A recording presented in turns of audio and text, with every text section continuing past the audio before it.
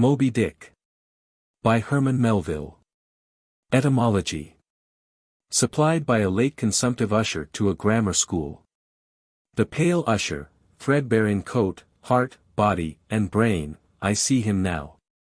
He was ever dusting his old lexicons and grammars, with a queer handkerchief, mockingly embellished with all the gay flags of all the known nations of the world. He loved to dust his old grammars, it somehow mildly reminded him of his mortality. While you take in hand to school others, and to teach them by what name a whale fish is to be called in our tongue, leaving out, through ignorance, the letter H, which almost alone mocketh the signification of the word. You deliver that which is not true. Hacklut. Whale. SW and Dan. HVL. This animal is named from roundness or rolling, for in Dan. Vault is arched or vaulted. Webster's Dictionary. Whale. It is more immediately from the Dut. Ngr wallen, ASWALWAN, to roll, to wallow. Richardson's Dictionary. Ketos, Greek. Cetus, Latin. Hull, Anglo-Saxon. Vault, Danish. Wall, Dutch. HWL, Swedish. Whale, Icelandic. Whale, English. Baleen, French. Ballena, Spanish. Pequod, Fiji. Pequod, Aramangoan. Extracts, supplied by a sub-sublibrarian. It will be seen that this mere painstaking burrower and grubworm of a poor devil of a sub-sub appears to have gone through the long Vaticans and street stalls of the earth, picking up whatever random allusions to whales he could anyways find in any book whatsoever, sacred or profane. Therefore you must not, in every case at least, take the higgledy-piggledy whale statements, however authentic, in these extracts, for veritable gospel cetology. Far from it. As touching the ancient authors generally, as well as the poets here appearing, these extracts are solely valuable or entertaining, as affording a glancing bird's-eye view of what has been promiscuously said, thought, fancied, and sung of Leviathan by many nations and generations, including our own. So fare thee well, poor devil of a sub-sub, whose commentator I am. Thou belongest to that hopeless, sallow tribe which no wine of this world will ever warm, and for whom even pale sherry would be too rosy strong. But with whom one sometimes loves to sit, and feel poor devilish, too, and grow convivial upon tears, and say to them bluntly, with full eyes and empty glasses, and in not altogether unpleasant sadness, give it up, sub-subs. For by how much the more pains ye take to please the world, by so much the more shall ye for ever go thankless. Would that I could clear out Hampton Court and the Tuileries for ye. But gulp down your tears and hie aloft to the royal mast with your hearts, for your friends who have gone before are clearing out the seven-storied heavens, and making refugees of long-pampered Gabriel, Michael, and Raphael, against your coming. Here ye strike but splintered hearts together, there, ye shall strike unsplinterable glasses. Extracts. And God created great whales. Genesis. Leviathan mocketh a path to shine after him, one would think the deep to be hoary. Job. Now the Lord had prepared a great fish to swallow up Jonah. Jonah. There go the ships, there is that Leviathan whom thou hast made to play therein. Psalms.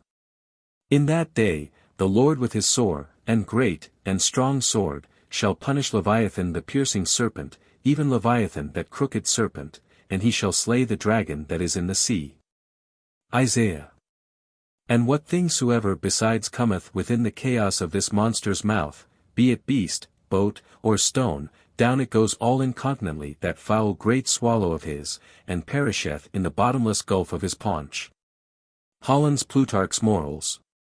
The Indian Sea breedeth the most and the biggest fishes that are, among which the whales and whirlpools called baleen, take up as much in length as 4 acres or arpens of land. Holland's Pliny.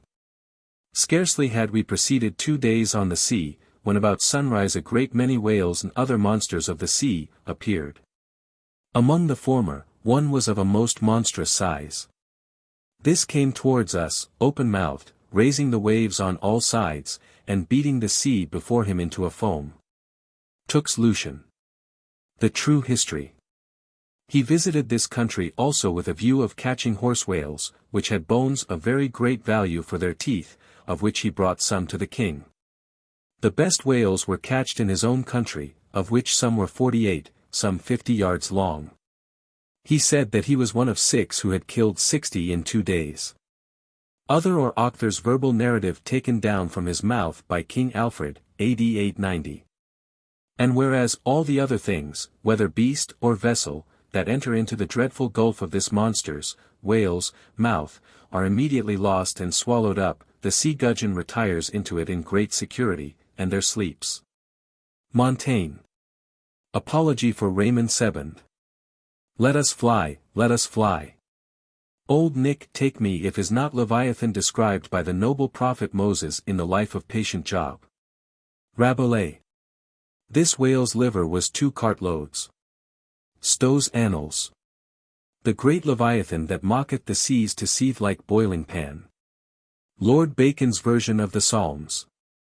Touching that monstrous bulk of the whale or orc we have received nothing certain. They grow exceeding fat, insomuch that an incredible quantity of oil will be extracted out of one whale. Ibid, History of Life and Death. The sovereignest thing on earth is parmaceti for an inward bruise. King Henry. Very like a whale. Hamlet. Which to secure, no skill of leeches art mote him avail, but to return again to his wounds worker, that with lowly dart, dinting his breast, had bred his restless pain, like as the wounded whale to shore flies through the main. The Fairy Queen. Immense as whales, the motion of whose vast bodies can in a peaceful calm trouble the ocean till it boil. Sir William Davenant. Preface to Gondibert. What spermaceti is, men might justly doubt, since the learned Husmanus in his work of 30 years, saith plainly, nescio quid sit. Sir T. Brown. Of spermaceti and the spermaceti whale. Vide his V.E. Like Spencer's Talus with his modern flail. He threatens ruin with his ponderous tail. Their fixed javelins in his side he wears. And on his back a grove of pikes appears. Waller's Battle of the Summer Islands. By art is created that great Leviathan, called a commonwealth or state, in Latin, civitas, which is but an artificial man. Opening sentence of Hobbes's Leviathan. Silly man-soul swallowed it without chewing, as if it had been a sprat in the mouth of a whale. Pilgrim's Progress. That sea beast. Leviathan, which God of all his works created hugest that swim the ocean stream. Paradise Lost. Dash, their Leviathan. Hugest of living creatures, in the deep. Stretched like a promontory sleeps or swims. And seems a moving land, and at his gills draws in, and at his breath spouts out a sea. Ibid. The mighty whales which swim in a sea of water, and have a sea of oil swimming in them. Fuller's Profane and Holy State. So close behind some promontory lie the huge Leviathan to attend their prey. And give no chance, but swallow in the fry. Which through their gaping jaws mistake the way. Dryden's Annus Mirabilis. While the whale is floating at the stern of the ship, they cut off his head, and tow it with a boat as near the shore as it will come, but it will be aground in 12 or 13 feet water. Thomas Edge's 10 Voyages to Spitzbergen, in Purchas. In their way they saw many whales sporting in the ocean, and in wantonness fuzzing up the water through their pipes and vents, which nature has placed on their shoulders. Sir T. Herbert's Voyages into Asia and Africa. Harris Call. Here they saw such huge troops of whales, that they were forced to proceed with a great deal of caution for fear they should run their ship upon them. Schouten's Sixth Circumnavigation. We set sail from the Elbe, wind and E. In the ship called the Jonas in the Whale. Some say the whale can't open his mouth, but that is a fable.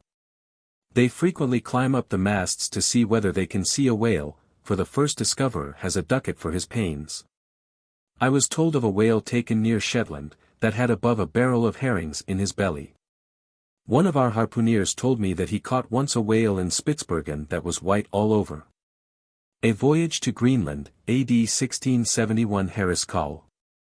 Several whales have come in upon this coast. Fife, anno 1652, 180 feet in length of the whalebone kind came in, which, as I was informed, besides a vast quantity of oil, did afford 500 weight of baleen. The jaws of it stand for a gate in the garden of Pitferren. Sibbald's Fife and Kinross. Myself have agreed to try whether I can master and kill this spermaceti whale, for I could never hear of any of that sort that was killed by any man, such is his fierceness and swiftness. Richard Strafford's letter from the Bermudas. Phil. Trans. A.D. 1668. Whales and the Sea God's Voice Obey. N.E. Primer. We saw also abundance of large whales, there being more in those southern seas, as I may say, by 100 to 1, than we have to the northward of us. Captain Cowley's Voyage round the Globe, A.D. 1729. And the breath of the whale is frequently attended with such an insupportable smell, as to bring on a disorder of the brain. Aloha's South America. To 50 chosen sylphs of special note. We trust the important charge, the petticoat.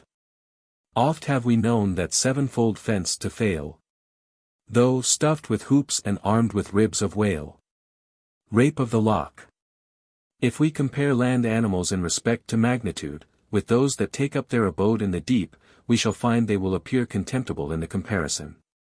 The whale is doubtless the largest animal in creation. Goldsmith, Nat. Hist. If you should write a fable for little fishes, you would make them speak like great whales. Goldsmith to Johnson. In the afternoon we saw what was supposed to be a rock, but it was found to be a dead whale, which some Asiatics had killed, and were then towing ashore. They seemed to endeavor to conceal themselves behind the whale, in order to avoid being seen by us. Cook's Voyages. The larger whales, they seldom venture to attack. They stand in so great dread of some of them, that when out at sea they are afraid to mention even their names, and carry dung, limestone, juniper wood, and some other articles of the same nature in their boats, in order to terrify and prevent their too near approach. Uno von Troil's letters on Banks's and Solander's voyage to Iceland in 1772. The spermaceti whale found by the Nantuckois, is an active, fierce animal, and requires vast address and boldness in the fisherman. Thomas Jefferson's Whale Memorial to the French Minister in 1778. And pray, sir, what in the world is equal to it? Edmund Burke's reference in Parliament to the Nantucket whale fishery. Spain, a great whale stranded on the shores of Europe. Edmund Burke. Somewhere. A 10th branch of the King's ordinary revenue, said to be grounded on the consideration of his guarding and protecting the seas from pirates and robbers, is the right to royal fish, which are whale and sturgeon. And these, when either thrown ashore or caught near the coast, are the property of the king. Blackstone. Soon to the sport of death the crews repair. Rodmond unerring o'er his head suspends the barbed steel, and every turn attends.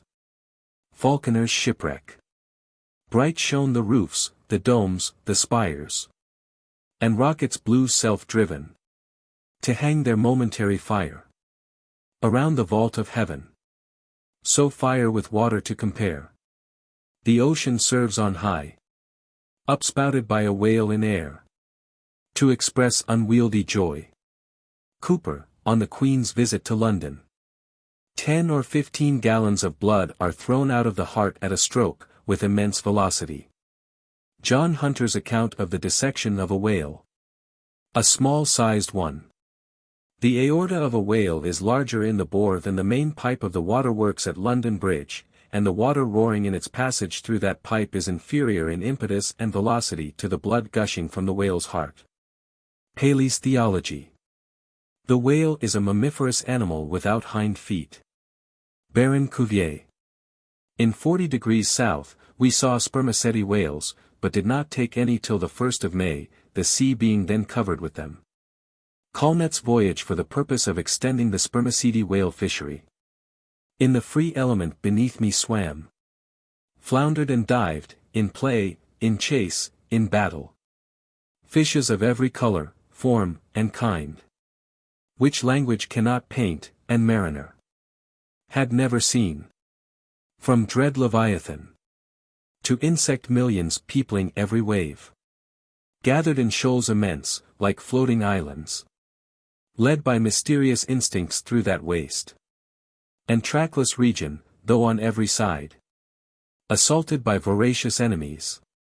Whales, sharks, and monsters, armed in front or jaw.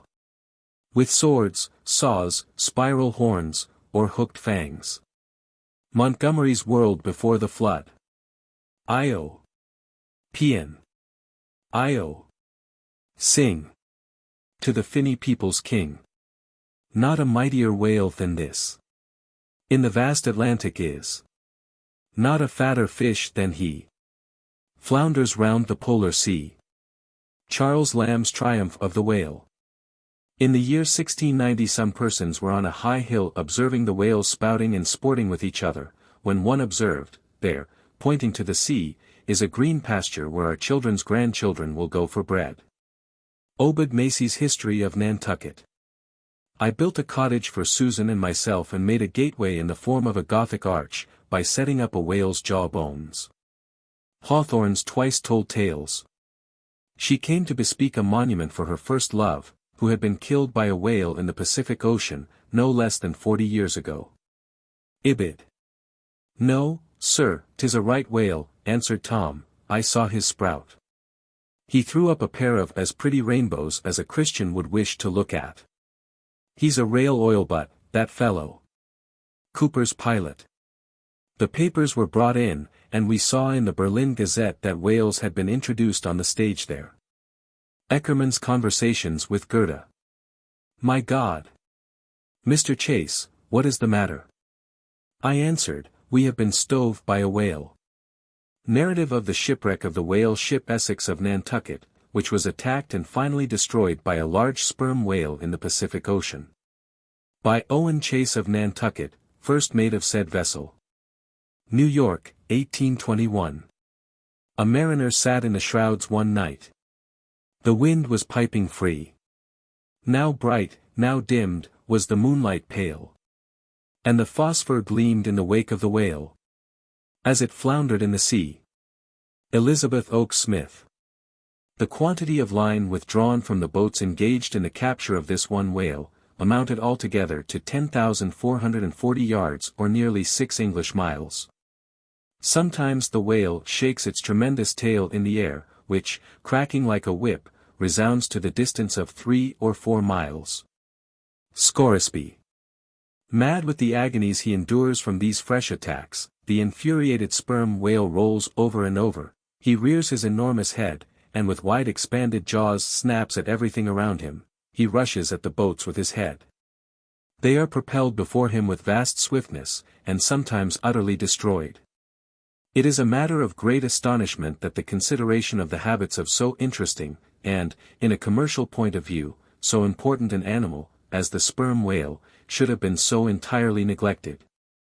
Or should have excited so little curiosity among the numerous, and many of them competent observers, that of late years, must have possessed the most abundant and the most convenient opportunities of witnessing their habitudes. Thomas Beale's History of the Sperm Whale, 1839.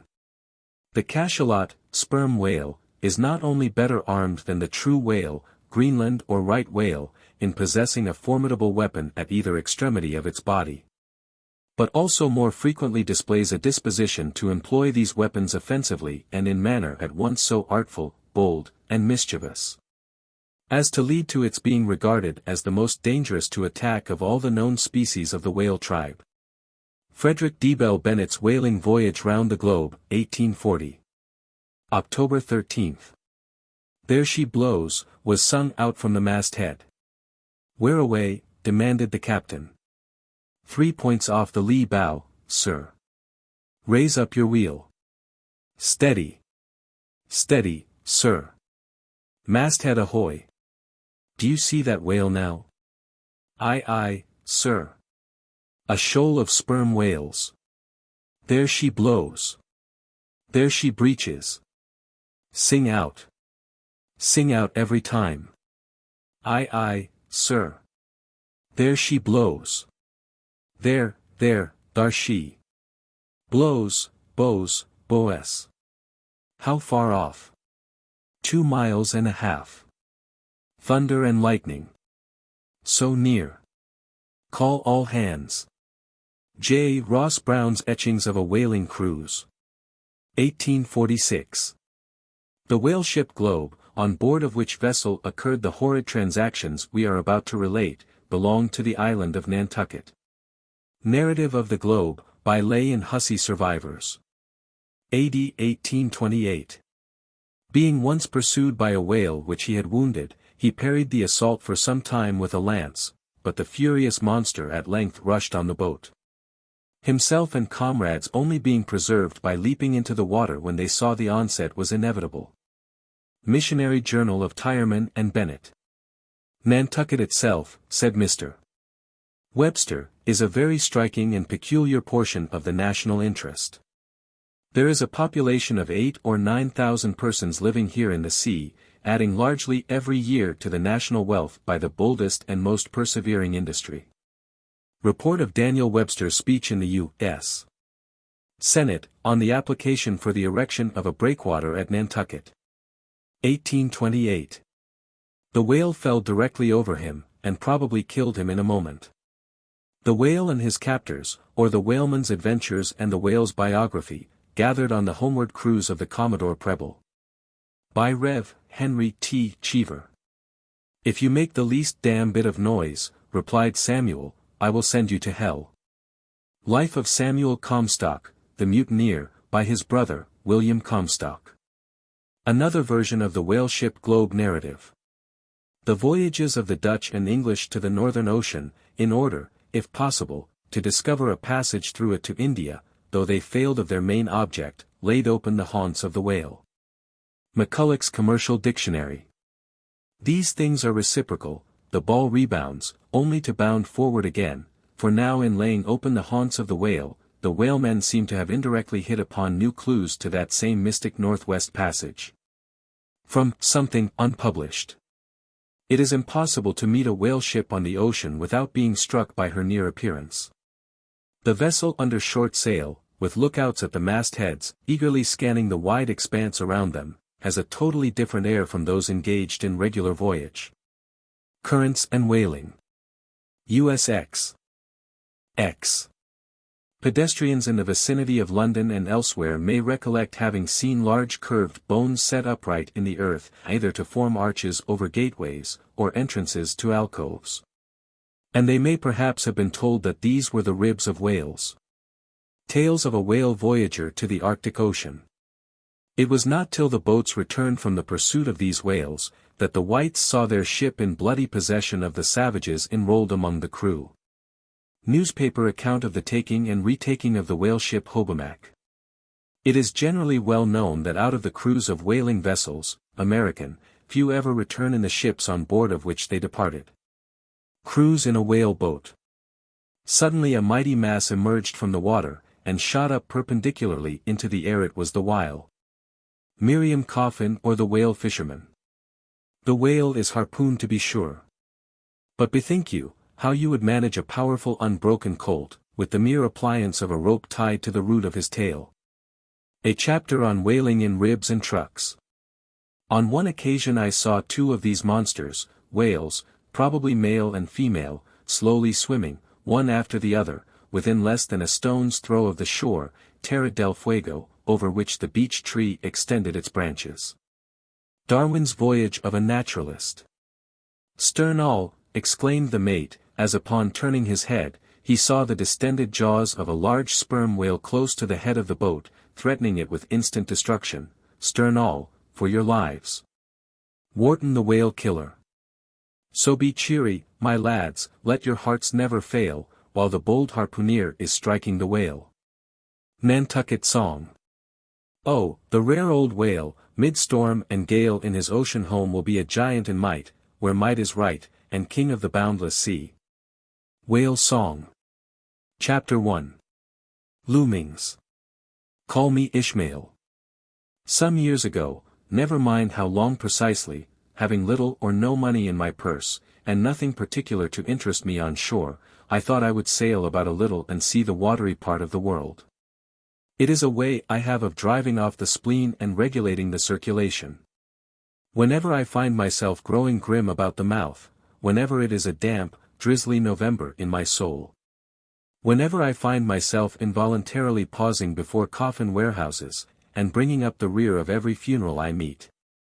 And especially whenever my hyposh gets such an upper hand of me, that it requires a strong moral principle to prevent me from deliberately stepping into the street, and methodically knocking people's hats off, then I account it high time to get to sea as soon as I can.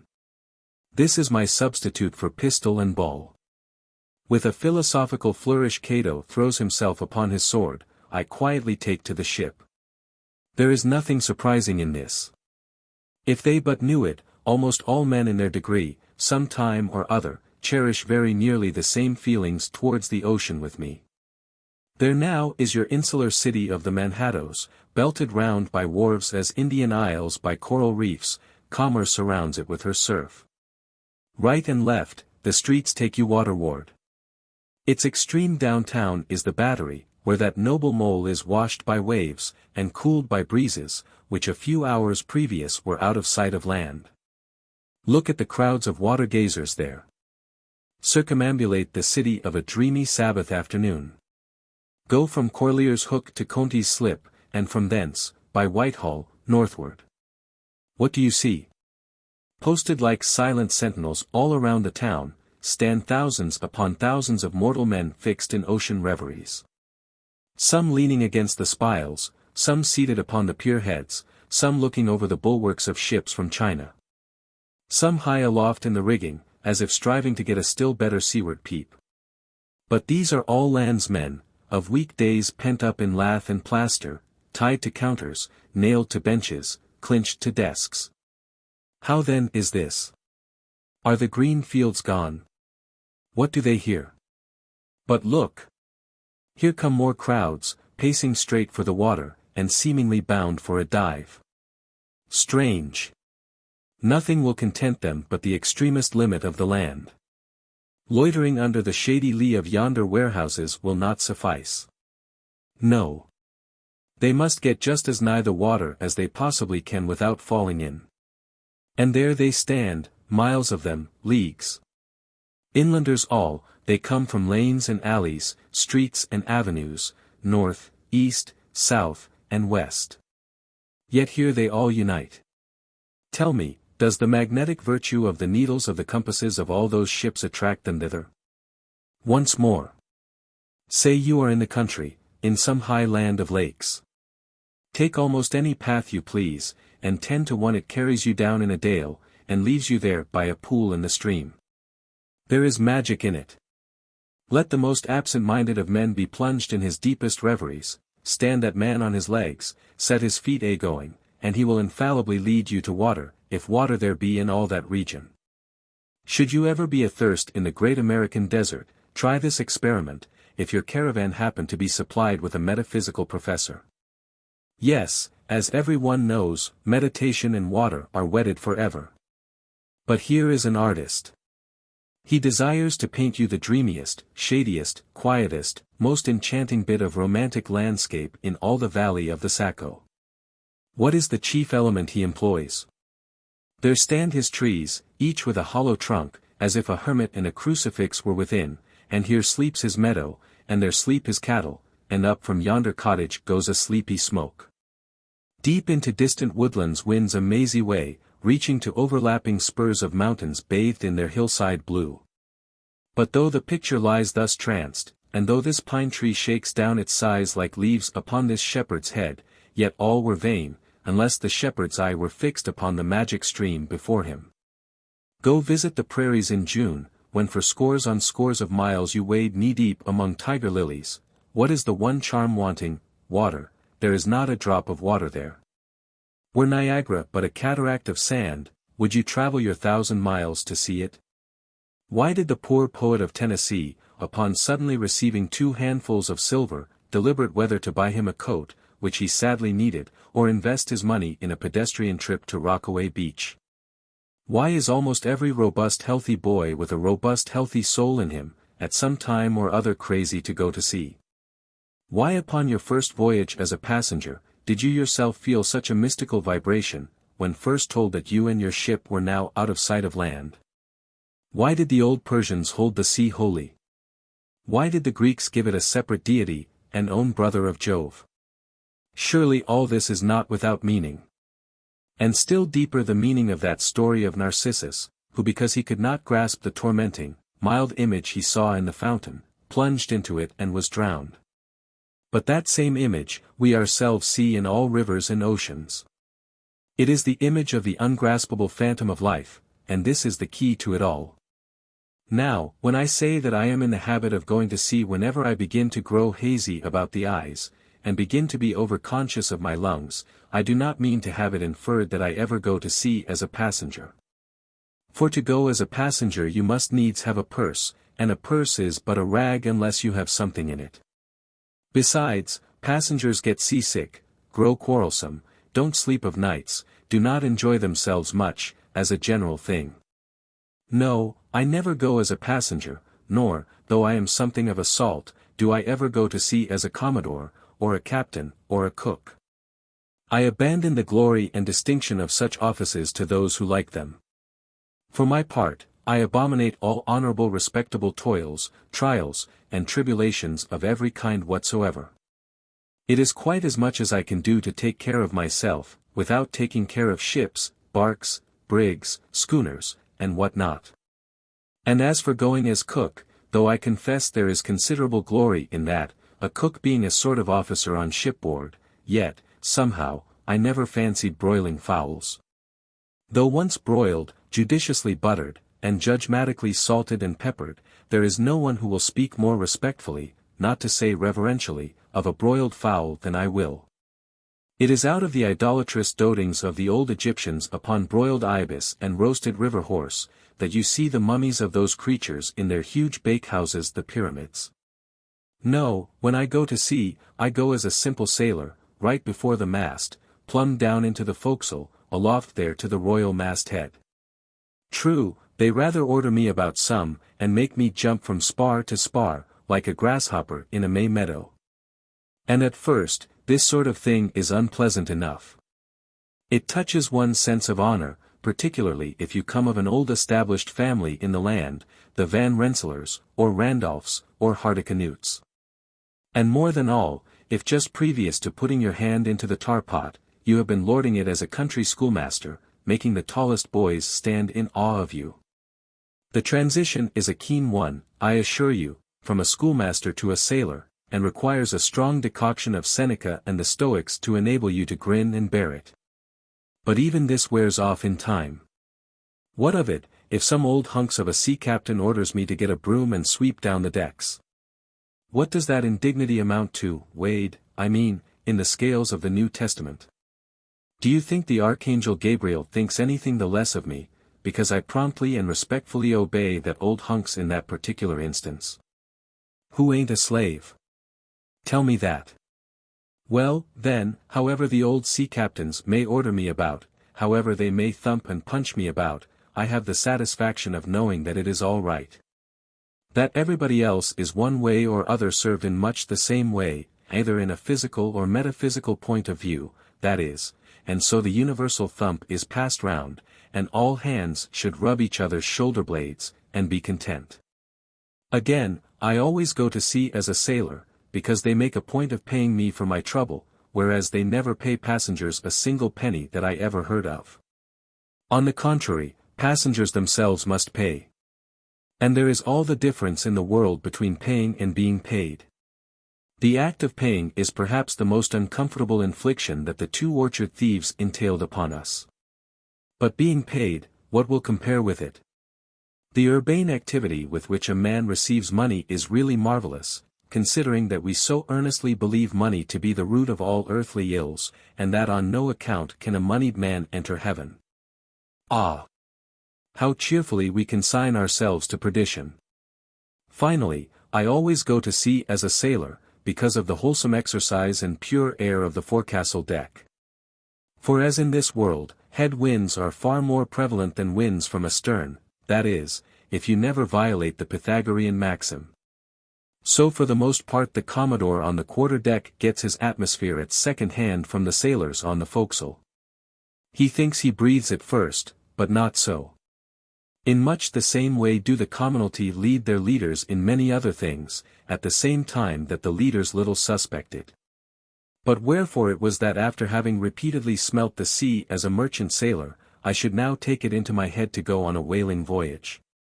This the invisible police officer of the fates, who has the constant surveillance of me, and secretly dogs me, and influences me in some unaccountable way, he can better answer than any one else.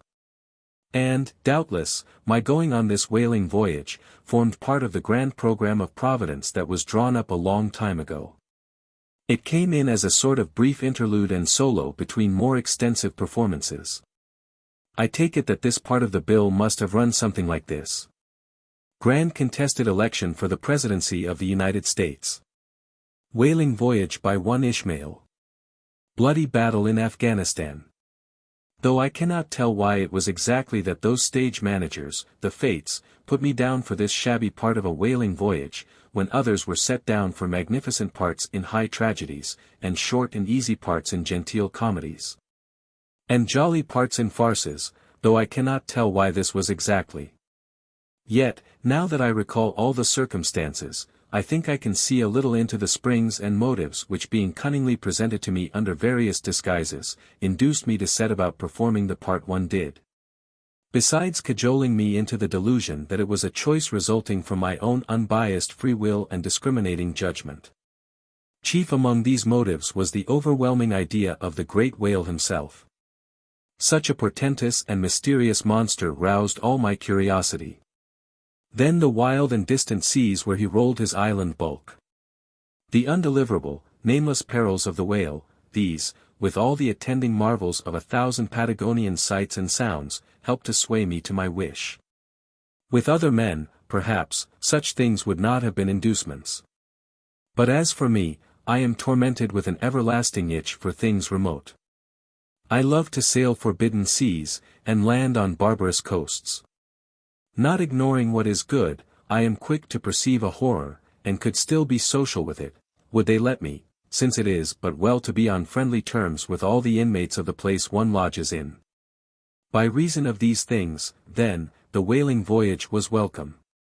The great floodgates of the wonder world swung open, and in the wild conceits that swayed me to my purpose, two and two there floated into my inmost soul, endless processions of the whale, and, mid most of them all, one grand hooded phantom. Like a snow hill in the air. Chapter 2. The Carpet Bag. I stuffed a shirt or two into my old carpet bag, tucked it under my arm, and started for Cape Horn and the Pacific. Quitting the good city of Old Manhattan, I duly arrived in New Bedford. It was a Saturday night in December. Much was I disappointed upon learning that the little packet for Nantucket had already sailed, and that no way of reaching that place would offer, till the following Monday. As most young candidates for the pains and penalties of whaling stop at this same New Bedford, thence to embark on their voyage, it may as well be related that I, for one, had no idea of so doing.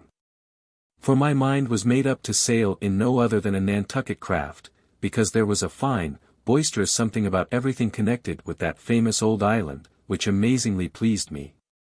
Besides, though New Bedford has of late been gradually monopolizing the business of whaling, and though in this matter poor old Nantucket is now much behind her, yet Nantucket was her great original, the Tyre of this Carthage. The place where the first dead American whale was stranded.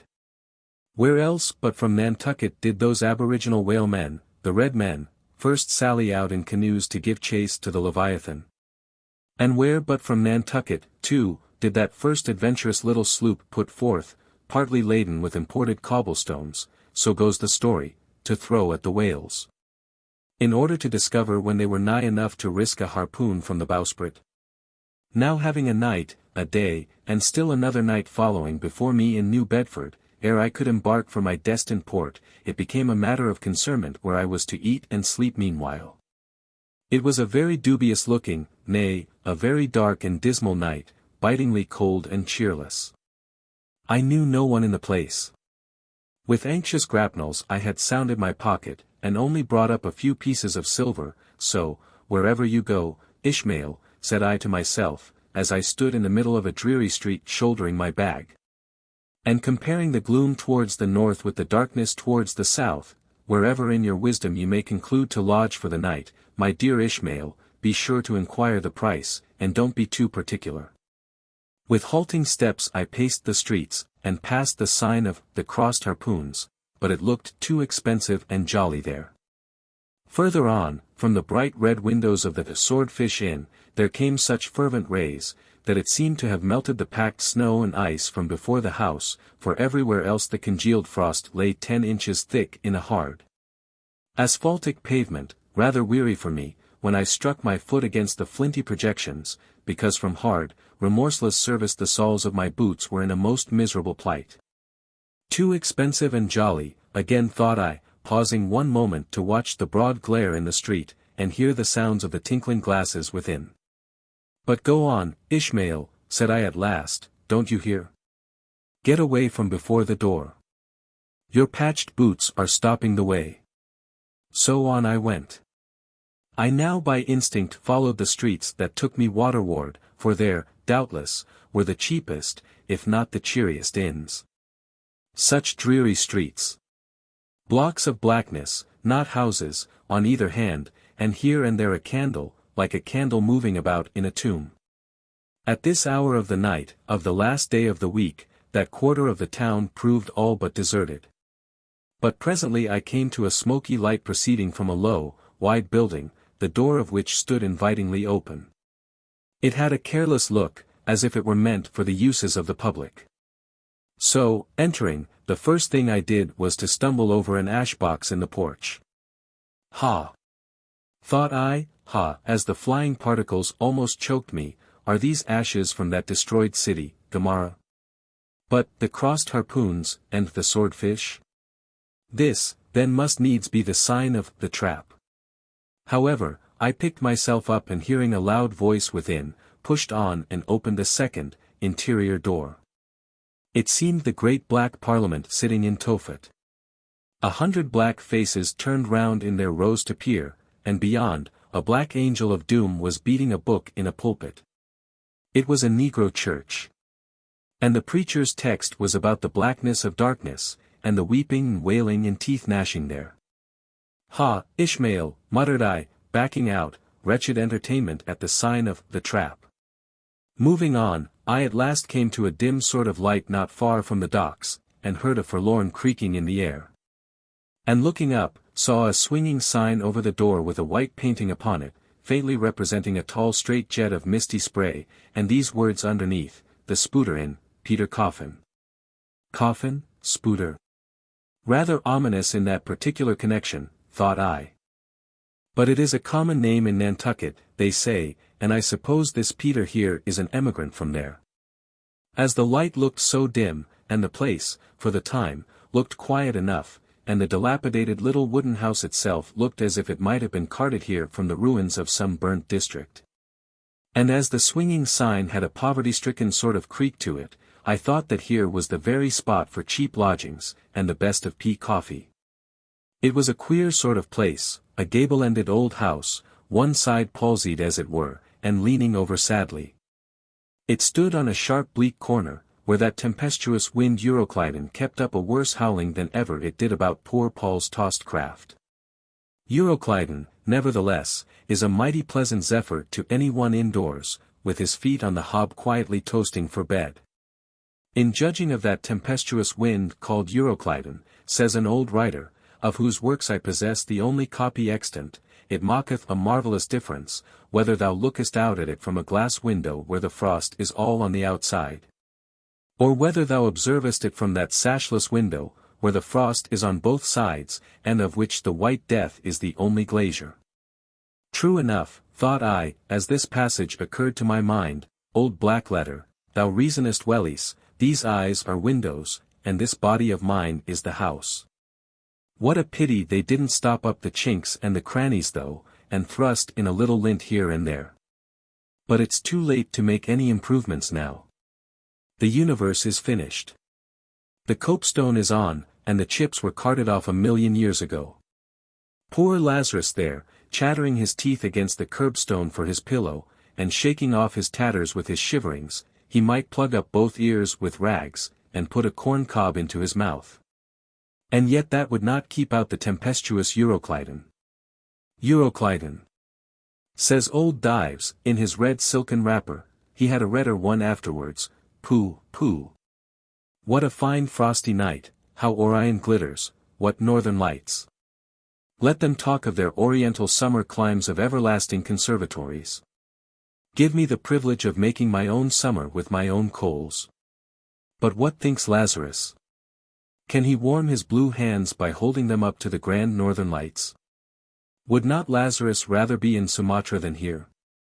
Would he not far rather lay him down lengthwise along the line of the equator, ye gods? Go down to the fiery pit itself, in order to keep out this frost. Now, that Lazarus should lie stranded there on the curbstone before the door of Dives, this is more wonderful than that an iceberg should be moored to one of the Moluccas. Yet Dives himself, he too lives like a czar in an ice palace made of frozen sighs, and being a president of a temperance society, he only drinks the tepid tears of orphans. But no more of this blubbering now, we are going a-whaling, and there is plenty of that yet to come. Let us scrape the ice from our frosted feet, and see what sort of a place this Spooter may be. Chapter 3. The Spooter Inn.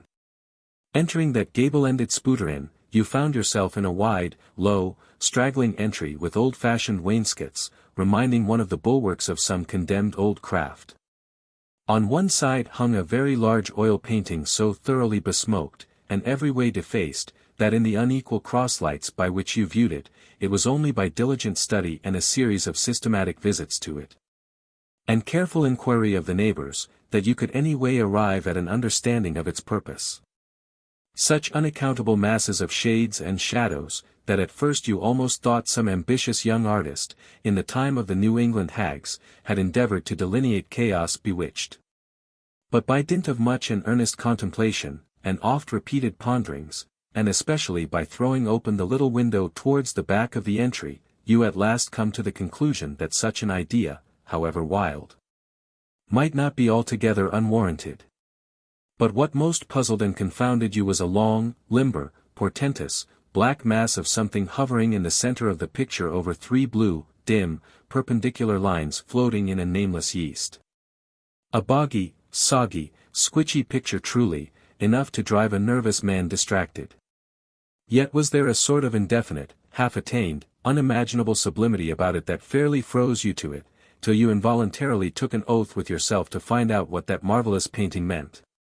Ever and anon a bright, but, alas, deceptive idea would dart you through. It's the Black Sea in a midnight gale. It's the unnatural combat of the four primal elements. It's a blasted heath. It's a Hyperborean winter scene. It's the breaking up of the icebound stream of time. But at last all these fancies yielded to that one portentous something in the picture's midst. That once found out, and all the rest were plain. But stop. Does it not bear a faint resemblance to a gigantic fish?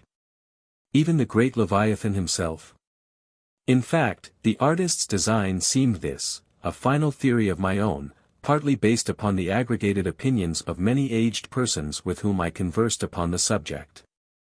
The picture represents a Cape Horner in a great hurricane. The half-foundered ship weltering there with its three dismantled masts alone visible, and an exasperated whale, purposing to spring clean over the craft, is in the enormous act of impaling himself upon the three mastheads. The opposite wall of this entry was hung all over with a heathenish array of monstrous clubs and spears. Some were thickly set with glittering teeth resembling ivory saws, others were tufted with knots of human hair. And one was sickle-shaped, with a vast handle sweeping round like the segment made in the new-mown grass by a long-armed mower. You shuddered as you gazed, and wondered what monstrous cannibal and savage could ever have gone a death-harvesting with such a hacking, horrifying implement. Mixed with these were rusty old whaling lances and harpoons all broken and deformed. Some were storied weapons. With this once long lance, now wildly elbowed, 50 years ago did Nathan Swain kill 15 whales between a sunrise and a sunset. And that harpoon, so like a corkscrew now, was flung in Javan seas, and run away with by a whale, years afterward slain off the Cape of Blanco. The original iron entered nigh the tail, and, like a restless needle sojourning in the body of a man, travelled full 40 feet, and at last was found embedded in the hump. Crossing this dusky entry, and on through yon low-arched way, cut through what in old times must have been a great central chimney with fireplaces all round, you enter the public room. A still duskier place is this, with such low ponderous beams above, and such old wrinkled planks beneath, that you would almost fancy you trod some old craft's cockpits, especially of such a howling night. When this corner-anchored old ark rocked so furiously. On one side stood a long, low, shelf-like table covered with cracked glass cases, filled with dusty rarities gathered from this wide world's remotest nooks. Projecting from the further angle of the room stands the dark-looking den, the bar, a rude attempt at a right whale's head. Be that how it may, there stands the vast arched bone of the whale's jaw, so wide, a coach might almost drive beneath it. Within are shabby shelves, ranged round with old decanters, bottles, flasks. And in those jaws of swift destruction, like another cursed Jonah, by which name indeed they called him, bustles a little withered old man, who, for their money, dearly sells the sailors deliriums and death. Abominable are the tumblers into which he pours his poison. Though true cylinders without, within, the villainous green goggling glasses deceitfully tapered downwards to a cheating bottom. Parallel meridians rudely pecked into the glass, surround these footpads goblets. Fill to this mark, and your charge is but a penny, to this a penny more, and so on to the full glass, the Cape Horn measure, which you may gulp down for a shilling. Upon entering the place I found a number of young seamen gathered about a table, examining by a dim light divers specimens of skrm standard. I sought the landlord, and telling him I desired to be accommodated with a room, received for answer that his house was full, not a bed unoccupied. But avast, he added, tapping his forehead, you hain't no objections to sharing a harpooneer's blanket, have ye? I suppose you are goin' paywallin', so you'd better get used to that sort of thing. I told him that I never liked to sleep two in a bed. That if I should ever do so, it would depend upon who the harpooneer might be, and that if he, the landlord, really had no other place for me, and the harpooneer was not decidedly objectionable, why rather than wander further about a strange town on so bitter a night, I would put up with the half of any decent man's blanket. I thought so. All right, take a seat. Supper, you want supper? Supper'll be ready directly. I sat down on an old wooden settle, carved all over like a bench on the battery. At one end a ruminating tar was still further adorning it with his jackknife, stooping over and diligently working away at the space between his legs. He was trying his hand at a ship under full sail, but he didn't make much headway, I thought. At last some 4 or 5 of us were summoned to our meal in an adjoining room. It was cold as Iceland, no fire at all, the landlord said he couldn't afford it. Nothing but 2 dismal tallow candles, each in a winding sheet. We were fain to button up our monkey jackets, and hold to our lips cups of scalding tea with our half-frozen fingers. But the fare was of the most substantial kind, not only meat and potatoes, but dumplings, good heavens! Dumplings for supper. One young fellow in a green box coat, addressed himself to these dumplings in a most direful manner. My boy, said the landlord, you'll have the nightmare to a dead sartainty. Landlord, I whispered, that ain't the harpooneer is it? Oh, no, said he, looking a sort of diabolically funny, the harpooneer is a dark-complexioned chap. He never eats dumplings, he don't, he eats nothing but steaks, and he likes 'em rare. The devil he does, says I, where is that harpooneer? Is he here? He'll be here afore long, was the answer. I could not help it, but I began to feel suspicious of this dark-complexioned harpooneer. At any rate, I made up my mind that if it so turned out that we should sleep together, he must undress and get into bed before I did. Supper over, the company went back to the bar-room, when, knowing not what else to do with myself, I resolved to spend the rest of the evening as a looker-on. Presently a rioting noise was heard without. Starting up, the landlord cried, "That's the Grampus's crew. I seed her reported in the offing this morning, a 3 years' voyage, and a full ship. Hurrah, boys, now we'll have the latest news from the Fijis." A tramping of sea boots was heard in the entry, the door was flung open, and in rolled a wild set of mariners enough. Enveloped in their shaggy watch coats, and with their heads muffled in woolen comforters, all bedarned and ragged, and their beards stiff with icicles, they seemed an eruption of bears from Labrador. They had just landed from their boat, and this was the first house they entered. No wonder, then, that they made a straight wake for the whale's mouth, the bar, when the wrinkled little old Jonah, their officiating, soon poured them out brimmers all round. One complained of a bad cold in his head, upon which Jonah mixed him a pitch-like potion of gin and molasses, which he swore was a sovereign cure for all colds and catarrhs whatsoever, never mind of how long-standing. Or whether caught off the coast of Labrador, or on the weather side of an ice island. The liquor soon mounted into their heads, as it generally does even with the errantest topers newly landed from sea, and they began capering about most obstreperously. I observed, however, that one of them held somewhat aloof, and though he seemed desirous not to spoil the hilarity of his shipmates by his own sober face, yet upon the whole he refrained from making as much noise as the rest. This man interested me at once, and since the sea gods had ordained that he should soon become my shipmate, though but a sleeping partner one, so far as this narrative is concerned, I will here venture upon a little description of him. He stood full 6 feet in height, with noble shoulders, and a chest like a cofferdam. I have seldom seen such brawn in a man. His face was deeply brown and burnt, making his white teeth dazzling by the contrast. While in the deep shadows of his eyes floated some reminiscences that did not seem to give him much joy. His voice at once announced that he was a Southerner, and from his fine stature, I thought he must be one of those tall mountaineers from the Alleghanian Ridge in Virginia. When the revelry of his companions had mounted to its height, this man slipped away unobserved, and I saw no more of him till he became my comrade on the sea. In a few minutes, however, he was missed by his shipmates, and being, it seems, for some reason a huge favorite with them, they raised a cry of "Bulkington! Bulkington! Where's Bulkington?" and darted out of the house in pursuit of him. It was now about 9 o'clock, and the room seeming almost supernaturally quiet after these orgies, I began to congratulate myself upon a little plan that had occurred to me just previous to the entrance of the seamen. No man prefers to sleep two in a bed. In fact, you would a good deal rather not sleep with your own brother.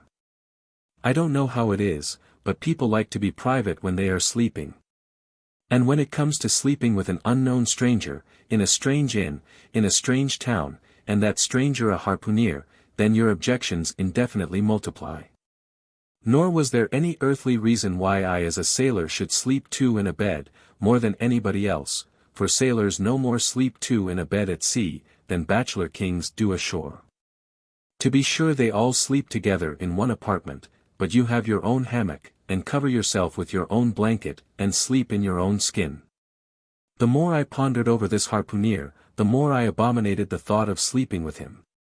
It was fair to presume that being a harpooner, his linen or woolen, as the case might be, would not be of the tiddiest, certainly none of the finest. I began to twitch all over. Besides, it was getting late, and my decent harpooner ought to be home and going bedwards. Suppose now, he should tumble in upon me at midnight, how could I tell from what vile hole he had been coming? Landlord! I've changed my mind about that harpooner. I shan't sleep with him. I'll try the bench here. Just as you please. I'm sorry I can't spare ye a tablecloth for a mattress, and it's a plaguey rough board here, feeling of the knots and notches. But wait a bit, Scrimshander, I've got a carpenter's plane there in the bar, wait, I say, and I'll make ye snug enough. So saying he procured the plane. And with his old silk handkerchief first dusting the bench, vigorously set to planing away at my bed, the while grinning like an ape. The shavings flew right and left, till at last the plain iron came bump against an indestructible knot.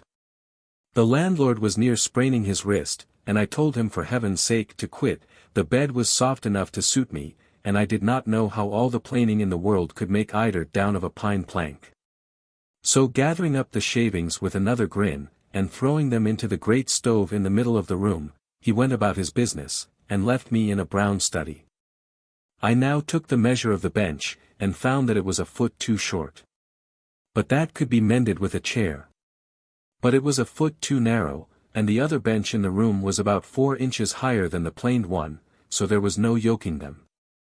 I then placed the first bench lengthwise along the only clear space against the wall, leaving a little interval between, for my back to settle down in. But I soon found that there came such a draught of cold air over me from under the sill of the window, that this plan would never do at all, especially as another current from the rickety door met the one from the window. And both together formed a series of small whirlwinds in the immediate vicinity of the spot where I had thought to spend the night. The devil fetch that harpooneer, thought I, but stop, couldn't I steal a march on him, bolt his door inside, and jump into his bed, not to be wakened by the most violent knockings? It seemed no bad idea, but upon second thoughts I dismissed it. For who could tell but what the next morning, so soon as I popped out of the room, the harpooneer might be standing in the entry, all ready to knock me down. Still, looking round me again, and seeing no possible chance of spending a sufferable night unless in some other person's bed, I began to think that after all I might be cherishing unwarrantable prejudices against this unknown harpooneer. Thinks I, I'll wait a while, he must be dropping in before long. I'll have a good look at him then, and perhaps we may become jolly good bedfellows after all, there's no telling. But though the other boarders kept coming in by 1s, 2s, and 3s, and going to bed, yet no sign of my harpooneer. Landlord, said I, what sort of a chap is he, does he always keep such late hours? It was now hard upon 12 o'clock. The landlord chuckled again with his lean chuckle, and seemed to be mightily tickled at something beyond my comprehension. No, he answered, generally he's an early bird, early to bed and early to rise, yes, he's the bird what catches the worm. But tonight he went out a-peddling, you see, and I don't see what on earth keeps him so late, unless, may-be, he can't sell his head. Can't sell his head, what sort of a bamboozingly story is this you are telling me? Getting into a towering rage. Do you pretend to say, landlord, that this harpooneer is actually engaged this blessed Saturday night, or rather Sunday morning, in peddling his head around this town? That's precisely it, said the landlord, and I told him he couldn't sell it here, the market's overstocked. With what? Shouted I. With heads to be sure, ain't there too many heads in the world? I tell you what it is, landlord, said I quite calmly, you'd better stop spinning that yarn to me, I'm not green. Maybe not, taking out a stick and whittling a toothpick, but I rather guess you'll be done brown if that air harpooneer hears you a-slanderin' his head. I'll break it for him, said I, now flying into a passion again at this unaccountable farrago of the landlord's. It's broke already, said he. Broke, said I, broke, do you mean? Sartain, and that's the very reason he can't sell it, I guess. Landlord, said I, going up to him as cool as any Hecla in a snowstorm, landlord, stop whittling. You and I must understand one another, and that too without delay. I come to your house and want a bed, you tell me you can only give me half a one. That the other half belongs to a certain harpooneer. And about this harpooneer, whom I have not yet seen, you persist in telling me the most mystifying and exasperating stories tending to beget in me an uncomfortable feeling towards the man whom you design for my bedfellow, a sort of connection. Landlord, which is an intimate and confidential one in the highest degree. I now demand of you to speak out and tell me who and what this harpooneer is, and whether I shall be in all respects safe to spend the night with him. And in the first place, you will be so good as to unsay that story about selling his head, which if true I take to be good evidence that this harpooneer is stark mad, and I've no idea of sleeping with a madman. And you, sir, you I mean, landlord, you, sir, by trying to induce me to do so knowingly, would thereby render yourself liable to a criminal prosecution. "Wall," said the landlord, fetching a long breath, "that's a pretty long sarmon for a chap that rips a little now and then. But be easy, this here harpooneer I have been tellin' you of has just arrived from the South Seas, where he bought up a lot of bombed New Zealand heads, great curios, you know, and he's sold all on but one. And that one he's trying to sell tonight, 'cause tomorrow's Sunday, and it would not do to be sellin' human heads about the streets when folks is goin' to churches. He wanted to, last Sunday, but I stopped him just as he was goin' out of the door with 4 heads strung on a string, for all the airth like a string of Indians." This account cleared up the otherwise unaccountable mystery, and showed that the landlord, after all, had no idea of fooling me, but at the same time what could I think of a harpooneer who stayed out of a Saturday night clean into the Holy Sabbath, engaged in such a cannibal business as selling the heads of dead idolaters?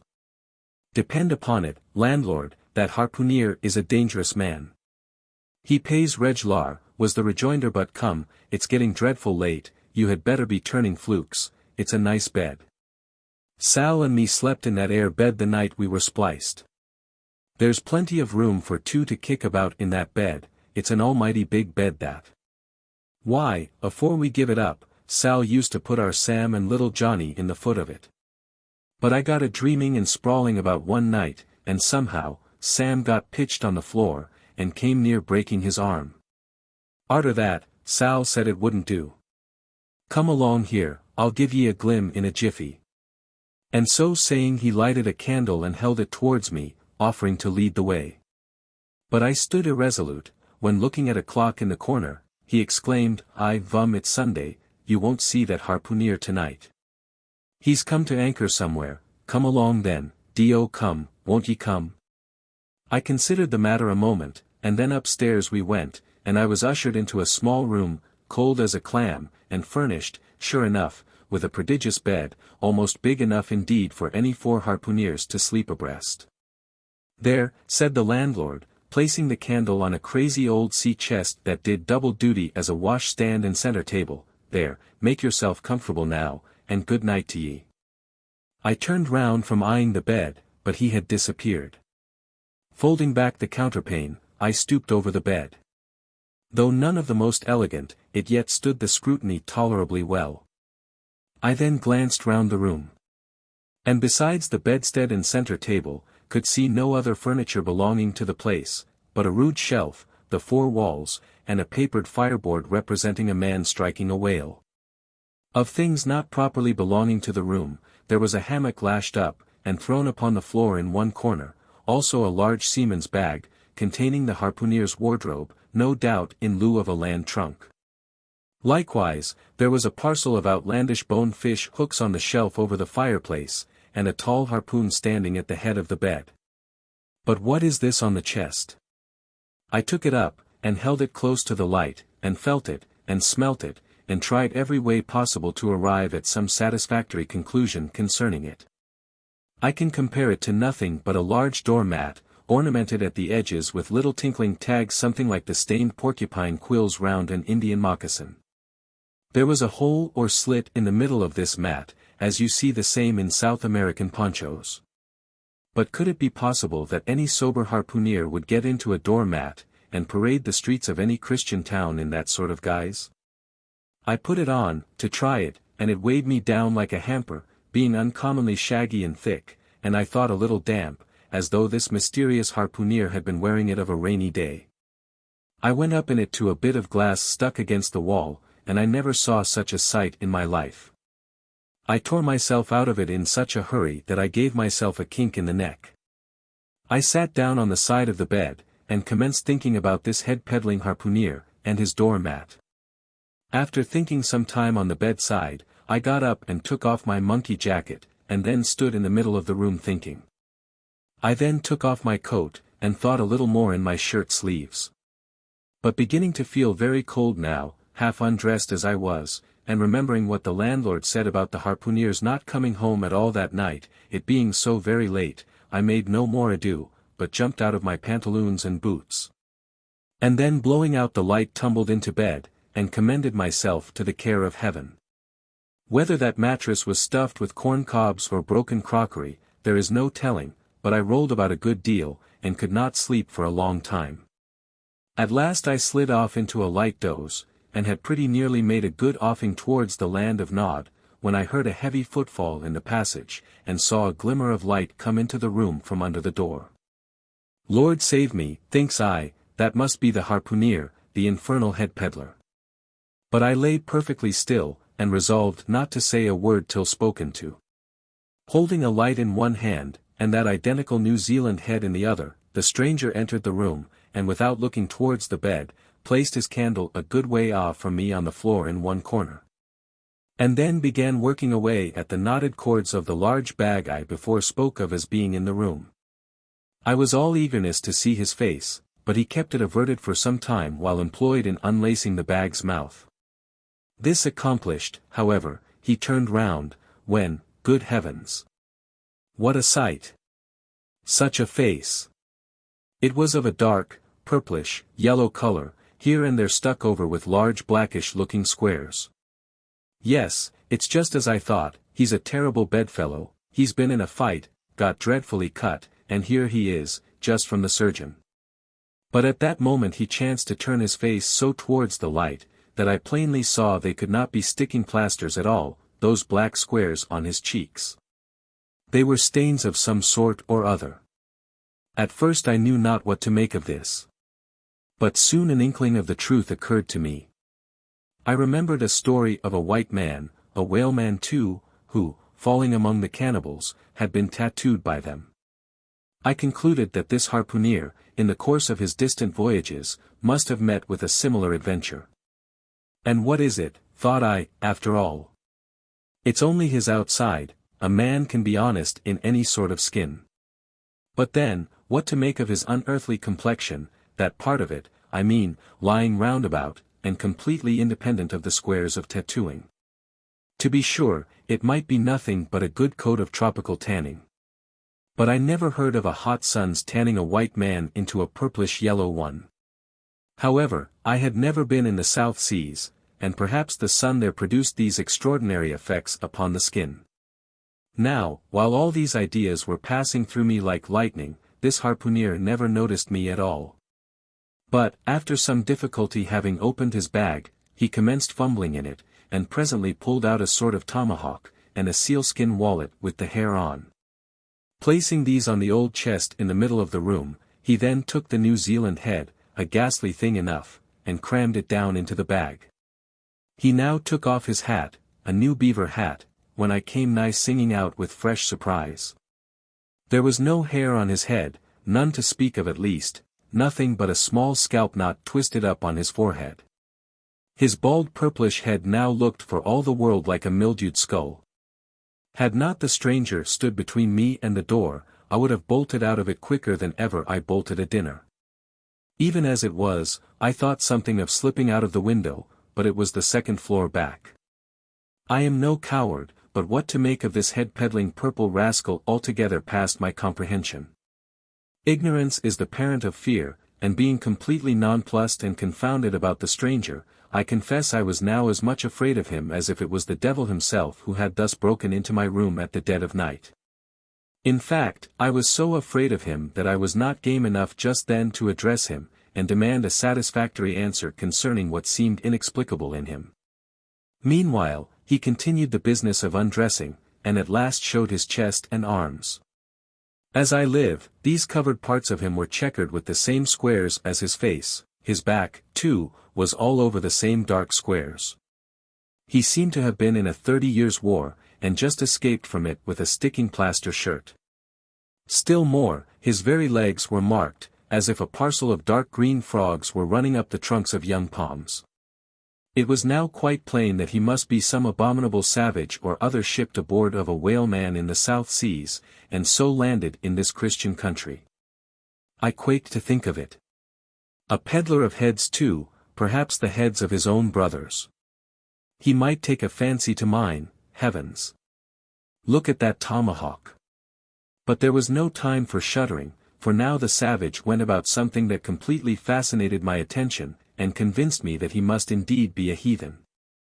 Going to his heavy grego, or rapal, or dreadnought, which he had previously hung on a chair, he fumbled in the pockets, and produced at length a curious little deformed image with a hunch on its back.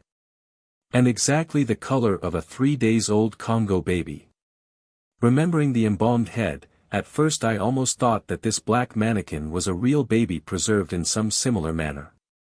But seeing that it was not at all limber, and that it glistened a good deal like polished ebony, I concluded that it must be nothing but a wooden idol, which indeed it proved to be. For now the savage goes up to the empty fireplace, and removing the papered fireboard, sets up this little hunchbacked image, like a tenpin, between the andirons.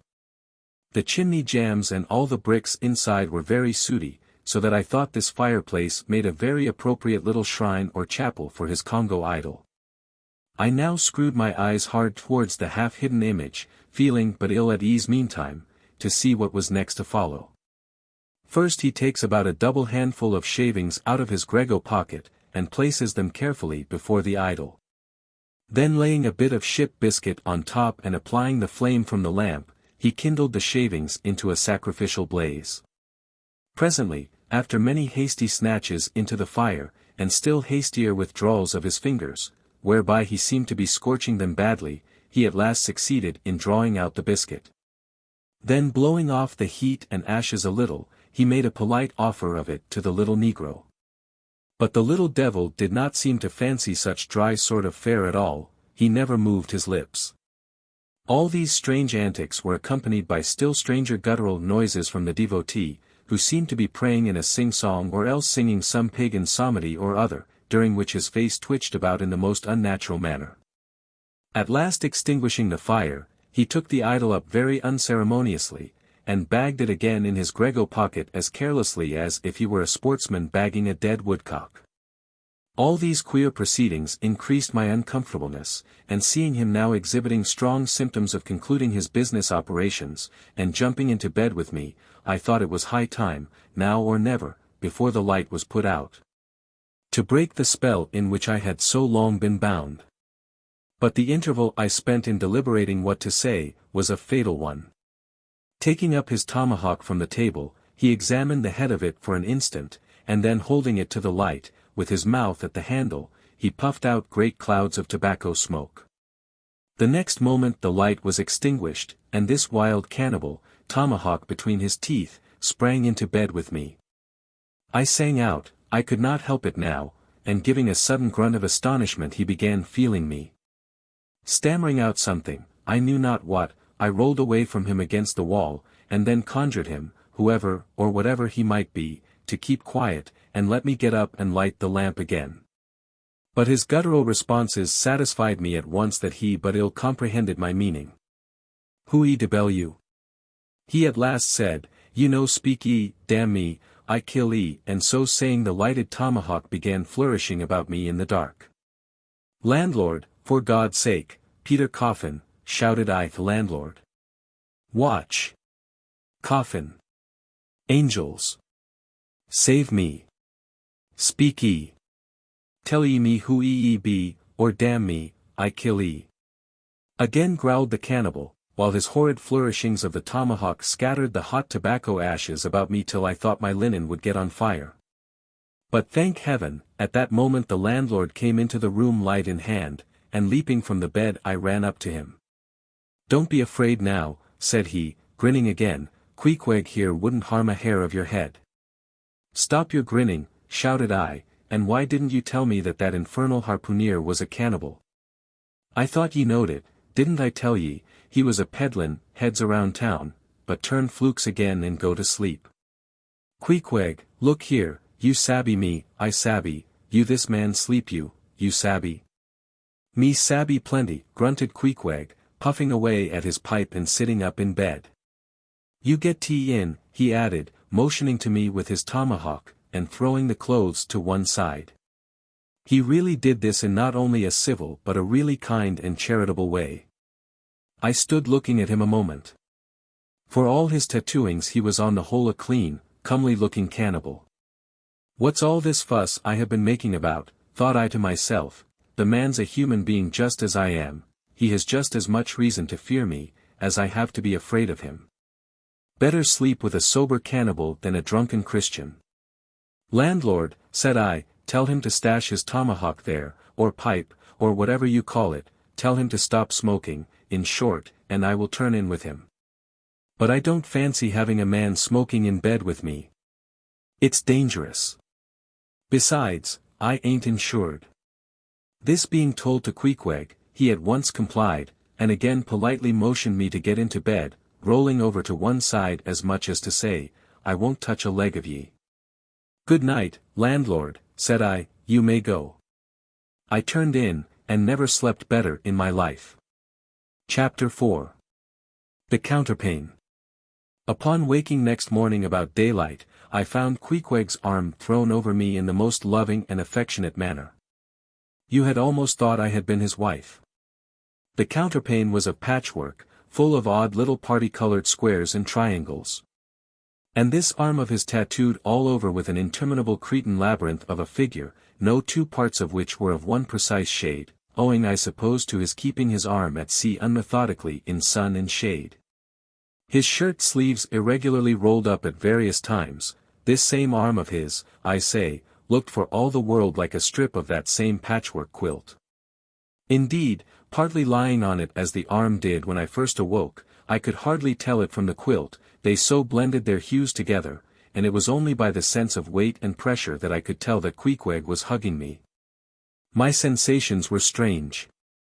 Let me try to explain them. When I was a child, I well remember a somewhat similar circumstance that befell me, whether it was a reality or a dream, I never could entirely settle. The circumstance was this. I had been cutting up some caper or other, I think it was trying to crawl up the chimney, as I had seen a little sweep do a few days previous.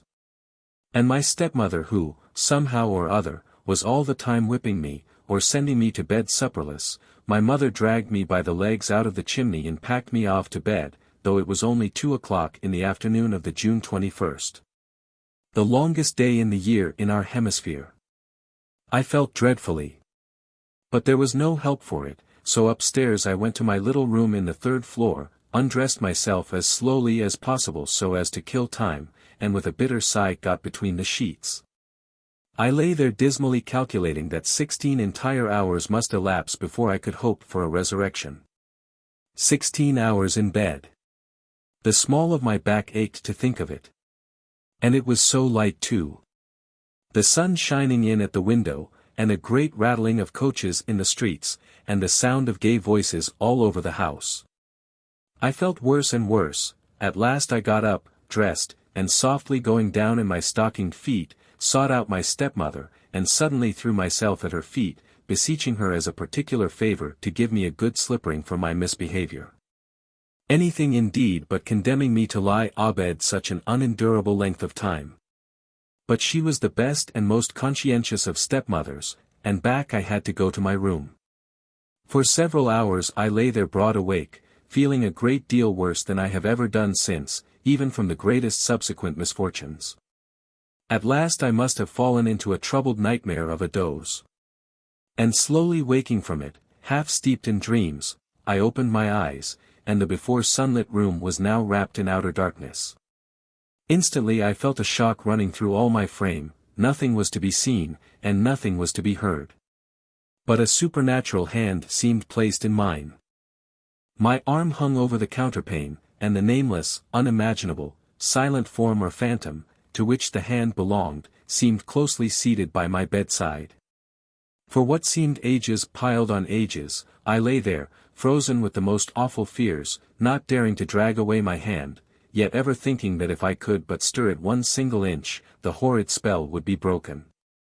I knew not how this consciousness at last glided away from me, but waking in the morning, I shudderingly remembered it all, and for days and weeks and months afterwards I lost myself in confounding attempts to explain the mystery. Nay, to this very hour, I often puzzle myself with it. Now, take away the awful fear, and my sensations at feeling the supernatural hand in mine were very similar, in their strangeness, to those which I experienced on waking up and seeing Queequeg's pagan arm thrown round me.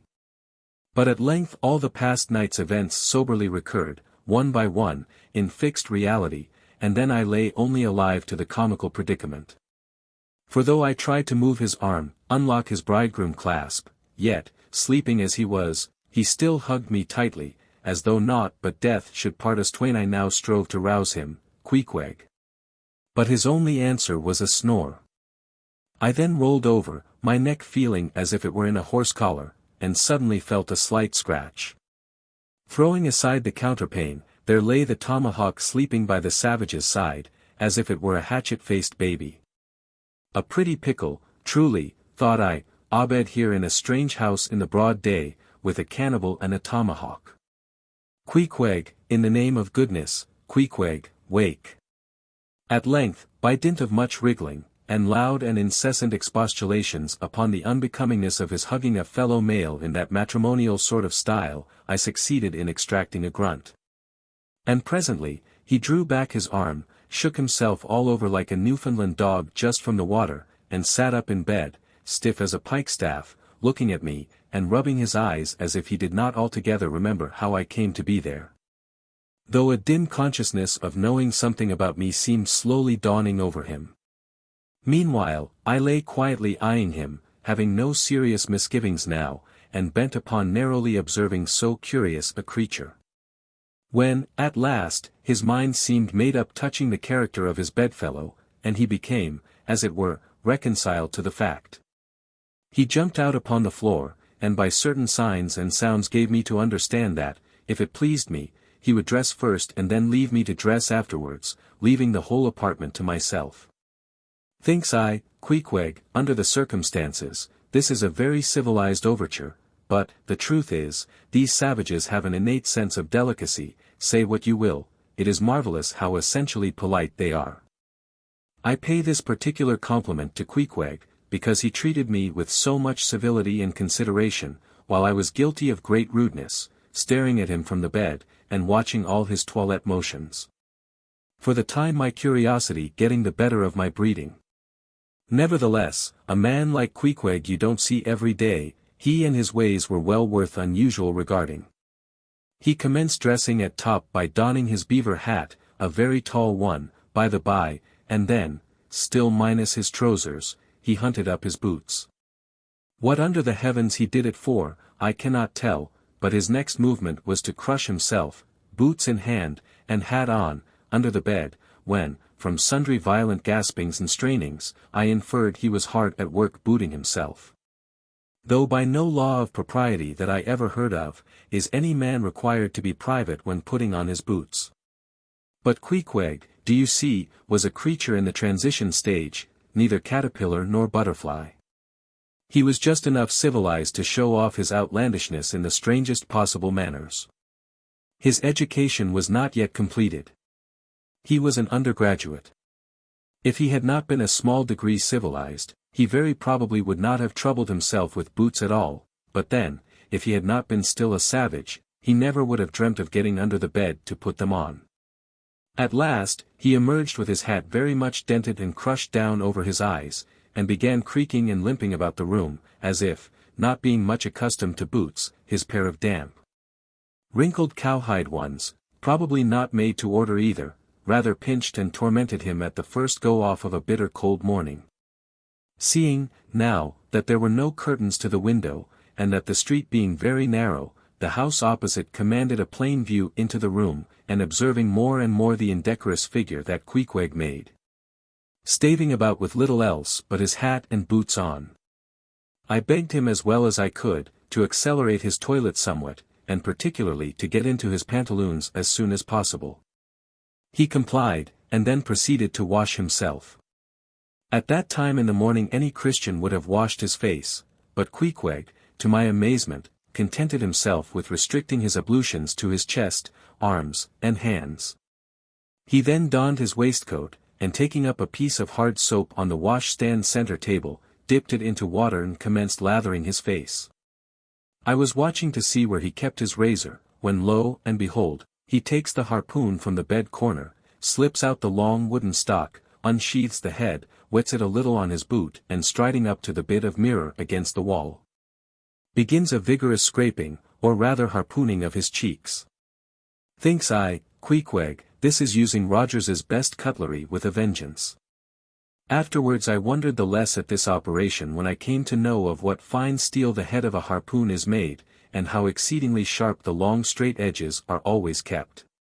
The rest of his toilet was soon achieved, and he proudly marched out of the room, wrapped up in his great pilot monkey jacket, and sporting his harpoon like a marshal's baton. Chapter 5. Breakfast. I quickly followed suit, and descending into the bar-room accosted the grinning landlord very pleasantly. I cherished no malice towards him, though he had been skylarking with me not a little in the matter of my bedfellow. However, a good laugh is a mighty good thing, and rather too scarce a good thing, the more's the pity. So, if any one man, in his own proper person, afford stuff for a good joke to anybody, let him not be backward, but let him cheerfully allow himself to spend and be spent in that way. And the man that has anything bountifully laughable about him, be sure there is more in that man than you perhaps think for. The bar-room was now full of the boarders who had been dropping in the night previous, and whom I had not as yet had a good look at. They were nearly all whalemen. Chief mates, and second mates, and third mates, and sea carpenters, and sea coopers, and sea blacksmiths, and harpooneers, and ship keepers, a brown and brawny company, with bosky beards. An unshorn, shaggy set, all wearing monkey jackets for morning gowns. You could pretty plainly tell how long each one had been ashore. This young fellow's healthy cheek is like a sun-toasted pear in hue, and would seem to smell almost as musky. He cannot have been 3 days landed from his Indian voyage. That man next him looks a few shades lighter, you might say a touch of satin wood is in him. In the complexion of a third still lingers a tropic tawn, but slightly bleached withal. He doubtless has tarried whole weeks ashore. But who could show a cheek like Queequeg? Which, barred with various tints, seemed like the Andes' western slope, to show forth in one array, contrasting climates, zone by zone. Grub, ho! Now cried the landlord, flinging open a door, and in we went to breakfast. They say that men who have seen the world, thereby become quite at ease in manner, quite self-possessed in company. Not always, though, Ledyard, the great New England traveller, and Mungo Park, the Scotch one, of all men, they possessed the least assurance in the parlour. But perhaps the mere crossing of Siberia in a sledge drawn by dogs as Ledyard did, or the taking a long solitary walk on an empty stomach, in the Negro heart of Africa, which was the sum of poor Mungo's performances, this kind of travel, I say, may not be the very best mode of attaining a high social polish. Still, for the most part, that sort of thing is to be had anywhere. These reflections just here are occasioned by the circumstance that after we were all seated at the table, and I was preparing to hear some good stories about whaling. To my no small surprise, nearly every man maintained a profound silence. And not only that, but they looked embarrassed. Yes, here were a set of sea dogs, many of whom without the slightest bashfulness had boarded great whales on the high seas, entire strangers to them, and duelled them dead without winking. And yet, here they sat at a social breakfast table, all of the same calling, all of kindred tastes, looking round as sheepishly at each other as though they had never been out of sight of some sheepfold among the green mountains. A curious sight. These bashful bears, these timid warrior whalemen. But as for Queequeg, why, Queequeg sat there among them, at the head of the table, too, it so chanced, as cool as an icicle. To be sure I cannot say much for his breeding. His greatest admirer could not have cordially justified his bringing his harpoon into breakfast with him, and using it there without ceremony. Reaching over the table with it, to the imminent jeopardy of many heads, and grappling the beefsteaks towards him. But that was certainly very coolly done by him, and every one knows that in most people's estimation, to do anything coolly is to do it genteelly. We will not speak of all Queequeg's peculiarities here. How he eschewed coffee and hot rolls, and applied his undivided attention to beefsteaks, done rare. Enough, that when breakfast was over he withdrew like the rest into the public room, lighted his tomahawk pipe, and was sitting there quietly digesting and smoking with his inseparable hat on, when I sallied out for a stroll. Chapter 6. The Street. If I had been astonished at first catching a glimpse of so outlandish an individual as Queequeg circulating among the polite society of a civilized town, that astonishment soon departed upon taking my first daylight stroll through the streets of New Bedford. In thoroughfares nigh the docks, any considerable seaport will frequently offer to view the queerest-looking nondescripts from foreign parts. Even in Broadway and Chestnut streets, Mediterranean mariners will sometimes jostle the affrighted ladies. Regent Street is not unknown to Lascars and Malays, and at Bombay, in the Apollo Green, live Yankees have often scared the natives. But New Bedford beats all Water Street and Wapping. In these last-mentioned haunts you see only sailors. But in New Bedford, actual cannibals stand chatting at street corners, savages outright, many of whom yet carry on their bones unholy flesh. It makes a stranger stare. But, besides the Fijians, Tongatobors, Aromangoans, Penangians, and Brygians, and, besides the wild specimens of the whaling craft which unheeded reel about the streets, you will see other sights still more curious. Certainly more comical. There weekly arrive in this town scores of green Vermonters and New Hampshire men, all athirst for gain and glory in the fishery. They are mostly young, of stalwart frames. Fellows who have felled forests, and now seek to drop the axe and snatch the whale lance. Many are as green as the green mountains whence they came. In some things you would think them but a few hours old. Look there. That chap strutting round the corner. He wears a beaver hat and swallow-tailed coat, girdled with a sailor belt and sheath knife. Here comes another with a sou'wester and a bombazine cloak. No town-bred dandy will compare with a country-bred one, I mean a downright bumpkin dandy, a fellow that, in the dog days, will mow his 2 acres in buckskin gloves for fear of tanning his hands. Now when a country dandy like this takes it into his head to make a distinguished reputation, and joins the great whale fishery, you should see the comical things he does upon reaching the seaport. In bespeaking his sea outfit, he orders bell-buttons to his waistcoats, straps to his canvas trousers. Ah, poor hayseed! How bitterly will burst those straps in the first howling gale, when thou art driven, straps, buttons, and all, down the throat of the tempest. But think not that this famous town has only harpooneers, cannibals, and bumpkins to show her visitors. Not at all. Still New Bedford is a queer place. Had it not been for us whalemen, that tract of land would this day perhaps have been in as howling condition as the coast of Labrador. As it is, parts of her back country are enough to frighten one, they look so bony. The town itself is perhaps the dearest place to live in all New England. It is a land of oil, true enough, but not like Canaan, a land, also, of corn and wine. The streets do not run with milk, nor in the springtime do they pave them with fresh eggs. Yet, in spite of this, nowhere in all America will you find more patrician-like houses, parks and gardens more opulent, than in New Bedford. Whence came they? How planted upon this once scraggy scoria of a country?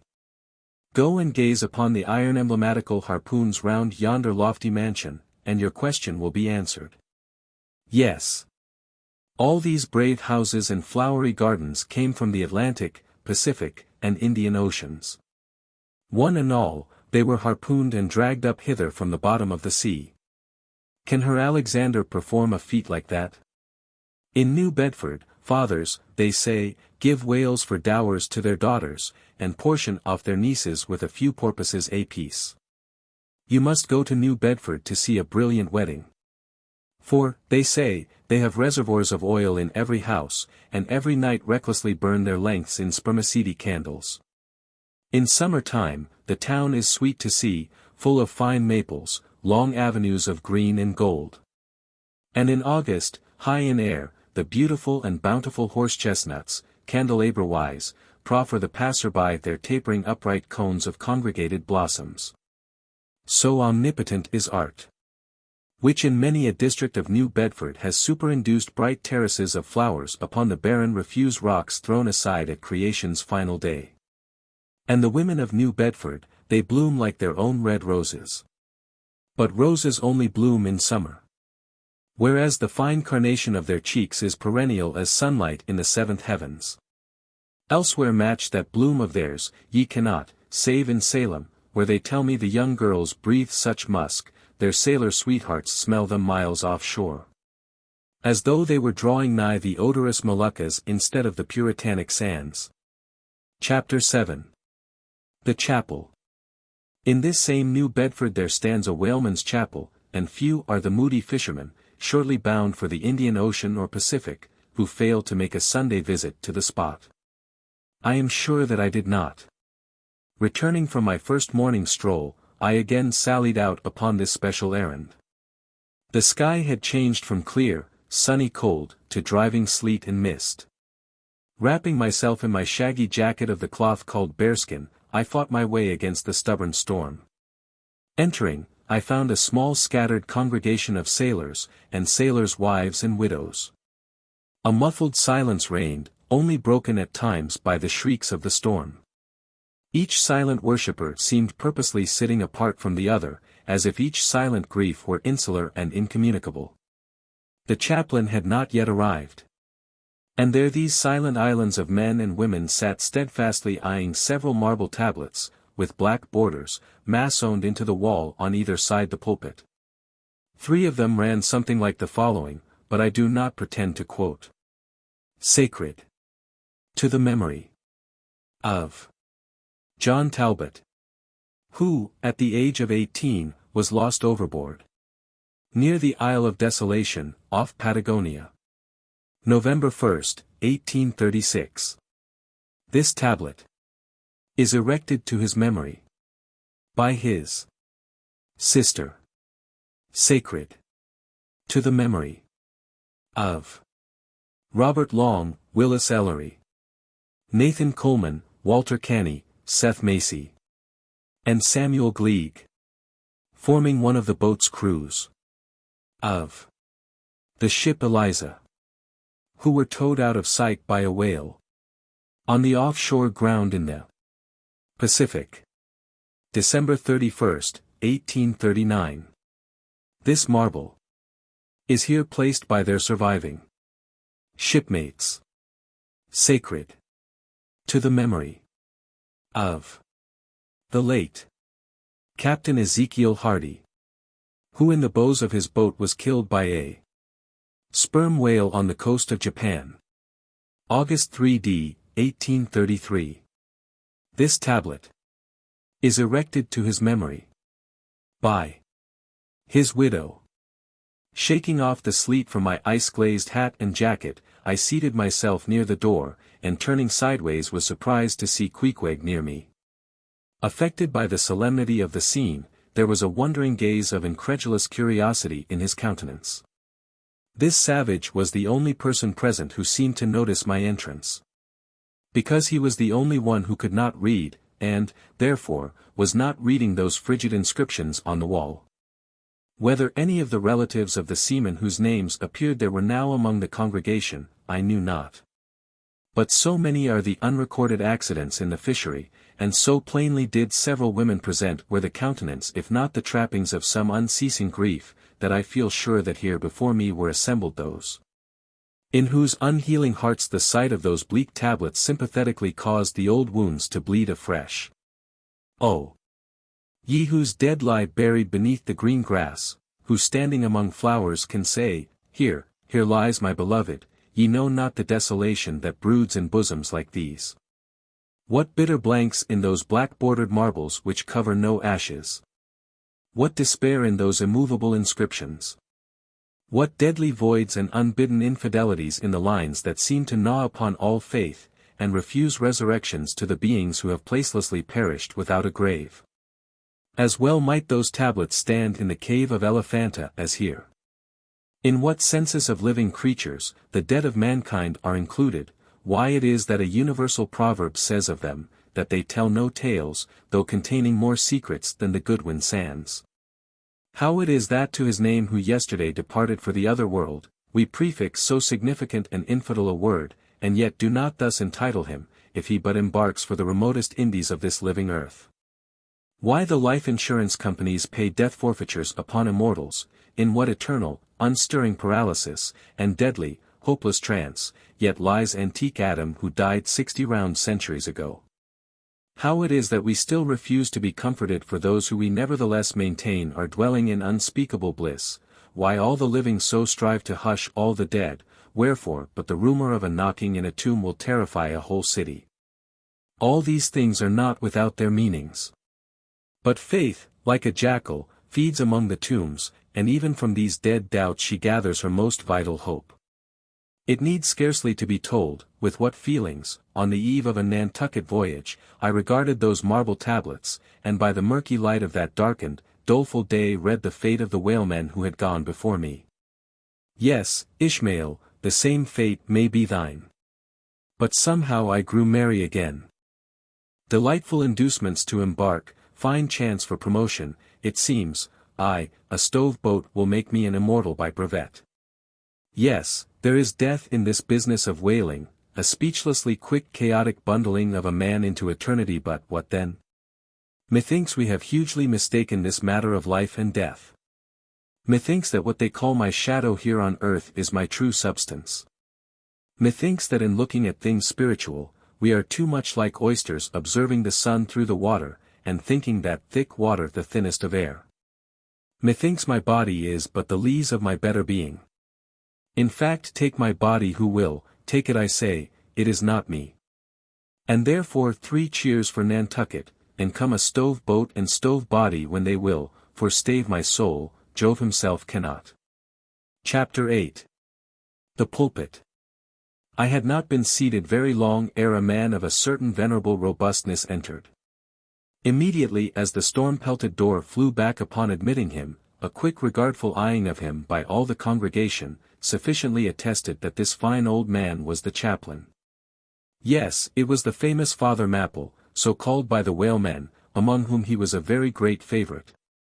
He had been a sailor and a harpooner in his youth, but for many years past had dedicated his life to the ministry. At the time I now write of, Father Mapple was in the hardy winter of a healthy old age. That sort of old age which seems merging into a second flowering youth, for among all the fissures of his wrinkles, there shone certain mild gleams of a newly developing bloom, the spring verdure peeping forth even beneath February's snow. No one having previously heard his history, could for the first time behold Father Mapple without the utmost interest, because there were certain engrafted clerical peculiarities about him, imputable to that adventurous maritime life he had led. When he entered I observed that he carried no umbrella, and certainly had not come in his carriage, for his tarpaulin hat ran down with melting sleet. And his great pilot cloth jacket seemed almost to drag him to the floor with the weight of the water it had absorbed. However, hat and coat and overshoes were one by one removed, and hung up in a little space in an adjacent corner, when, arrayed in a decent suit, he quietly approached the pulpit. Like most old-fashioned pulpits, it was a very lofty one, and since irregular stairs to such a height would, by its long angle with the floor, seriously contract the already small area of the chapel, the architect, it seemed, had acted upon the hint of Father Mapple, and finished the pulpit without a stairs, substituting a perpendicular side ladder, like those used in mounting a ship from a boat at sea. The wife of a whaling captain had provided the chapel with a handsome pair of red worsted man ropes for this ladder, which, being itself nicely headed, and stained with a mahogany color, the whole contrivance, considering what manner of chapel it was, seemed by no means in bad taste. Halting for an instant at the foot of the ladder, and with both hands grasping the ornamental knobs of the man-ropes, Father Mapple cast a look upwards, and then with a truly sailor-like but still reverential dexterity, hand over hand, mounted the steps as if ascending the maintop of his vessel. The perpendicular parts of this side ladder, as is usually the case with swinging ones, were of cloth-covered rope, only the rounds were of wood, so that at every step there was a joint. At my first glimpse of the pulpit, it had not escaped me that however convenient for a ship, these joints in the present instance seemed unnecessary. For I was not prepared to see Father Mapple after gaining the height, slowly turn round, and stooping over the pulpit, deliberately drag up the ladder step by step, till the whole was deposited within, leaving him impregnable in his little Quebec. I pondered some time without fully comprehending the reason for this. Father Mapple enjoyed such a wide reputation for sincerity and sanctity, that I could not suspect him of courting notoriety by any mere tricks of the stage. No, thought I, there must be some sober reason for this thing, furthermore, it must symbolize something unseen. Can it be, then, that by that act of physical isolation, he signifies his spiritual withdrawal for the time, from all outward worldly ties and connections? Yes, for replenished with the meat and wine of the word, to the faithful man of God, this pulpit, I see, is a self-containing stronghold, a lofty Ehrenbreitstein, with a perennial well of water within the walls. But the side ladder was not the only strange feature of the place, borrowed from the chaplain's former seafarings. Between the marble cenotaphs on either hand of the pulpit, the wall which formed its back was adorned with a large painting representing a gallant ship beating against a terrible storm off a lee coast of black rocks and snowy breakers. But high above the flying scud and dark rolling clouds, there floated a little isle of sunlight, from which beamed forth an angel's face. And this bright face shed a distinct spot of radiance upon the ship's tossed deck, something like that silver plate now inserted into the Victory's plank where Nelson fell. Ah, noble ship, the angel seemed to say, beat on, thou noble ship, and bear a hardy helm, for lo! The sun is breaking through, the clouds are rolling off, serenest azure is at hand. Nor was the pulpit itself without a trace of the same sea taste that had achieved the ladder and the picture. Its panelled front was in the likeness of a ship's bluff bows, and the Holy Bible rested on a projecting piece of scroll work, fashioned after a ship's fiddle-headed beak. What could be more full of meaning? For the pulpit is ever this earth's foremost part, all the rest comes in its rear, the pulpit leads the world. From thence it is the storm of God's quick wrath is first descried, and the bow must bear the earliest brunt. From thence it is the god of breezes fair or foul is first invoked for favorable winds. Yes, the world's a ship on its passage out, and not a voyage complete, and the pulpit is its prow. Chapter 9. The Sermon. Father Mapple rose, and in a mild voice of unassuming authority ordered the scattered people to condense. Starboard gangway, there. Side away to larboard, larboard gangway to starboard. Midships. Midships. There was a low rumbling of heavy sea boots among the benches, and a still slighter shuffling of women's shoes, and all was quiet again, and every eye on the preacher. He paused a little. Then kneeling in the pulpit's bows, folded his large brown hands across his chest, uplifted his closed eyes, and offered a prayer so deeply devout that he seemed kneeling and praying at the bottom of the sea. This ended, in prolonged solemn tones, like the continual tolling of a bell in a ship that is foundering at sea in a fog, in such tones he commenced reading the following hymn. But changing his manner towards the concluding stanzas, burst forth with appealing exultation and joy. The ribs and terrors in the whale arched over me a dismal gloom, while all God's sunlit waves rolled by, and lift me deepening down to doom. I saw the opening maw of hell, with endless pains and sorrows there, which none but they that feel can tell. Oh, I was plunging to despair. In black distress, I called my God, when I could scarce believe him mine. He bowed his ear to my complaints. No more the whale did me confine. With speed he flew to my relief, as on a radiant dolphin borne. Awful, yet bright, as lightning shone the face of my deliverer God. My song forever shall record that terrible, that joyful hour. I give the glory to my God. His all the mercy and the power. Nearly all joined in singing this hymn, which swelled high above the howling of the storm. A brief pause ensued. The preacher slowly turned over the leaves of the Bible, and at last, folding his hand down upon the proper page, said, "Beloved shipmates, clinched the last verse of the first chapter of Jonah, and God had prepared a great fish to swallow up Jonah." Shipmates, this book, containing only 4 chapters, 4 yarns, is one of the smallest strands in the mighty cable of the Scriptures. Yet what depths of the soul does Jonah's deep sea lean sound! What a pregnant lesson to us is this prophet! What a noble thing is that canticle in the fish's belly! How billow-like and boisterously grand! We feel the flood surging over us, we sound with him to the kelpy bottom of the waters, seaweed and all the slime of the sea is about us. But what is this lesson that the book of Jonah teaches? Shipmates, it is a two-stranded lesson, a lesson to us all as sinful men, and a lesson to me as a pilot of the living God. As sinful men, it is a lesson to us all, because it is a story of the sin, hard-heartedness, suddenly awakened fears, the swift punishment, repentance, prayers, and finally the deliverance and joy of Jonah. As with all sinners among men, the sin of this son of Amittai was in his willful disobedience of the command of God, never mind now what that command was, or how conveyed, which he found a hard command. But all the things that God would have us do are hard for us to do, remember that, and hence, he oftener commands us than endeavors to persuade. And if we obey God, we must disobey ourselves. And it is in this disobeying ourselves, wherein the hardness of obeying God consists. With this sin of disobedience in him, Jonah still further flouts at God, by seeking to flee from him.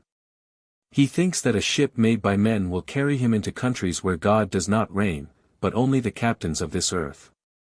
He skulks about the wharves of Joppa, and seeks a ship that's bound for Tarshish. There lurks, perhaps, a hitherto unheeded meaning here. By all accounts Tarshish could have been no other city than the modern Cadiz. That's the opinion of learned men. And where is Cadiz, shipmates? Cadiz is in Spain. As far by water, from Joppa, as Jonah could possibly have sailed in those ancient days, when the Atlantic was an almost unknown sea.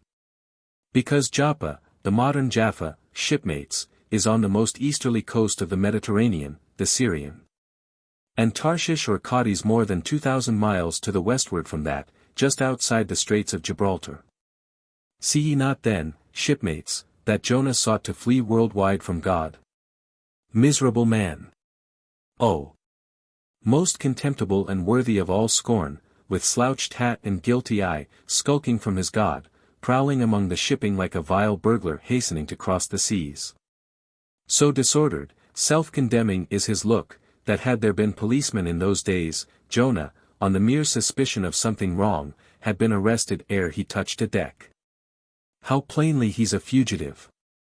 No baggage, not a hat-box, valise, or carpet-bag, no friends accompany him to the wharf with their adieus. At last, after much dodging search, he finds the Tarshish ship receiving the last items of her cargo. And as he steps on board to see its captain in the cabin, all the sailors for the moment desist from hoisting in the goods, to mark the stranger's evil eye. Jonah sees this, but in vain he tries to look all ease and confidence. In vain essays his wretched smile. Strong intuitions of the man assure the mariners he can be no innocent. In their gamesome but still serious way, one whispers to the other, "Jack, he's robbed a widow," or, "Joe, do you mark him, he's a bigamist." Or, "Harry lad, I guess he's the adulterer that broke jail in old Gomorrah," or belike, one of the missing murderers from Sodom. Another runs to read the bill that's stuck against the spile upon the wharf to which the ship is moored, offering 500 gold coins for the apprehension of a parricide, and containing a description of his person. He reads, and looks from Jonah to the bill, while all his sympathetic shipmates now crowd round Jonah, prepared to lay their hands upon him. Fright Jonah trembles, and summoning all his boldness to his face, only looks so much the more a coward. He will not confess himself suspected, but that itself is strong suspicion. So he makes the best of it, and when the sailors find him not to be the man that is advertised, they let him pass, and he descends into the cabin. "Who's there?" cries the captain at his busy desk, hurriedly making out his papers for the customs. "Who's there?" Oh! How that harmless question mangles Jonah. For the instant he almost turns to flee again. But he rallies. "I seek a passage in this ship to Tarshish. How soon sail ye, sir?" Thus far the busy captain had not looked up to Jonah, though the man now stands before him, but no sooner does he hear that hollow voice, than he darts a scrutinizing glance. "We sail with the next coming tide," at last he slowly answered, still intently eyeing him. "No sooner, sir. Soon enough for any honest man that goes a passenger." "Ha! Jonah, that's another stab." But he swiftly calls away the captain from that scent. "I'll sail with ye," he says, "the passage money how much is that? I'll pay now." For it is particularly written, shipmates, as if it were a thing not to be overlooked in this history, that he paid the fare thereof, ere the craft did sail. And taken with the context, this is full of meaning. Now Jonah's captain, shipmates, was one whose discernment detects crime in any, but whose cupidity exposes it only in the penniless. In this world, shipmates, sin that pays its way can travel freely, and without a passport. Whereas virtue, if a pauper, is stopped at all frontiers. So Jonah's captain prepares to test the length of Jonah's purse, ere he judge him openly. He charges him thrice the usual sum, and it's assented to. Then the captain knows that Jonah is a fugitive, but at the same time resolves to help a flight that paves its rear with gold. Yet when Jonah fairly takes out his purse, prudent suspicions still molest the captain. He rings every coin to find a counterfeit. "Not a forger, anyway," he mutters, and Jonah is put down for his passage. "Point out my stateroom, sir," says Jonah. "Now, I'm travel-weary, I need sleep." "Thou lookest like it," says the captain, "there's thy room." Jonah enters, and would lock the door, but the lock contains no key. Hearing him foolishly fumbling there, the captain laughs lowly to himself, and mutters something about the doors of convicts' cells being never allowed to be locked within. All dressed and dusty as he is, Jonah throws himself into his berth, and finds the little stateroom ceiling almost resting on his forehead. The air is close, and Jonah gasps. Then, in that contracted hole, sunk, too, beneath the ship's waterline, Jonah feels the heralding presentiment of that stifling hour, when the whale shall hold him in the smallest of his bowels wards. Screwed at its axis against the side, a swinging lamp slightly oscillates in Jonah's room. And the ship, heeling over towards the wharf with the weight of the last bales received, the lamp, flame and all, though in slight motion, still maintains a permanent obliquity with reference to the room. Though, in truth, infallibly straight itself, it but made obvious the false, lying levels among which it hung. The lamp alarms and frightens Jonah. As lying in his berth his tormented eyes roll round the place, and this thus far successful fugitive finds no refuge for his restless glance. But that contradiction in the lamp more and more appalls him. The floor, the ceiling, and the side, are all awry. "Oh! So my conscience hangs in me," he groans, "straight upwards, so it burns, but the chambers of my soul are all in crookedness." Like one who after a night of drunken revelry hies to his bed, still reeling, but with conscience yet pricking him, as the plungings of the Roman racehorse but so much the more strike his steel tags into him. As one who in that miserable plight still turns and turns in giddy anguish, praying God for annihilation until the fit be past. And at last amid the whirl of woe he feels, a deep stupor steals over him, as over the man who bleeds to death, for conscience is the wound, and there's naught to staunch it. So, after sore wrestlings in his berth, Jonah's prodigy of ponderous misery drags him drowning down to sleep. And now the time of tide has come, the ship casts off her cables. And from the deserted wharf the uncheered ship for Tarshish, all careening, glides to sea. That ship, my friends, was the first of recorded smugglers. The contraband was Jonah. But the sea rebels, he will not bear the wicked burden. A dreadful storm comes on, the ship is like to break. But now when the boatswain calls all hands to lighten her, when boxes, bales, and jars are clattering overboard. When the wind is shrieking, and the men are yelling, and every plank thunders with trampling feet right over Jonah's head, in all this raging tumult, Jonah sleeps his hideous sleep. He sees no black sky and raging sea, feels not the reeling timbers, and little hears he or heeds he the far rush of the mighty whale, which even now with open mouth is cleaving the seas after him. Aye, shipmates, Jonah was gone down into the sides of the ship, a berth in the cabin as I have taken it, and was fast asleep. But the frightened master comes to him, and shrieks in his dead ear, "What meanest thou, O sleeper? Arise!" Startled from his lethargy by that direful cry, Jonah staggers to his feet, and stumbling to the deck, grasps a shroud, to look out upon the sea. But at that moment he is sprung upon by a panther billow leaping over the bulwarks.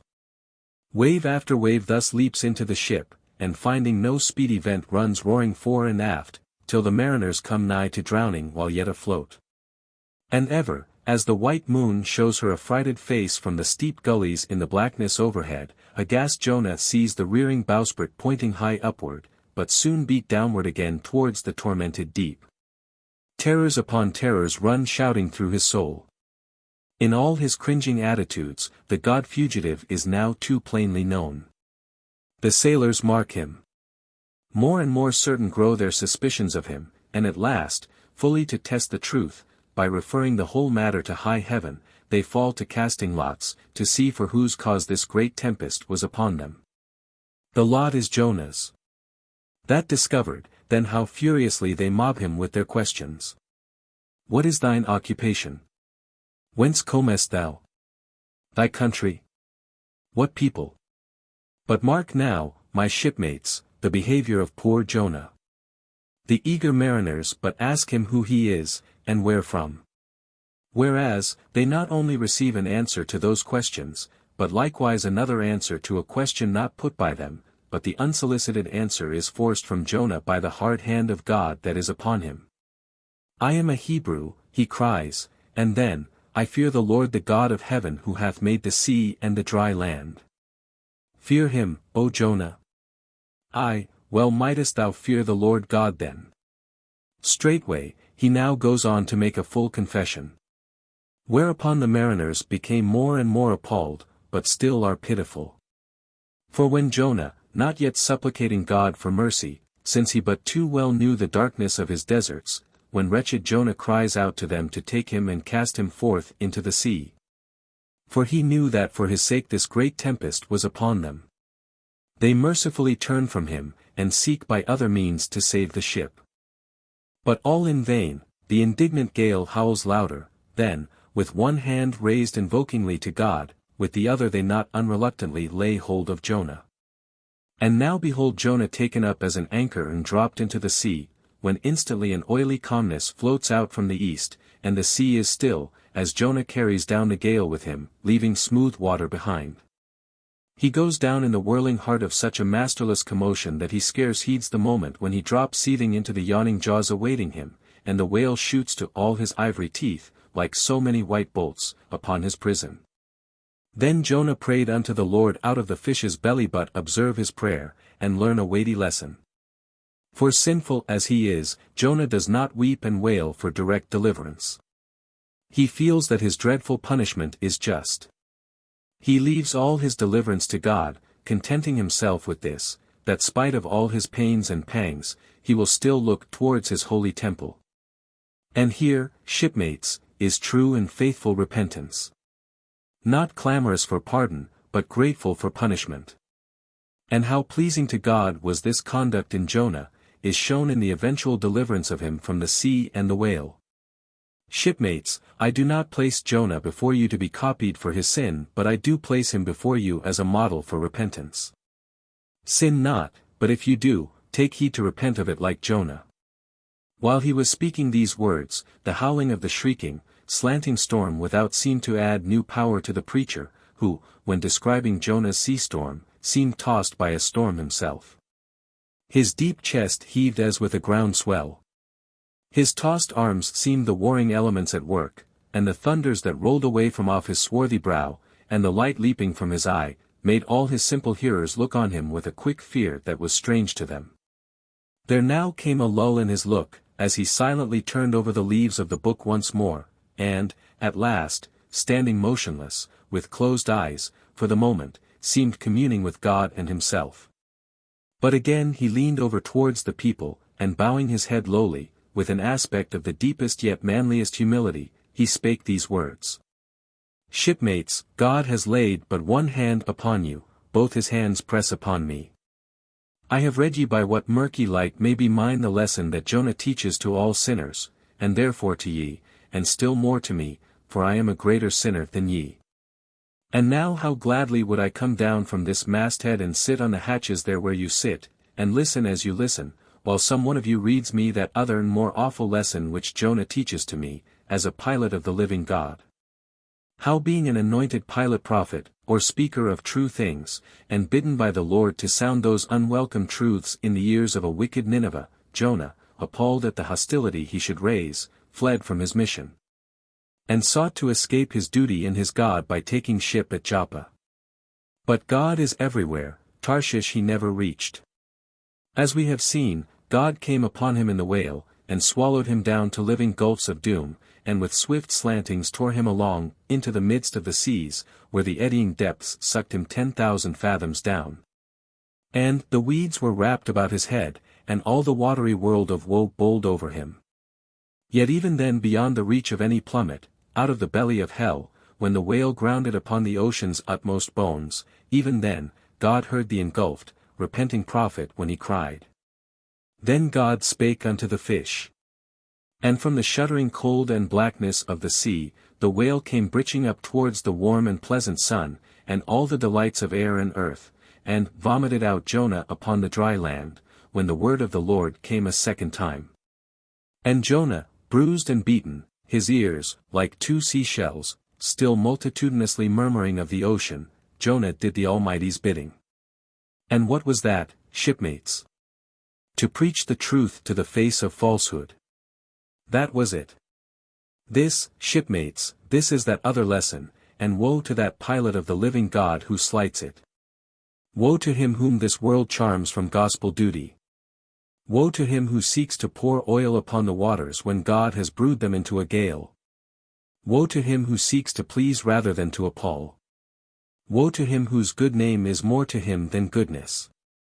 Woe to him who, in this world, courts not dishonor. Woe to him who would not be true, even though to be false were salvation. Yea, woe to him who, as the great pilot Paul has it, while preaching to others is himself a castaway. He dropped and fell away from himself for a moment. Then lifting his face to them again, showed a deep joy in his eyes, as he cried out with a heavenly enthusiasm, but oh! Shipmates! On the starboard hand of every woe, there is a sure delight. And higher the top of that delight, than the bottom of the woe is deep. Is not the main truck higher than the kelson is low? Delight is to him, a far, far upward, and inward delight, who against the proud gods and commodores of this earth, ever stands forth his own inexorable self. Delight is to him whose strong arms yet support him, when the ship of this base treacherous world has gone down beneath him. Delight is to him, who gives no quarter in the truth, and kills, burns, and destroys all sin though he pluck it out from under the robes of senators and judges. Delight, topgallant delight is to him, who acknowledges no law or lord, but the Lord his God, and is only a patriot to heaven. Delight is to him, whom all the waves of the billows of the seas of the boisterous mob can never shake from this sure keel of the ages. An eternal delight and deliciousness will be his, who coming to lay him down, can say with his final breath, O Father, chiefly known to me by thy rod, mortal or immortal, here I die. I have striven to be thine, more than to be this world's, or mine own. Yet this is nothing, I leave eternity to thee, for what is man that he should live out the lifetime of his God? He said no more, but slowly waving a benediction, covered his face with his hands, and so remained kneeling, till all the people had departed, and he was left alone in the place. Chapter 10. A Bosom Friend. Returning to the Spooter from the chapel, I found Queequeg there quite alone, he having left the chapel before the benediction some time. He was sitting on a bench before the fire, with his feet on the stove hearth, and in one hand was holding close up to his face that little negro idol of his. Peering hard into its face, and with a jackknife gently whittling away at its nose, meanwhile humming to himself in his heathenish way. But being now interrupted, he put up the image. And pretty soon, going to the table, took up a large book there, and placing it on his lap began counting the pages with deliberate regularity. At every 50th page, as I fancied, stopping a moment, looking vacantly around him, and giving utterance to a long-drawn gurgling whistle of astonishment. He would then begin again at the next 50. Seeming to commence at number 1 each time, as though he could not count more than 50, and it was only by such a large number of 50s being found together, that his astonishment at the multitude of pages was excited. With much interest I sat watching him. Savage though he was, and hideously marred about the face, at least to my taste, his countenance yet had a something in it which was by no means disagreeable. You cannot hide the soul.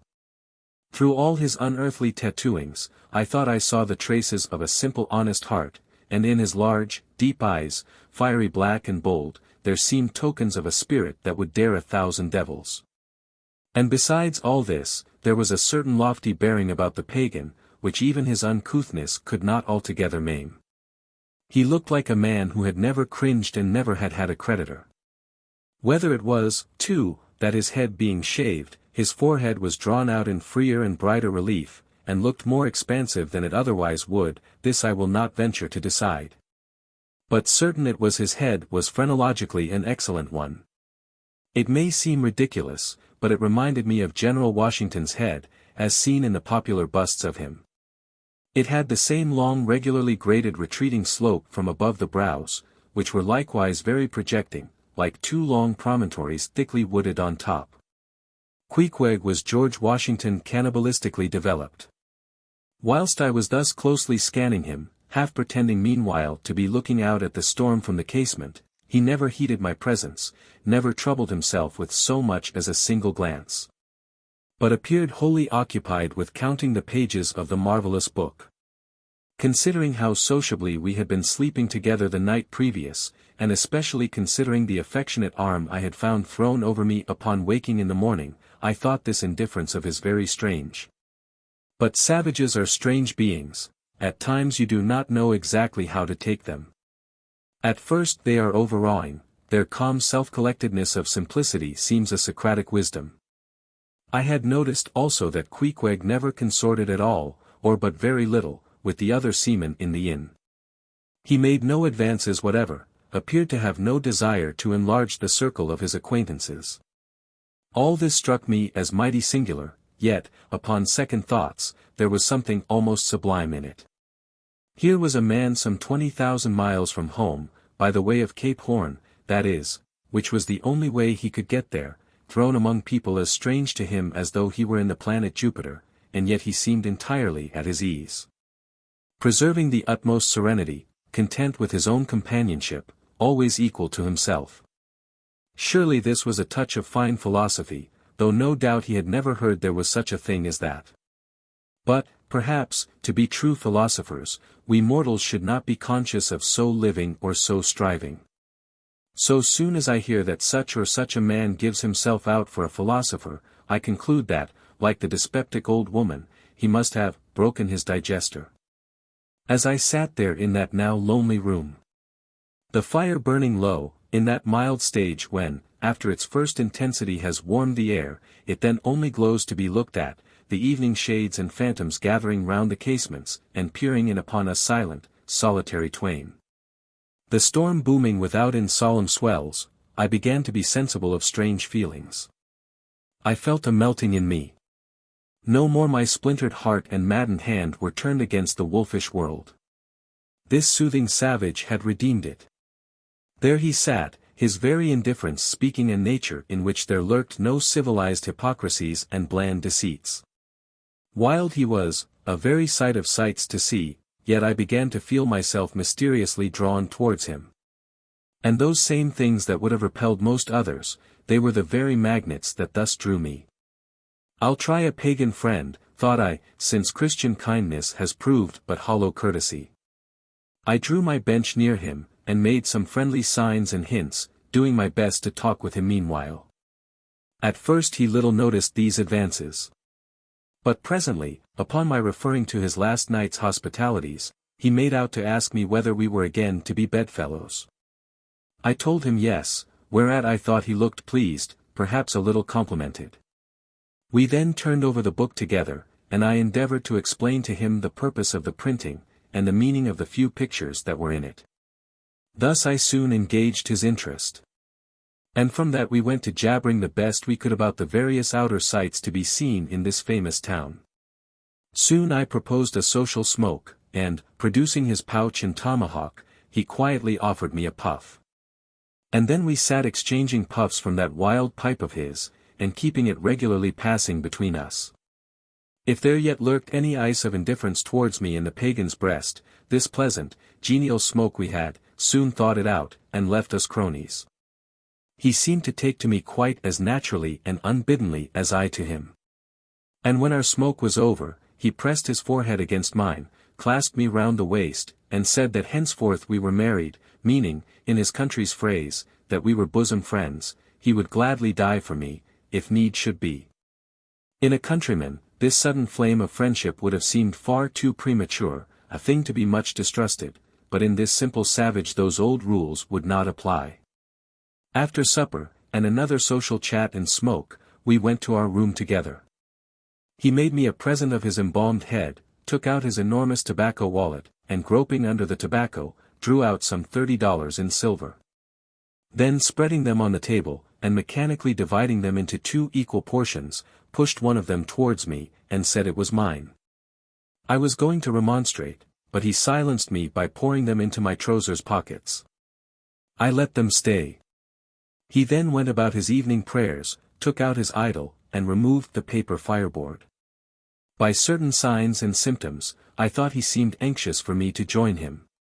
But well knowing what was to follow, I deliberated a moment whether, in case he invited me, I would comply or otherwise. I was a good Christian, born and bred in the bosom of the infallible Presbyterian Church. How then could I unite with this wild idolater in worshipping his piece of wood? But what is worship? Thought I. Do you suppose now, Ishmael, that the magnanimous God of heaven and earth, pagans and all included, can possibly be jealous of an insignificant bit of black wood? Impossible. But what is worship? To do the will of God, that is worship. And what is the will of God? To do to my fellow man what I would have my fellow man to do to me, that is the will of God.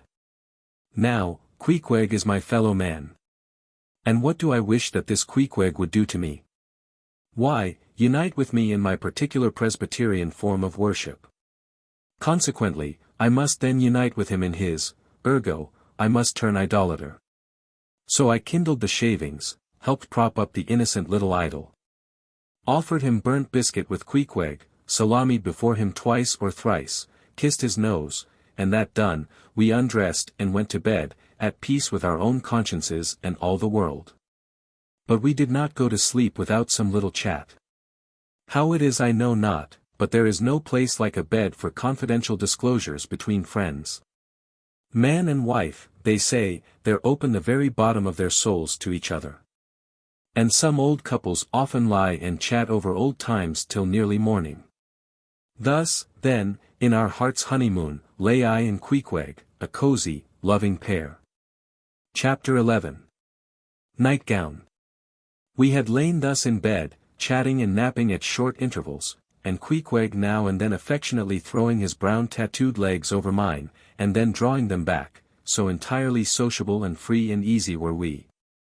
When, at last, by reason of our confabulations, what little nappishness remained in us altogether departed, and we felt like getting up again, though daybreak was yet some way down the future. Yes, we became very wakeful. So much so that our recumbent position began to grow wearisome, and by little and little we found ourselves sitting up. The clothes well tucked around us, leaning against the headboard with our 4 knees drawn up close together, and our 2 noses bending over them, as if our knee-pans were warming pans. We felt very nice and snug, the more so since it was so chilly out of doors, indeed out of bedclothes too, seeing that there was no fire in the room. The more so, I say, because truly to enjoy bodily warmth, some small part of you must be cold, for there is no quality in this world that is not what it is merely by contrast. Nothing exists in itself. If you flatter yourself that you are all over comfortable, and have been so a long time, then you cannot be said to be comfortable any more. But if, like Queequeg and me in the bed, the tip of your nose or the crown of your head be slightly chilled, why then, indeed, in the general consciousness you feel most delightfully and unmistakably warm. For this reason a sleeping apartment should never be furnished with a fire, which is one of the luxurious discomforts of the rich. For the height of this sort of deliciousness is to have nothing but the blanket between you and your snugness and the cold of the outer air. Then there you lie like the one warm spark in the heart of an Arctic crystal. We had been sitting in this crouching manner for some time, when all at once I thought I would open my eyes. For when between sheets, whether by day or by night, and whether asleep or awake, I have a way of always keeping my eyes shut, in order the more to concentrate the snugness of being in bed. Because no man can ever feel his own identity aright except his eyes be closed, as if darkness were indeed the proper element of our essences, though light be more congenial to our clayey part. Upon opening my eyes then, and coming out of my own pleasant and self-created darkness into the imposed and coarse outer gloom of the unilluminated 12 o'clock at night, I experienced a disagreeable revulsion. Nor did I at all object to the hint from Queequeg that perhaps it were best to strike a light, seeing that we were so wide awake, and besides he felt a strong desire to have a few quiet puffs from his tomahawk. Be it said, that though I had felt such a strong repugnance to his smoking in the bed the night before, yet see how elastic our stiff prejudices grow when love once comes to bend them. For now I liked nothing better than to have Queequeg smoking by me, even in bed, because he seemed to be full of such serene household joy then. I no more felt unduly concerned for the landlord's policy of insurance. I was only alive to the condensed confidential comfortableness of sharing a pipe and a blanket with a real friend. With our shaggy jackets drawn about our shoulders, we now passed the tomahawk from one to the other, till slowly there grew over us a blue hanging tester of smoke, illuminated by the flame of the new-lit lamp. Whether it was that this undulating tester rolled the savage away to far distant scenes, I know not, but he now spoke of his native island, and, eager to hear his history, I begged him to go on and tell it. He gladly complied. Though at the time I but ill comprehended not a few of his words, yet subsequent disclosures, when I had become more familiar with his broken phraseology, now enable me to present the whole story such as it may prove in the mere skeleton I give. Chapter 12. Biographical. Queequeg was a native of Rokovoko, an island far away to the west and south. It is not down in any map, true places never are. When a new-hatched savage running wild about his native woodlands in a grass clout, followed by the nibbling goats, as if he were a green sapling. Even then, in Queequeg's ambitious soul, lurked a strong desire to see something more of Christendom than a specimen whaler or two. His father was a high chief, a king, his uncle a high priest. And on the maternal side he boasted aunts who were the wives of unconquerable warriors. There was excellent blood in his veins, royal stuff, though sadly vitiated, I fear, by the cannibal propensity he nourished in his untutored youth. A Sag Harbor ship visited his father's bay, and Queequeg sought a passage to Christian lands. But the ship, having her full complement of seamen, spurned his suit, and not all the king his father's influence could prevail but Queequeg vowed a vow. Alone in his canoe, he paddled off to a distant strait, which he knew the ship must pass through when she quitted the island. On one side was a coral reef. On the other a low tongue of land, covered with mangrove thickets that grew out into the water. Hiding his canoe, still afloat, among these thickets, with its prow seaward, he sat down in the stern, paddle low in hand. And when the ship was gliding by, like a flash he darted out, gained her side, with one backward dash of his foot capsized and sank his canoe, climbed up the chains. And throwing himself at full length upon the deck, grappled a ringbolt there, and swore not to let it go, though hacked in pieces. In vain the captain threatened to throw him overboard, suspended a cutlass over his naked wrists. Queequeg was the son of a king, and Queequeg budged not. Struck by his desperate dauntlessness, and his wild desire to visit Christendom, the captain at last relented, and told him he might make himself at home. But this fine young savage, this sea prince of Wales, never saw the captain's cabin. They put him down among the sailors, and made a whaleman of him. But like Tsar Peter content to toil in the shipyards of foreign cities, Queequeg disdained no seeming ignominy, if thereby he might happily gain the power of enlightening his untutored countrymen. For at bottom, so he told me, he was actuated by a profound desire to learn among the Christians, the arts whereby to make his people still happier than they were, and more than that, still better than they were. But, alas! The practices of whalemen soon convinced him that even Christians could be both miserable and wicked, infinitely more so, than all his father's heathens. Arrived at last in Old Sag Harbor, and seeing what the sailors did there. And then going on to Nantucket, and seeing how they spent their wages in that place also, poor Queequeg gave it up for lost. Thought he, it's a wicked world in all meridians, I'll die a pagan. And thus an old idolater at heart, he yet lived among these Christians, wore their clothes, and tried to talk their gibberish. Hence the queer ways about him, though now some time from home. By hints, I asked him whether he did not propose going back, and having a coronation, since he might now consider his father dead and gone, he being very old and feeble at the last accounts. He answered no, not yet. And added that he was fearful Christianity, or rather Christians, had unfitted him for ascending the pure and undefiled throne of 30 pagan kings before him. But by and by, he said, he would return, as soon as he felt himself baptized again. For the nonce, however, he proposed to sail about, and sow his wild oats in all 4 oceans. They had made a harpooner of him, and that barbed iron was in lieu of a scepter now. I asked him what might be his immediate purpose, touching his future movements. He answered, to go to sea again, in his old vocation. Upon this, I told him that whaling was my own design, and informed him of my intention to sail out of Nantucket, as being the most promising port for an adventurous whaleman to embark from. He at once resolved to accompany me to that island, ship aboard the same vessel, get into the same watch, the same boat, the same mess with me, in short to share my every hap, with both my hands and his, boldly dip into the potluck of both worlds. To all this I joyously assented. For besides the affection I now felt for Queequeg, he was an experienced harpooner, and as such, could not fail to be of great usefulness to one, who, like me, was wholly ignorant of the mysteries of whaling, though well acquainted with the sea. As known to merchant seamen. His story being ended with his pipe's last dying puff, Queequeg embraced me, pressed his forehead against mine, and blowing out the light, we rolled over from each other, this way and that, and very soon were sleeping. Chapter 13. Wheelbarrow. Next morning, Monday, after disposing of the embalmed head to a barber, for a block, I settled my own and comrade's bill, using, however, my comrade's money. The grinning landlord, as well as the boarders, seemed amazingly tickled at the sudden friendship which had sprung up between me and Queequeg, especially as Peter Coffin's cock and bull stories about him had previously so much alarmed me concerning the very person whom I now companied with. We borrowed a wheelbarrow, and embarking our things, including my own poor carpet-bag, and Queequeg's canvas sack and hammock, away we went down to the Moss, the little Nantucket packet schooner moored at the wharf.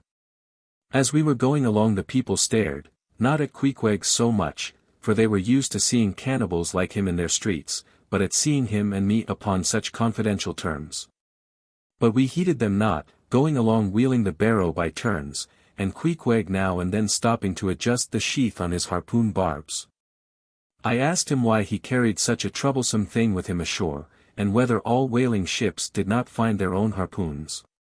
To this, in substance, he replied, that though what I hinted was true enough, yet he had a particular affection for his own harpoon, because it was of assured stuff, well tried in many a mortal combat, and deeply intimate with the hearts of whales.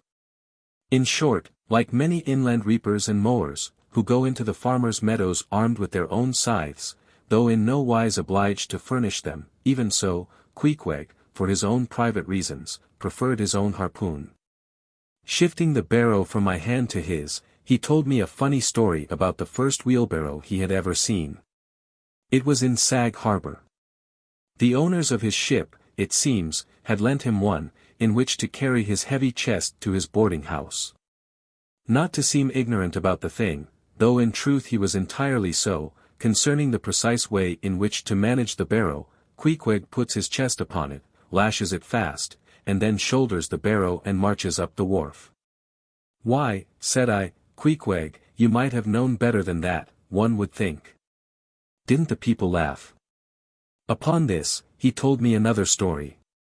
The people of his island of Rokovoko, it seems, at their wedding feasts expressed the fragrant water of young coconuts into a large stained calabash like a punch-bowl. And this punch-bowl always forms the great central ornament on the braided mat where the feast is held. Now a certain grand merchant ship once touched at Rokovoko, and its commander, from all accounts, a very stately punctilious gentleman, at least for a sea captain, this commander was invited to the wedding feast of Queequeg's sister. A pretty young princess just turned of 10. Well, when all the wedding guests were assembled at the bride's bamboo cottage, this captain marches in, and being assigned the post of honor, placed himself over against the punch-bowl, and between the high priest and his majesty the king. Queequeg's father. Grace being said, for those people have their grace as well as we, though Queequeg told me that unlike us, who at such times look downwards to our platters, they, on the contrary, copying the ducks, glance upwards to the great giver of all feasts. Grace, I say, being said, the high priest opens the banquet by the immemorial ceremony of the island. That is, dipping his consecrated and consecrating fingers into the bowl before the blessed beverage circulates.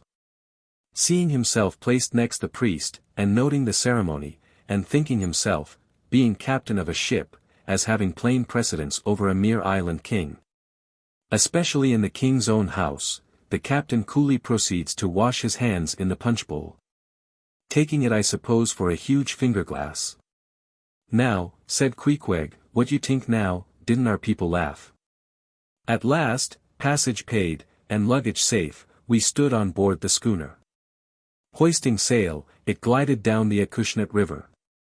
On one side, New Bedford rose in terraces of streets, their ice-covered trees all glittering in the clear, cold air.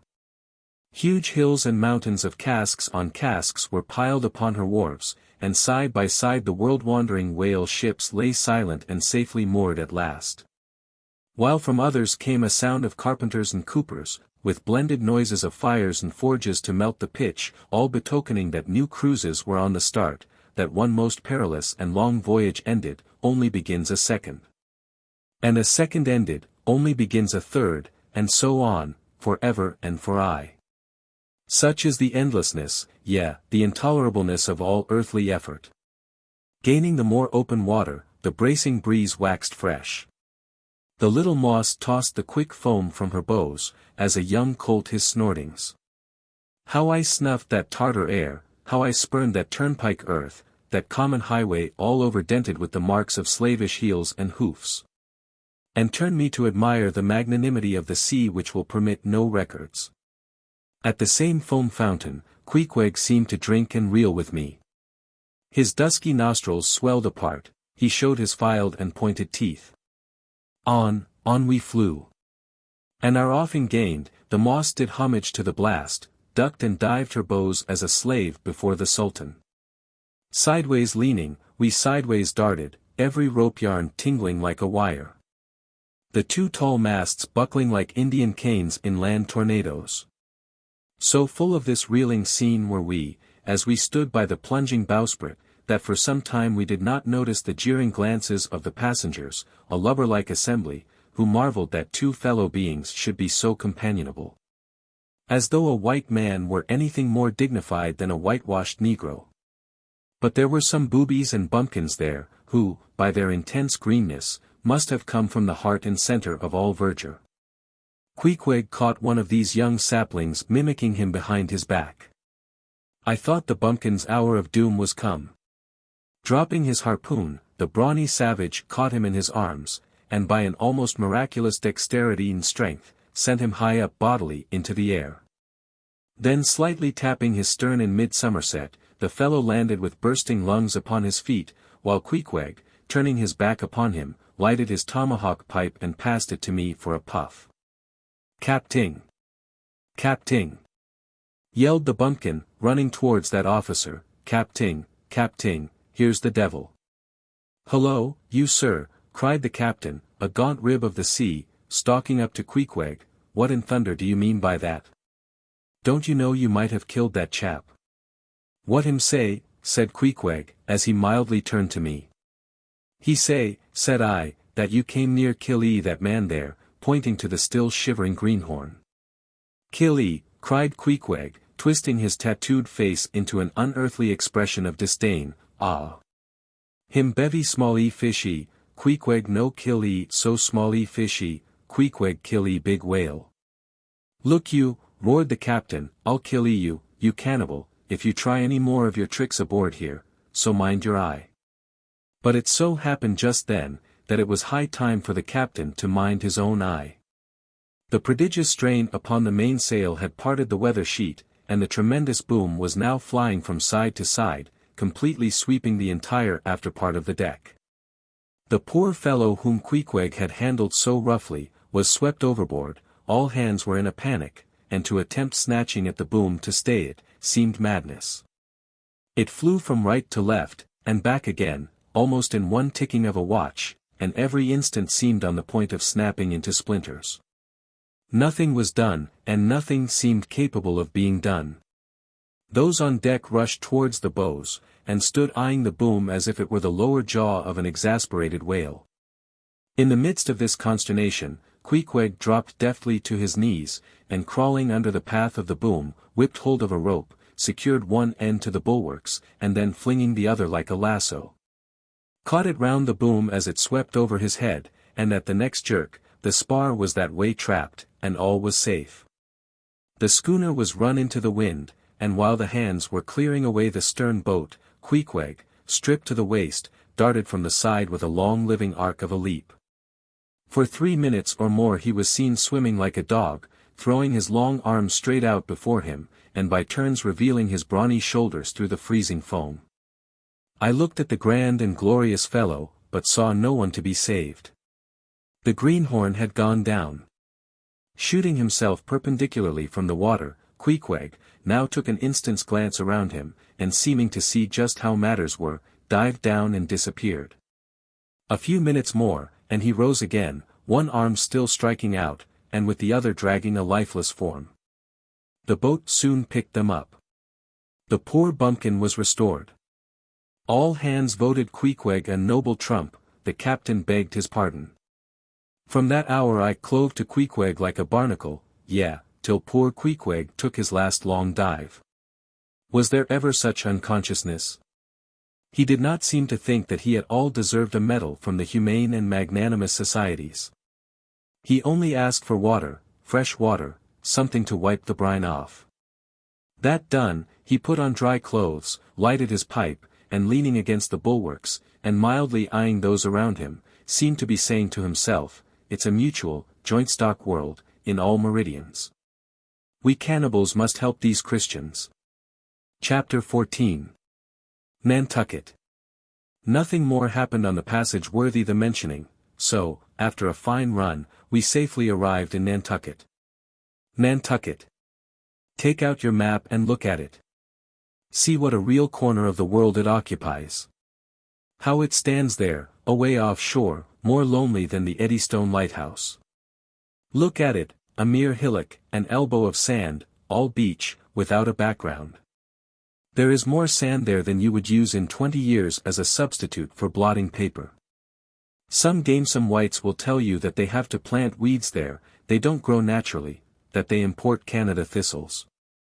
That they have to send beyond seas for a spile to stop a leak in an oil cask, that pieces of wood in Nantucket are carried about like bits of the true cross in Rome.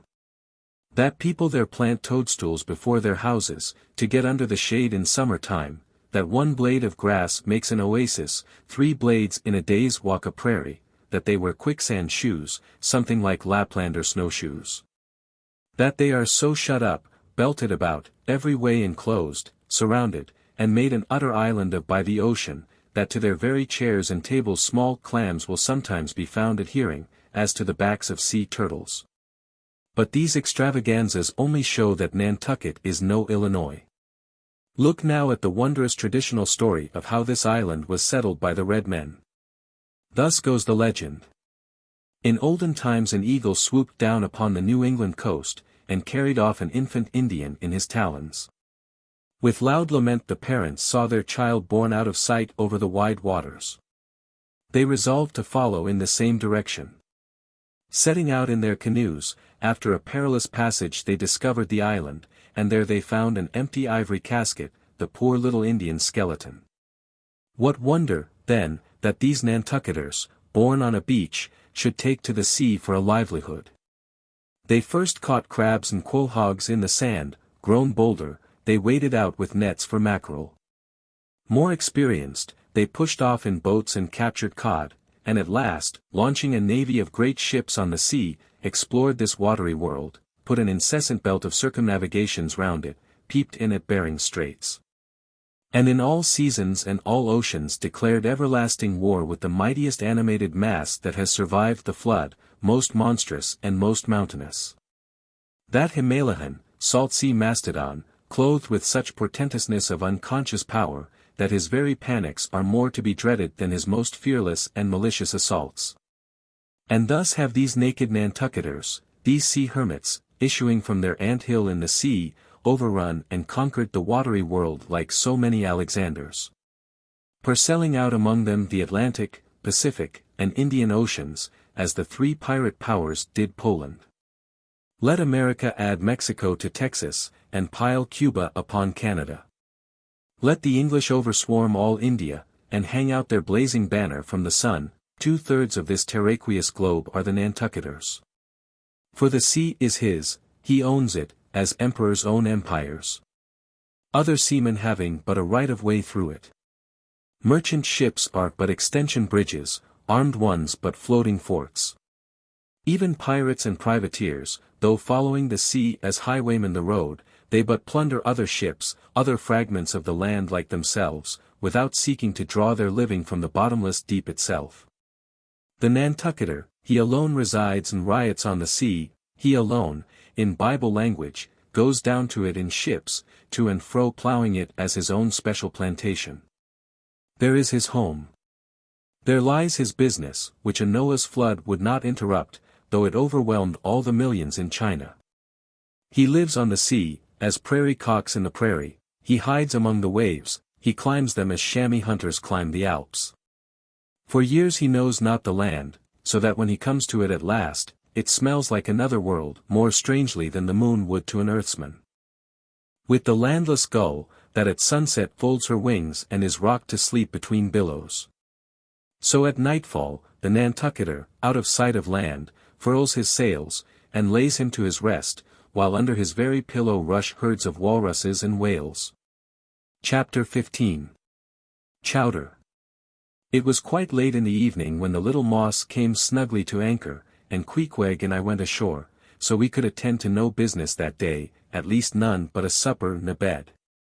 The landlord of the Spooter Inn had recommended us to his cousin Hosea Hussey of the Try-Pots, whom he asserted to be the proprietor of one of the best-kept hotels in all Nantucket, and moreover he had assured us that cousin Hosea, as he called him, was famous for his chowders. In short, he plainly hinted that we could not possibly do better than try potluck at the Try-Pots. But the directions he had given us about keeping a yellow warehouse on our starboard hand till we opened a white church to the larboard, and then keeping that on the larboard hand till we made a corner 3 points to the starboard, and that done. Then ask the first man we met where the place was. These crooked directions of his very much puzzled us at first, especially as, at the outset, Queequeg insisted that the yellow warehouse, our first point of departure, must be left on the larboard hand, whereas I had understood Peter Coffin to say it was on the starboard.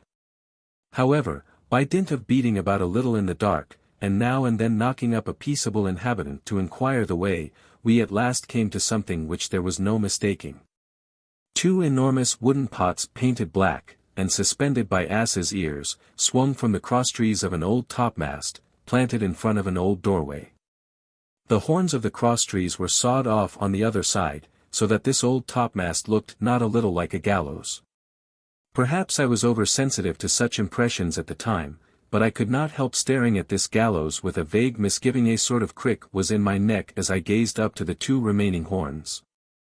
Yes, two of them, one for Queequeg, and one for me. It's ominous, thinks I. A coffin, my innkeeper upon landing in my first whaling port, tombstone staring at me in the whaleman's chapel, and here a gallows. And a pair of prodigious black pots too. Are these last throwing out oblique hints touching Tophet? I was called from these reflections by the sight of a freckled woman with yellow hair and a yellow gown, standing in the porch of the inn, under a dull red lamp swinging there, that looked much like an injured eye. And carrying on a brisk scolding with a man in a purple woolen shirt. Get along with ye, said she to the man, or I'll be combing ye. Come on, Queequeg, said I, all right. There's Mrs. Hussey. And so it turned out, Mr. Hosea Hussey being from home, but leaving Mrs. Hussey entirely competent to attend to all his affairs. Upon making known our desires for a supper and a bed, Mrs. Hussey, postponing further scolding for the present, ushered us into a little room, and seating us at a table spread with the relics of a recently concluded repast, turned round to us and said, Clam or cod? What's that about cods, ma'am? Said I, with much politeness. Clam or cod, she repeated. A clam for supper. A cold clam, is that what you mean, Mrs. Hussey, says I, but that's a rather cold and clammy reception in the winter time, ain't it, Mrs. Hussey? But being in a great hurry to resume scolding the man in the purple shirt, who was waiting for it in the entry, and seeming to hear nothing but the word clam, Mrs. Hussey hurried towards an open door leading to the kitchen, and bawling out, clam for two, disappeared. Queequeg, said I, do you think that we can make out a supper for us both on one clam? However, a warm savory steam from the kitchen served to belie the apparently cheerless prospect before us. But when that smoking chowder came in, the mystery was delightfully explained. Oh, sweet friends! Hearken to me. It was made of small juicy clams, scarcely bigger than hazelnuts, mixed with pounded ship biscuit, and salted pork cut up into little flakes, the whole enriched with butter, and plentifully seasoned with pepper and salt. Our appetites being sharpened by the frosty voyage, and in particular, Queequeg seeing his favorite fishing food before him, and the chowder being surpassingly excellent. We dispatched it with great expedition, when leaning back a moment and bethinking me of Mrs. Hussey's clam and cod announcement, I thought I would try a little experiment. Stepping to the kitchen door, I uttered the word cod with great emphasis, and resumed my seat. In a few moments the savory steam came forth again, but with a different flavor, and in good time a fine cod chowder was placed before us. We resumed business. And while plying our spoons in the bowl, thinks I to myself, I wonder now if this here has any effect on the head? What's that stultifying saying about chowder-headed people? But look, Queequeg, ain't that a live eel in your bowl? Where's your harpoon? Fishiest of all fishy places was the try-pots, which well deserved its name, for the pots there were always boiling chowders. Chowder for breakfast, and chowder for dinner, and chowder for supper, till you began to look for fish bones coming through your clothes. The area before the house was paved with clamshells. Mrs. Hussey wore a polished necklace of codfish vertebra. And Hosea Hussey had his account books bound in superior old shark skin. There was a fishy flavor to the milk, too, which I could not at all account for, till one morning happening to take a stroll along the beach among some fishermen's boats, I saw Hosea's brindled cow feeding on fish remnants. And marching along the sand with each foot in a cod's decapitated head, looking very slipshod, I assure ye. Supper concluded, we received a lamp, and directions from Mrs. Hussey concerning the nearest way to bed, but, as Queequeg was about to precede me up the stairs, the lady reached forth her arm, and demanded his harpoon. She allowed no harpoon in her chambers. Why not? Said I, every true whaleman sleeps with his harpoon, but why not? Because it's dangerous, says she. Ever since young Stiggs coming from that unfortunate Vyge of his, when he was gone 4 years and a half, with only 3 barrels of ile, was found dead in my first floor back, with his harpoon in his side.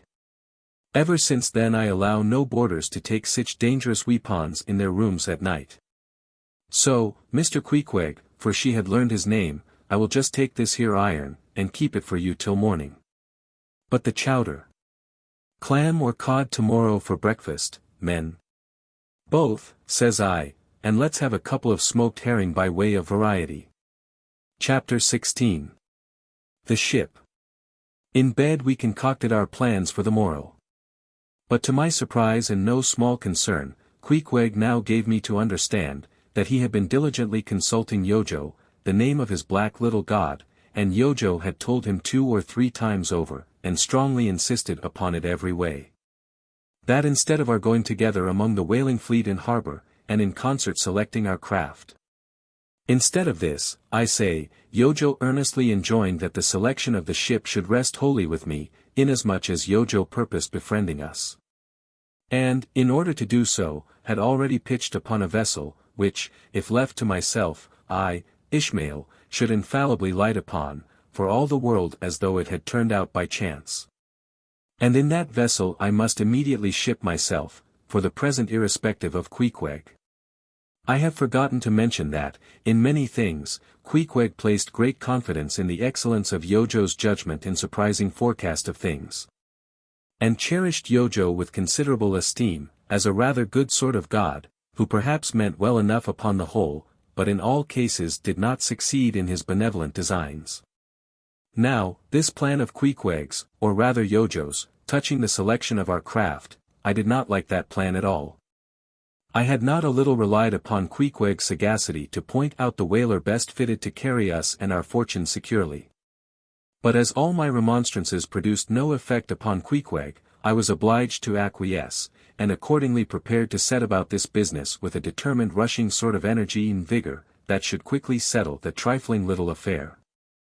Next morning early, leaving Queequeg shut up with Yojo in our little bedroom, for it seemed that it was some sort of Lent or Ramadan, or day of fasting, humiliation, and prayer with Queequeg and Yojo that day. How it was I never could find out, for, though I applied myself to it several times, I never could master his liturgies and XXXX articles, leaving Queequeg, then, fasting on his tomahawk pipe. And Yojo warming himself at his sacrificial fire of shavings, I sallied out among the shipping. After much prolonged sauntering and many random inquiries, I learnt that there were 3 ships up for 3 years' voyages, the Devil Dam, the Titbit, and the Pequod. Devil Dam, I do not know the origin of, Titbit is obvious. Pequod, you will no doubt remember, was the name of a celebrated tribe of Massachusetts Indians, now extinct as the ancient Medes. I peered and pried about the Devil Dam, from her, hopped over to the Titbit. And finally, going on board the Pequod, looked around her for a moment, and then decided that this was the very ship for us. You may have seen many a quaint craft in your day, for aught I know, square-toed luggers, mountainous Japanese junks, butterbox galliots, and what not, but take my word for it, you never saw such a rare old craft as this same rare old Pequod. She was a ship of the old school, rather small if anything, with an old-fashioned claw-footed look about her.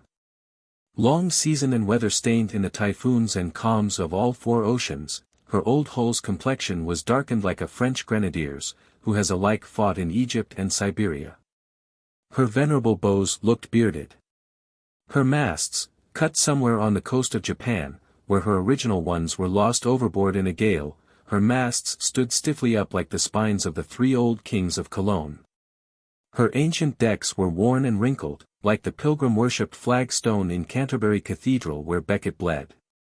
But to all these her old antiquities, were added new and marvelous features, pertaining to the wild business that for more than half a century she had followed. Old Captain Peleg, many years her chief mate, before he commanded another vessel of his own, and now a retired seaman, and one of the principal owners of the Pequod, this old Peleg, during the term of his chief mateship, had built upon her original grotesqueness, and inlaid it, all over, with a quaintness both of material and device, unmatched by anything except it be Thorkill Hake's carved buckler or bedstead. She was apparelled like any barbaric Ethiopian emperor, his neck heavy with pendants of polished ivory.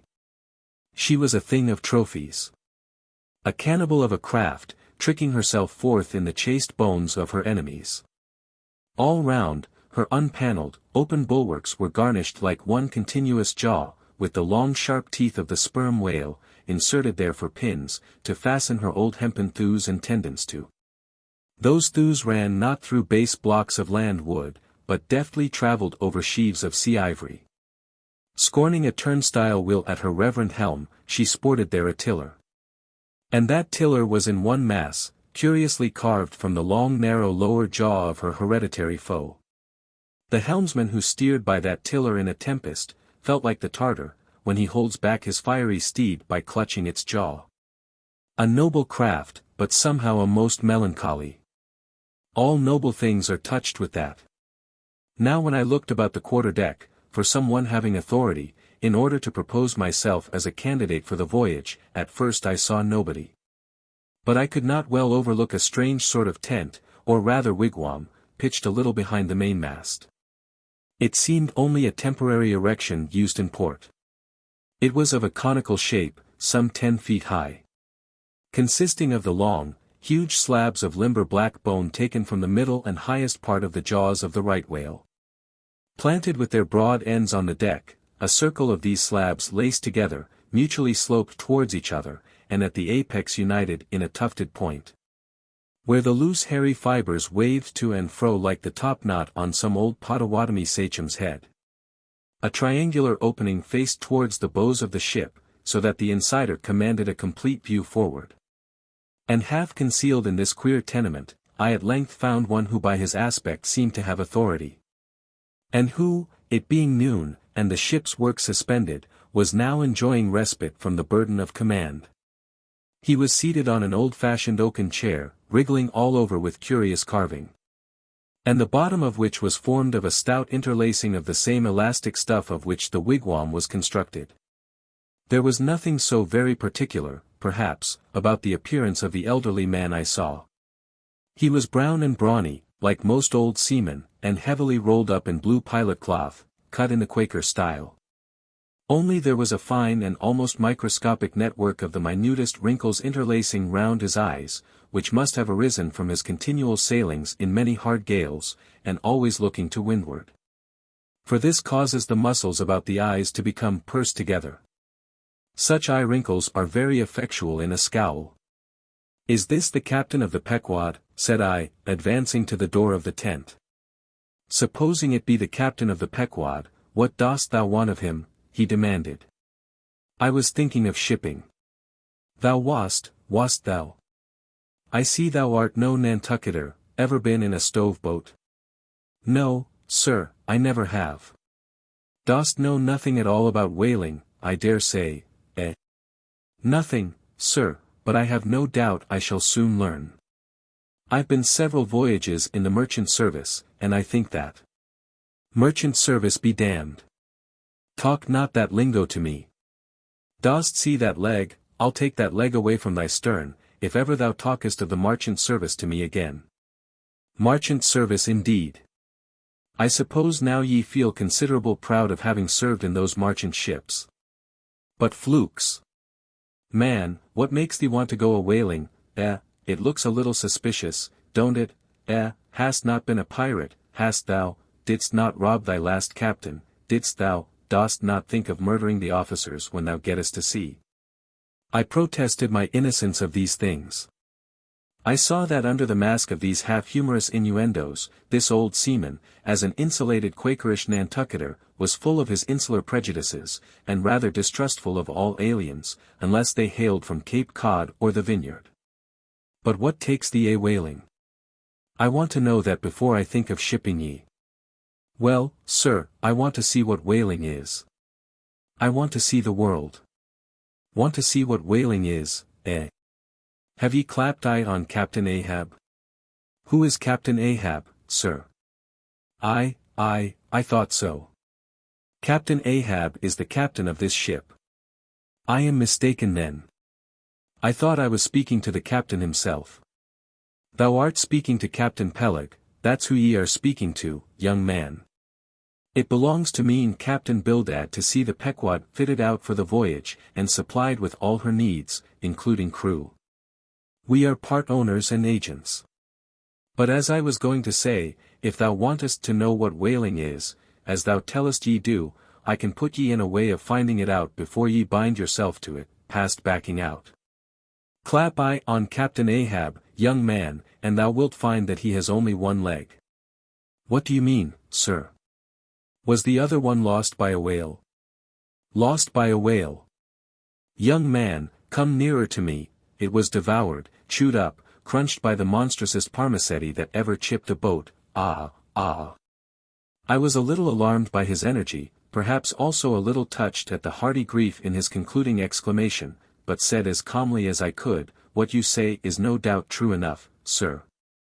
But how could I know there was any peculiar ferocity in that particular whale, though indeed I might have inferred as much from the simple fact of the accident. Look ye now, young man, thy lungs are a sort of soft, d.c. Thou dost not talk shark a bit. Sure, ye be been to sea before now, sure of that? Sir, said I thought I told you that I had been 4 voyages in the merchant. Hard down out of that. Mind what I said about the marchant service, don't aggravate me, I won't have it. But let us understand each other. I have given thee a hint about what whaling is, do ye yet feel inclined for it? I do, sir. Very good. Now, art thou the man to pitch a harpoon down a live whale's throat, and then jump after it? Answer, quick. I am, sir, if it should be positively indispensable to do so, not to be got rid of, that is, which I don't take to be the fact. Good again. Now then, thou not only wantest to go a whaling, to find out by experience what whaling is, but ye also want to go in order to see the world. Was not that what ye said? I thought so. Well then, just step forward there, and take a peep over the weather bow, and then back to me and tell me what ye see there. For a moment I stood a little puzzled by this curious request, not knowing exactly how to take it, whether humorously or in earnest. But concentrating all his crow's feet into one scowl, Captain Peleg started me on the errand. Going forward and glancing over the weather bow, I perceived that the ship swinging to her anchor with the flood tide, was now obliquely pointing towards the open ocean.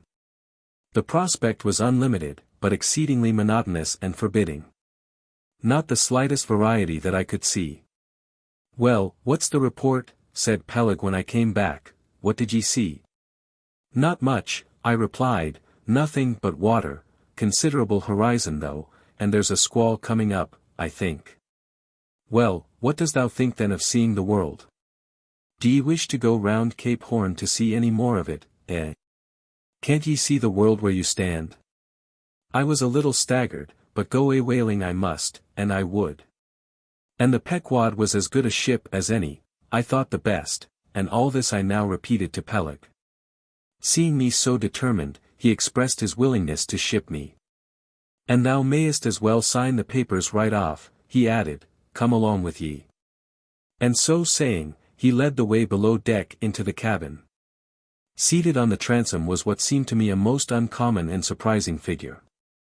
It turned out to be Captain Bildad, who along with Captain Peleg was one of the largest owners of the vessel. The other shares, as is sometimes the case in these ports, being held by a crowd of old annuitants, widows, fatherless children, and chancery wards, each owning about the value of a timber head, or a foot of plank, or a nail or 2 in the ship. People in Nantucket invest their money in whaling vessels, the same way that you do yours in approved state stocks bringing in good interest. Now, Bildad, like Peleg, and indeed many other Nantucketers, was a Quaker, the island having been originally settled by that sect. And to this day its inhabitants in general retain in an uncommon measure the peculiarities of the Quaker, only variously and anomalously modified by things altogether alien and heterogeneous. For some of these same Quakers are the most sanguinary of all sailors and whale hunters. They are fighting Quakers, they are Quakers with a vengeance. So that there are instances among them of men, who, named with scripture names, a singularly common fashion on the island, and in childhood naturally imbibing the stately dramatic thee and thou of the Quaker idiom. Still, from the audacious, daring, and boundless adventure of their subsequent lives, strangely blend with these unoutgrown peculiarities, 1,000 bold dashes of character, not unworthy a Scandinavian sea king, or a poetical pagan Roman. And when these things unite in a man of greatly superior natural force, with a globular brain and a ponderous heart, who has also by the stillness and seclusion of many long night watches in the remotest waters, and beneath constellations never seen here at the north, been led to think untraditionally and independently, receiving all nature's sweet or savage impressions fresh from her own virgin voluntary and confiding breast, and thereby chiefly, but with some help from accidental advantages, to learn a bold and nervous lofty language, that man makes one in a whole nation's census, a mighty pageant creature, formed for noble tragedies.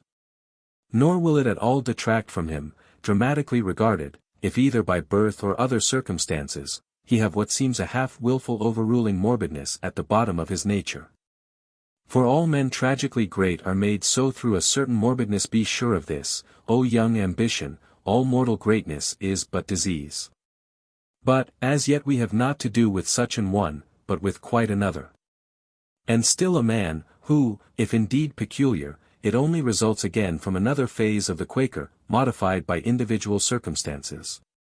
Like Captain Peleg, Captain Bildad was a well-to-do, retired whaleman.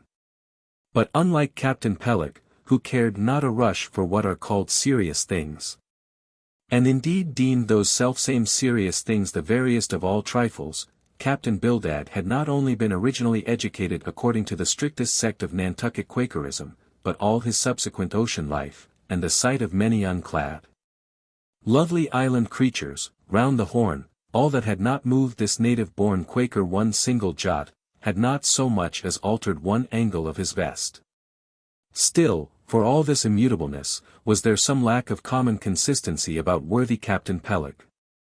Though refusing, from conscientious scruples, to bear arms against land invaders, yet himself had illimitably invaded the Atlantic and Pacific. And though a sworn foe to human bloodshed, yet had he in his straight-bodied coat, spilled tons upon tons of Leviathan gore. How now in the contemplative evening of his days, the pious Bildad reconciled these things in the reminiscence, I do not know. But it did not seem to concern him much, and very probably he had long since come to the sage and sensible conclusion that a man's religion is one thing, and this practical world quite another. This world pays dividends. Rising from a little cabin boy in short clothes of the drabbest drab, to a harpooner in a broad shad-bellied waistcoat, from that becoming boat-header, chief mate, and captain, and finally a ship-owner. Bildad, as I hinted before, had concluded his adventurous career by wholly retiring from active life at the goodly age of 60, and dedicating his remaining days to the quiet receiving of his well-earned income. Now, Bildad, I am sorry to say, had the reputation of being an incorrigible old hunks, and in his seagoing days, a bitter, hard taskmaster. They told me in Nantucket, though it certainly seems a curious story, that when he sailed the old Cape whaleman, his crew, upon arriving home, were mostly all carried ashore to the hospital, sore exhausted and worn out. For a pious man, especially for a Quaker, he was certainly rather hard-hearted, to say the least. He never used to swear, though, at his men, they said, but somehow he got an inordinate quantity of cruel, unmitigated hard work out of them. When Bildad was a chief mate, to have his drab-colored eye intently looking at you, made you feel completely nervous, till you could clutch something, a hammer or a marling spike, and go to work like mad, at something or other, never mind what. Indolence and idleness perished before him. His own person was the exact embodiment of his utilitarian character. On his long, gaunt body, he carried no spare flesh, no superfluous beard, his chin having a soft, economical nap to it, like the worn nap of his broad-brimmed hat. Such, then, was the person that I saw seated on the transom when I followed Captain Peleg down into the cabin. The space between the decks was small. And there, bolt upright, sat old Bildad, who always sat so, and never leaned, and this to save his coat tails. His broad brim was placed beside him, his legs were stiffly crossed, his drab vesture was buttoned up to his chin. And spectacles on nose, he seemed absorbed in reading from a ponderous volume. Bildad, cried Captain Peleg, at it again, Bildad, eh? Ye have been studying those scriptures, now, for the last 30 years, to my certain knowledge. How far ye got, Bildad? As if long habituated to such profane talk from his old shipmate, Bildad, without noticing his present irreverence, quietly looked up, and seeing me, glanced again inquiringly towards Peleg. He says he's our man, Bildad, said Peleg, he wants to ship. Dost thee, said Bildad, in a hollow tone, and turning round to me.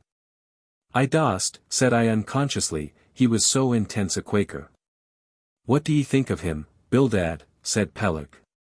He'll do, said Bildad, eyeing me, and then went on spelling away at his book in a mumbling tone quite audible. I thought him the queerest old Quaker I ever saw, especially as Peleg, his friend and old shipmate, seemed such a blusterer. But I said nothing, only looking round me sharply. Peleg now threw open a chest, and drawing forth the ship's articles, placed pen and ink before him, and seated himself at a little table. I began to think it was high time to settle with myself at what terms I would be willing to engage for the voyage. I was already aware that in the whaling business they paid no wages.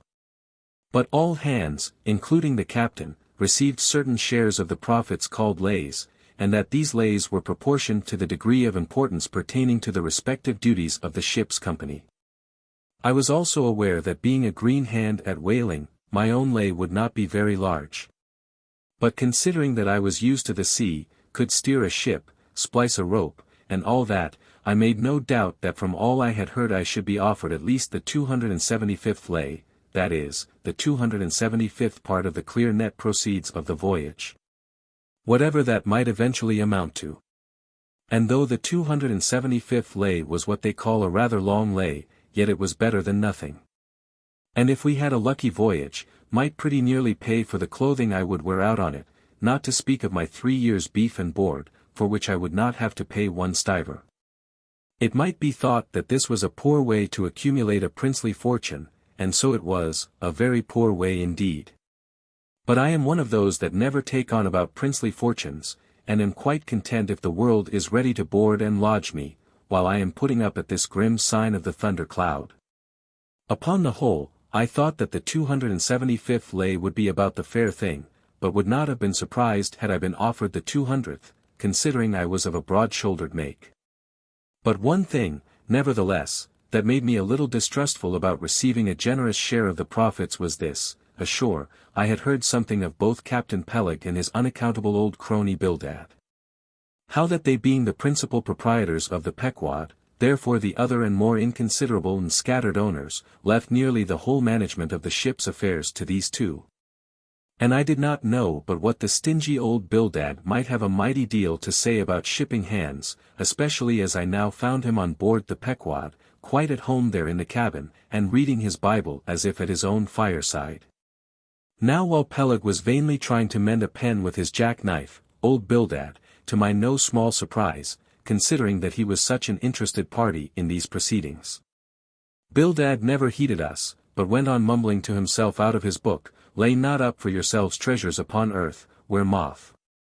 "Well, Captain Bildad," interrupted Peleg, "what d'ye say, what lay shall we give this young man?" "Thou knowest best," was the sepulchral reply, "the 777th wouldn't be too much, would it, where moth and rust do corrupt, but lay." Lay, indeed, thought I, and such a lay. The 777th. Well, old Bildad, you are determined that I, for one, shall not lay up many lays here below, where moth and rust do corrupt. It was an exceedingly long lay that, indeed. And though from the magnitude of the figure it might at first deceive a landsman, yet the slightest consideration will show that though 777 is a pretty large number, yet, when you come to make a tenth of it, you will then see, I say, that the 777th part of a farthing is a good deal less than 777 gold doubloons. And so I thought at the time. "Why, blast your eyes, Bildad," cried Peleg, "thou dost not want to swindle this young man. He must have more than that." 777th, again said Bildad, without lifting his eyes. And then went on mumbling, for where your treasure is, there will your heart be also. I am going to put him down for the 300th, said Peleg, do ye hear that, Bildad? The 300th lay, I say. Bildad laid down his book, and turning solemnly towards him said, Captain Peleg, thou hast a generous heart. But thou must consider the duty thou owest to the other owners of this ship, widows and orphans, many of them, and that if we too abundantly reward the labors of this young man, we may be taking the bread from those widows and those orphans. The 777th lay, Captain Peleg. Thou Bildad, roared Peleg, starting up and clattering about the cabin. Blast ye, Captain Bildad, if I had followed thy advice in these matters, I would afore now had a conscience to lug about that would be heavy enough to founder the largest ship that ever sailed round Cape Horn. Captain Peleg, said Bildad steadily, thy conscience may be drawing 10 inches of water, or 10 fathoms, I can't tell, but as thou art still an impenitent man, Captain Peleg, I greatly fear lest thy conscience be but a leaky one. And will in the end sink thee foundering down to the fiery pit, Captain Peleg. Fiery pit. Fiery pit. Ye insult me, man, past all natural bearing, ye insult me. It's an all-fired outrage to tell any human creature that he's bound to hell. Flukes and flames. Bildad, say that again to me, and start my soul bolts, but yes, I'll swallow a live goat with all his hair and horns on. Out of the cabin, ye canting, drab-colored son of a wooden gun, a straight wake with ye. As he thundered out this he made a rush at Bildad, but with a marvelous oblique, sliding celerity, Bildad for that time eluded him. Alarmed at this terrible outburst between the two principal and responsible owners of the ship, and feeling half a mind to give up all idea of sailing in a vessel so questionably owned and temporarily commanded, I stepped aside from the door to give egress to Bildad, who, I made no doubt, was all eagerness to vanish from before the awakened wrath of Peleg. But to my astonishment, he sat down again on the transom very quietly, and seemed to have not the slightest intention of withdrawing. He seemed quite used to impenitent Peleg and his ways. As for Peleg, after letting off his rage as he had, there seemed no more left in him, and he, too, sat down like a lamb, though he twitched a little as if still nervously agitated. Phew! He whistled at last, the squall's gone off to leeward, I think. Bildad, thou used to be good at sharpening a lance, mend that pen, will ye? My jackknife here needs the grindstone. That's he, thank ye, Bildad. Now then, my young man, Ishmael's thy name, didn't ye say? Well then, down ye go here, Ishmael, for the 300th lay. Captain Peleg, said I have a friend with me who wants to ship too, shall I bring him down tomorrow? To be sure, said Peleg. Fetch him along, and we'll look at him. What lay does he want? Groaned Bildad, glancing up from the book in which he had again been burying himself. Oh! Never thee mind about that, Bildad, said Peleg. Has he ever whaled at any, turning to me? Killed more whales than I can count, Captain Peleg. Well, bring him along then. And, after signing the papers, off I went. Nothing doubting but that I had done a good morning's work, and that the Pequod was the identical ship that Yojo had provided to carry Queequeg and me round the Cape. But I had not proceeded far, when I began to bethink me that the captain with whom I was to sail yet remained unseen by me. Though, indeed, in many cases, a whale ship will be completely fitted out, and receive all her crew on board, ere the captain makes himself visible by arriving to take command. For sometimes these voyages are so prolonged, and the shore intervals at home so exceedingly brief, that if the captain have a family, or any absorbing concernment of that sort, he does not trouble himself much about his ship in port, but leaves her to the owners till all is ready for sea. However, it is always as well to have a look at him before irrevocably committing yourself into his hands. Turning back I accosted Captain Peleg, inquiring where Captain Ahab was to be found. And what dost thou want of Captain Ahab? It's all right enough, thou art shipped.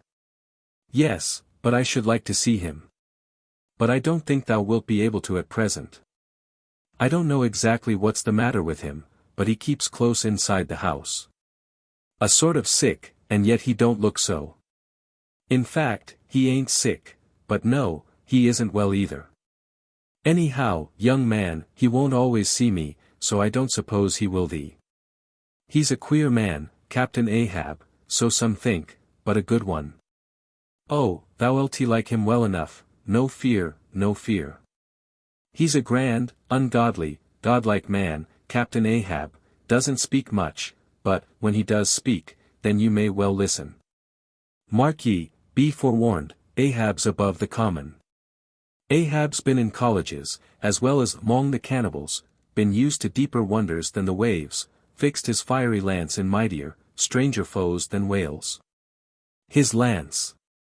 Aye, the keenest and the surest that out of all our isle. Oh. He ain't Captain Bildad, no, and he ain't Captain Peleg, he's Ahab, boy, and Ahab of old, thou knowest, was a crowned king. And a very vile one. When that wicked king was slain, the dogs, did they not lick his blood? Come hither to me, hither, hither, said Peleg, with a significance in his eye that almost startled me. Look ye, lad, never say that on board the Pequod. Never say it anywhere. Captain Ahab did not name himself. 'Twas a foolish, ignorant whim of his crazy, widowed mother, who died when he was only a 12-month-old. And yet the old squatistic, at Gayhead, said that the name would somehow prove prophetic. And, perhaps, other fools like her may tell thee the same. I wish to warn thee. It's a lie. I know Captain Ahab well, I've sailed with him as mate years ago. I know what he is, a good man, not a pious, good man, like Bildad, but a swearing good man, something like me, only there's a good deal more of him. I know that he was never very jolly. And I know that on the passage home, he was a little out of his mind for a spell, but it was the sharp shooting pains in his bleeding stump that brought that about, as any one might see. I know, too, that ever since he lost his leg last voyage by that accursed whale, he's been a kind of moody, desperate moody, and savage sometimes, but that will all pass off. And once for all, let me tell thee and assure thee, young man, it's better to sail with a moody good captain than a laughing bad one. So goodbye to thee, and wrong not Captain Ahab, because he happens to have a wicked name. Besides, my boy, he has a wife, not 3 voyages wedded, a sweet, resigned girl.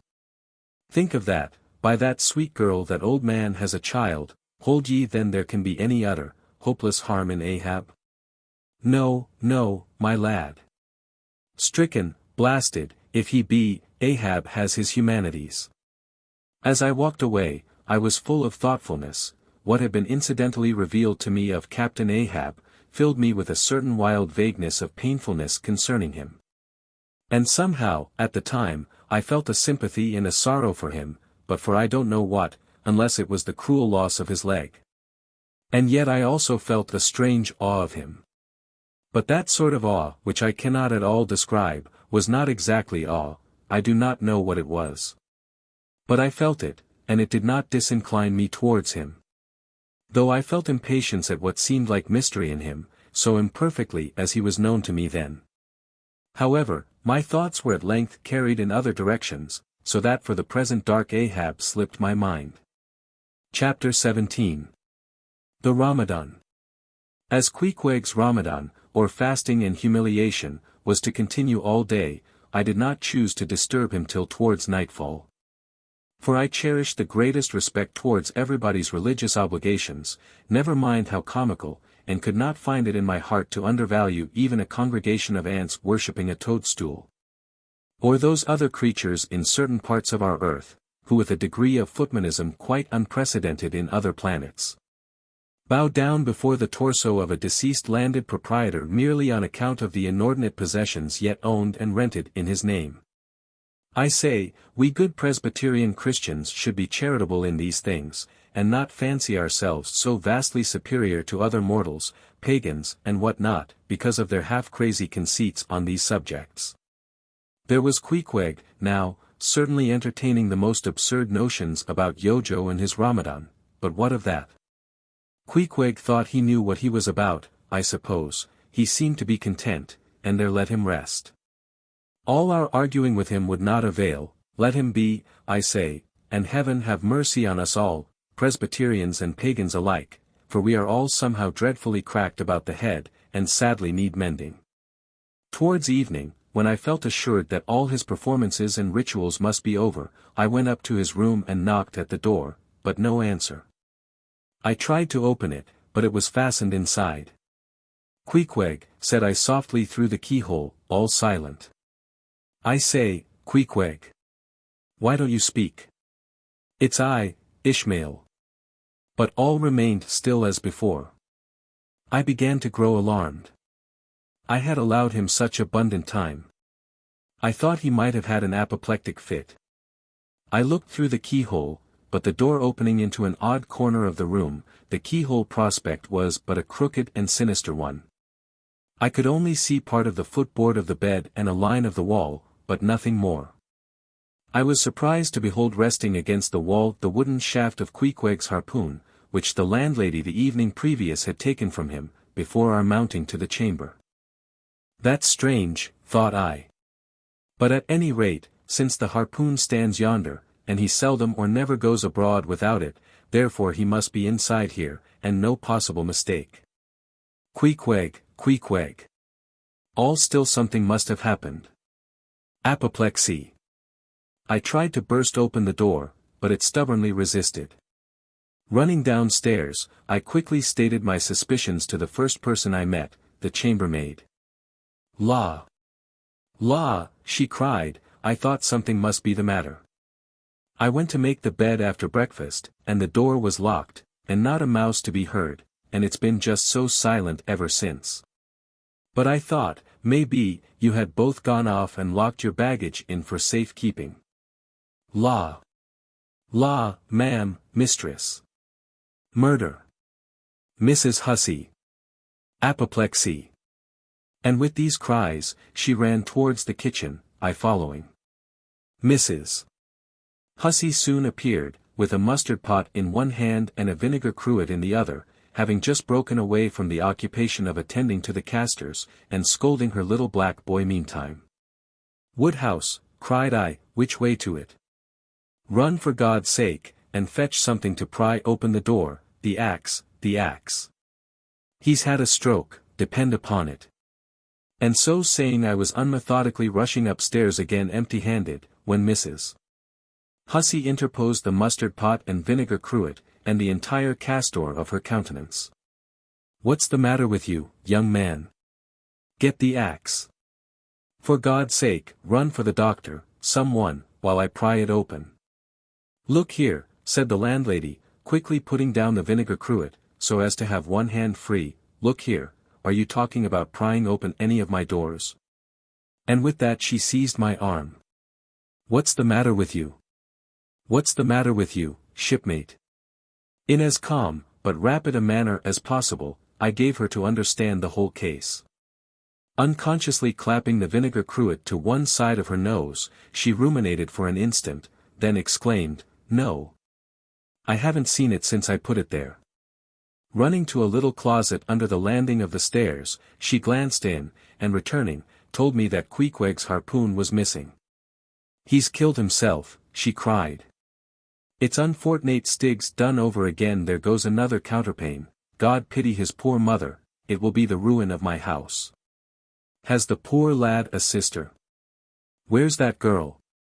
"There, Betty, go to Snarls the painter, and tell him to paint me a sign, with, 'No suicides permitted here, and no smoking in the parlor.' Might as well kill both birds at once." "Kill? The Lord be merciful to his ghost. What's that noise there? You, young man, avast there." And running up after me, she caught me as I was again trying to force open the door. "I don't allow it, I won't have my premises spoiled. Go for the locksmith, there's one about a mile from here." "But avast." Putting her hand in her side pocket, "Here's a key that'll fit, I guess, let's see." And with that, she turned it in the lock, but, alas! Queequeg's supplemental bolt remained unwithdrawn within. "Have to burst it open," said I, and was running down the entry a little, for a good start, when the landlady caught at me, again vowing I should not break down her premises. But I tore from her, and with a sudden bodily rush dashed myself full against the mark. With a prodigious noise the door flew open, and the knob slamming against the wall, sent the plaster to the ceiling, and there, good heavens! There sat Queequeg, altogether cool and self-collected, right in the middle of the room, squatting on his hams, and holding Yojo on top of his head. He looked neither one way nor the other way, but sat like a carved image with scarce a sign of active life.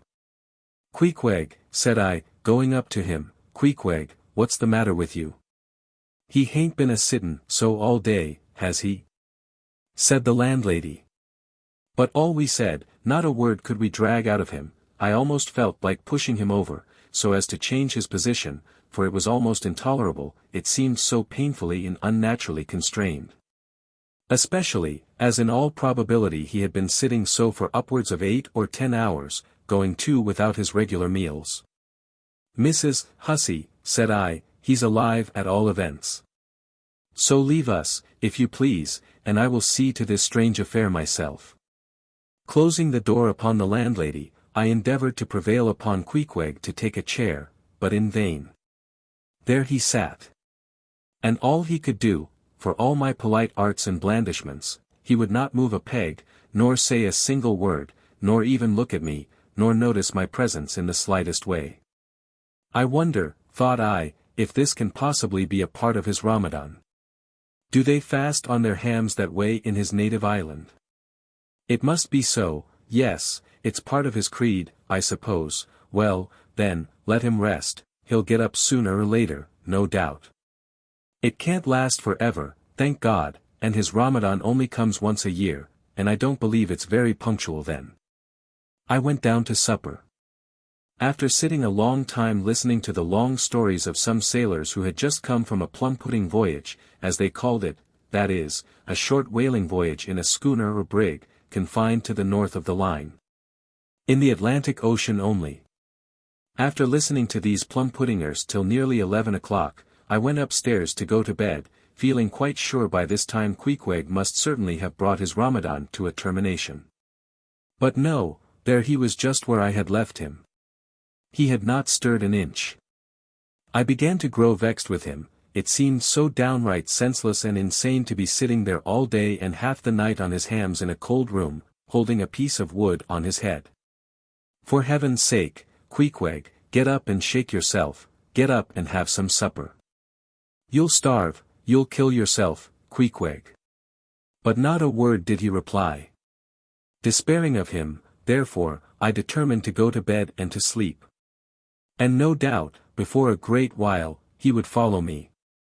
But previous to turning in, I took my heavy bearskin jacket, and threw it over him, as it promised to be a very cold night, and he had nothing but his ordinary round jacket on.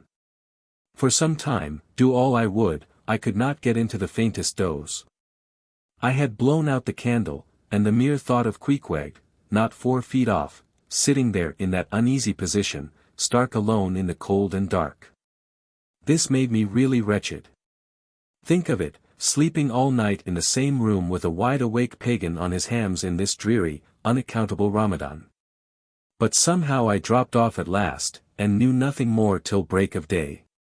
When, looking over the bedside, there squatted Queequeg, as if he had been screwed down to the floor. But as soon as the first glimpse of sun entered the window, up he got, with stiff and grating joints, but with a cheerful look. Limped towards me where I lay, pressed his forehead again against mine, and said his Ramadan was over. Now, as I before hinted, I have no objection to any person's religion, be it what it may, so long as that person does not kill or insult any other person, because that other person don't believe it also. But when a man's religion becomes really frantic, when it is a positive torment to him, and, in fine, makes this earth of ours an uncomfortable inn to lodge in, then I think it high time to take that individual aside and argue the point with him. And just so I now did with Queequeg. "Queequeg," said I, "get into bed now, and lie and listen to me." I then went on, beginning with the rise and progress of the primitive religions, and coming down to the various religions of the present time, during which time I labored to show Queequeg that all these Lents, Ramadans, and prolonged ham-squattings in cold, cheerless rooms were stark nonsense. Bad for the health, useless for the soul, opposed, in short, to the obvious laws of hygiene and common sense. I told him, too, that he being in other things such an extremely sensible and sagacious savage, it pained me, very badly pained me, to see him now so deplorably foolish about this ridiculous Ramadan of his. Besides, argued I, fasting makes the body cave in, hence the spirit caves in, and all thoughts born of a fast must necessarily be half-starved. This is the reason why most dyspeptic religionists cherish such melancholy notions about their hereafters. In one word, Queequeg, said I, rather digressively, hell is an idea first born on an undigested apple dumpling, and since then perpetuated through the hereditary dyspepsias nurtured by Ramadans. I then asked Queequeg whether he himself was ever troubled with dyspepsia, expressing the idea very plainly, so that he could take it in. He said no. Only upon one memorable occasion. It was after a great feast given by his father the king, on the gaining of a great battle wherein 50 of the enemy had been killed by about 2 o'clock in the afternoon, and all cooked and eaten that very evening. No more, Queequeg, said I, shuddering, that will do, for I knew the inferences without his further hinting them. I had seen a sailor who had visited that very island, and he told me that it was the custom, when a great battle had been gained there, to barbecue all the slain in the yard or garden of the victor. And then, one by one, they were placed in great wooden trenchers, and garnished round like a pillow, with breadfruit and coconuts. And with some parsley in their mouths, were sent round with the victor's compliments to all his friends, just as though these presents were so many Christmas turkeys.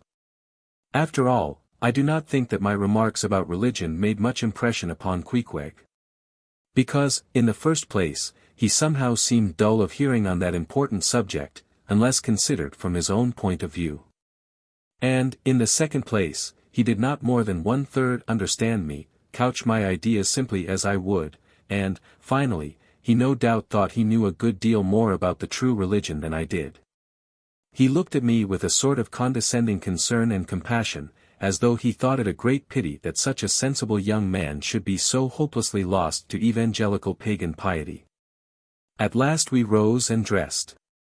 And Queequeg, taking a prodigiously hearty breakfast of chowders of all sorts, so that the landlady should not make much profit by reason of his Ramadan, we sallied out to board the Pequod, sauntering along, and picking our teeth with halibut bones. Chapter 18. His mark.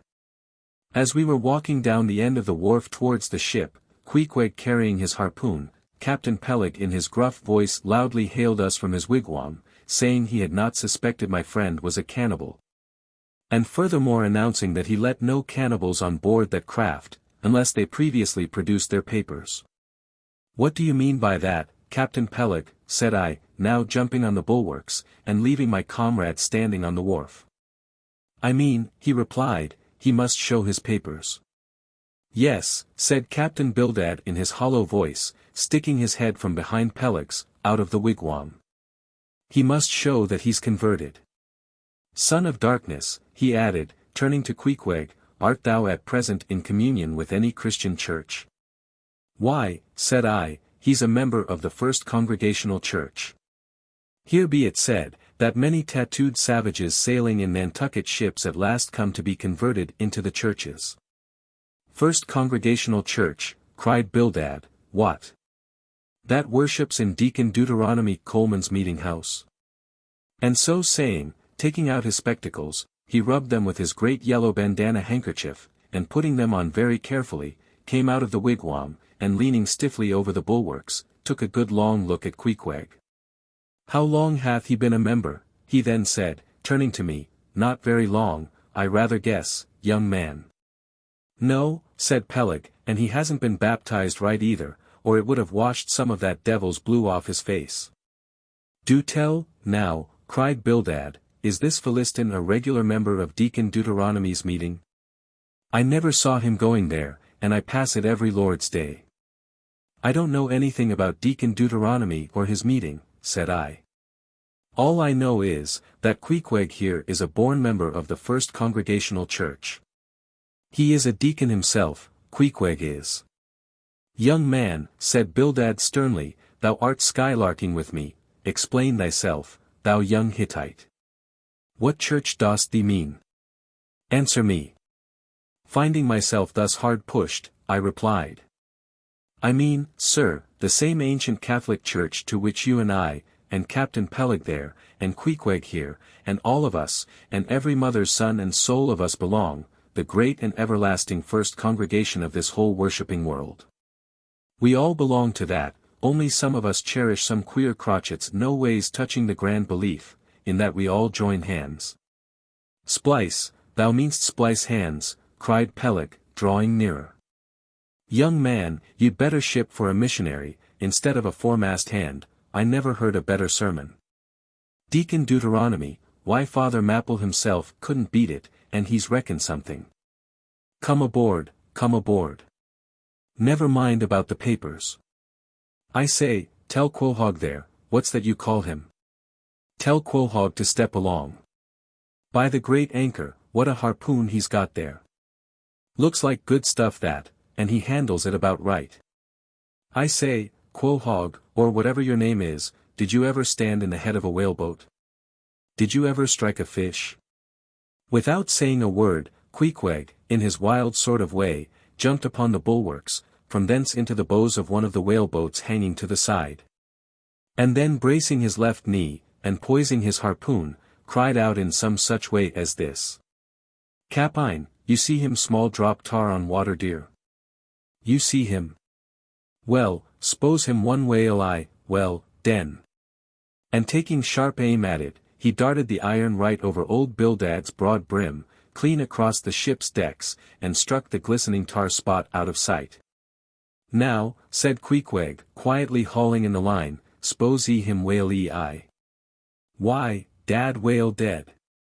Quick, Bildad, said Peleg, his partner, who, aghast at the close vicinity of the flying harpoon, had retreated towards the cabin gangway. Quick, I say, you Bildad, and get the ship's papers. We must have Hedgehog there, I mean Quahog, in one of our boats. Look ye, Quahog, we'll give ye the 90th lay, and that's more than ever was given a harpooneer yet out of Nantucket. So down we went into the cabin, and to my great joy Queequeg was soon enrolled among the same ship's company to which I myself belonged. When all preliminaries were over and Peleg had got everything ready for signing, he turned to me and said, I guess, Quahog there don't know how to write, does he? I say, Quahog, blast ye. Dost thou sign thy name or make thy mark? But at this question, Queequeg, who had twice or thrice before taken part in similar ceremonies, looked no ways abashed. But taking the offered pen, copied upon the paper, in the proper place, an exact counterpart of a queer round figure which was tattooed upon his arm. So that through Captain Peleg's obstinate mistake touching his appellative, it stood something like this. Quahog.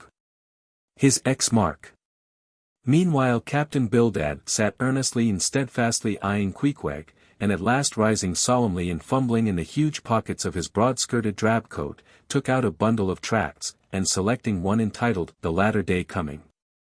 Or No Time to Lose, placed it in Queequeg's hands, and then grasping them and the book with both his, looked earnestly into his eyes, and said, Son of darkness, I must do my duty by thee. I am part owner of this ship, and feel concerned for the souls of all its crew. If thou still clingest to thy pagan ways, which I sadly fear, I beseech thee, remain not for I a Belial bondsman. Spurn the idle bell, and the hideous dragon. Turn from the wrath to come, mind thine eye, I say, oh. Goodness gracious. Steer clear of the fiery pit. Something of the salt sea yet lingered in old Bildad's language, heterogeneously mixed with scriptural and domestic phrases. Avast there, Bildad, avast now spoiling our harpooneer, Peleg. Pious harpooneers never make good voyagers, it takes the shark out of 'em, no harpooneer is worth a straw who ain't pretty sharkish. There was young Nat Swain, once the bravest boat-header out of all Nantucket and the Vineyard, he joined the meeting, and never came to good. He got so frightened about his plaguey soul, that he shrinked and sheered away from whales, for fear of afterclaps, in case he got stove and went to Davy Jones. Peleg! Peleg! Said Bildad, lifting his eyes and hands, thou thyself, as I myself, hast seen many a perilous time, thou knowest, Peleg, what it is to have the fear of death, how, then, canst thou prate in this ungodly guise? Thou beliest thine own heart, Peleg. Tell me, when this same Pequod here had her 3 masts overboard in that typhoon on Japan, that same voyage when thou went mate with Captain Ahab, didst thou not think of death and the judgment then? Hear him now, cried Peleg, marching across the cabin, and thrusting his hands far down into his pockets, hear him, all of ye. Think of that. When every moment we thought the ship would sink. Death and the judgment then? What? With all 3 masts making such an everlasting thundering against the side, and every sea breaking over us, fore and aft. Think of death and the judgment then? No. No time to think about death then. Life was what Captain Ahab and I was thinking of. And how to save all hands, how to rig jurymasts, how to get into the nearest port, that was what I was thinking of. Bildad said no more, but buttoning up his coat, stalked on deck, where we followed him. There he stood, very quietly overlooking some sailmakers who were mending a topsail in the waist. Now and then he stooped to pick up a patch, or save an end of tarred twine, which otherwise might have been wasted. Chapter 19. The Prophet. Shipmates, have ye shipped in that ship? Queequeg and I had just left the Pequod, and were sauntering away from the water, for the moment each occupied with his own thoughts, when the above words were put to us by a stranger, who, pausing before us, levelled his massive forefinger at the vessel in question. He was but shabbily apparelled in faded jacket and patched trousers, a rag of a black handkerchief investing his neck. A confluent smallpox had in all directions flowed over his face, and left it like the complicated ribbed bed of a torrent, when the rushing waters have been dried up. Have ye shipped in her? He repeated. You mean the ship Pequod, I suppose, said I, trying to gain a little more time for an uninterrupted look at him. Aye, the Pequod, that ship there, he said, drawing back his whole arm, and then rapidly shoving it straight out from him, with the fixed bayonet of his pointed finger darted full at the object. Yes, said I, we have just signed the articles. Anything down there about your souls? About what? Oh, perhaps you haven't got any, he said quickly. No matter though, I know many chaps that haven't got any, good luck to 'em, and they are all the better off for it. A soul's a sort of a fifth wheel to a wagon. What are you jabbering about, shipmate, said I. He's got enough, though, to make up for all deficiencies of that sort in other chaps, abruptly said the stranger, placing a nervous emphasis upon the word he. Queequeg, said I, let's go, this fellow has broken loose from somewhere. He's talking about something and somebody we don't know. Stop, cried the stranger, ye said true, ye haven't seen Old Thunder yet, have ye? Who's Old Thunder, said I, again riveted with the insane earnestness of his manner. Captain Ahab. What? The captain of our ship, the Pequod? Aye, among some of us old sailor chaps, he goes by that name. Ye haven't seen him yet, have ye? No, we haven't. He's sick they say, but is getting better, and will be all right again before long.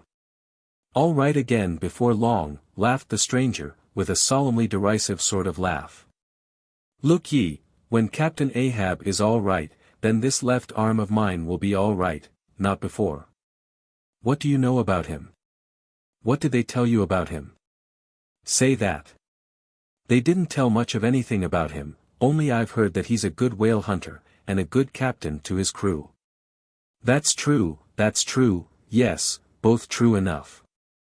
But you must jump when he gives an order. Step and growl and go, that's the word with Captain Ahab. But nothing about that thing that happened to him off Cape Horn, long ago, when he lay like dead for 3 days and nights. Nothing about that deadly scrimmage with the Spaniard afore the altar in Santa, heard nothing about that, eh? Nothing about the silver calabash he spat into. And nothing about his losing his leg last voyage, according to the prophecy. Didn't ye hear a word about the matters and something more, eh? No, I don't think ye did, how could ye? Who knows it? Not all Nantucket, I guess. But hows'ever, mayhap, ye've heard tell about the leg, and how he lost it. Aye, ye have heard of that, I dare say. Oh yes, that every one knows most, I mean they know he's only one leg, and that a Parmacetti took the other off. My friend, said I, what all this gibberish of yours is about, I don't know, and I don't much care, for it seems to me that you must be a little damaged in the head. But if you are speaking of Captain Ahab, of that ship there, the Pequod, then let me tell you, that I know all about the loss of his leg. All about it, sure you do, all. Pretty sure. With finger pointed and eye leveled at the Pequod, the beggar-like stranger stood a moment, as if in a troubled reverie, then starting a little, turned and said, Ye've shipped, have ye? Names down on the papers. Well, what's signed, is signed, and what's to be, will be, and then again, perhaps it won't be, after all. Anyhow, it's all fixed and arranged already, and some sailors or other must go with him, I suppose. As well these as any other men, God pity 'em. Morning to ye, shipmates, morning, the ineffable heavens bless ye, I'm sorry I stopped ye. Look here, friend, said I, if you have anything important to tell us, out with it. But if you are only trying to bamboozle us, you are mistaken in your game, that's all I have to say. And it's said very well, and I like to hear a chap talk up that way, you are just the man for him, the likes of ye. Morning to ye, shipmates, morning. Oh. When ye get there, tell 'em I've concluded not to make one of 'em. Ah, my dear fellow, you can't fool us that way, you can't fool us. It is the easiest thing in the world for a man to look as if he had a great secret in him. Morning to ye, shipmates, morning. Morning it is, said I, come along, Queequeg, let's leave this crazy man. But stop, tell me your name, will you? Elijah. Elijah.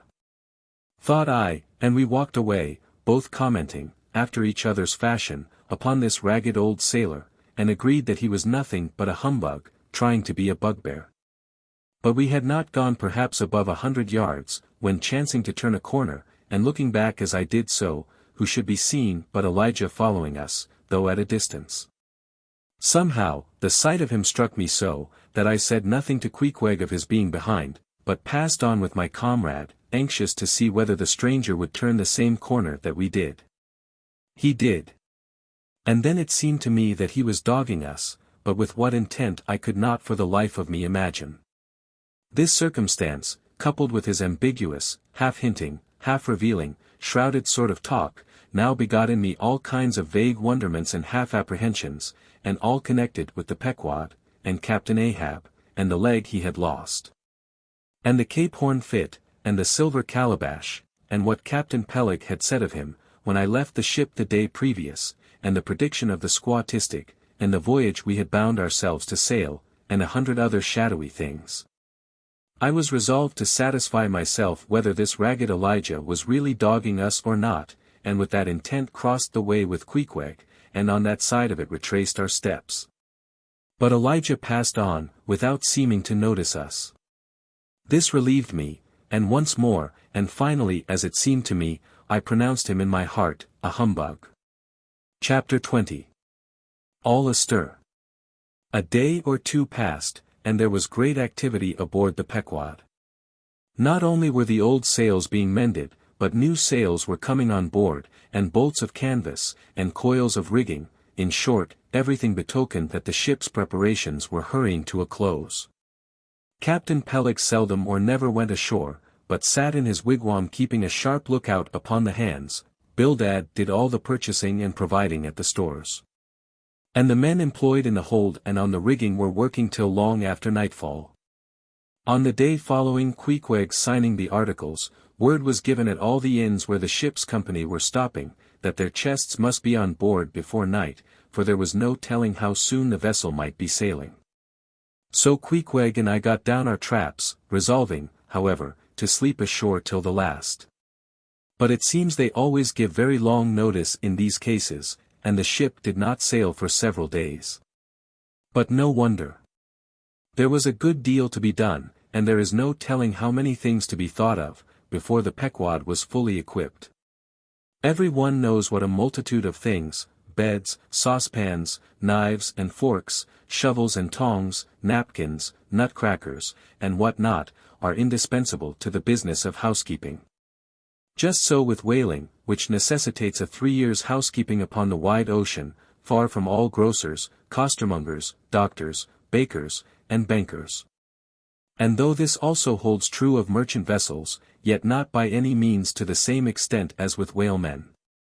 For besides the great length of the whaling voyage, the numerous articles peculiar to the prosecution of the fishery, and the impossibility of replacing them at the remote harbors usually frequented, it must be remembered, that of all ships, whaling vessels are the most exposed to accidents of all kinds, and especially to the destruction and loss of the very things upon which the success of the voyage most depends. Hence, the spare boats, spare spars, and spare lines and harpoons, and spare everythings, almost, but a spare captain in duplicate ship. At the period of our arrival at the island, the heaviest storage of the Pequod had been almost completed. Comprising her beef, bread, water, fuel, and iron hoops and staves. But, as before hinted, for some time there was a continual fetching and carrying on board of divers odds and ends of things, both large and small. Chief among those who did this fetching and carrying was Captain Bildad's sister, a lean old lady of a most determined and indefatigable spirit, but withal very kind-hearted, who seemed resolved that, if she could help it, nothing should be found wanting in the Pequod, after once fairly getting to sea. At one time she would come on board with a jar of pickles for the steward's pantry, another time with a bunch of quills for the chief mate's desk, where he kept his log, a third time with a roll of flannel for the small of someone's rheumatic back. Never did any woman better deserve her name, which was Charity, Aunt Charity, as everybody called her. And like a sister of charity did this charitable Aunt Charity bustle about hither and thither, ready to turn her hand and heart to anything that promised to yield safety, comfort, and consolation to all on board a ship in which her beloved brother Bildad was concerned, and in which she herself owned a score or two of well-saved dollars. But it was startling to see this excellent-hearted Quakeress coming on board, as she did the last day, with a long oil ladle in one hand, and a still longer whaling lance in the other. Nor was Bildad himself nor Captain Peleg at all backward.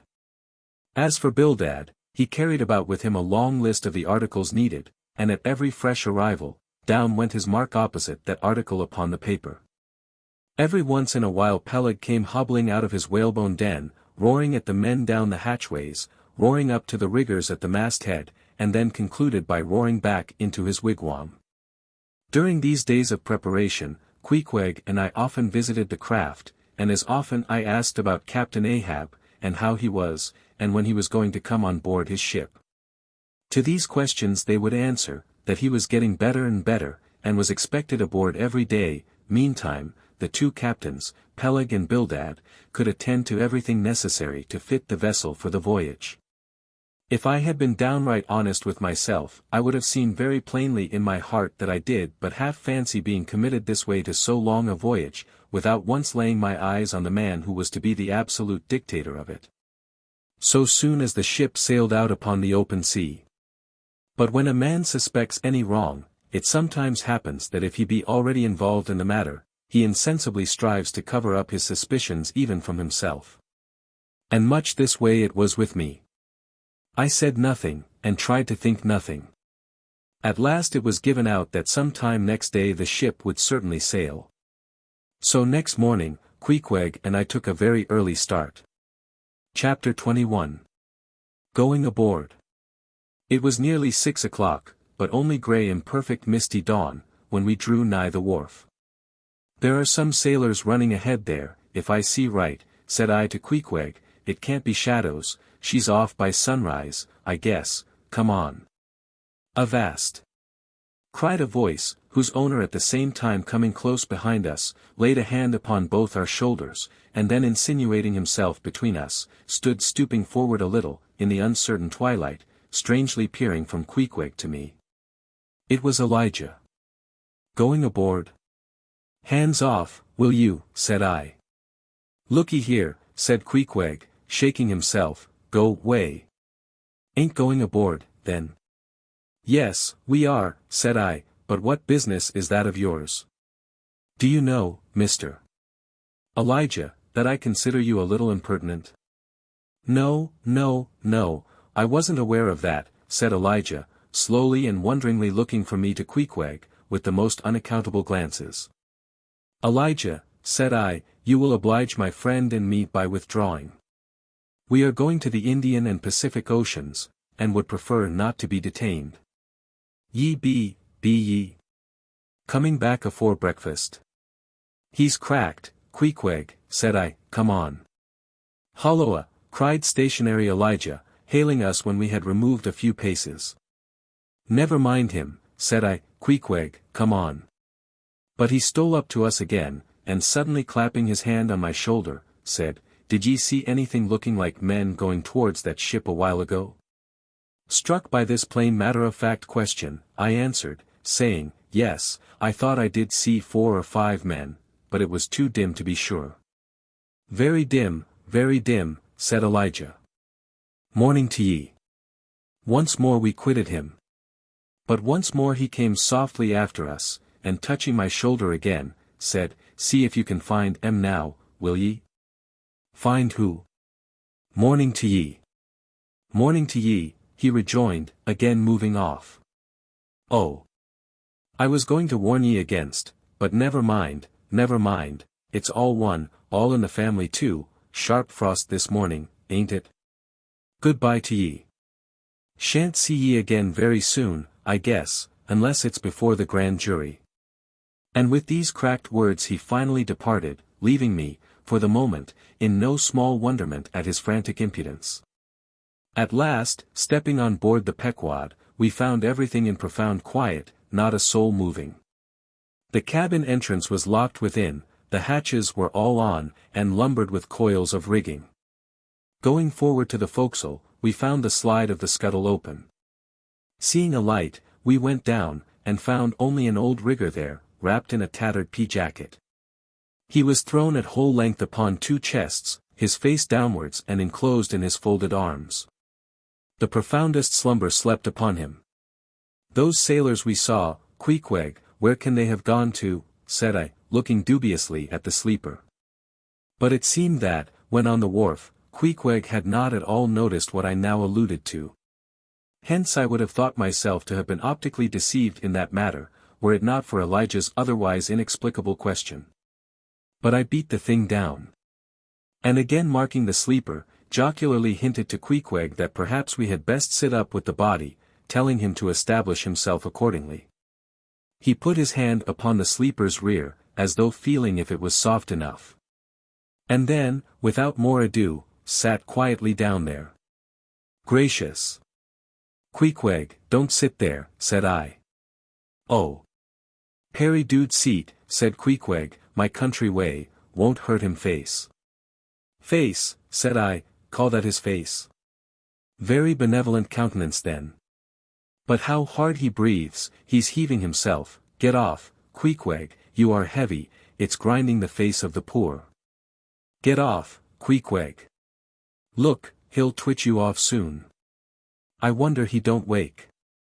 Queequeg removed himself to just beyond the head of the sleeper, and lighted his tomahawk pipe. I sat at the feet. We kept the pipe passing over the sleeper, from one to the other.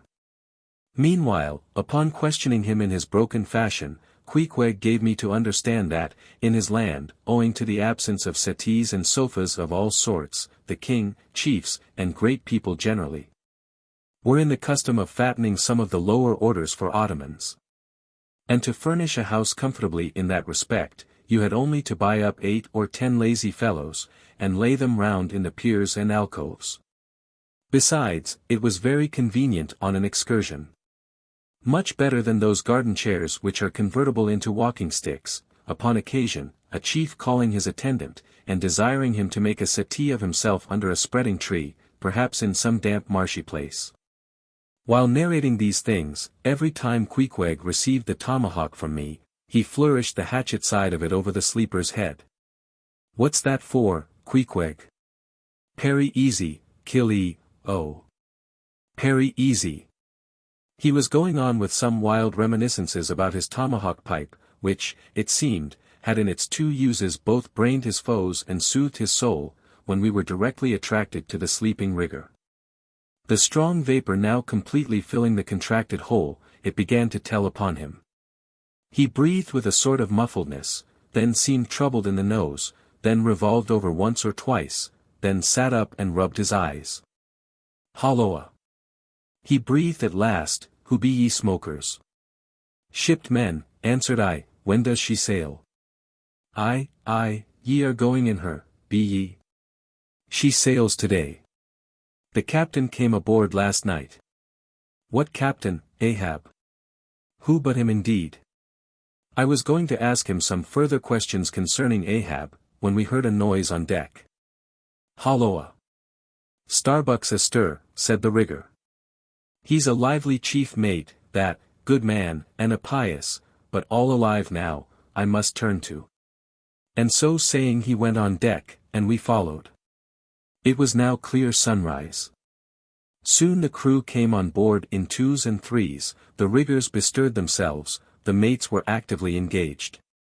And several of the shore people were busy in bringing various last things on board. Meanwhile Captain Ahab remained invisibly enshrined within his cabin.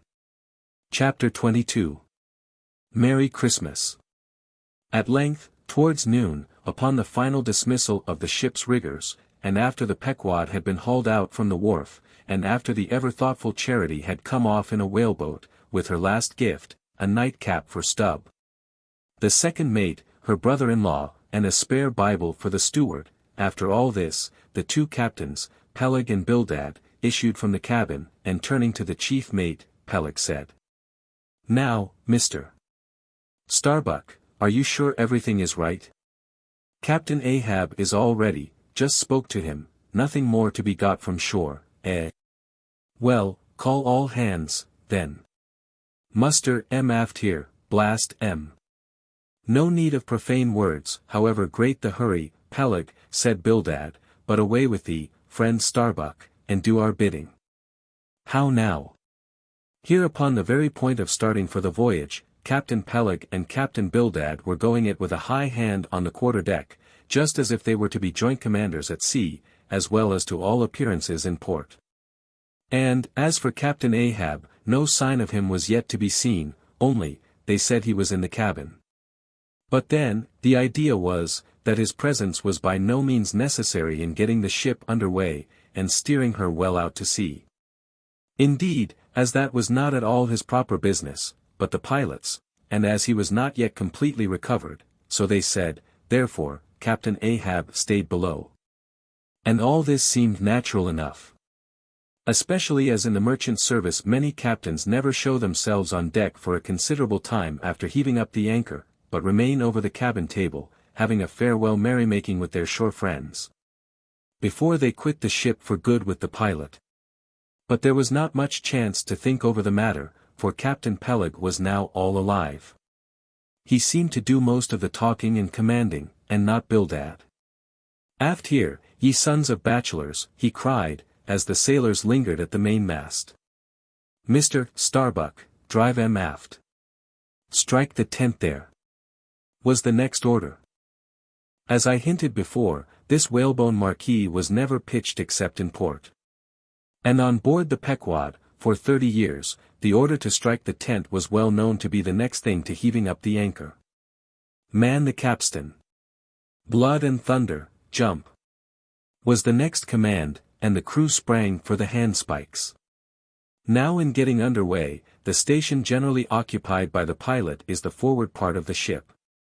And here Bildad, who, with Peleg, be it known, in addition to his other officers, was one of the licensed pilots of the port, he being suspected to have got himself made a pilot in order to save the Nantucket pilot fee to all the ships he was concerned in, for he never piloted any other craft, Bildad, I say, might now be seen actively engaged in looking over the bows for the approaching anchor, and at intervals singing what seemed a dismal stave of psalmody, to cheer the hands at the windlass.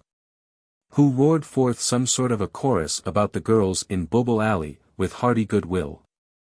Nevertheless, not 3 days previous, Bildad had told them that no profane songs would be allowed on board the Pequod, particularly in getting under way, and Charity, his sister, had placed a small choice copy of Watts in each seaman's berth. Meantime, overseeing the other part of the ship, Captain Peleg ripped and swore astern in the most frightful manner. I almost thought he would sink the ship before the anchor could be got up. Involuntarily I paused on my handspike, and told Queequeg to do the same, thinking of the perils we both ran, in starting on the voyage with such a devil for a pilot. I was comforting myself, however, with the thought that in pious Bildad might be found some salvation, spite of his 777th lay. When I felt a sudden sharp poke in my rear, and turning round, was horrified at the apparition of Captain Peleg in the act of withdrawing his leg from my immediate vicinity. That was my first kick. "Is that the way they heave in the marchant service?" he roared. "Spring, thou sheep-head, spring, and break thy backbone. Why don't ye spring, I say, all of ye, spring. Quo-hog. Spring, thou chap with the red whiskers, spring there, Scotch cap. Spring, thou green pants. Spring, I say, all of ye, and spring your eyes out." And so saying, he moved along the windlass, here and there using his leg very freely, while imperturbable Bildad kept leading off with his psalmody. Thinks I, Captain Peleg must have been drinking something today. At last the anchor was up, the sails were set, and off we glided. It was a short, cold Christmas. And as the short northern day merged into night, we found ourselves almost broad upon the wintry ocean, whose freezing spray cased us in ice, as in polished armor. The long rows of teeth on the bulwarks glistened in the moonlight. And like the white ivory tusks of some huge elephant, vast curving icicles depended from the bows. Lank Bildad, as pilot, headed the first watch, and ever and anon, as the old craft deep dived into the green seas, and sent the shivering frost all over her, and the winds howled, and the cordage rang, his steady notes were heard. Sweet fields beyond the swelling flood, stand dressed in living green. So to the Jews old Canaan stood, while Jordan rolled between. Never did those sweet words sound more sweetly to me than then. They were full of hope and fruition. Spite of this frigid winter night in the boisterous Atlantic, spite of my wet feet and wetter jacket, there was yet, it then seemed to me, many a pleasant haven in store. And meads and glades so eternally vernal, that the grass shot up by the spring, untrodden, unwilted, remains at midsummer. At last we gained such an offing, that the 2 pilots were needed no longer. The stout sailboat that had accompanied us began ranging alongside. It was curious and not unpleasing, how Peleg and Bildad were affected at this juncture, especially Captain Bildad. For loath to depart, yet very loath to leave, for good, a ship bound on so long and perilous a voyage, beyond both stormy capes, a ship in which some thousands of his hard-earned dollars were invested, a ship, in which an old shipmate sailed as captain. A man almost as old as he, once more starting to encounter all the terrors of the pitiless jaw, loath to say good-bye to a thing so every way brimful of every interest to him, poor old Bildad lingered long, paced the deck with anxious strides. Ran down into the cabin to speak another farewell word there, again came on deck, and looked to windward, looked towards the wide and endless waters, only bounded by the far-off unseen eastern continents, looked towards the land, looked aloft. Looked right and left, looked everywhere and nowhere. And at last, mechanically coiling a rope upon its pin, convulsively grasped stout Peleg by the hand, and holding up a lantern, for a moment stood gazing heroically in his face, as much as to say, "Nevertheless, friend Peleg, I can stand it. Yes, I can." As for Peleg himself, he took it more like a philosopher, but for all his philosophy, there was a tear twinkling in his eye, when the lantern came too near. And he, too, did not a little run from cabin to deck, now a word below, and now a word with Starbuck, the chief mate. But, at last, he turned to his comrade, with a final sort of look about him, Captain Bildad, come, old shipmate, we must go. Back the main yard there. Boat ahoy. Stand by to come close alongside, now. Careful, careful, come, Bildad, boy, say your last. Luck to ye, Starbuck, luck to ye, Mr. Stubb, luck to ye, Mr. Flask, goodbye and good luck to ye all, and this day 3 years I'll have a hot supper smoking for ye in old Nantucket. Hurrah and away. God bless ye, and have ye in his holy keeping, man, murmured old Bildad, almost incoherently. I hope ye'll have fine weather now, so that Captain Ahab may soon be moving among ye. A pleasant sun is all he needs, and ye'll have plenty of them in the tropic voyage ye go. Be careful in the hunt, ye mates. Don't stave the boats needlessly, ye harpooneers, good white cedar plank is raised full 3% within the year. Don't forget your prayers, either. Mr. Starbuck, mind that cooper don't waste the spare staves. Oh. The sail needles are in the green locker. Don't wail it too much of Lord's days, men, but don't miss a fair chance either, that's rejecting heaven's good gifts. Have an eye to the molasses tierce, Mr. Stubb, it was a little leaky, I thought. If ye touch at the islands, Mr. Flask, beware of fornication. Goodbye, goodbye. Don't keep that cheese too long down in the hold, Mr. Starbuck, it'll spoil. Be careful with the butter, 20 cents the pound it was, and mind ye, if. Come, come, Captain Bildad, stop palavering, away, and with that, Peleg hurried him over the side, and both dropped into the boat. Ship and boat diverged. The cold, damp night breeze blew between, a screaming gull flew overhead, the two hulls wildly rolled, we gave 3 heavy-hearted cheers, and blindly plunged like fate into the lone Atlantic. Chapter 23. The Lee Shore. Some chapters back, one Bulkington was spoken of, a tall, Newland mariner, encountered in New Bedford at the inn. When on that shivering winter's night, the Pequod thrust her vindictive bows into the cold malicious waves, who should I see standing at her helm but Bulkington? I looked with sympathetic awe and fearfulness upon the man, who in midwinter just landed from a 4 years' dangerous voyage, could so unrestingly push off again for still another tempestuous term. The land seemed scorching to his feet. Wonderfulest things are ever the unmentionable, deep memories yield no epitaphs, this 6-inch chapter is the stoneless grave of Bulkington. Let me only say that it fared with him as with the storm-tossed ship, that miserably drives along the leeward land. The port would fain give succor, the port is pitiful. In the port is safety, comfort, hearthstone, supper, warm blankets, friends, all that's kind to our mortalities. But in that gale, the port, the land, is that ship's direst jeopardy, she must fly all hospitality. One touch of land, though it but graze the keel, would make her shudder through and through. With all her might she crowds all sail offshore, in so doing, fights gainst the very winds that fain would blow her homeward. Seeks all the lashed sea's landlessness again, for refuge's sake forlornly rushing into peril, her only friend her bitterest foe. Know ye now, Bulkington? Glimpses do ye seem to see of that mortally intolerable truth? That all deep, earnest thinking is but the intrepid effort of the soul to keep the open independence of her sea, while the wildest winds of heaven and earth conspire to cast her on the treacherous, slavish shore. But as in landlessness alone resides highest truth, shoreless, indefinite as God, so, better is it to perish in that howling infinite, than be ingloriously dashed upon the lee, even if that were safety. For worm-like, then, oh! Who would craven crawl to land? Terrors of the terrible! Is all this agony so vain? Take heart, O Bulkington! Bear thee grimly, demigod! Up from the spray of thy ocean perishing, straight up, leaps thy apotheosis. Chapter 24. The Advocate. As Queequeg and I are now fairly embarked in this business of whaling, and as this business of whaling has somehow come to be regarded among landsmen as a rather unpoetical and disreputable pursuit.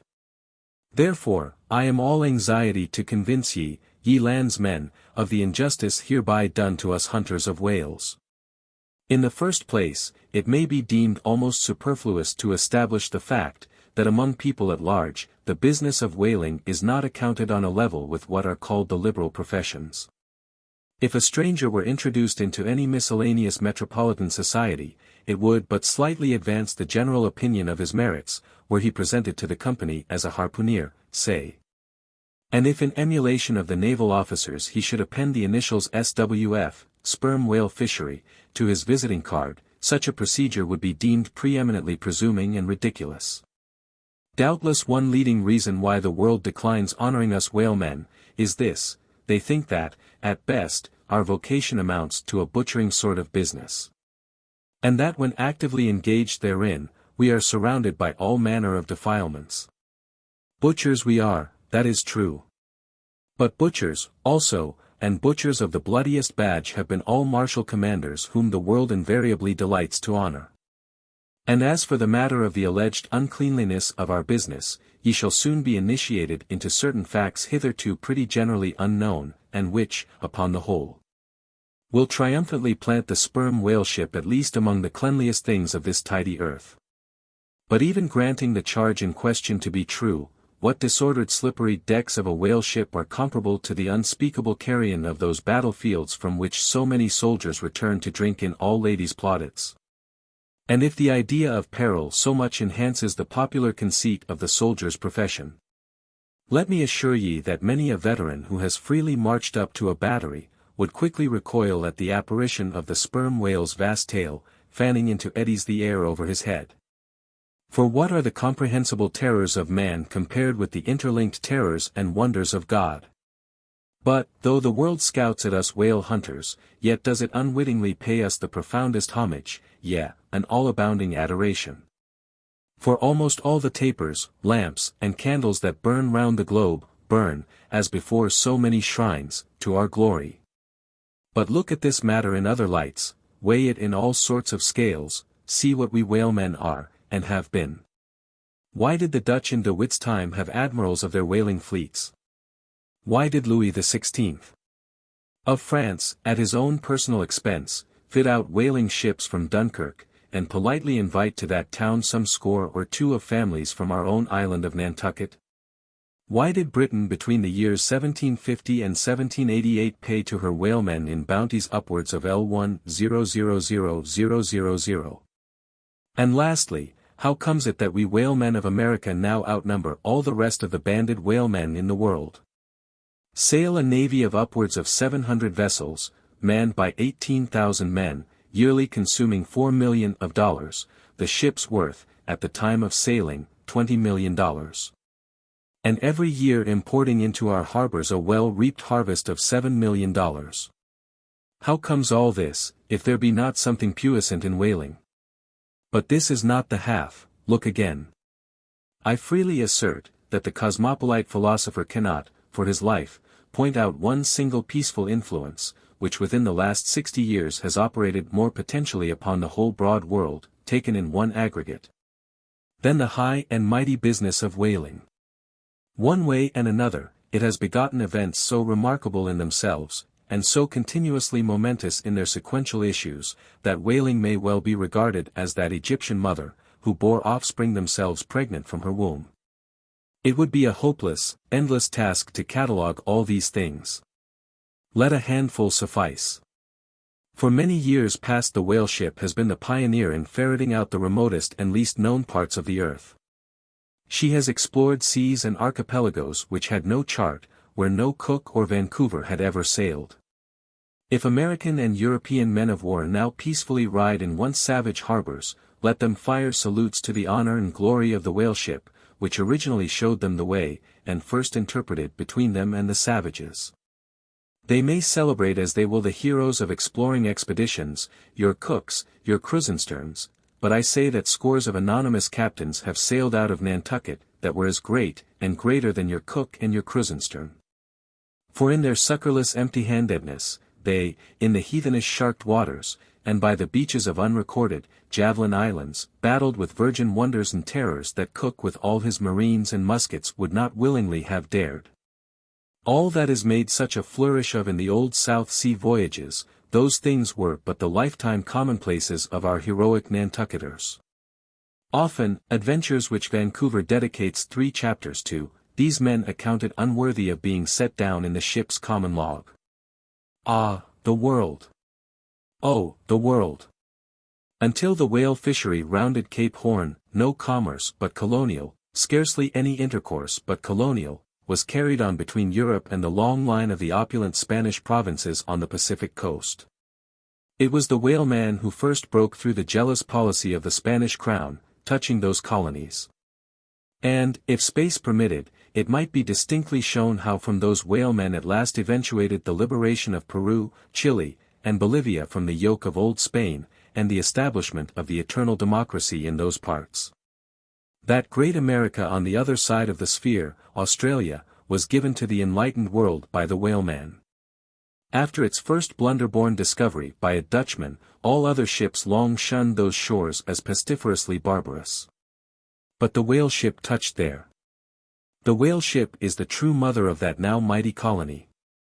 Moreover, in the infancy of the first Australian settlement, the emigrants were several times saved from starvation by the benevolent biscuit of the whale ship luckily dropping an anchor in their waters. The uncounted isles of all Polynesia confess the same truth, and do commercial homage to the whale ship, that cleared the way for the missionary and the merchant, and in many cases carried the primitive missionaries to their first destinations. If that double-bolted land, Japan, is ever to become hospitable, it is the whale ship alone to whom the credit will be due, for already she is on the threshold. But if, in the face of all this, you still declare that whaling has no aesthetically noble associations connected with it, then am I ready to shiver 50 lances with you there, and unhorse you with a split helmet every time. The whale has no famous author, and whaling no famous chronicler, you will say. The whale no famous author, and whaling no famous chronicler. Who wrote the first account of our Leviathan? Who but mighty Job? And who composed the first narrative of a whaling voyage? Who, but no less a prince than Alfred the Great, who, with his own royal pen, took down the words from Other, the Norwegian whale hunter of those times? And who pronounced our glowing eulogy in Parliament? Who, but Edmund Burke? True enough, but then whalemen themselves are poor devils, they have no good blood in their veins. No good blood in their veins. They have something better than royal blood there. The grandmother of Benjamin Franklin was Mary Morrill.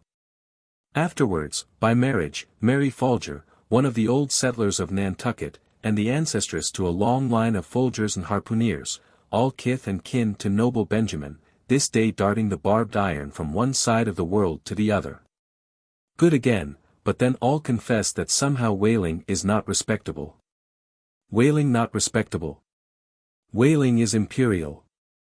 By Old English statutory law, the whale is declared a royal fish. Asterisk. Oh, that's only nominal. The whale himself has never figured in any grand imposing way. The whale never figured in any grand imposing way.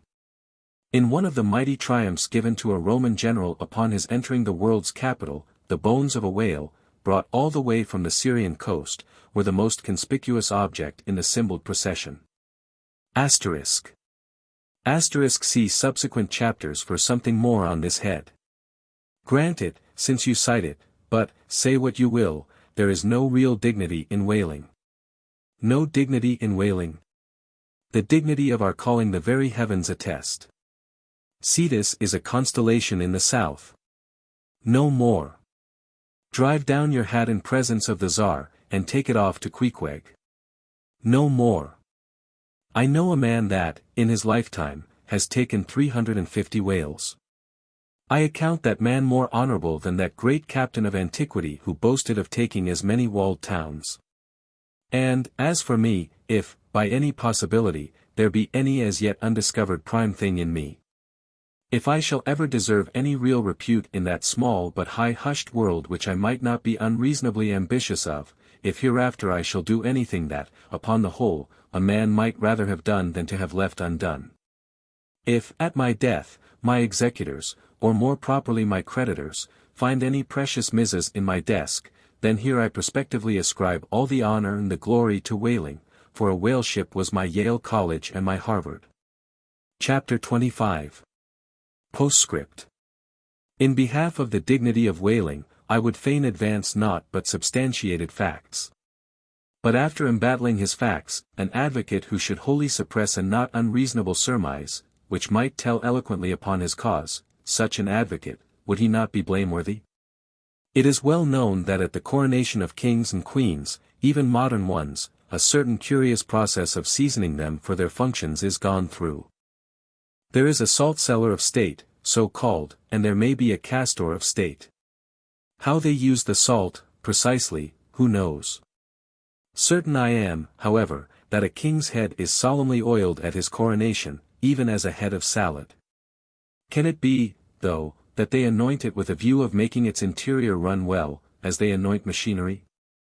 Much might be ruminated here, concerning the essential dignity of this regal process, because in common life we esteem but meanly and contemptibly a fellow who anoints his hair, and palpably smells of that anointing.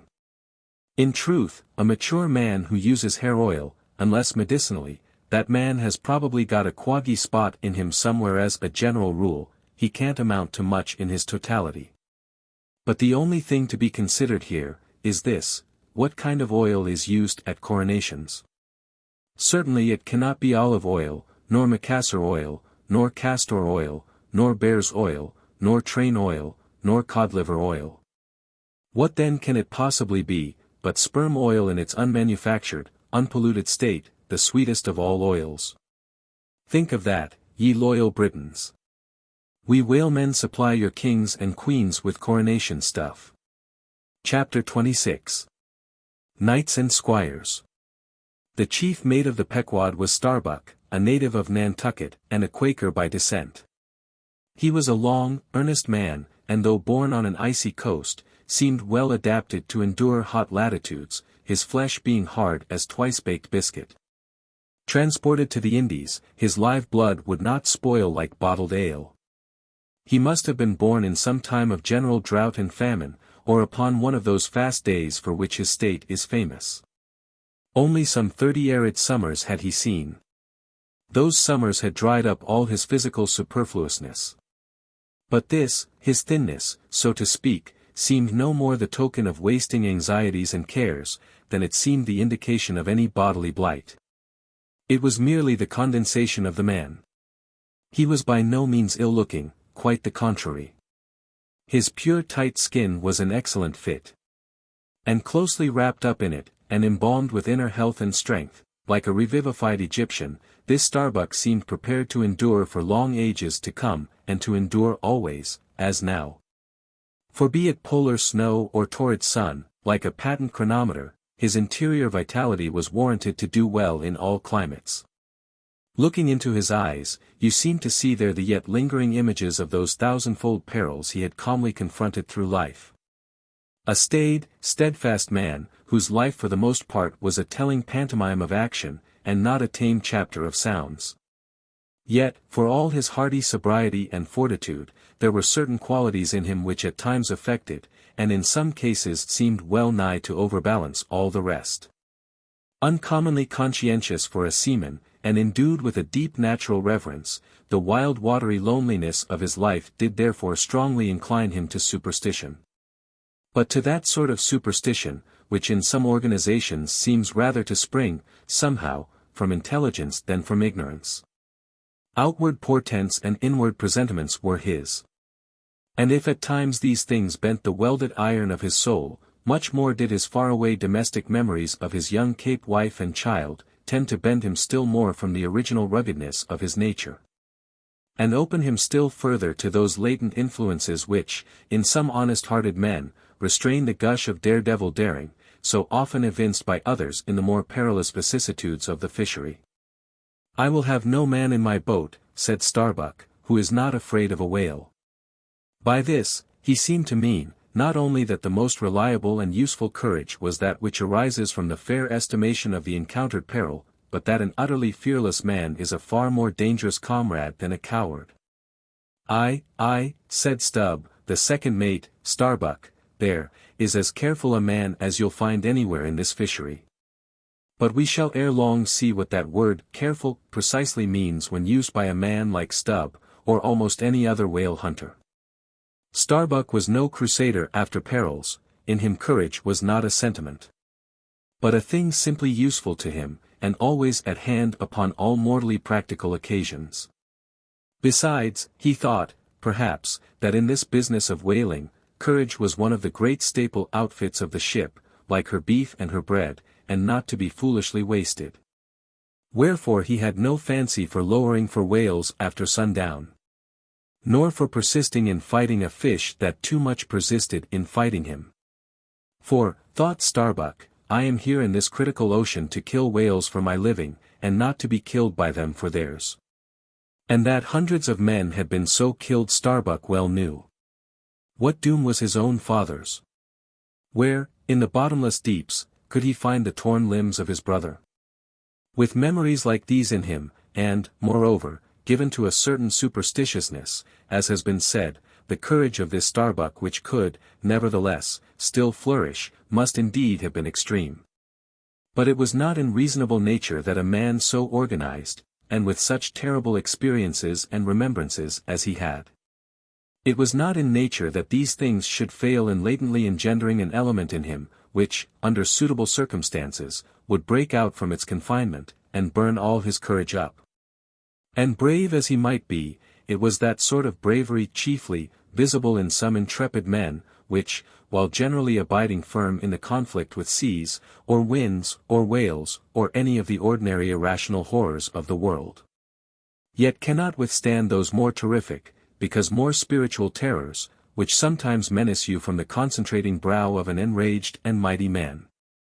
But were the coming narrative to reveal in any instance, the complete abasement of poor Starbuck's fortitude, scarce might I have the heart to write it, for it is a thing most sorrowful, nay shocking, to expose the fall of valor in the soul. Men may seem detestable as joint stock companies and nations, knaves, fools, and murderers there may be, men may have mean and meager faces. But man, in the ideal, is so noble and so sparkling, such a grand and glowing creature, that over any ignominious blemish in him all his fellows should run to throw their costliest robes.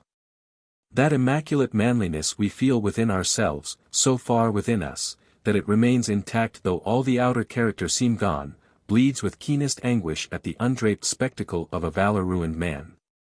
Nor can piety itself, at such a shameful sight, completely stifle her upbraidings against the permitting stars. But this august dignity I treat of, is not the dignity of kings and robes, but that abounding dignity which has no robed investiture. Thou shalt see it shining in the arm that wields a pick or drives a spike, that democratic dignity which, on all hands, radiates without end from God, Himself. The great God absolute. The center and circumference of all democracy. His omnipresence, our divine equality. If, then, to meanest mariners, and renegades and castaways, I shall hereafter ascribe high qualities, though dark, weave round them tragic graces. If even the most mournful, perchance the most abased, among them all, shall at times lift himself to the exalted mounts, if I shall touch that workman's arm with some ethereal light, if I shall spread a rainbow over his disastrous set of sun, then against all mortal critics bear me out in it, thou just spirit of equality, which hast spread one royal mantle of humanity over all my kind. Bear me out in it, thou great democratic God, who didst not refuse to the swart convict, Bunyan, the pale, poetic pearl, thou who didst clothe with doubly hammered leaves of finest gold, the stumped and paupered arm of old Cervantes, thou who didst pick up Andrew Jackson from the pebbles, who didst hurl him upon a war-horse, who didst thunder him higher than a throne.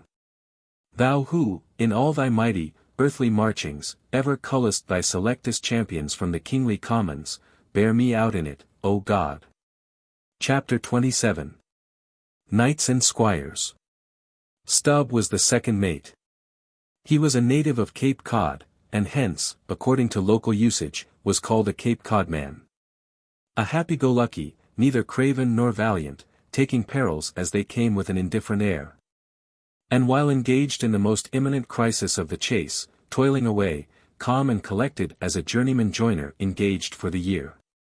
Good-humored, easy, and careless, he presided over his whaleboat as if the most deadly encounter were but a dinner, and his crew all invited guests. He was as particular about the comfortable arrangement of his part of the boat, as an old stage driver is about the snugness of his box. When close to the whale, in the very deathlock of the fight, he handled his unpitying lance coolly and off-handedly, as a whistling tinker his hammer. He would hum over his old rig-a-dig tunes while flank and flank with the most exasperated monster. Long usage had, for this Stubb, converted the jaws of death into an easy chair. What he thought of death itself, there is no telling. Whether he ever thought of it at all, might be a question. But, if he ever did chance to cast his mind that way after a comfortable dinner, no doubt, like a good sailor, he took it to be a sort of call of the watch to tumble aloft, and bestir themselves there. About something which he would find out when he obeyed the order, and not sooner. What, perhaps, with other things, made Stubb such an easy-going, unfearing man, so cheerily trudging off with the burden of life in a world full of grave pedlars, all bowed to the ground with their packs? What helped to bring about that almost impious good humor of his? That thing must have been his pipe. For, like his nose, his short, black little pipe was one of the regular features of his face. You would almost as soon have expected him to turn out of his bunk without his nose as without his pipe.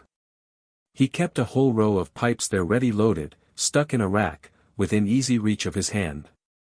And, whenever he turned in, he smoked them all out in succession, lighting one from the other to the end of the chapter, then loading them again to be in readiness anew. For, when Stubb dressed, instead of first putting his legs into his trousers, he put his pipe into his mouth.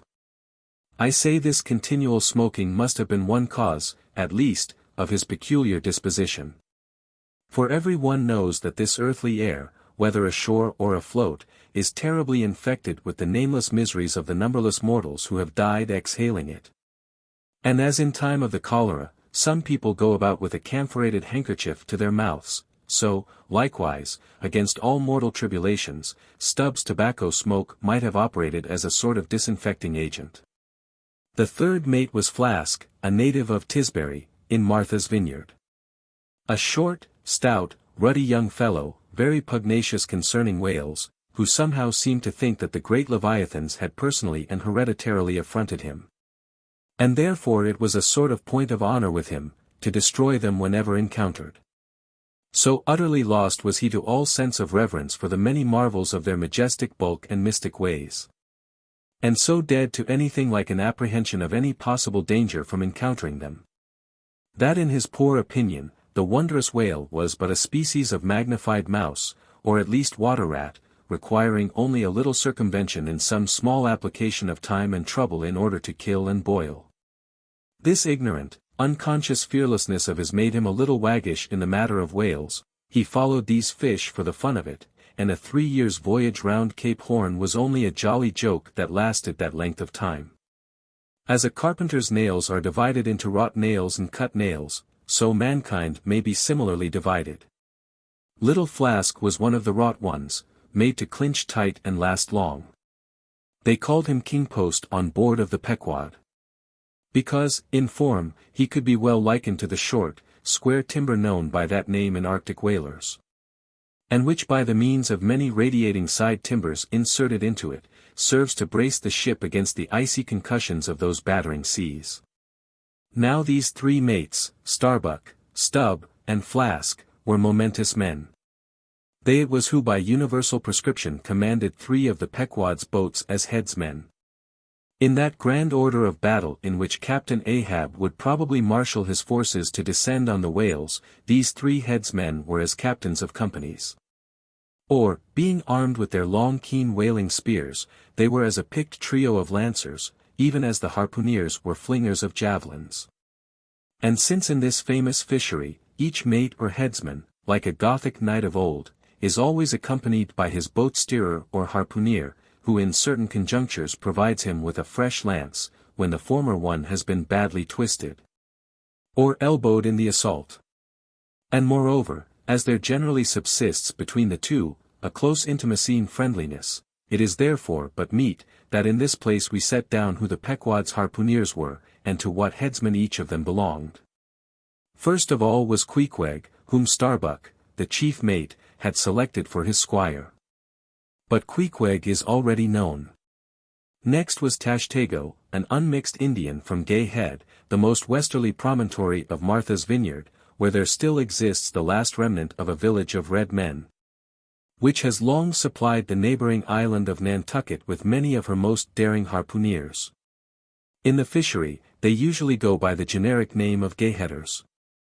Tashtego's long, lean, sable hair, his high cheek-bones, and black rounding eyes, for an Indian, oriental in their largeness, but Antarctic in their glittering expression, all this sufficiently proclaimed him an inheritor of the unvitiated blood of those proud warrior hunters, who, in quest of the great New England moose, had scoured, bow in hand, the aboriginal forests of the Maine. But no longer snuffing in the trail of the wild beasts of the woodland, Tashtego now hunted in the wake of the great whales of the sea, the unerring harpoon of the sun fitly replacing the infallible arrow of the sires.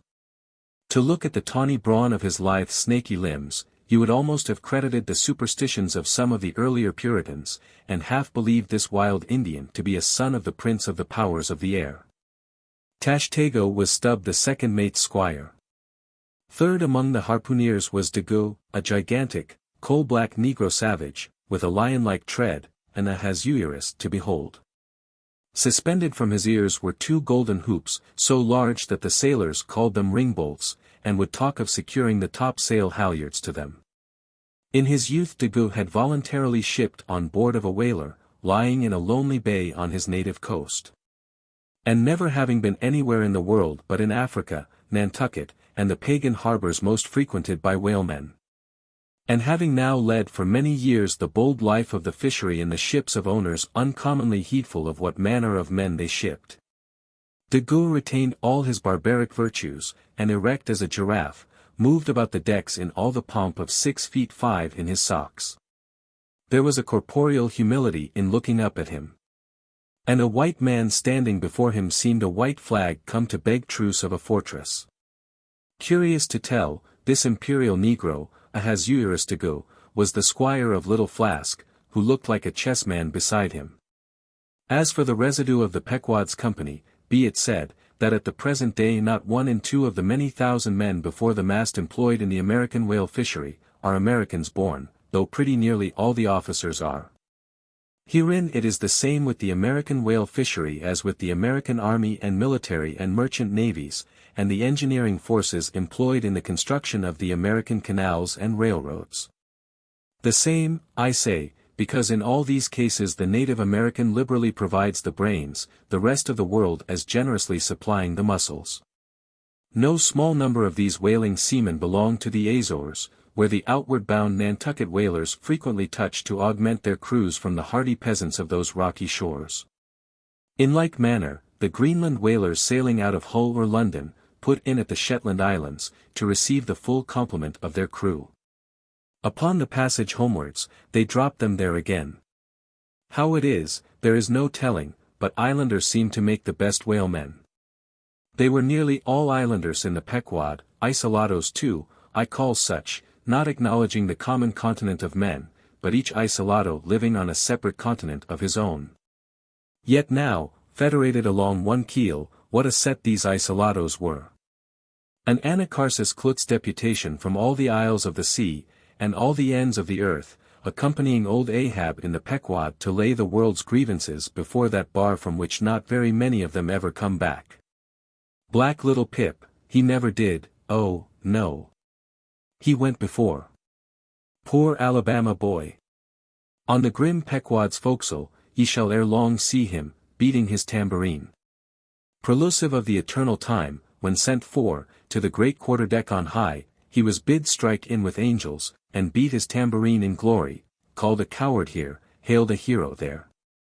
Chapter 28. Ahab. For several days after leaving Nantucket, nothing above hatches was seen of Captain Ahab. The mates regularly relieved each other at the watches, and for aught that could be seen to the contrary, they seemed to be the only commanders of the ship. Only they sometimes issued from the cabin with orders so sudden and peremptory, that after all it was plain they but commanded vicariously. Yes, their supreme lord and dictator was there, though hitherto unseen by any eyes not permitted to penetrate into the now sacred retreat of the cabin.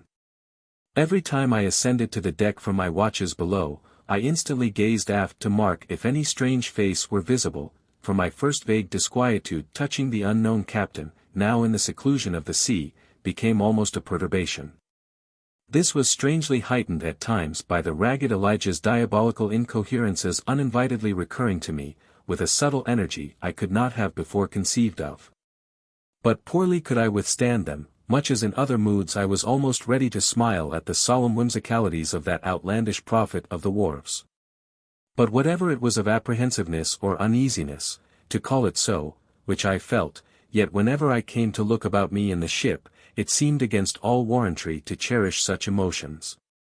For though the harpooneers, with the great body of the crew, were a far more barbaric, heathenish, and motley set than any of the tame merchant ship companies which my previous experiences had made me acquainted with, still I ascribed this, and rightly ascribed it, to the fierce uniqueness of the very nature of that wild Scandinavian vocation in which I had so abandonedly embarked.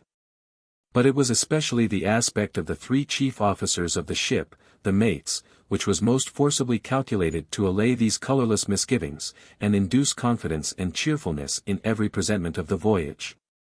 Three better, more likely sea officers and men, each in his own different way, could not readily be found, and they were every one of them Americans, a Nantucketer, a Vineyarder, a Cape man. Now, it being Christmas when the ship shot from out her harbor, for a space we had biting polar weather, though all the time running away from it to the southward. And by every degree minute of latitude which we sailed, gradually leaving that merciless winter, and all its intolerable weather behind us. It was one of those less lowering, but still grey and gloomy enough mornings of the transition, when with a fair wind the ship was rushing through the water with a vindictive sort of leaping and melancholy rapidity.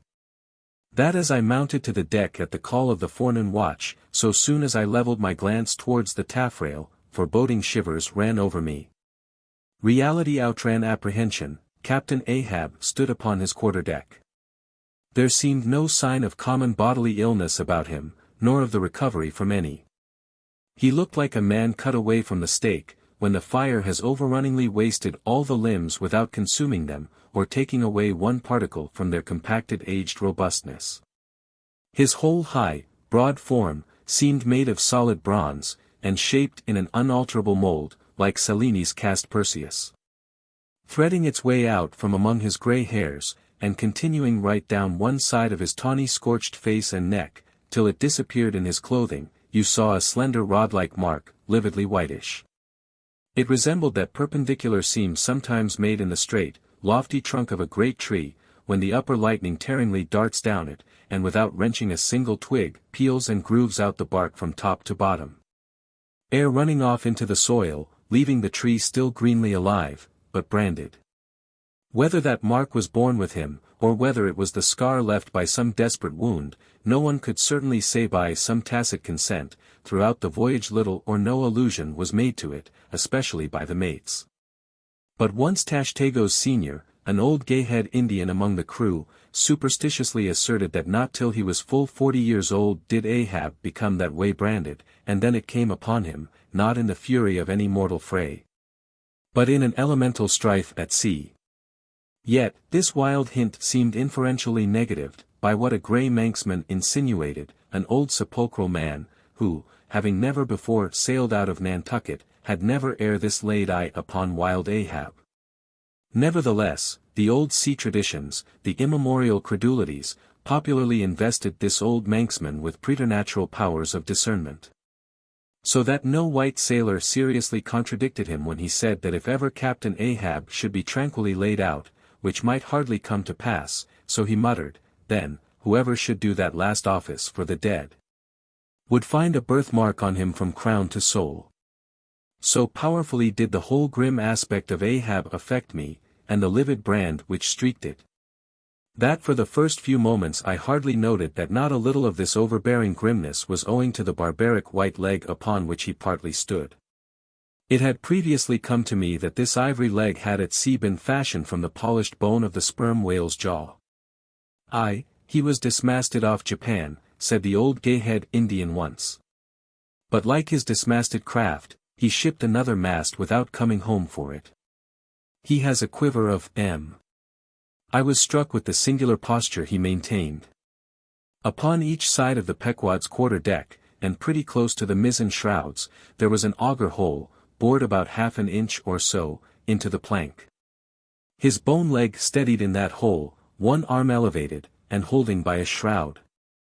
Captain Ahab stood erect, looking straight out beyond the ship's ever-pitching prow.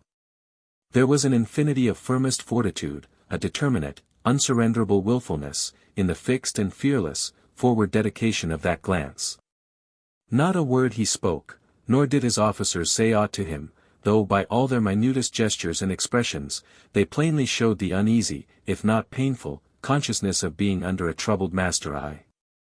And not only that, but moody-stricken Ahab stood before them with a crucifixion in his face, in all the nameless regal overbearing dignity of some mighty woe.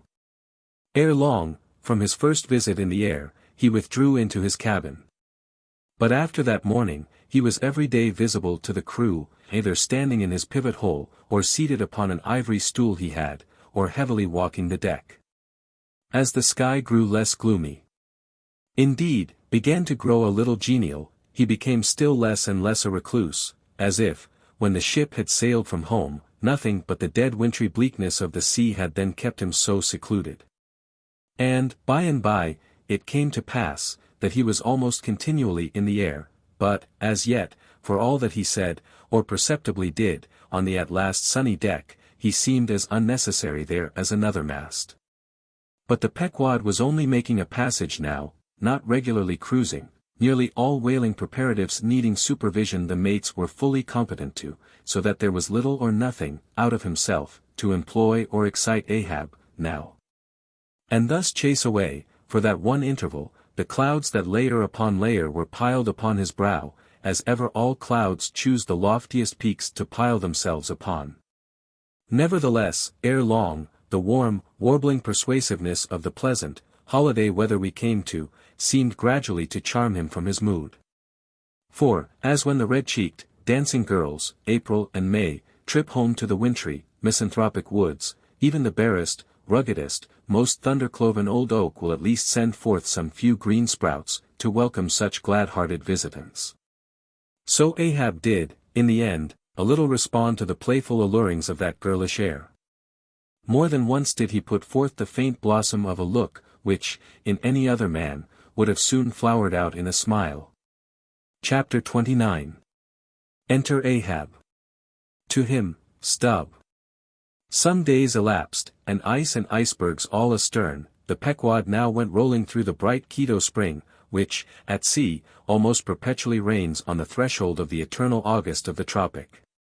The warmly cool, clear, ringing, perfumed, overflowing, redundant days, were as crystal goblets of Persian sherbet, heaped up, flaked up, with rosewater snow. The starred and stately nights seemed haughty dames in jeweled velvets, nursing at home in lonely pride, the memory of their absent conquering earls, the golden-helmeted suns. For sleeping man, 'twas hard to choose between such winsome days and such seducing nights. But all the witcheries of that unwaning weather did not merely lend new spells and potencies to the outward world. Inward they turned upon the soul, especially when the still mild hours of eve came on, then, memory shot her crystals as the clear ice most forms of noiseless twilights. And all these subtle agencies, more and more they wrought on Ahab's texture. Old age is always wakeful, as if, the longer linked with life, the less man has to do with aught that looks like death. Among sea commanders, the old greybeards will oftenest leave their berths to visit the night-cloaked deck. It was so with Ahab. Only that now, of late, he seemed so much to live in the open air, that truly speaking, his visits were more to the cabin, than from the cabin to the planks. It feels like going down into one's tomb, he would mutter to himself, for an old captain like me to be descending this narrow scuttle, to go to my grave-dug berth. So, almost every 24 hours, when the watches of the night were set, and the band on deck sentineled the slumbers of the band below. And when if a rope was to be hauled upon the forecastle, the sailors flung it not rudely down, as by day, but with some cautiousness dropped it to its place for fear of disturbing their slumbering shipmates. When this sort of steady quietude would begin to prevail, habitually, the silent steersman would watch the cabin scuttle, and ere long the old man would emerge, gripping at the iron banister, to help his crippled way. Some considering touch of humanity was in him, for at times like these, he usually abstained from patrolling the quarter-deck. Because to his wearied mates, seeking repose within 6 inches of his ivory heel, such would have been the reverberating crack and din of that bony step, that their dreams would have been on the crunching teeth of sharks. But once, the mood was on him too deep for common regardings. And as with heavy, lumber-like pace he was measuring the ship from taffrail to mainmast, Stubb, the old second mate, came up from below, with a certain unassured, deprecating humorousness, hinted that if Captain Ahab was pleased to walk the planks, then, no one could say nay. But there might be some way of muffling the noise, hinting something indistinctly and hesitatingly about a globe of tow, and the insertion into it, of the ivory heel. Ah! Stubb, thou didst not know Ahab then. Am I a cannonball, Stubb, said Ahab, that thou wouldst wad me that fashion? But go thy ways, I had forgot.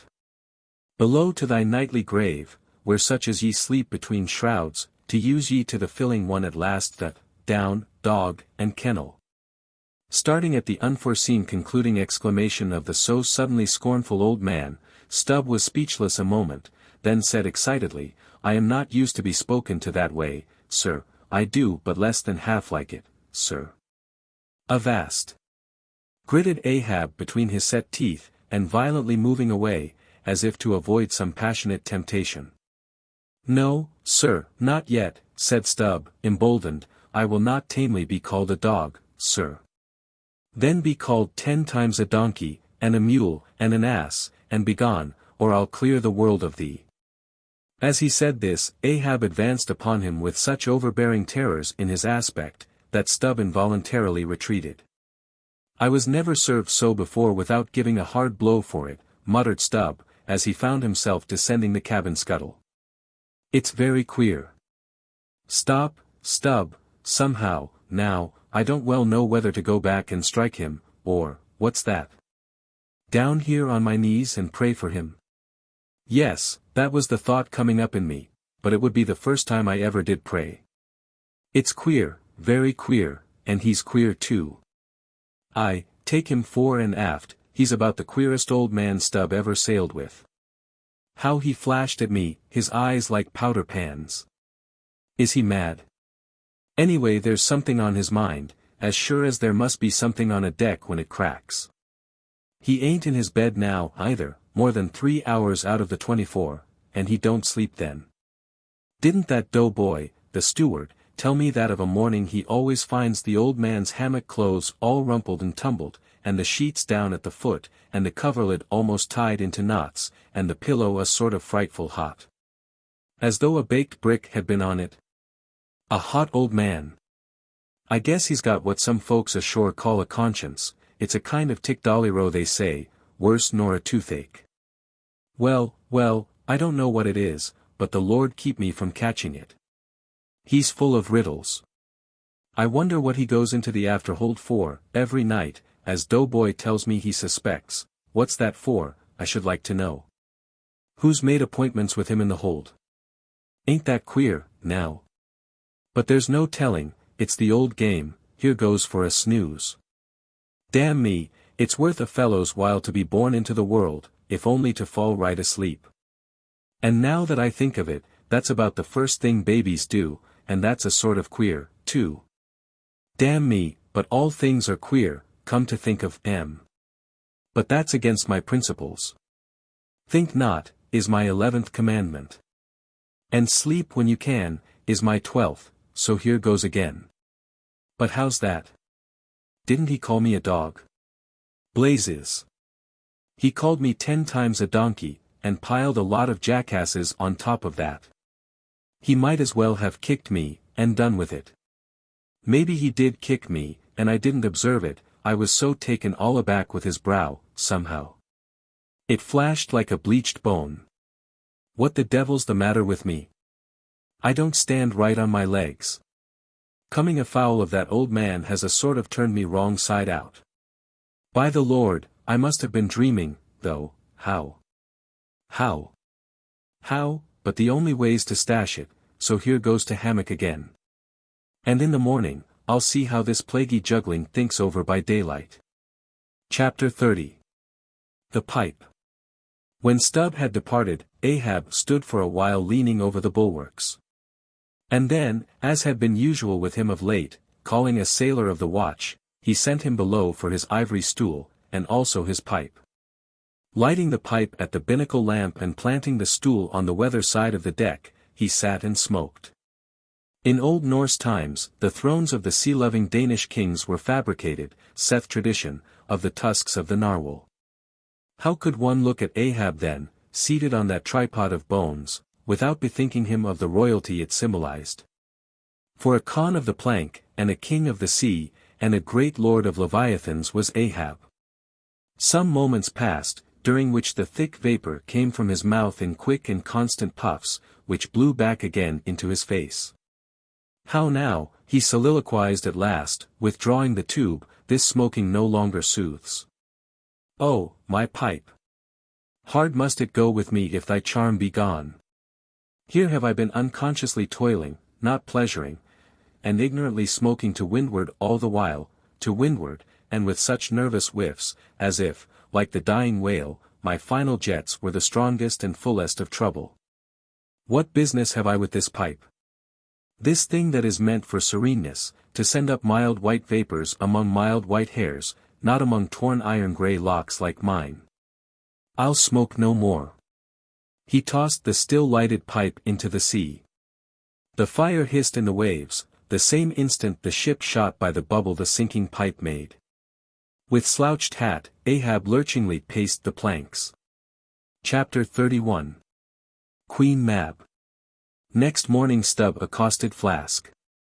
Such a queer dream, King Post, I never had. You know the old man's ivory leg, well I dreamed he kicked me with it, and when I tried to kick back, upon my soul, my little man, I kicked my leg right off. And then, presto! Ahab seemed a pyramid, and I, like a blazing fool, kept kicking at it. But what was still more curious, Flask, you know how curious all dreams are, through all this rage that I was in, I somehow seemed to be thinking to myself, that after all, it was not much of an insult, that kick from Ahab. Why, thinks I, what's the row? It's not a real leg, only a false leg. And there's a mighty difference between a living thump and a dead thump. That's what makes a blow from the hand, Flask, 50 times more savage to bear than a blow from a cane. The living member, that makes the living insult, my little man. And thinks I to myself all the while, mind, while I was stubbing my silly toes against that cursed pyramid, so confoundedly contradictory was it all the while, I say, I was thinking to myself, what's his leg now, but a cane, a whalebone cane. Yes, thinks I, it was only a playful cudgeling, in fact, only a whaleboning that he gave me, not a base kick. Besides, thinks I, look at it once, why, the end of it, the foot part, what a small sort of end it is. Whereas, if a broad-footed farmer kicked me, there's a devilish broad insult. But this insult is whittled down to a point only. But now comes the greatest joke of the dream, Flask. While I was battering away at the pyramid, a sort of badger-haired old merman, with a hump on his back, takes me by the shoulders, and slews me round. What are you 'bout, says he. Slid. Man, but I was frightened. Such a fizz. But, somehow, next moment I was over the fright. What am I about, says I at last. And what business is that of yours, I should like to know, Mr. Humpback? Do you want a kick? By the Lord, Flask, I had no sooner said that, then he turned round his stern to me, bent over, and dragging up a lot of seaweed he had for a clout. What do you think I saw? Why, thunder alive, man, his stern was stuck full of marlinspikes, with the points out. Says I, on second thoughts, I guess I won't kick you, old fellow. Wise Stubb, said he, wise Stubb. And kept muttering it all the time, a sort of eating of his own gums like a chimney hag. Seeing he wasn't going to stop saying over his wise Stubb, I thought I might as well fall to kicking the pyramid again. But I had only just lifted my foot for it, when he roared out, "Stop that kicking." "Hullo," says I, "what's the matter now, old fellow?" "Look ye here," says he, "let's argue the insult. Captain Ahab kicked ye, didn't he?" "Yes, he did," says I, "right here it was." "Very good," says he used his ivory leg, didn't he?" "Yes, he did," says I, "well then," says he, "wise Stubb, what have you to complain of? Didn't he kick with right good will? It wasn't a common pitch pine leg he kicked with, was it? No, you were kicked by a great man, and with a beautiful ivory leg, Stubb. It's an honor, I consider it an honor. Listen, wise Stubb. In old England the greatest lords think it great glory to be slapped by a queen, and made garter knights of, but, be your boast, Stubb, that ye were kicked by old Ahab, and made a wise man of. Remember what I say, be kicked by him. Account his kicks honors, and on no account kick back, for you can't help yourself, wise Stubb. Don't you see that pyramid? With that, he all of a sudden seemed somehow, in some queer fashion, to swim off into the air. I snored, rolled over. And there I was in my hammock. Now, what do you think of that dream, Flask? I don't know, it seems a sort of foolish to me, though. Maybe, but it's made a wise man of me, Flask. See Ahab standing there, sideways looking over the stern. Well, the best thing you can do, Flask, is to let the old man alone, never speak to him, whatever he says. Hullo! What's that he shouts? Hark! Masthead, there! Look sharp, all of ye! There are whales hereabouts. If ye see a white one, split your lungs for him. What do you think of that now, Flask? Ain't there a small drop of something queer about that, eh? A white whale, did ye mark that, man? Look ye, there's something special in the wind. Stand by for it, Flask. Ahab has that's bloody on his mind. But, mum, he comes this way. Chapter 32. Cetology. Already we are boldly launched upon the deep. But soon we shall be lost in its unshored, harborless immensities. Ere that come to pass, ere the Pequod's weedy hull rolls side by side with the barnacled hulls of the Leviathan. At the outset it is but well to attend to a matter almost indispensable to a thorough appreciative understanding of the more special leviathanic revelations and allusions of all sorts which are to follow. It is some systematized exhibition of the whale in his broad genera, that I would now fain put before you. Yet is it no easy task. The classification of the constituents of a chaos, nothing less is here essayed. Listen to what the best and latest authorities have laid down. No branch of zoology is so much involved as that which is entitled cetology, says Captain Scoresby, A.D. 1820. It is not my intention, were it in my power, to enter into the inquiry as to the true method of dividing the cetacea into groups and families. Utter confusion exists among the historians of this animal, sperm whale, says Surgeon Beale, A.D. 1839. Unfitness to pursue our research in the unfathomable waters. Impenetrable veil covering our knowledge of the cetacea. A field strewn with thorns. All these incomplete indications but serve to torture us naturalists. Thus speak of the whale, the great Cuvier, and John Hunter, and Lesson, those lights of zoology and anatomy. Nevertheless, though of real knowledge there be little, yet of books there are aplenty. And so in some small degree, with cetology, or the science of whales.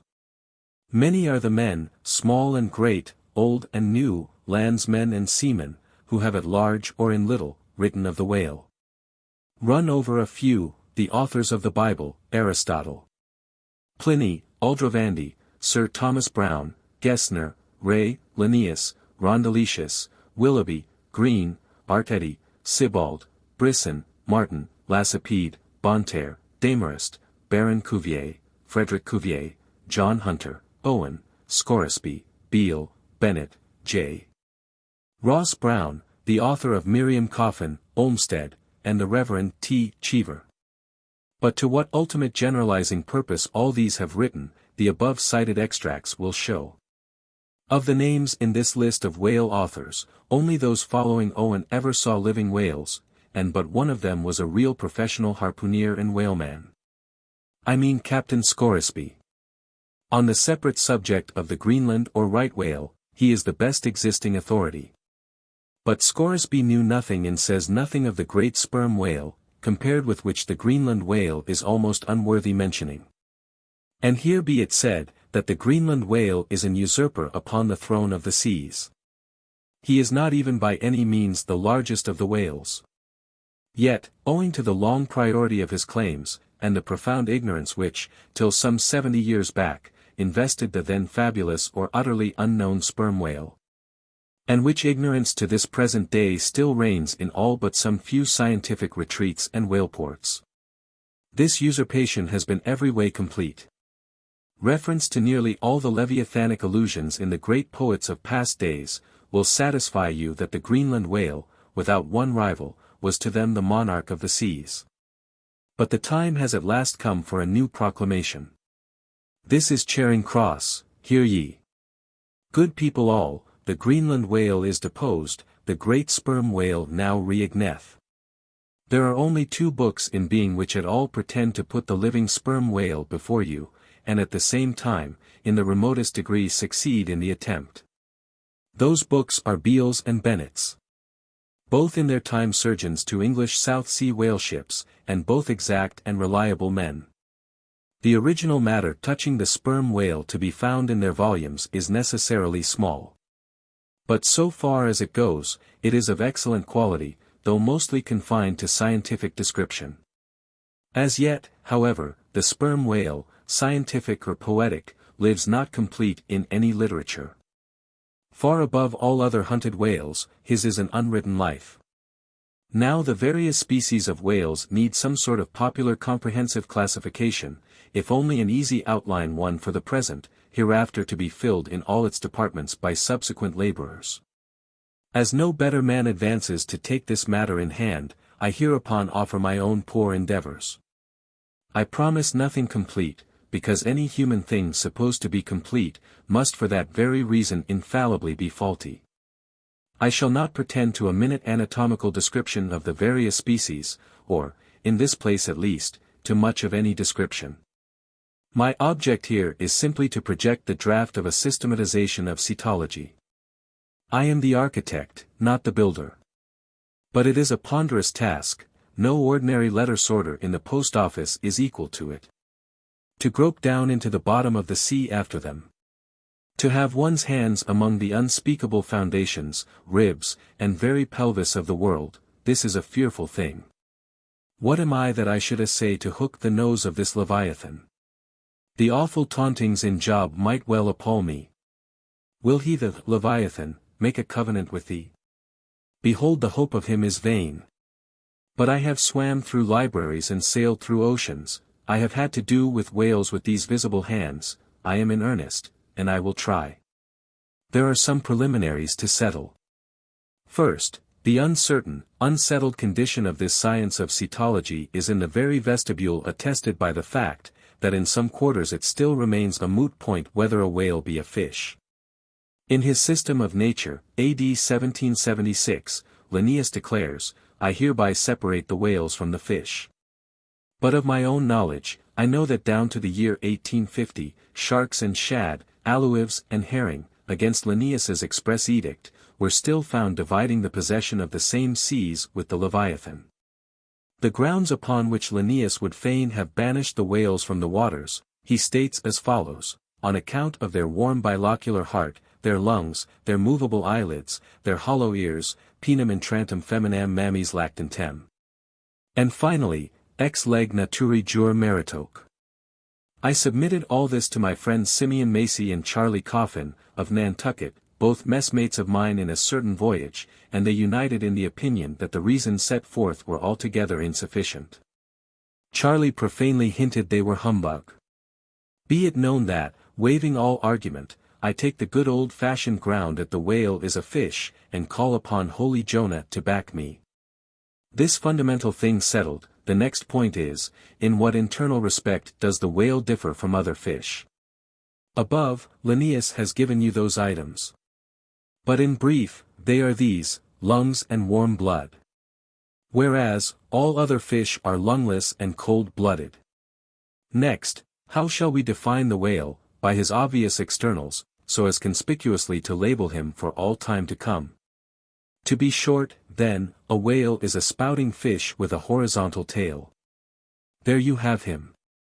However contracted, that definition is the result of expanded meditation. A walrus spouts much like a whale, but the walrus is not a fish, because he is amphibious. But the last term of the definition is still more cogent, as coupled with the first. Almost any one must have noticed that all the fish familiar to landsmen have not a flat, but a vertical, or up and down tail. Whereas, among spouting fish the tail, though it may be similarly shaped, invariably assumes a horizontal position. By the above definition of what a whale is, I do by no means exclude from the Leviathanic brotherhood any sea creature hitherto identified with the whale by the best informed Nantucketers. Nor, on the other hand, link with it any fish hitherto authoritatively regarded as alien. Hence, all the smaller, spouting, and horizontal-tailed fish must be included in this ground plan of cetology. Now, then, come the grand divisions of the entire whale host. I am aware that down to the present time, the fish styled lamatins and dugongs, pigfish and sowfish of the coffins of Nantucket, are included by many naturalists among the whales. But as these pigfish are a noisy, contemptible set, mostly lurking in the mouths of rivers, and feeding on wet hay, and especially as they do not spout, I deny their credentials as whales. And have presented them with their passports to quit the kingdom of cetology. First, according to magnitude I divide the whales into 3 primary books, subdivisible into chapters, and these shall comprehend them all, both small and large. I. The folio whale, 2. The octavo whale, 3. The duodecimo whale. As the type of the folio I present the sperm whale, of the octavo, the grampus, of the duodecimo, the porpoise. Folios. Among these I here include the following chapters: I. The sperm whale, 2. The right whale, 3. The fin-back whale, 4.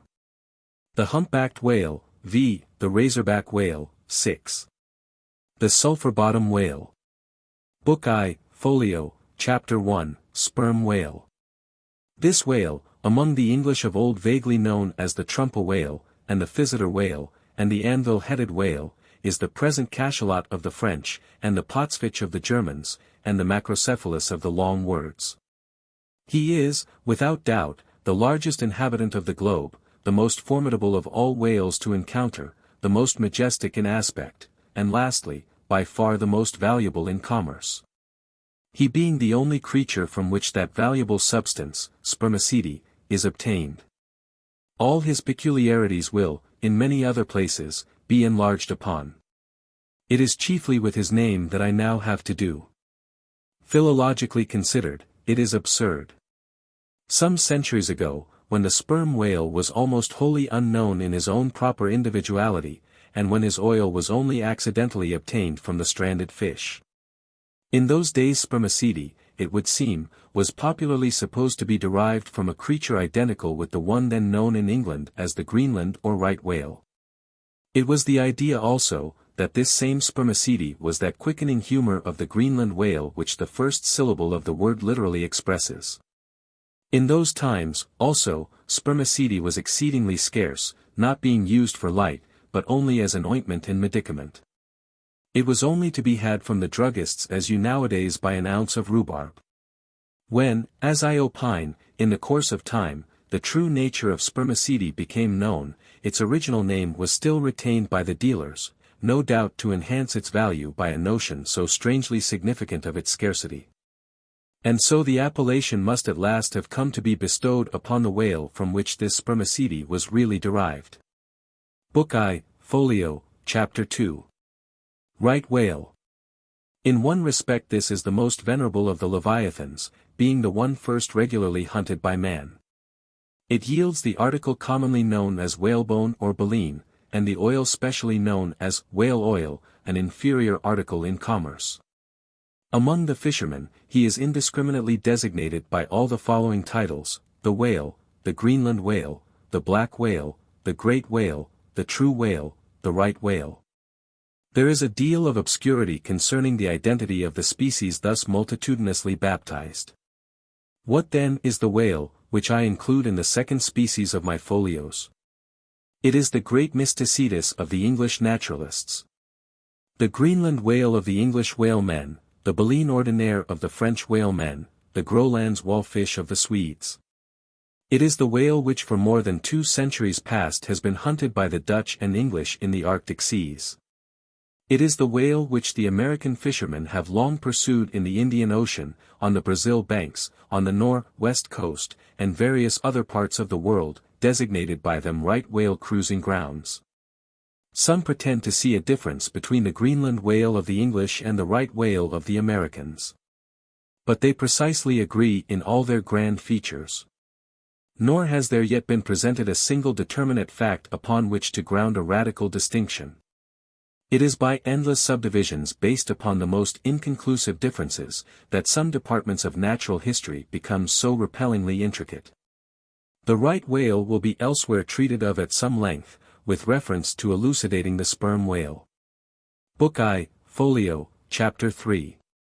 Finback. Under this head I reckon a monster which, by the various names of finback, tall spout, and long john, has been seen almost in every sea and is commonly the whale whose distant jet is so often descried by passengers crossing the Atlantic. In the New York packet tracks. In the length he attains, and in his baleen, the finback resembles the right whale, but is of a less portly girth, and a lighter color, approaching to olive. His great lips present a cable-like aspect, formed by the intertwisting, slanting folds of large wrinkles. His grand distinguishing feature, the fin, from which he derives his name, is often a conspicuous object. This fin is some 3 or 4 feet long, growing vertically from the hinder part of the back, of an angular shape, and with a very sharp pointed end. Even if not the slightest other part of the creature be visible, this isolated fin will, at times, be seen plainly projecting from the surface. When the sea is moderately calm, and slightly marked with spherical ripples, and this gnomon-like fin stands up and casts shadows upon the wrinkled surface, it may well be supposed that the watery circle surrounding it somewhat resembles a dial, with its style and wavy hour lines graved on it. On that dial the shadow often goes back. The finback is not gregarious. He seems a whale-hater, as some men are man-haters. Very shy, always going solitary, unexpectedly rising to the surface in the remotest and most sullen waters. His straight and single lofty jet rising like a tall misanthropic spear upon a barren plain, gifted with such wondrous power and velocity in swimming, as to defy all present pursuit from man. This Leviathan seems the banished and unconquerable Cain of his race, bearing for his mark that style upon his back. From having the baleen in his mouth, the finback is sometimes included with the right whale, among a theoretic species denominated whalebone whales, that is, whales with baleen. Of these so-called whalebone whales, there would seem to be several varieties, most of which, however, are little known. Broad-nosed whales and beaked whales, pike-headed whales, bunched whales, underjawed whales and rostrated whales, are the fishermen's names for a few sorts. In connection with this appellative of whalebone whales, it is of great importance to mention, that however such a nomenclature may be convenient in facilitating allusions to some kind of whales, Yet it is in vain to attempt a clear classification of the Leviathan, founded upon either his baleen, or hump, or fin, or teeth. Notwithstanding that those marked parts or features very obviously seem better adapted to afford the basis for a regular system of cetology than any other detached bodily distinctions, which the whale, in his kinds, presents. How then? The baleen, hump, back fin, and teeth, these are things whose peculiarities are indiscriminately dispersed among all sorts of whales, without any regard to what may be the nature of their structure in other and more essential particulars. Thus, the sperm whale and the humpbacked whale, each has a hump, but there the similitude ceases. Then, this same humpbacked whale and the Greenland whale, each of these has baleen, but there again the similitude ceases. And it is just the same with the other parts above mentioned. In various sorts of whales, they form such irregular combinations, or, in the case of any one of them detached, such an irregular isolation, as utterly to defy all general methodization formed upon such a basis. On this rock every one of the whale naturalists has split. But it may possibly be conceived that, in the internal parts of the whale, in his anatomy, there, at least, we shall be able to hit the right classification. Nay. What thing, for example, is there in the Greenland whale's anatomy more striking than his baleen? Yet we have seen that by his baleen it is impossible correctly to classify the Greenland whale. And if you descend into the bowels of the various leviathans, why there you will not find distinctions a 50th part as available to the systematizer as those external ones already enumerated. What then remains? Nothing but to take hold of the whales bodily, in their entire liberal volume, and boldly sort them that way. And this is the bibliographical system here adopted, and it is the only one that can possibly succeed, for it alone is practicable. To proceed. Book I, Folio, Chapter 4. Humpback. This whale is often seen on the Northern American coast. He has been frequently captured there, and towed into harbor. He has a great pack on him like a peddler.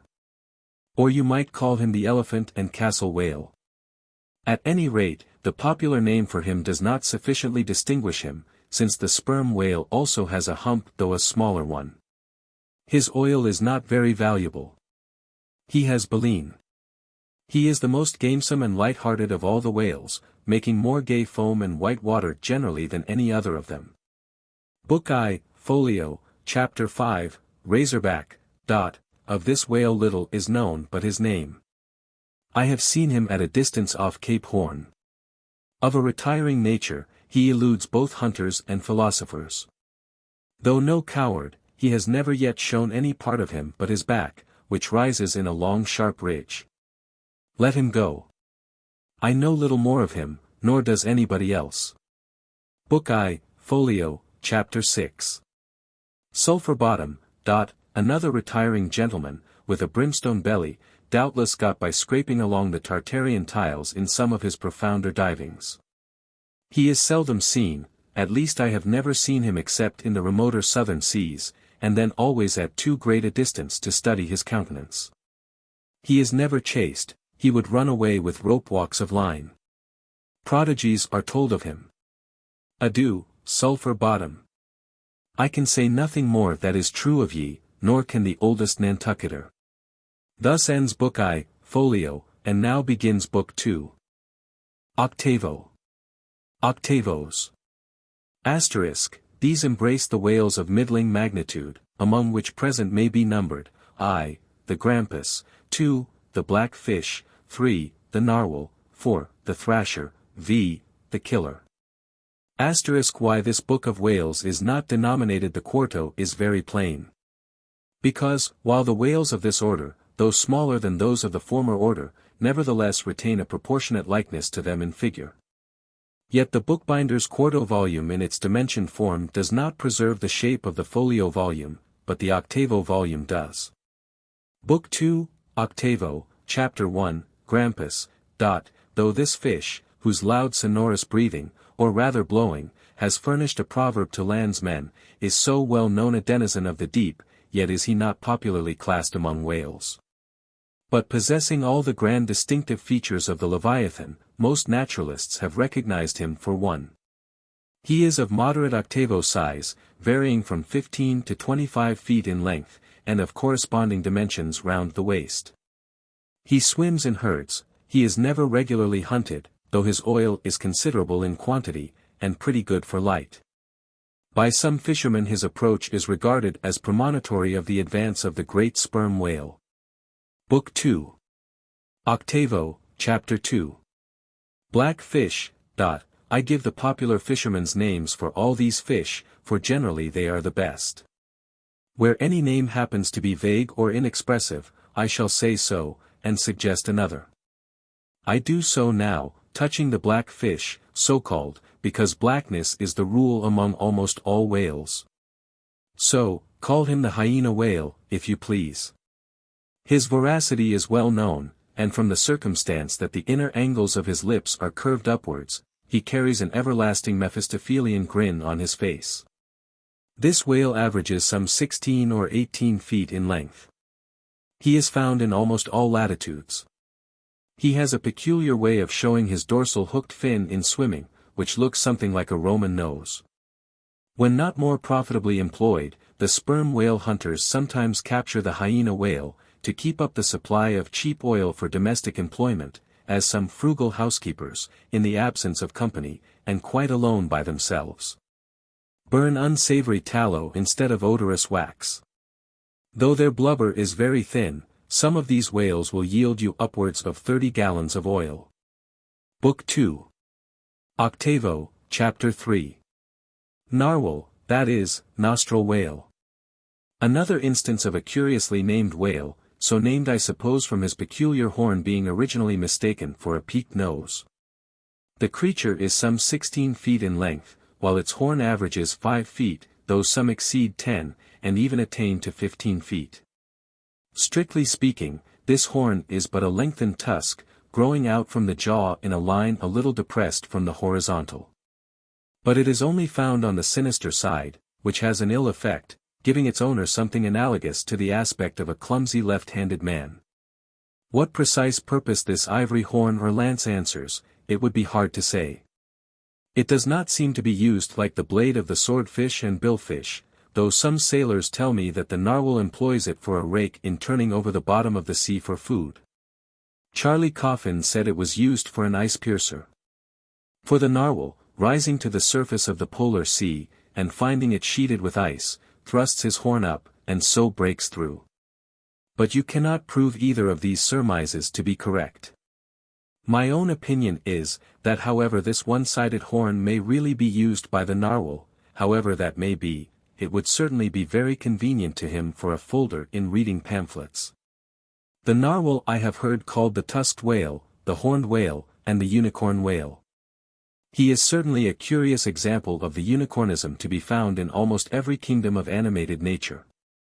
From certain cloistered old authors I have gathered that this same sea unicorn's horn was in ancient days regarded as the great antidote against poison, and as such, preparations of it brought immense prices. It was also distilled to a volatile salts for fainting ladies, the same way that the horns of the male deer are manufactured into hartshorn. Originally it was in itself accounted an object of great curiosity. Black letter tells me that Sir Martin Frobisher on his return from that voyage, when Queen Bess did gallantly wave her jewelled hand to him from a window of Greenwich Palace, as his bold ship sailed down the Thames. When Sir Martin returned from that voyage, saith Black letter, on bended knees he presented to her Highness a prodigious long horn of the narwhal, which for a long period after hung in the castle at Windsor. An Irish author avers that the Earl of Leicester, on bended knees, did likewise present to her Highness another horn, pertaining to a land beast of the unicorn nature.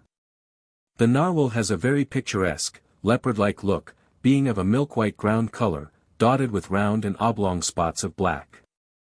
His oil is very superior, clear and fine, but there is little of it, and he is seldom hunted. He is mostly found in the circumpolar seas. Book 2. Octavo, Chapter 4. Killer. Of this whale little is precisely known to the Nantucketer, and nothing at all to the professed naturalist. From what I have seen of him at a distance, I should say that he was about the bigness of a grampus. He is very savage, a sort of Fiji fish. He sometimes takes the great folio whales by the lip, and hangs there like a leech, till the mighty brute is worried to death. The killer is never hunted. I never heard what sort of oil he has. Exception might be taken to the name bestowed upon this whale, on the ground of its indistinctness. For we are all killers, on land and on sea, Bonapartes and sharks included. Book 2. Octavo, Chapter 5, Thrasher. This gentleman is famous for his tail, which he uses for a ferule in thrashing his foes. He mounts the folio whale's back, and as he swims, he works his passage by flogging him, as some schoolmasters get along in the world by a similar process. Still less is known of the thrasher than of the killer. Both are outlaws, even in the lawless seas. Thus ends Book 2. Octavo, and begins Book 3. Duodecimo. Duodecimos. These include the smaller whales. I. The huzzah porpoise. 2. The Algerine porpoise. 3. The mealy-mouthed porpoise. To those who have not chanced specially to study the subject, it may possibly seem strange, that fishes not commonly exceeding 4 or 5 feet should be marshalled among whales, a word, which, in the popular sense, always conveys an idea of hugeness. But the creatures set down above as duodecimos are infallibly whales, by the terms of my definition of what a whale is, i.e. a spouting fish, with a horizontal tail. Book 3. Duodecimo, Chapter 1. Huzzah porpoise. This is the common porpoise found almost all over the globe. The name is of my own bestowal, for there are more than one sort of porpoises, and something must be done to distinguish them. I call him thus, because he always swims in hilarious shoals, which upon the broad sea keep tossing themselves to heaven like caps in a 4th of July crowd. Their appearance is generally hailed with delight by the mariner. Full of fine spirits, they invariably come from the breezy billows to windward. They are the lads that always live before the wind. They are accounted a lucky omen. If you yourself can withstand 3 cheers at beholding these vivacious fish, then heaven help ye, the spirit of godly gamesomeness is not in ye. A well-fed, plump huzzah porpoise will yield you 1 good gallon of good oil. But the fine and delicate fluid extracted from his jaws is exceedingly valuable. It is in request among jewelers and watchmakers. Sailors put it on their hones. Porpoise meat is good eating, you know. It may never have occurred to you that a porpoise spouts. Indeed, his spout is so small that it is not very readily discernible. But the next time you have a chance, watch him, and you will then see the great sperm whale himself in miniature. Book 3. Duodecimo, Chapter 2. Algerine porpoise. A pirate. Very savage. He is only found, I think, in the Pacific. He is somewhat larger than the huzzah porpoise, but much of the same general make. Provoke him, and he will buckle to a shark. I have lowered for him many times, but never yet saw him captured. Book 3. Duodecimo, Chapter 3.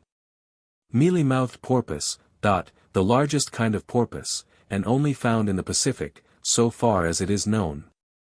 The only English name, by which he has hitherto been designated, is that of the fishers, right whale porpoise, from the circumstance that he is chiefly found in the vicinity of that folio. In shape, he differs in some degree from the huzzah porpoise, being of a less rotund and jolly girth. Indeed, he is of quite a neat and gentlemanlike figure. He has no fins on his back, most other porpoises have. He has a lovely tail, and sentimental Indian eyes of a hazel hue. But his mealy mouth spoils all. Though his entire back down to his side fins is of a deep sable, yet a boundary line, distinct as the mark in a ship's hull, called the bright waist, that line streaks him from stem to stern, with 2 separate colors, black above and white below. The white comprises part of his head, and the whole of his mouth, which makes him look as if he had just escaped from a felonious visit to a meal bag. A most mean and mealy aspect. His oil is much like that of the common porpoise. Beyond the duodecimo, this system does not proceed, inasmuch as the porpoise is the smallest of the whales. Above, you have all the leviathans of note. But there are a rabble of uncertain, fugitive, half-fabulous whales, which, as an American whaleman, I know by reputation, but not personally. I shall enumerate them by their forecastle appellations. For possibly such a list may be valuable to future investigators, who may complete what I have here but begun. If any of the following whales shall hereafter be caught and marked, then he can readily be incorporated into this system, according to his folio, octavo, or duodecimo magnitude: the bottlenose whale, the junk whale, the pudding-headed whale, the Cape whale, the leading whale, the cannon whale, the scrag whale, the coppered whale, the elephant whale, the iceberg whale, the quag whale, the blue whale, etc. From Icelandic, Dutch, and Old English authorities, there might be quoted other lists of uncertain whales, blessed with all manner of uncouth names. But I omit them as altogether obsolete, and can hardly help suspecting them for mere sounds, full of leviathanism, but signifying nothing. Finally, it was stated at the outset, that this system would not be here, and at once, perfected. You cannot but plainly see that I have kept my word. But I now leave my cetological system standing thus unfinished, even as the great cathedral of Cologne was left, with the crane still standing upon the top of the uncompleted tower. For small erections may be finished by their first architects. Grand ones, true ones, ever leave the copestone to posterity. God keep me from ever completing anything. This whole book is but a draft, nay, but the draft of a draft. Oh, time, strength, cash, and patience. Chapter 33. The Speckseinder. Concerning the officers of the whalecraft, this seems as good a place as any to set down a little domestic peculiarity on shipboard, arising from the existence of the harpooneer class of officers. A class unknown of course in any other marine than the whale fleet. The large importance attached to the harpooneer's vocation is evinced by the fact, that originally in the old Dutch fishery, 2 centuries and more ago, the command of a whale ship was not wholly lodged in the person now called the captain, but was divided between him and an officer called the Speckseinder. Literally this word means fat cutter. Usage, however, in time made it equivalent to chief harpooneer. In those days, the captain's authority was restricted to the navigation and general management of the vessel, while over the whale hunting department and all its concerns, the Speckseinder or chief harpooneer reigned supreme. In the British Greenland fishery, under the corrupted title of Specksioneer, this old Dutch official is still retained, but his former dignity is sadly abridged. At present he ranks simply as senior harpooneer, and as such, is but one of the captain's more inferior subalterns. Nevertheless, as upon the good conduct of the harpooneers the success of a whaling voyage largely depends, and since in the American fishery he is not only an important officer in the boat, but under certain circumstances, night watches on a whaling ground, the command of the ship's deck is also his. Therefore the grand political maxim of the sea demands, that he should nominally live apart from the men before the mast, and be in some way distinguished as their professional superior, though always, by them, familiarly regarded as their social equal. Now, the grand distinction drawn between officer and man at sea, is this: the first lives aft, the last forward.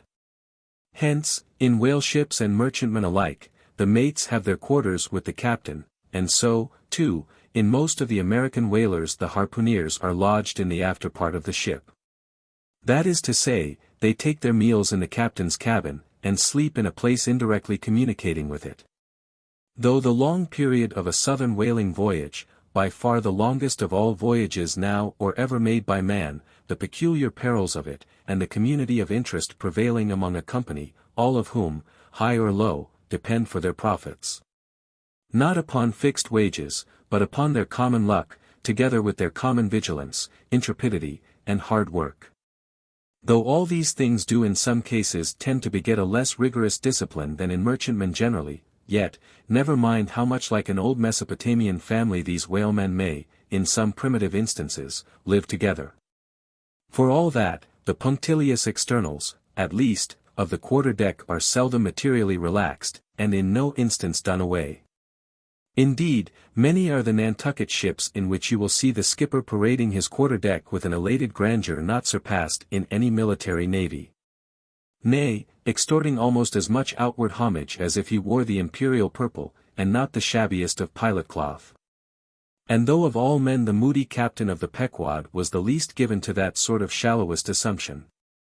And though the only homage he ever exacted, was implicit, instantaneous obedience, though he required no man to remove the shoes from his feet ere stepping upon the quarter-deck. And though there were times when, owing to peculiar circumstances connected with events hereafter to be detailed, he addressed them in unusual terms, whether of condescension or in terrorem, or otherwise. Yet even Captain Ahab was by no means unobservant of the paramount forms and usages of the sea. Nor, perhaps, will it fail to be eventually perceived, that behind those forms and usages, as it were, he sometimes masked himself. Incidentally making use of them for other and more private ends than they were legitimately intended to subserve. That certain sultanism of his brain, which had otherwise in a good degree remained unmanifested. Through those forms that same sultanism became incarnate in an irresistible dictatorship. For be a man's intellectual superiority what it will, it can never assume the practical, available supremacy over other men, without the aid of some sort of external arts and entrenchments, always, in themselves, more or less paltry and base. This it is, that for ever keeps God's true princes of the empire from the world's hustings. And leaves the highest honors that this air can give, to those men who become famous more through their infinite inferiority to the choice hidden handful of the divine inert, than through their undoubted superiority over the dead level of the mass. Such large virtue lurks in these small things and extreme political superstitions invest them, that in some royal instances even to idiot imbecility they have imparted potency. But when, as in the case of Nicholas the Tsar, the ringed crown of geographical empire encircles an imperial brain, then, the plebeian herds crouch abased before the tremendous centralization. Nor, will the tragic dramatist who would depict mortal indomitableness in its fullest sweep and direct swing, ever forget a hint, incidentally so important in his art, as the one now alluded to. But Ahab, my captain, still moves before me in all his Nantucket grimness and shagginess, and in this episode touching emperors and kings, I must not conceal that I have only to do with a poor old whale hunter like him. And, therefore, all outward majestical trappings and housings are denied me. O, Ahab! What shall be grand in thee, it must needs be plucked at from the skies, and dived for in the deep, and featured in the unbodied air. Chapter 34. The Cabin Table. It is noon, and Doughboy, the steward, thrusting his pale loaf-of-bread face from the cabin scuttle, announces dinner to his lord and master, who, sitting in the lee quarter-boat, has just been taking an observation of the sun. And is now mutely reckoning the latitude on the smooth, medallion-shaped tablet, reserved for that daily purpose on the upper part of his ivory leg. From his complete inattention to the tidings, you would think that moody Ahab had not heard his menial. But presently, catching hold of the mizzen shrouds, he swings himself to the deck, and in an even, unexhilarated voice, saying, "Dinner, Mr. Starbuck," disappears into the cabin. When the last echo of his sultan's step has died away, and Starbuck, the first emir, has every reason to suppose that he is seated, then Starbuck rouses from his quietude, takes a few turns along the planks, and, after a grave peep into the binnacle, says, with some touch of pleasantness, "Dinner, Mr. Stubb," and descends the scuttle. The second emir lounges about the rigging a while, and then slightly shaking the main brace, to see whether it will be all right with that important rope, he likewise takes up the old burden, and with a rapid "Dinner, Mr. Flask," follows after his predecessors. But the third emir, now seeing himself all alone on the quarter-deck, seems to feel relieved from some curious restraint. For, tipping all sorts of knowing winks in all sorts of directions, and kicking off his shoes, he strikes into a sharp but noiseless squall of a hornpipe right over the Grand Turk's head. And then, by a dexterous sleight, pitching his cap up into the mizzen-top for a shelf, he goes down rollicking so far at least as he remains visible from the deck, reversing all other processions, by bringing up the rear with music. But ere stepping into the cabin doorway below, he pauses, ships a new face altogether, and, then, independent, hilarious little Flask enters King Ahab's presence, in the character of Abjectus, or the slave. It is not the least among the strange things bred by the intense artificialness of sea usages, that while in the open air of the deck some officers will, upon provocation, bear themselves boldly and defyingly enough towards their commander. Yet, 10 to 1, let those very officers the next moment go down to their customary dinner in that same commander's cabin, and straightway they're inoffensive, not to say deprecatory in humble air towards him, as he sits at the head of the table. This is marvelous, sometimes most comical. Wherefore this difference? A problem? Perhaps not to have been Belshazzar, king of Babylon. And to have been Belshazzar, not haughtily but courteously, therein certainly must have been some touch of mundane grandeur.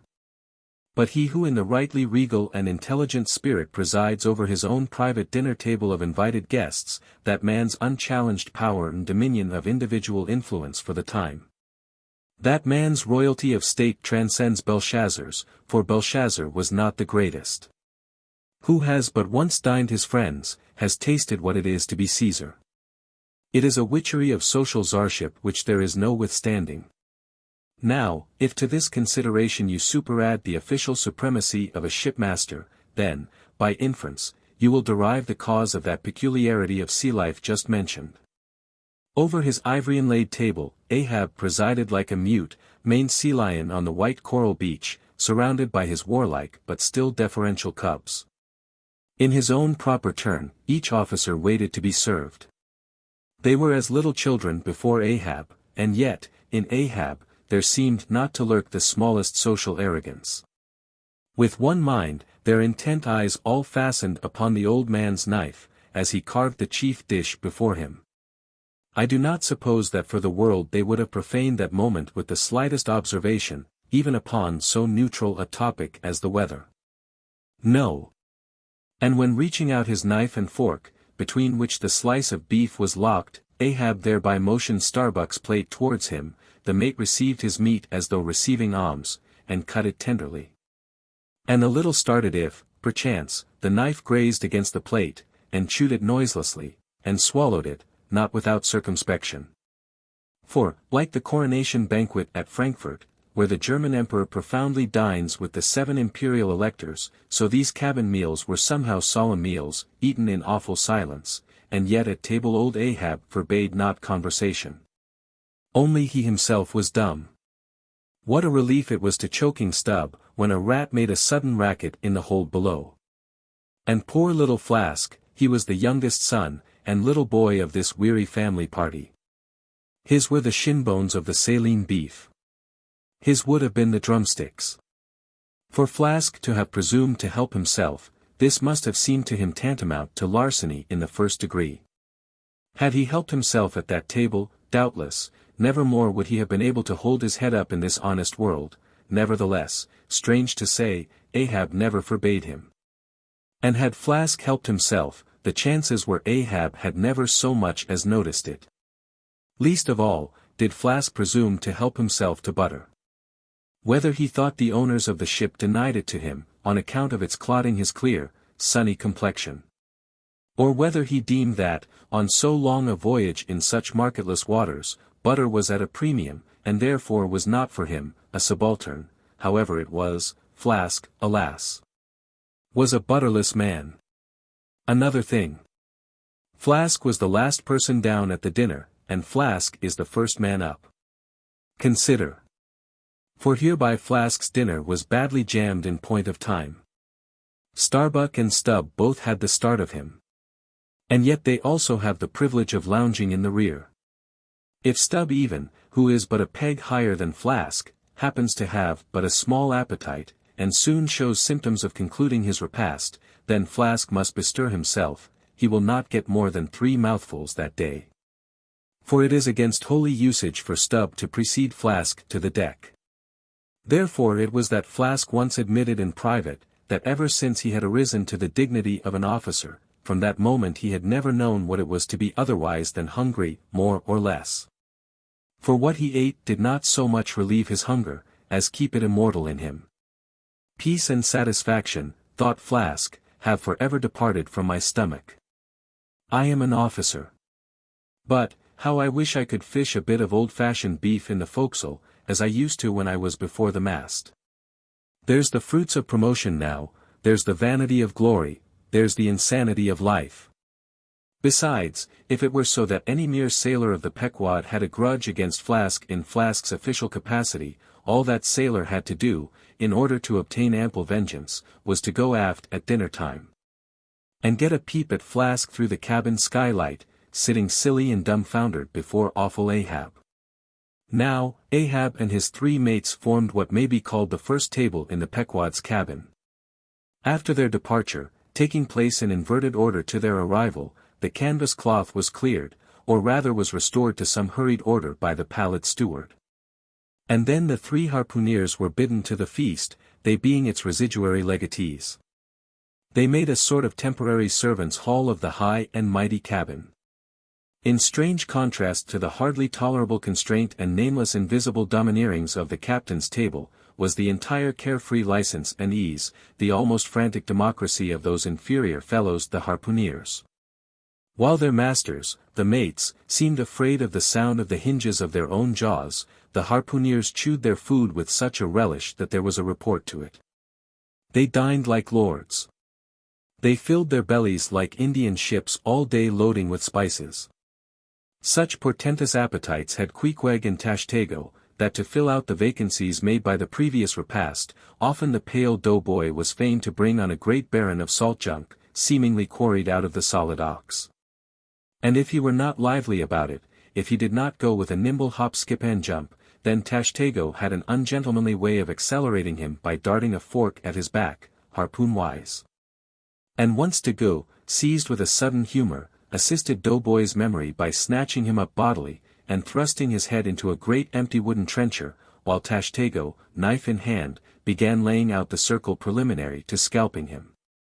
He was naturally a very nervous, shuddering sort of little fellow, this bread-faced steward, the progeny of a bankrupt baker and a hospital nurse. And what with the standing spectacle of the black terrific Ahab, and the periodical tumultuous visitations of these 3 savages, Doughboy's whole life was one continual lip-quiver. Commonly, after seeing the harpooneers furnished with all things they demanded, he would escape from their clutches into his little pantry adjoining, and fearfully peep out at them through the blinds of its door, till all was over. It was a sight to see Queequeg seated over against Tashtego, opposing his filed teeth to the Indians, crosswise to them, Dago seated on the floor, for a bench would have brought his hearse-plumed head to the low carlines. At every motion of his colossal limbs, making the low cabin framework to shake, as when an African elephant goes passenger in a ship. But for all this, the great Negro was wonderfully abstemious, not to say dainty. It seemed hardly possible that by such comparatively small mouthfuls he could keep up the vitality diffused through so broad, baronial, and superb a person. But, doubtless, this noble savage fed strong and drank deep of the abounding element of air. And through his dilated nostrils snuffed in the sublime life of the worlds. Not by beef or by bread, are giants made or nourished. But Queequeg, he had a mortal, barbaric smack of the lip in eating, an ugly sound enough, so much so, that the trembling doughboy almost looked to see whether any marks of teeth lurked in his own lean arms. And when he would hear Tashtego singing out for him to produce himself, that his bones might be picked, the simple-witted steward all but shattered the crockery hanging round him in the pantry, by his sudden fits of the palsy. Nor did the whetstone which the harpooneers carried in their pockets, for their lances and other weapons, and with which whetstones, at dinner, they would ostentatiously sharpen their knives. That grating sound did not at all tend to tranquilize poor doughboy. How could he forget that in his island days, Queequeg, for one, must certainly have been guilty of some murderous, convivial indiscretions. Alas! Doughboy! Hard fares the white waiter who waits upon cannibals. Not a napkin should he carry on his arm, but a buckler. In good time, though, to his great delight, the 3 salt sea warriors would rise and depart. To his credulous, fable-mongering ears, all their martial bones jingling in them at every step, like Moorish cinders in scabbards. But, though these barbarians dined in the cabin, and nominally lived there, still, being anything but sedentary in their habits, they were scarcely ever in it except at mealtimes, and just before sleeping time, when they passed through it to their own peculiar quarters. In this one matter, Ahab seemed no exception to most American whale captains, who, as a set, rather inclined to the opinion that by rights the ship's cabin belongs to them, and that it is by courtesy alone that anybody else is, at any time, permitted there. So that, in real truth, the mates and harpooneers of the Pequod might more properly be said to have lived out of the cabin than in it. For when they did enter it, it was something as a street door enters a house, turning inwards for a moment, only to be turned out the next, and, as a permanent thing, residing in the open air. Nor did they lose much hereby. In the cabin was no companionship. Socially, Ahab was inaccessible. Though nominally included in the census of Christendom, he was still an alien to it. He lived in the world, as the last of the grizzly bears lived in settled Missouri. And as when spring and summer had departed, that wild Logan of the woods, burying himself in the hollow of a tree, lived out the winter there, sucking his own paws. So, in his inclement, howling old age, Ahab's soul, shut up in the caved trunk of his body, there fed upon the sullen paws of its gloom. Chapter 35. The Masthead.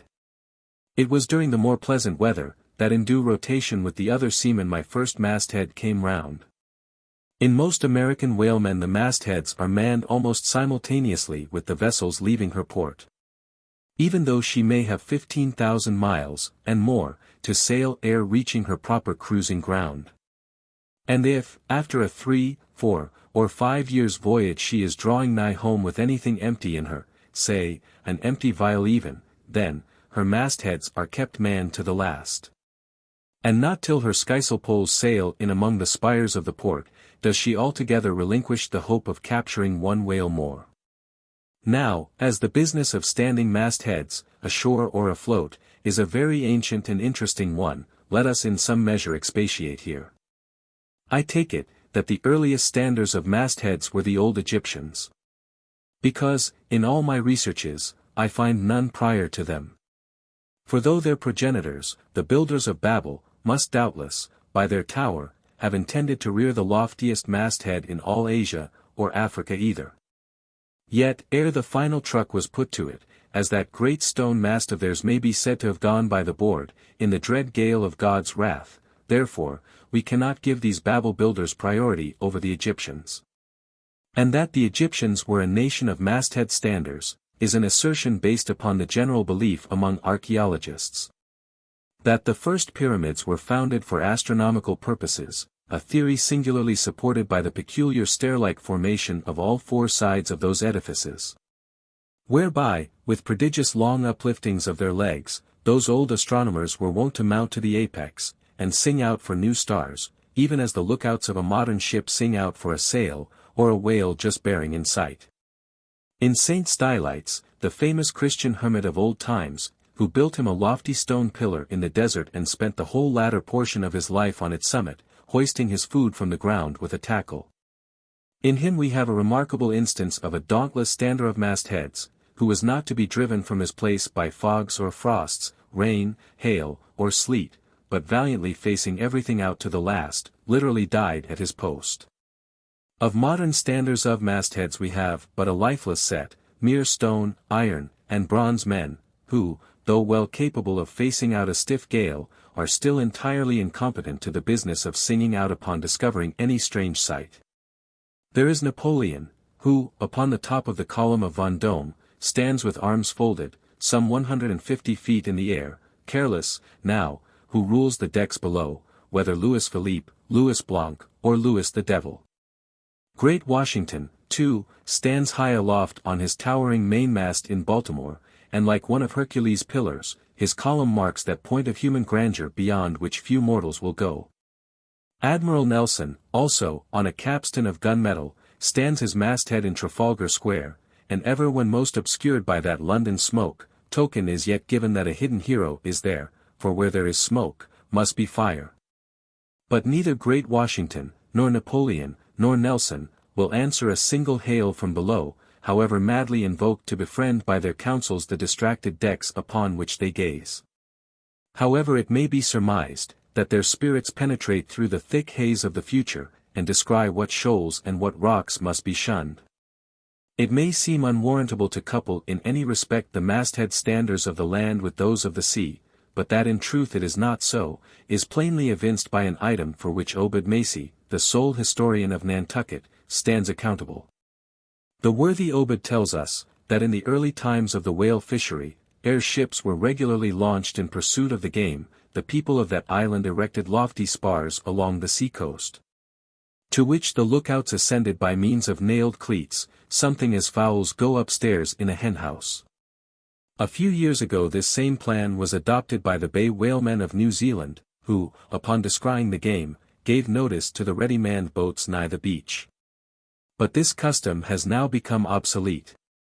Turn we then to the one proper masthead, that of a whale ship at sea. The 3 mastheads are kept manned from sunrise to sunset, the seamen taking their regular turns, as at the helm, and relieving each other every 2 hours. In the serene weather of the tropics it is exceedingly pleasant the masthead, nay, to a dreamy meditative man it is delightful. There you stand, 100 feet above the silent decks, striding along the deep, as if the masts were gigantic stilts, while beneath you and between your legs, as it were, swim the hugest monsters of the sea. Even as ships once sailed between the boots of the famous Colossus at Old Rhodes. There you stand, lost in the infinite series of the sea, with nothing ruffled but the waves. The tranced ship indolently rolls, the drowsy trade winds blow, everything resolves you into languor. For the most part, in this tropic whaling life, a sublime uneventfulness invests you, you hear no news, read no gazettes, extras with startling accounts of commonplaces never delude you into unnecessary excitements. You hear of no domestic afflictions, bankrupt securities, fall of stocks. Are never troubled with the thought of what you shall have for dinner, for all your meals for 3 years and more are snugly stowed in casks, and your bill of fare is immutable. In one of those southern whalesmen, on a long 3 or 4 years' voyage, as often happens, the sum of the various hours you spend at the masthead would amount to several entire months. And it is much to be deplored that the place to which you devote so considerable a portion of the whole term of your natural life, should be so sadly destitute of anything approaching to a cozy inhabitiveness, or adapted to breed a comfortable localness of feeling, such as pertains to a bed, a hammock, a hearse, a sentry box, a pulpit, a coach, or any other of those small and snug contrivances in which men temporarily isolate themselves. Your most usual point of perch is the head of the T-gallant mast, where you stand upon 2 thin parallel sticks, almost peculiar to whalemen, called the T-gallant crosstrees. Here, tossed about by the sea, the beginner feels about as cozy as he would standing on a bull's horns. To be sure, in cold weather you may carry your house aloft with you, in the shape of a watchcoat. But properly speaking the thickest watchcoat is no more of a house than the unclad body. For as the soul is glued inside of its fleshy tabernacle, and cannot freely move about in it, nor even move out of it, without running great risk of perishing, like an ignorant pilgrim crossing the snowy Alps in winter. So a watchcoat is not so much of a house as it is a mere envelope, or additional skin encasing you. You cannot put a shelf or chest of drawers in your body, and no more can you make a convenient closet of your watchcoat. Concerning all this, it is much to be deplored that the mastheads of a southern whale ship are unprovided with those enviable little tents or pulpits, called crow's nests, in which the lookouts of a Greenland whaler are protected from the inclement weather of the frozen seas. In the fireside narrative of Captain Sleet, entitled A Voyage Among the Icebergs, in quest of the Greenland whale, and incidentally for the rediscovery of the lost Icelandic colonies of Old Greenland. In this admirable volume, all standers of mastheads are furnished with a charmingly circumstantial account of the then recently invented crow's nest of the Glacier, which was the name of Captain Sleet's good craft. He called it the Sleet's crow's nest, in honor of himself. He being the original inventor and patentee, and free from all ridiculous false delicacy, and holding that if we call our own children after our own names, we fathers being the original inventors and patentees, so likewise should we denominate after ourselves any other apparatus we may beget. In shape, the Sleet's crow's nest is something like a large tierce or pipe. It is open above, however, where it is furnished with a movable side screen to keep to windward of your head in a hard gale. Being fixed on the summit of the mast, you ascend into it through a little trap hatch in the bottom. On the after side, or side next the stern of the ship, is a comfortable seat, with a locker underneath for umbrellas, comforters, and coats. In front is a leather rack, in which to keep your speaking trumpet, pipe, telescope, and other nautical conveniences. When Captain Sleet in person stood his masthead in this crow's nest of his, he tells us that he always had a rifle with him, also fixed in the rack, together with a powder flask and shot, for the purpose of popping off the stray narwhals, or vagrant sea unicorns infesting those waters. For you cannot successfully shoot at them from the deck owing to the resistance of the water, but to shoot down upon them is a very different thing. Now, it was plainly a labor of love for Captain Sleet to describe, as he does, all the little detailed conveniences of his crow's nest. But though he so enlarges upon many of these, and though he treats us to a very scientific account of his experiments in this crow's nest, with a small compass he kept there for the purpose of counteracting the errors resulting from what is called the local attraction of all binnacle magnets. An error ascribable to the horizontal vicinity of the iron in the ship's planks, and in the Glacier's case, perhaps, to there having been so many broken-down blacksmiths among her crew. I say, that though the captain is very discreet and scientific here, yet, for all his learned binnacle deviations, azimuth compass observations, and approximate errors, he knows very well, Captain Sleet, that he was not so much immersed in those profound magnetic meditations, as to fail being attracted occasionally towards that well-replenished little case bottle, so nicely tucked in on one side of his crow's nest, within easy reach of his hand. Though, upon the whole, I greatly admire and even love the brave, the honest, and learned captain, yet I take it very ill of him that he should so utterly ignore that case bottle, seeing what a faithful friend and comforter it must have been, while with mittened fingers and hooded head he was studying the mathematics aloft there in that bird's nest within 3 or 4 perches of the pole. But if we southern whale fishers are not so snugly housed aloft as Captain Sleet and his Greenland men were, yet that disadvantage is greatly counterbalanced by the widely contrasting serenity of those seductive seas in which we south fishers mostly float. For one, I used to lounge up the rigging very leisurely, resting in the top to have a chat with Queequeg, or any one else off duty whom I might find there. Then ascending a little way further, and throwing a lazy leg over the topsail yard, take a preliminary view of the watery pastures, and so at last mount to my ultimate destination. Let me make a clean breast of it here, and frankly admit that I kept but sorry guard. With the problem of the universe revolving in me, how could I, being left completely to myself at such a thought-engendering altitude, how could I but lightly hold my obligations to observe all whale ships' standing orders? Keep your weather eye open, and sing out every time. And let me in this place movingly admonish you, ye shipowners of Nantucket.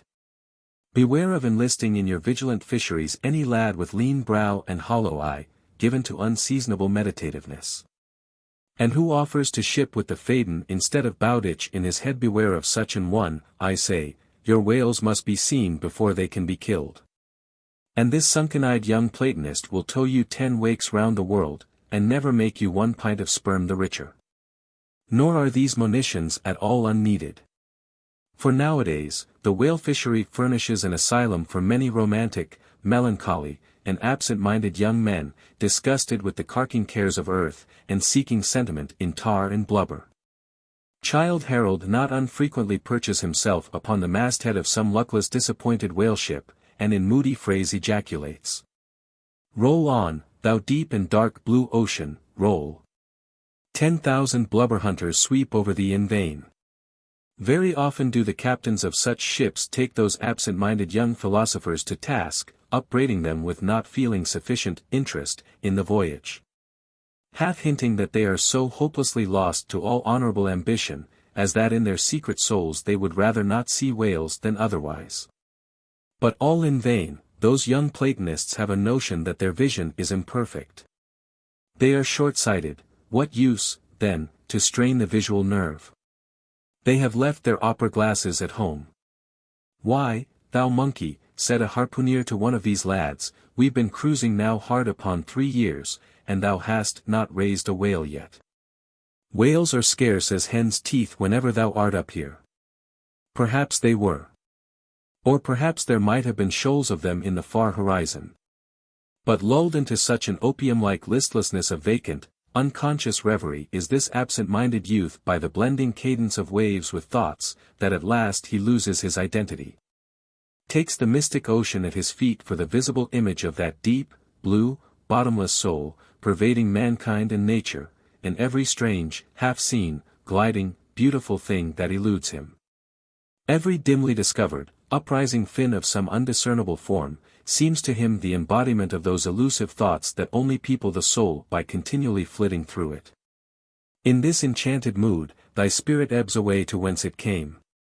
Becomes diffused through time and space, like Cramer's sprinkled pantheistic ashes, forming at last a part of every shore of the round globe over. There is no life in thee, now, except that rocking life imparted by a gently rolling ship. By her, borrowed from the sea, by the sea, from the inscrutable tides of God. But while this sleep, this dream is on ye, move your foot or hand an inch, slip your hold at all, and your identity comes back in horror. Over Discartian vortices you hover. And perhaps, at midday, in the fairest weather, with one half-throttled shriek you drop through that transparent air into the summer sea, no more to rise forever. Heed it well, ye pantheists. Chapter 36. The Quarter-Deck. Enter Ahab, then, all. It was not a great while after the affair of the pipe, that one morning shortly after breakfast, Ahab, as was his wont, ascended the cabin gangway to the deck. There most sea captains usually walk at that hour, as country gentlemen, after the same meal, take a few turns in the garden. Soon his steady, ivory stride was heard, as to and fro he paced his old rounds, upon planks so familiar to his tread, that they were all over-dented, like geological stones, with the peculiar mark of his walk.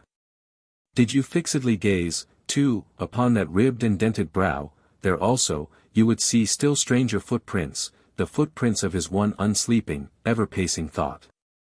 But on the occasion in question, those dents looked deeper, even as his nervous step that morning left a deeper mark.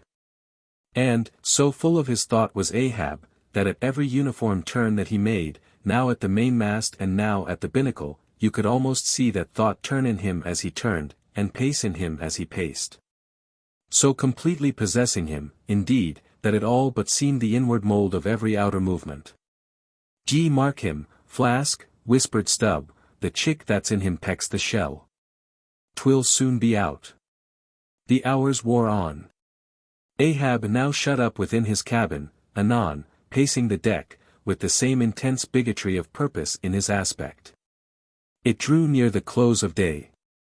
Suddenly he came to a halt by the bulwarks, and inserting his bone leg into the auger hole there, and with one hand grasping a shroud, he ordered Starbuck to send everybody aft. "Sir," said the mate, astonished at an order seldom or never given on shipboard except in some extraordinary case. "Send everybody aft," repeated Ahab. "Mastheads, there. Come down." When the entire ship's company were assembled, and with curious and not wholly unapprehensive faces, were eyeing him, for he looked not unlike the weather horizon when a storm is coming up, Ahab, after rapidly glancing over the bulwarks, and then darting his eyes among the crew, started from his standpoint. And as though not a soul were nigh him resumed his heavy turns upon the deck.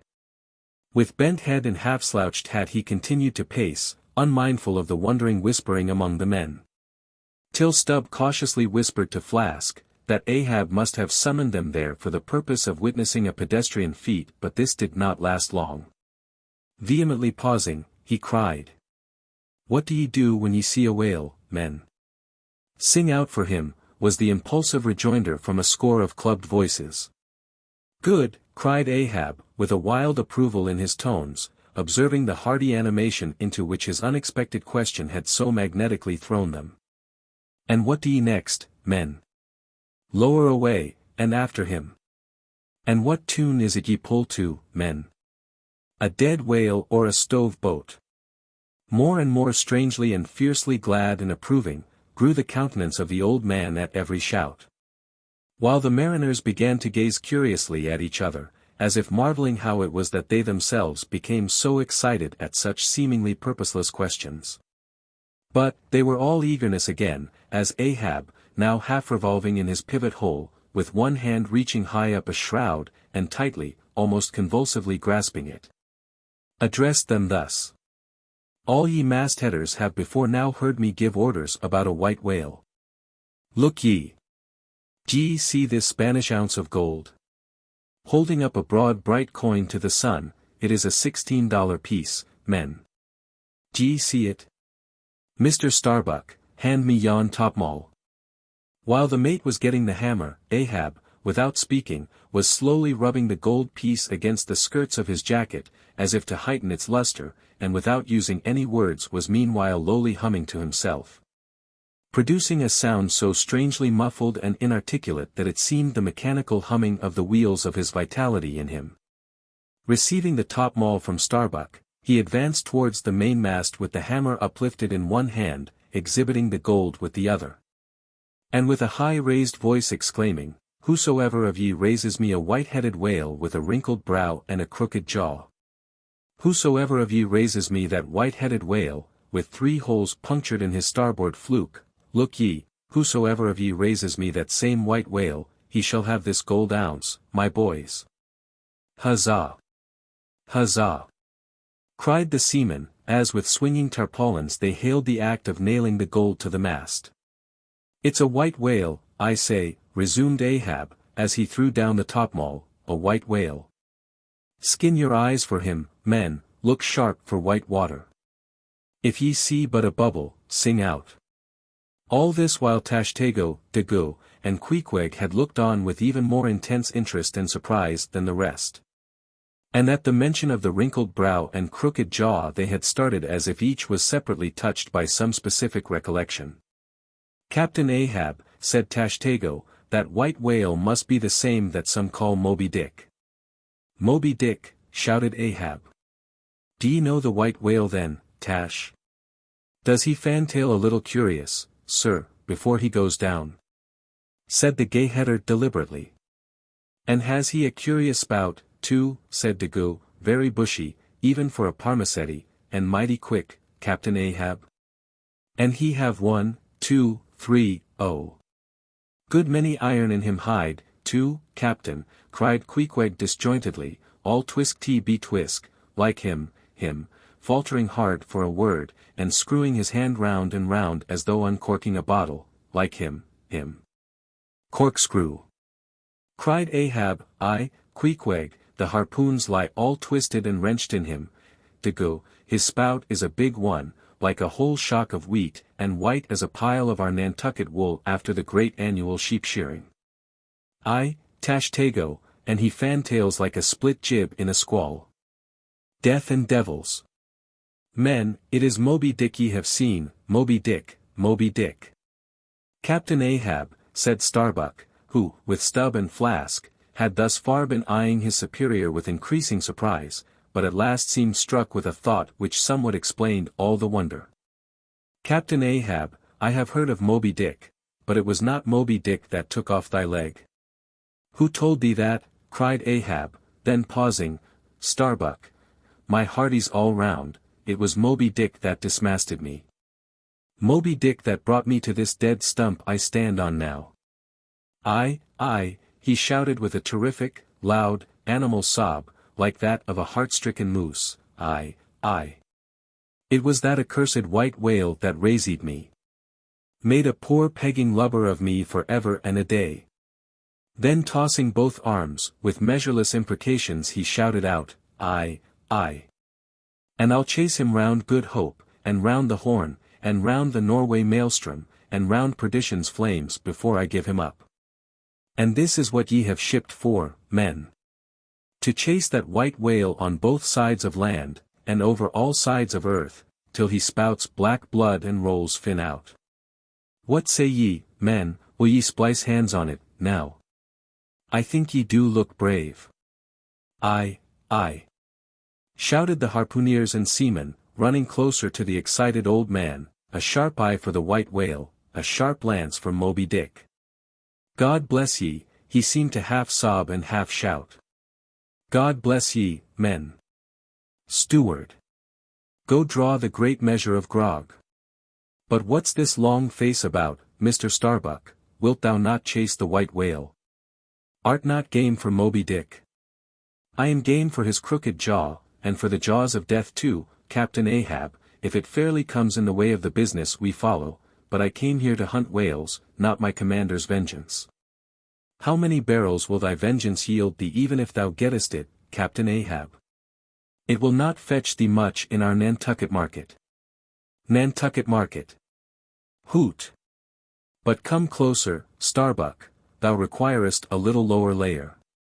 If money's to be the measurer, man, and the accountants have computed their great counting house the globe, by girdling it with guineas, 1 to every 3 parts of an inch, then, let me tell thee, that my vengeance will fetch a great premium here.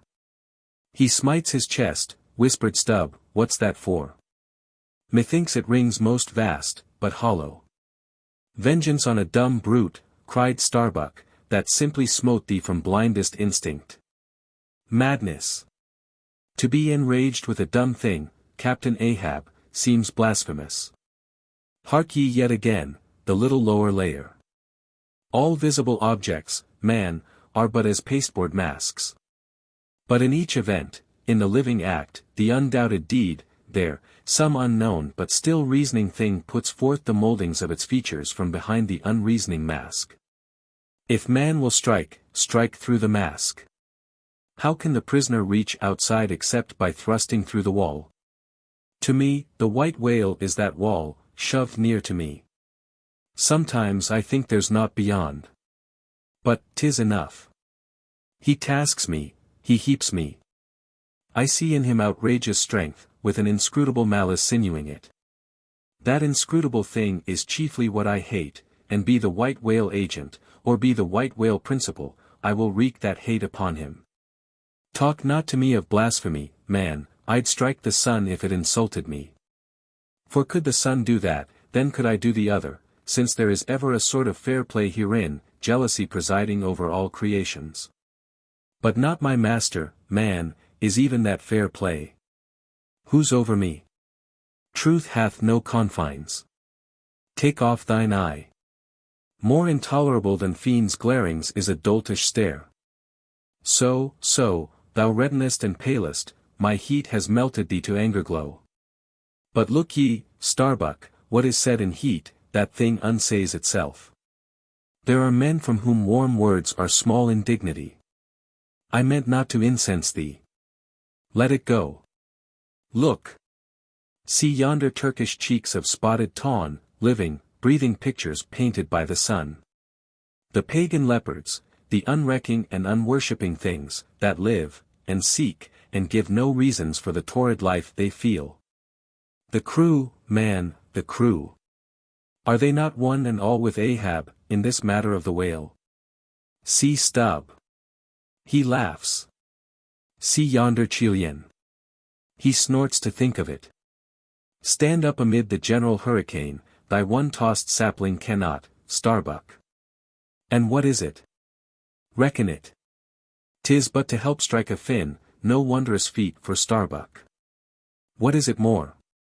From this one poor hunt, then, the best lance out of all Nantucket, surely he will not hang back, when every foremast hand has clutched a whetstone. Ah! Constraining seize thee, I see. The billow lifts thee. Speak, but speak, I. Thy silence, then, that voices thee. Aside, something shot from my dilated nostrils, he has inhaled it in his lungs. Starbuck now is mine. Cannot oppose me now, without rebellion. God keep me, keep us all, murmured Starbuck, lowly. But in his joy at the enchanted, tacit acquiescence of the mate, Ahab did not hear his foreboding invocation, nor yet the low laugh from the hold. Nor yet the presaging vibrations of the winds in the cordage, nor yet the hollow flap of the sails against the masts, as for a moment their hearts sank in. For again Starbuck's downcast eyes lighted up with the stubbornness of life. The subterranean laugh died away, the winds blew on, the sails filled out, the ship heaved and rolled as before. Ah, ye admonitions and warnings! Why stay ye not when ye come? But rather are ye predictions than warnings, ye shadows. Yet not so much predictions from without, as verifications of the foregoing things within. For with little external to constrain us, the innermost necessities in our being, these still drive us on. The measure! The measure, cried Ahab. Receiving the brimming pewter, and turning to the harpooneers, he ordered them to produce their weapons. Then ranging them before him near the capstan, with their harpoons in their hands, while his 3 mates stood at his side with their lances, and the rest of the ship's company formed a circle round the group. He stood for an instant searchingly eyeing every man of his crew. But those wild eyes met his, as the bloodshot eyes of the prairie wolves meet the eye of their leader, ere he rushes on at their head in the trail of the bison, but, alas! Only to fall into the hidden snare of the Indian. Drink and pass, he cried, handing the heavy charged flagon to the nearest seaman. The crew alone now drink. Round with it, round. Short draughts, long swallows, men, 'tis hot as Satan's hoof. So, it goes round excellently. It spiralizes in ye, forks out at the serpent's napping eye. Well done, almost drained. That way it went, this way it comes. Hand it me, here's a hollow. Men, ye seem the years, so brimming life is gulped and gone. Steward, refill. Attend now, my braves. I have mustered ye all round this capstan, and ye mates, flank me with your lances, and ye harpooneers, stand there with your irons.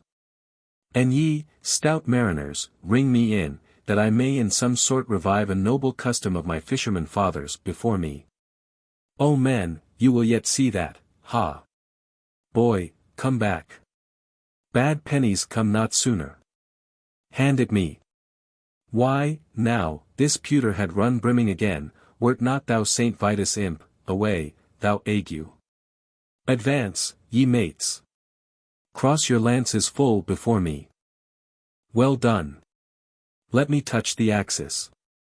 So saying, with extended arm, he grasped the 3 level, radiating lances at their crossed center, while so doing, suddenly and nervously twitched them, meanwhile, glancing intently from Starbuck to Stubb, from Stubb to Flask.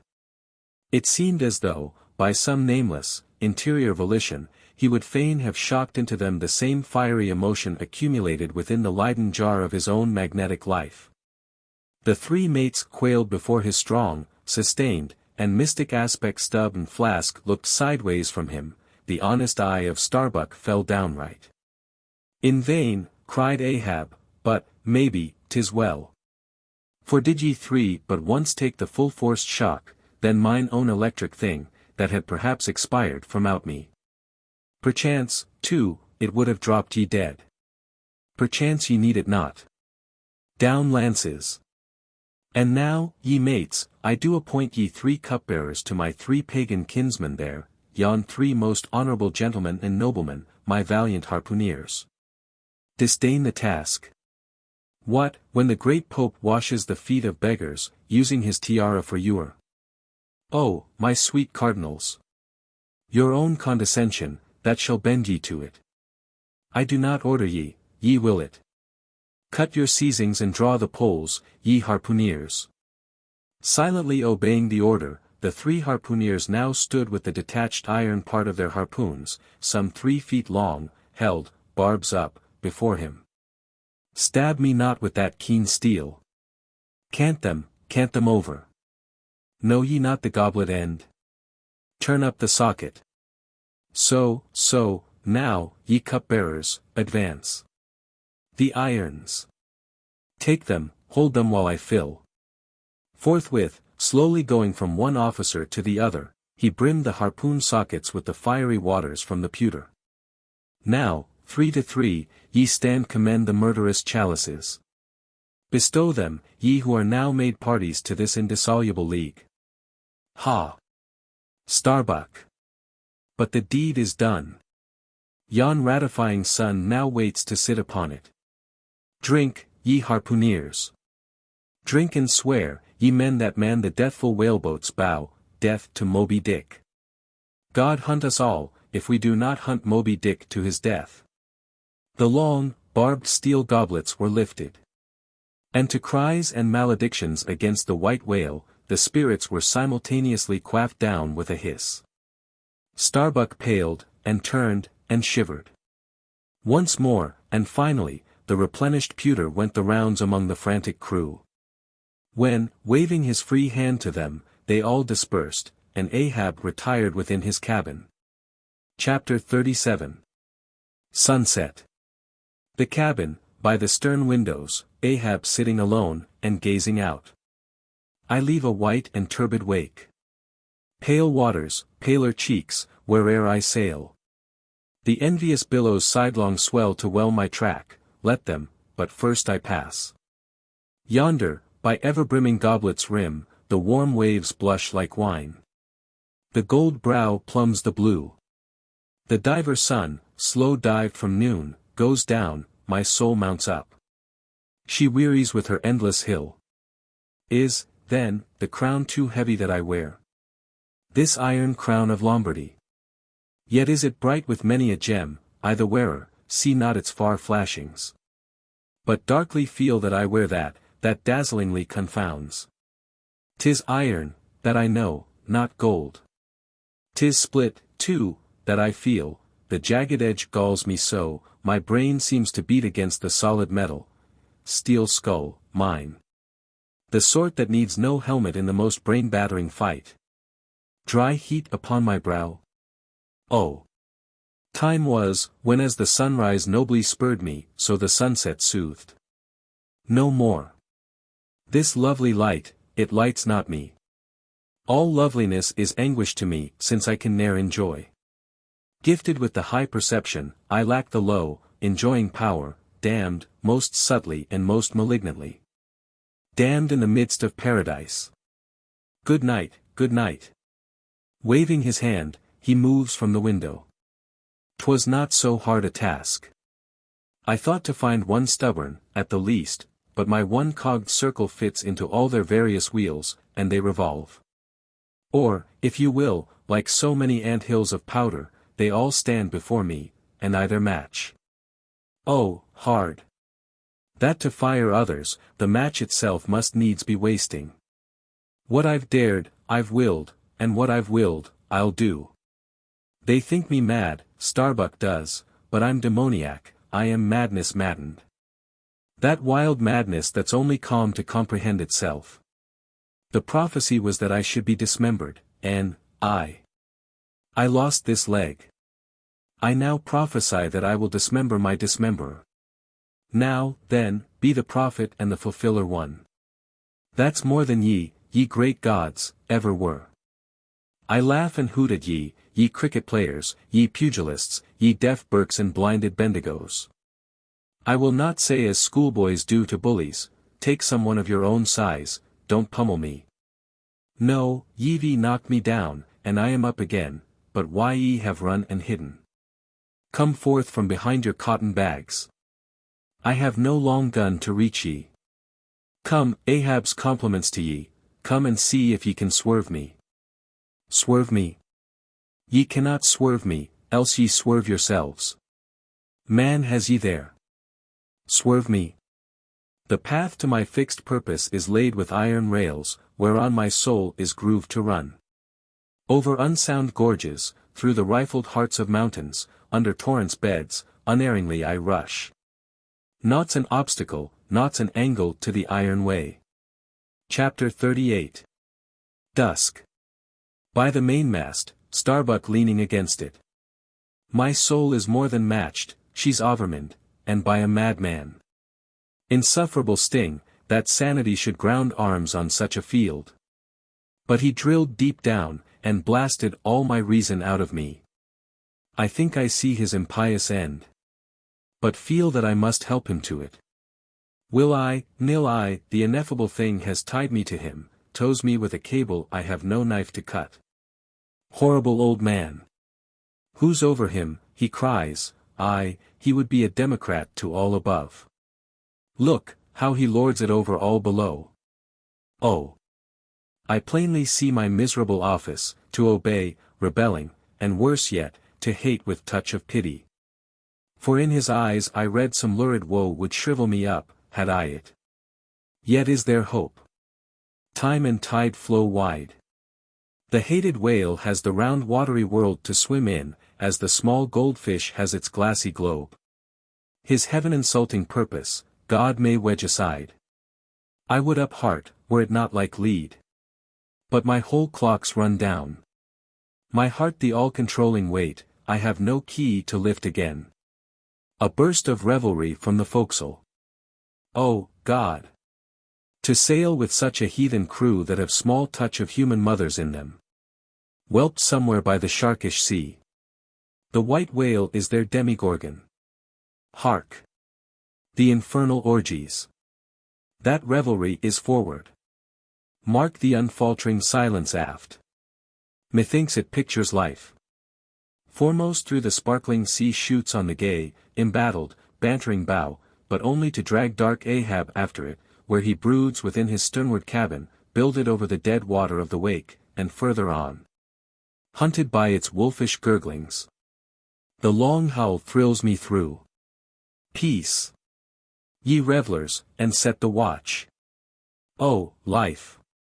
'Tis in an hour like this, with soul beat down and held to knowledge, as wild, untutored things are forced to feed, oh, life! 'Tis now that I do feel the latent horror in thee. But 'tis not me. That horror's out of me. And with the soft feeling of the human in me, yet will I try to fight ye grim, phantom futures. Stand by me, hold me, bind me, O ye blessed influences. Chapter 19. First Night Watch. Foretop. Stub solace, and mending a brace. Ha! Ha! Ha! Ha! Hem! Clear my throat, I've been thinking over it ever since, and that ha's the final consequence. Why so? Because a laugh's the wisest, easiest answer to all that's queer, and come what will, one comfort's always left, that unfailing comfort is, it's all predestinated. I heard not all his talk with Starbuck. But to my poor eye Starbuck then looked something as I the other evening felt. Be sure the old mogul has fixed him, too. I twigged it, knew it, had the gift, might readily have prophesied it, for when I clapped my eye upon his skull I saw it. Well, Stub, wise Stub, that's my title, well, Stub, what of it, Stub? Here's a carcass. I know not all that may be coming, but be it what it will, I'll go to it laughing. Such a waggish leering as lurks in all your horribles. I feel funny. F.A., la. Lyra, skira. What's my juicy little pair at home doing now? Crying its eyes out, giving a party to the last arrived harpooneers, I dare say, gay as a frigate's pennant, and so am I, F.A., la. Lyra, skira. Oh! We'll drink tonight with hearts as light. To love, as gay and fleeting. As bubbles that swim, on the beaker's brim. And break on the lips while meeting. A brave stave that, who calls? Mr. Starbuck? I, sir, aside, he's my superior, he has his too, if I'm not mistaken. I, sir, just through with this job, coming. Chapter 20. Midnight, forecastle. Harpooneers and sailors. Foresail rises and discovers the watch standing, lounging, leaning, and lying in various attitudes, all singing in chorus. Farewell and adieu to you, Spanish ladies. Farewell and adieu to you, ladies of Spain. Our captains commanded. First Nantucket sailor. Oh, boys, don't be sentimental, it's bad for the digestion. Take a tonic, follow me. Sings, and all follow. Our captain stood upon the deck. A spyglass in his hand. A viewing of those gallant whales that blew at every strand. Oh, your tubs in your boats, my boys.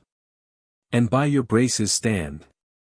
And we'll have one of those fine whales. Hand, boys, over hand. So, be cheery, my lads. May your hearts never fail. While the bold harpooner is striking the whale. Mate's voice from the quarterdeck. 8 bells there, forward. Second Nantucket sailor. Avast the chorus. 8 bells there. Gee here, bellboy. Strike the bell 8, thou Pip. Thou blackling. And let me call the watch. I've the sort of mouth for that, the hogshead mouth. So, thrusts his head down the scuttle, starbow hoy. 8 bells there below. Tumble up. Dutch sailor. Grand snoozing tonight, Matty, fat night for that. I mark this in our old mogul's wine, it's quite as deadening to some as filliping to others. We sing, they sleep, I lie down there, like ground to your butts. At M again. There, take this copper pump, and hail M through it. Tell M to a vast dreaming of their lasses. Tell M it's the resurrection, they must kiss their last, and come to judgment. That's the way, that's it, thy throat ain't spoiled with eating Amsterdam butter. French sailor. Hist, boys. Let's have a jig or two before we ride to anchor in Blanket Bay. What say ye? There comes the other watch. Stand by all legs. Pip. Little Pip. Hurrah with your tambourine. Pip. Sulky and sleepy, don't know where it is. French sailor. Beat thy belly, then, and wag thy ears. Jig it, men, I say, Mary's the word, hurrah. Damn me, won't you dance? Form, now, Indian file, and gallop into the double shuffle. Throw yourselves. Legs. Legs. Iceland sailor. I don't like your floor, Matty. It's too springy to my taste. I'm used to ice floors. I'm sorry to throw cold water on the subject, but excuse me. Maltese sailor. Me too, where's your girls? Who but a fool would take his left hand by his right, and say to himself, how d'ye do? Partners. I must have partners. Sicilian sailor. Aye, girls and a green, then I'll hop with ye, yeah, turn grasshopper. Long Island sailor.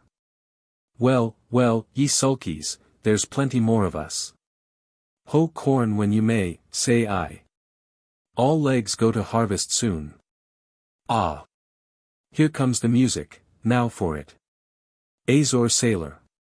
Ascending, and pitching the tambourine up the scuttle. Here you are, Pip, and there's the windlass bits, up you mount. Now, boys. The half of them dance to the tambourine, some go below. Some sleep or lie among the coils of rigging. Oaths a plenty. Azore sailor. Dancing, go it, Pip. Bang it, bell boy. Rig it, dig it, stig it, quig it, bell boy. Make fireflies, break the jinglers. Pip. Jinglers, you say? There goes another, dropped off, I pound it so. China sailor. Rattle thy teeth, then, and pound away, make a pagoda of thyself. French sailor. Merry mad. Hold up thy hoop, Pip, till I jump through it. Split jibs. Tear yourselves. Tashtego. Quietly smoking, that's a white man, he calls that fun, humph. I save my sweat. Old Manx sailor. I wonder whether those jolly lads bethink them of what they are dancing over. I'll dance over your grave, I will, that's the bitterest threat of your night women, that beat headwinds round corners. O Christ! To think of the green navies and the green-skulled crews. Well, well. Belike the whole world's a ball, as you scholars have it, and so, 'tis right to make one ballroom of it. Dance on, lads, you're young, I was once. 3D Nantucket sailor. Spell oh, phew. This is worse than pulling after whales in a calm, give us a whiff, tash. They cease dancing, and gather in clusters. Meantime the sky darkens, the wind rises. Lascar sailor. By Brahma. Boys, it'll be douse sail soon. The sky-born, high-tide Ganges turn to wind. Thou showest thy black brow, Siva. Maltese sailor. Reclining and shaking his cap. It's the waves, the snow's caps turn to jigget now. They'll shake their tassels soon. Now would all the waves were women, then I'd go drown, and chas sea with them evermore. There's naught so sweet on earth, heaven may not match it. As those swift glances of warm, wild bosoms in the dance, when the overarboring arms hide such ripe, bursting grapes. Sicilian sailor. Reclining. Tell me not of it. Hark ye, lad, fleet interlacings of the limbs, lithe swayings, coyings, flutterings. Lip. Heart. Hip. All graze, unceasing touch and go. Not taste, observe ye, else come satiety. Pagan. Nudging. Tahitan sailor. Reclining on a mat. Hail, holy nakedness of our dancing girls, the Hiva Hiva. Ah! Low-veiled, high-palmed Tahiti. I still rest me on thy mat, but the soft soil has slid. I saw thee woven in the wood, my mat. Green the first day I brought ye thence, now worn and wilted quite. Ah me, not thou nor I can bear the change. How then, if so be transplanted to yon sky? Hear I the roaring streams from Pyrohides' peak of spears, when they leap down the crags and drown the villages, the blast. The blast. Up, spine, and meet it. Leaps to his feet. Portuguese sailor. How the sea rolls swashing, gainst the side. Stand by for reefing, hearties. The winds are just crossing swords, pell-mell they'll go lunging presently. Danish sailor. Crack, crack, old ship. So long as thou crackest, thou holdest. Well done. The mate there holds ye to it stiffly. He's no more afraid than the Isle fort at Kattegat, put there to fight the Baltic with storm-lashed guns, on which the sea salt cakes. 4th Nantucket sailor. He has his orders, mind ye that. I heard old Ahab tell him he must always kill a squall, something as they burst a waterspout with a pistol, fire your ship right into it. English sailor. Blood. But that old man's a grand old cove. We are the lads to hunt him up his whale. All. Aye. Aye. Old Manx sailor. How the three pines shake. Pines are the hardest sort of tree to live when shifted to any other soil, and here there's none but the crew's cursed clay. Steady, helmsman. Steady. This is the sort of weather when brave hearts snap ashore, and keeled hulls split at sea. Our captain has his birthmark, look yonder, boys, there's another in the sky, lurid-like, ye see, all else pitch black. Degu. What of that? Who's afraid of black's afraid of me. I'm quarried out of it. Spanish sailor. Aside. He wants to bully, the old grudge makes me touchy, advancing. I, harpooner, thy race is the undeniable dark side of mankind, devilish dark at that. No offense. Degu, grimly. None. St. Iago's sailor. That Spaniard's mad or drunk. But that can't be, or else in his one case our old mogul's fire waters are somewhat long in working. 5th Nantucket sailor. What's that I saw, lightning? Yes. Spanish sailor. No, Degu showing his teeth. Degu, springing. Swallow thine, mannikin. White skin, white liver. Spanish sailor, meeting him. Knife thee heartily. Big frame, small spirit. All. A row. A row. A row. Tashtego, with a whiff. A row alow, and a row aloft, gods and men, both brawlers. Humph. Belfast sailor. A row. Ara a row. The Virgin be blessed, a row. Plunge in with ye. English sailor. Fair play. Snatch the Spaniard's knife. A ring, a ring. Old Manx sailor. Ready formed. There. The ringed horizon. In that ring Cain struck Abel. Sweet work, right work. No. Why then, God, madst thou the ring? Mate's voice from the quarterdeck. Hands by the halyards. In top-gallant sails. Stand by to reef topsails. All. The squall. The squall. Jump, my jollies. They scatter. Pip shrinking under the windlass. Jollies? Lord help such jollies. Crish, crash. There goes the jibstay. Blang wang. God. Duck lower, Pip, here comes the royal yard. It's worse than being in the world woods, the last day of the year. Who'd go climbing after chestnuts now? But there they go, all cursing, and here I don't. Fine prospects to them, they're on the road to heaven. Hold on hard. Jiminy, what a squall. But those chaps there are worse yet, they are your white squalls, they. White squalls. White whale, sure. Sure. Here have I heard all their chat just now, and the white whale, sure. Sure, but spoken of once. And only this evening, it makes me jingle all over like my tambourine, that anaconda of an old man swore in to hunt him. Oh, thou big white God aloft there somewhere in yon darkness, have mercy on this small black boy down here.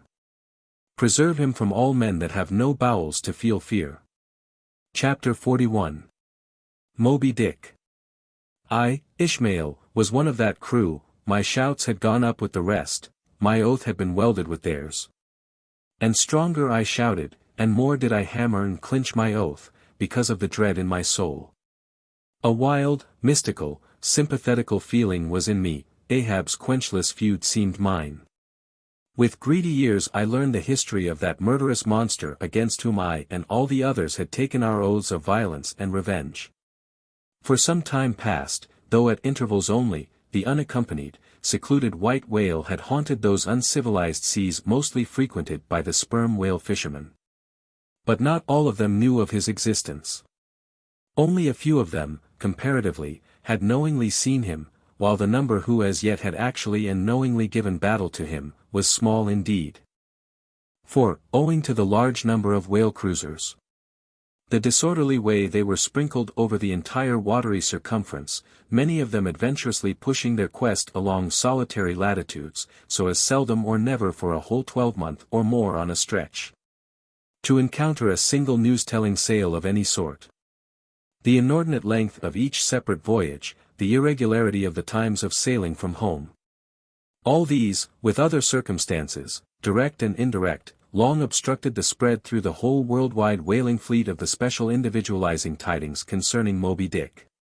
It was hardly to be doubted, that several vessels reported to have encountered, at such or such a time, or on such or such a meridian, a sperm whale of uncommon magnitude and malignity, which whale, after doing great mischief to his assailants, had completely escaped them. To some minds it was not an unfair presumption, I say, that the whale in question must have been no other than Moby Dick.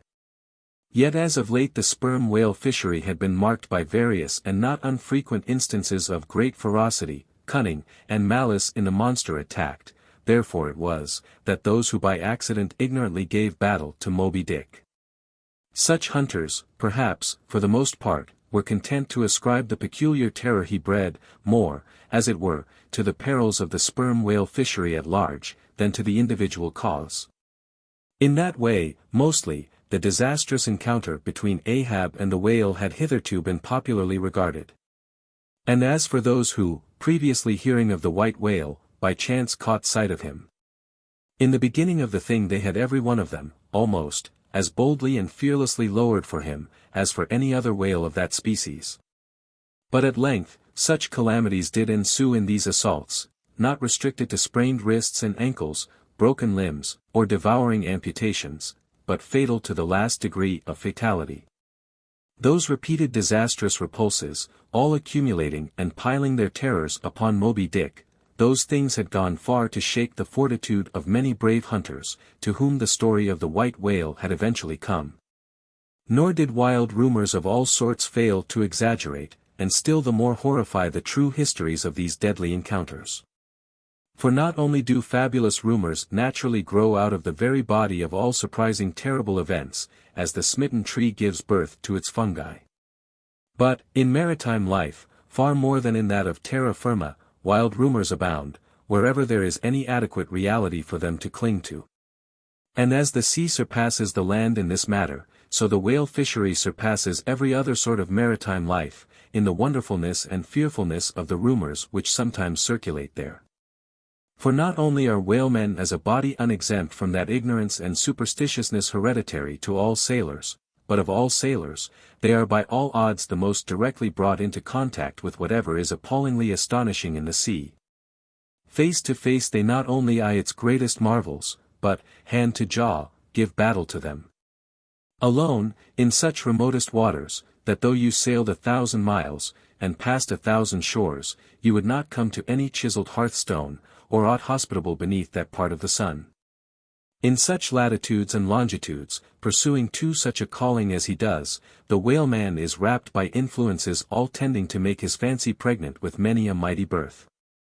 No wonder, then, that ever-gathering volume from the mere transit over the widest watery spaces, the outblown rumors of the white whale did in the end incorporate with themselves all manner of morbid hints and half-formed fetal suggestions of supernatural agencies, which eventually invested Moby Dick with new terrors unborrowed from anything that visibly appears. So that in many cases such a panic did he finally strike, that few who by those rumors, at least, had heard of the white whale, few of those hunters were willing to encounter the perils of his jaw. But there were still other and more vital practical influences at work. Not even at the present day has the original prestige of the sperm whale, as fearfully distinguished from all other species of the leviathan, died out of the minds of the whalemen as a body.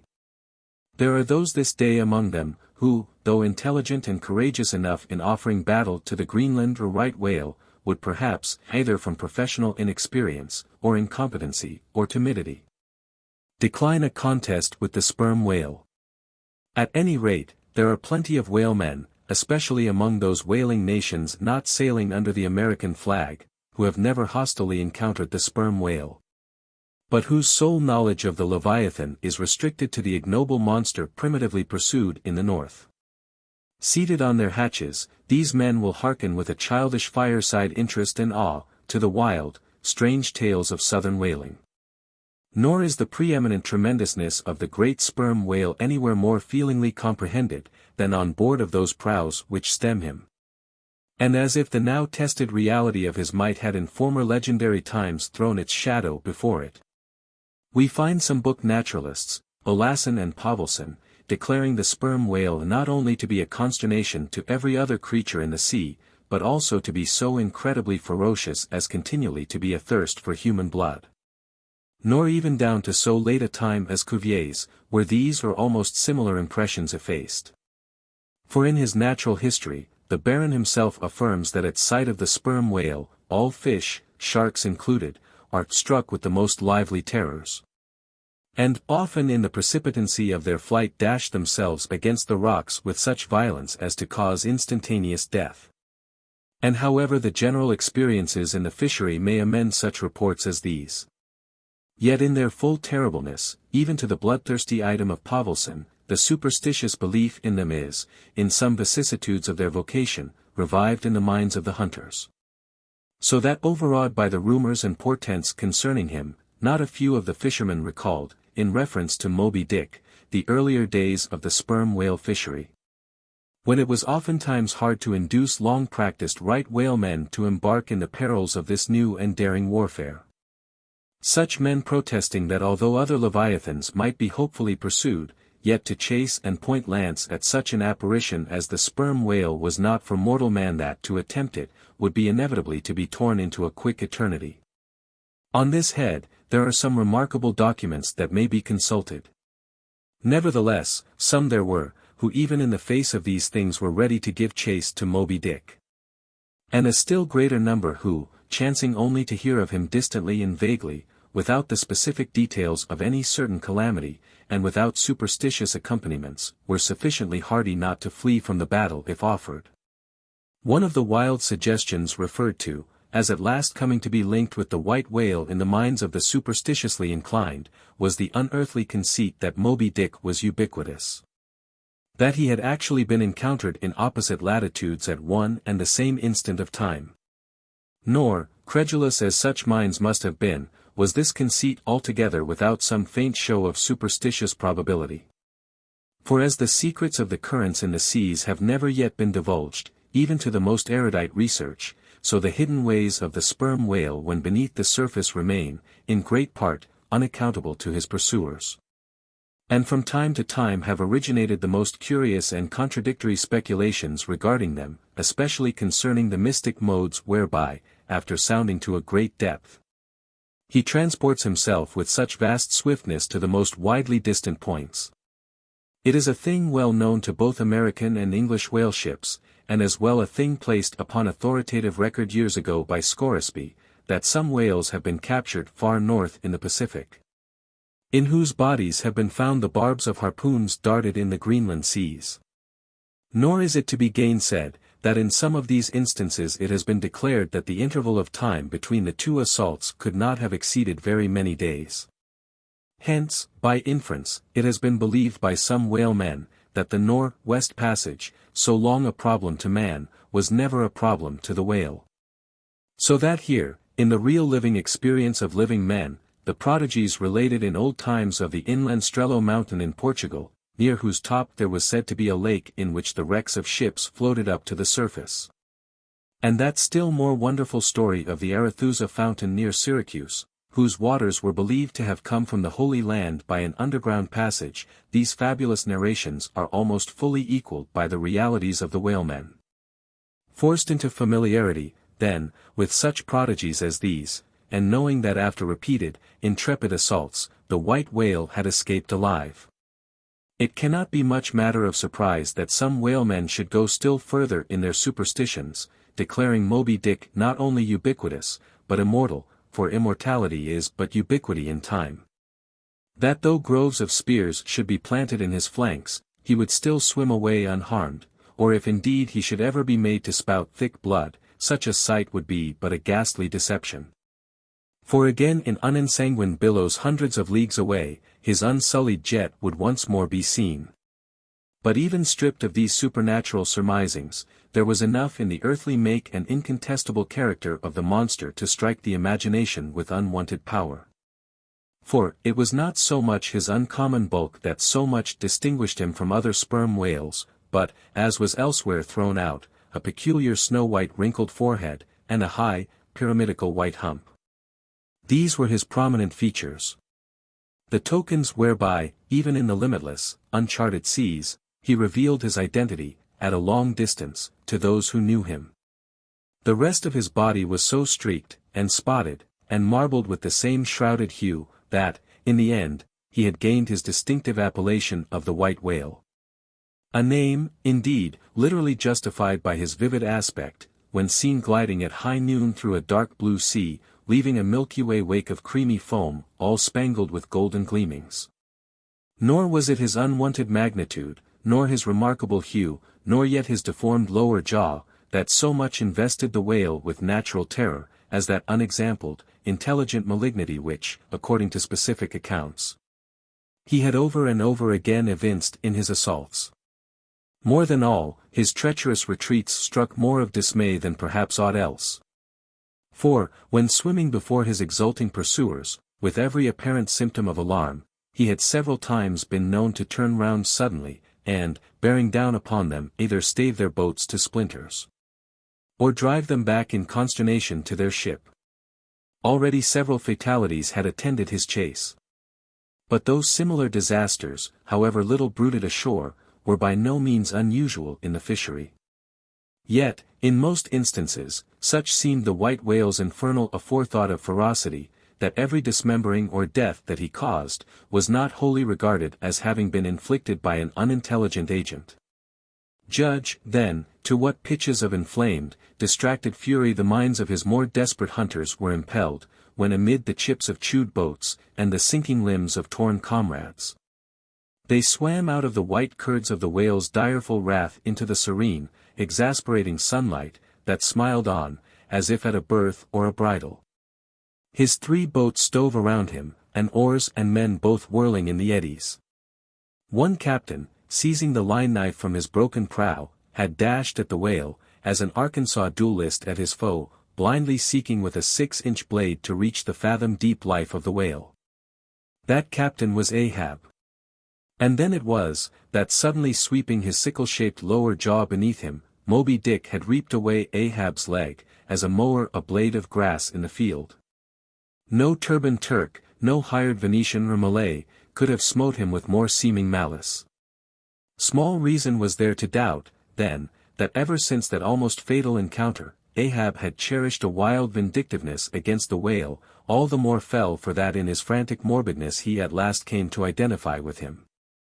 Not only all his bodily woes, but all his intellectual and spiritual exasperations.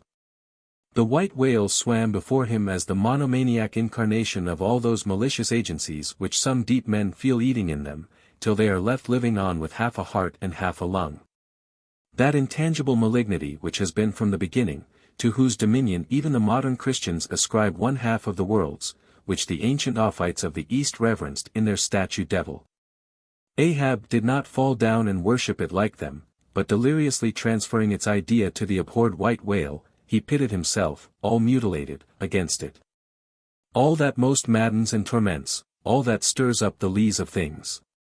All truth with malice in it, all that cracks the sinews and cakes the brain, all the subtle demonisms of life and thought, all evil, to crazy Ahab, were visibly personified, and made practically assailable in Moby Dick. He piled upon the whale's white hump the sum of all the general rage and hate felt by his whole race from Adam down, and then, as if his chest had been a mortar, he burst his hot heart's shell upon it. It is not probable that this monomania in him took its instant rise at the precise time of his bodily dismemberment. Then, in darting at the monster, knife in hand, he had but given loose to a sudden, passionate, corporal animosity. And when he received the stroke that tore him, he probably but felt the agonizing bodily laceration, but nothing more. Yet, when by this collision forced to turn towards home, and for long months of days and weeks, Ahab and anguish lay stretched together in one hammock, rounding in midwinter that dreary, howling Patagonian cape. Then it was, that his torn body and gashed soul bled into one another, and so interfusing, made him mad. That it was only then, on the homeward voyage, after the encounter, that the final monomania seized him, seems all but certain from the fact that, at intervals during the passage, he was a raving lunatic. And, though unlimbed of a leg, yet such vital strength yet lurked in his Egyptian chest, and was moreover intensified by his delirium, that his mates were forced to lace him fast, even there, as he sailed, raving in his hammock. In a strait-jacket, he swung to the mad rockings of the gales. And, when running into more sufferable latitudes, the ship, with mild stun-sails spread, floated across the tranquil tropics, and, to all appearances, the old man's delirium seemed left behind him with the Cape Horn swells. And he came forth from his dark den into the blessed light and air.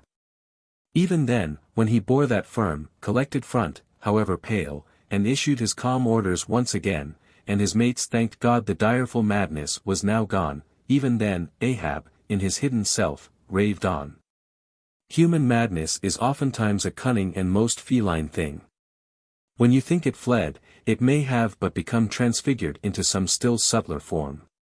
Ahab's full lunacy subsided not, but deepeningly contracted. Like the unabated Hudson, when that noble Northman flows narrowly, but unfathomably through the Highland Gorge. But, as in his narrow-flowing monomania, not one jot of Ahab's broad madness had been left behind. So in that broad madness, not one jot of his great natural intellect had perished. That before living agent, now became the living instrument. If such a furious trope may stand, his special lunacy stormed his general sanity, and carried it, and turned all its concentred cannon upon its own mad mark. So that far from having lost his strength, Ahab, to that one end, did now possess 1,000-fold more potency than ever he had sanely brought to bear upon any one reasonable object. This is much. Yet Ahab's larger, darker, deeper part remains unhinted. But vain to popularize profundities, and all truth is profound. Winding far down from within the very heart of this spiked Hotel de Cluny where we here stand, however grand and wonderful, now quit it, and take your way, ye nobler, sadder souls, to those vast Roman halls of Thermes. Where far beneath the fantastic towers of man's upper earth, his root of grandeur, his whole awful essence sits in bearded state, an antique buried beneath antiquities, and throned on torsos. So with a broken throne, the great gods mock that captive king, so like a caryatid, he patient sits, upholding on his frozen brow the piled entablatures of ages. Wind ye down there, ye prouder, sadder souls. Question that proud, sad king. A family likeness. Aye, he did beget ye, ye young exiled royalties, and from your grim sire only will the old state secret come. Now, in his heart, Ahab had some glimpse of this, namely, all my means are sane, my motive and my object mad. Yet without power to kill, or change, or shun the fact, he likewise knew that to mankind he did long dissemble, in some sort, did still. But that thing of his dissembling was only subject to his perceptibility, not to his will determinate. Nevertheless, so well did he succeed in that dissembling, that when with ivory leg he stepped ashore at last, no Nantucketer thought him otherwise than but naturally grieved, and that to the quick, with the terrible casualty which had overtaken him. The report of his undeniable delirium at sea was likewise popularly ascribed to a kindred cause. And so too, all the added moodiness which always afterwards, to the very day of sailing in the Pequod on the present voyage, sat brooding on his brow. Nor is it so very unlikely, that far from distrusting his fitness for another whaling voyage, on account of such dark symptoms, the calculating people of that prudent isle were inclined to harbor the conceit that for those very reasons he was all the better qualified and set on edge, for a pursuit so full of rage and wildness as the bloody hunt of whales.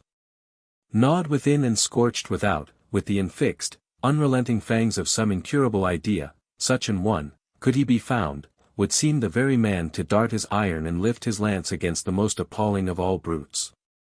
Or, if for any reason thought to be corporeally incapacitated for that, yet such an one would seem superlatively competent to cheer and howl on his underlings to the attack. But be all this as it may, certain it is, that with the mad secret of his unabated rage bolted up and keyed in him, Ahab had purposely sailed upon the present voyage with the one only and all-engrossing object of hunting the white whale. Had any one of his old acquaintances on shore but half dreamed of what was lurking in him then, how soon would their aghast and righteous souls have wrenched the ship from such a fiendish man. They were bent on profitable cruises, the profit to be counted down in dollars from the mint. He was intent on an audacious, immitigable, and supernatural revenge. Here, then, was this grey-headed, ungodly old man, chasing with curses a Job's whale round the world, at the head of a crew, too, chiefly made up of mongrel renegades, and castaways, and cannibals, morally enfeebled also by the incompetence of mere unaided virtue or right-mindedness in Starbuck, the invulnerable jollity of indifference and recklessness in Stubb, and the pervading mediocrity in Flask. Such a crew, so officered, seemed specially picked and packed by some infernal fatality to help him to his monomaniac revenge. How it was that they so aboundingly responded to the old man's ire, by what evil magic their souls were possessed, that at times his hate seemed almost theirs, the white whale as much their insufferable foe as his. How all this came to be, what the white whale was to them, or how to their unconscious understandings, also, in some dim, unsuspected way, he might have seemed the gliding great demon of the seas of life, all this to explain would be to dive deeper than Ishmael can go. The subterranean miner that works in us all, how can one tell whither leads his shaft by the ever-shifting, muffled sound of his pick? Who does not feel the irresistible arm drag? What skiff in tow of a 74 can stand still? For one, I gave myself up to the abandonment of the time and the place, but while yet all a rush to encounter the whale, could see naught in that brute but the deadliest ill. Chapter 42. The whiteness of the whale. What the white whale was to Ahab, has been hinted, what, at times, he was to me, as yet remains unsaid. Aside from those more obvious considerations touching Moby Dick, which could not but occasionally awaken in any man's soul some alarm, there was another thought, or rather vague, nameless horror concerning him, which at times by its intensity completely overpowered all the rest. And yet so mystical and well-nigh ineffable was it, that I almost despair of putting it in a comprehensible form. It was the whiteness of the whale that above all things appalled me. But how can I hope to explain myself here? And yet, in some dim, random way, explain myself I must, else all these chapters might be naught. Though in many natural objects, whiteness refiningly enhances beauty, as if imparting some special virtue of its own, as in marbles, japonicas, and pearls. And though various nations have in some way recognized a certain royal preeminence in this hue, even the barbaric, grand old kings of Pequod placing the title Lord of the White Elephants above all their other magniloquent ascriptions of dominion. And the modern kings of Siam unfurling the same snow-white quadruped in the royal standard, and the Hanoverian flag bearing the one figure of a snow-white charger. And the great Austrian Empire, Caesarian, heir to overlording Rome, having for the imperial color the same imperial hue. And though this preeminence in it applies to the human race itself, giving the white man ideal mastership over every dusky tribe.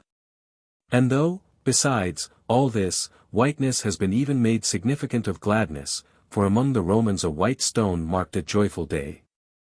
And though in other mortal sympathies and symbolizings, this same hue is made the emblem of many touching, noble things, the innocence of brides, the benignity of age. Though among the red men of America the giving of the white belt of wampum was the deepest pledge of honor. Though in many climes, whiteness typifies the majesty of justice in the ermine of the judge, and contributes to the daily state of kings and queens drawn by milk-white steeds. Though even in the higher mysteries of the most august religions it has been made the symbol of the divine spotlessness and power, by the Persian fire worshippers, the white forked flame being held the holiest on the altar. And in the Greek mythologies, great Jove himself being made incarnate in a snow-white bull.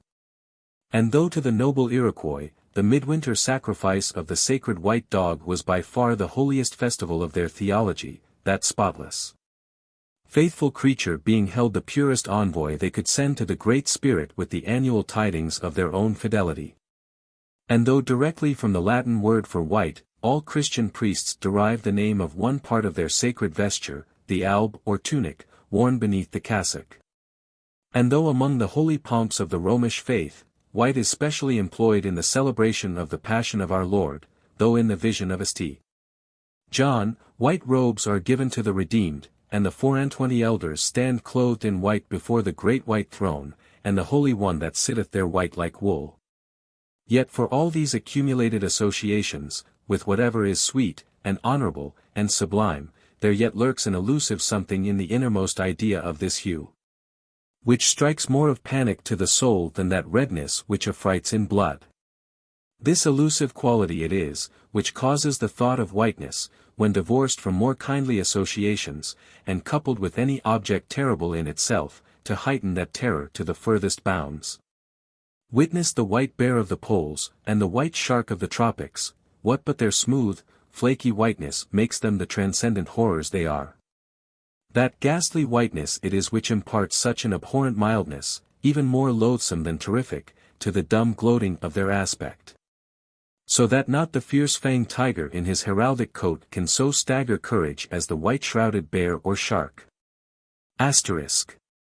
With reference to the polar bear, it may possibly be urged by him who would fain go still deeper into this matter, that it is not the whiteness, separately regarded, which heightens the intolerable hideousness of that brute.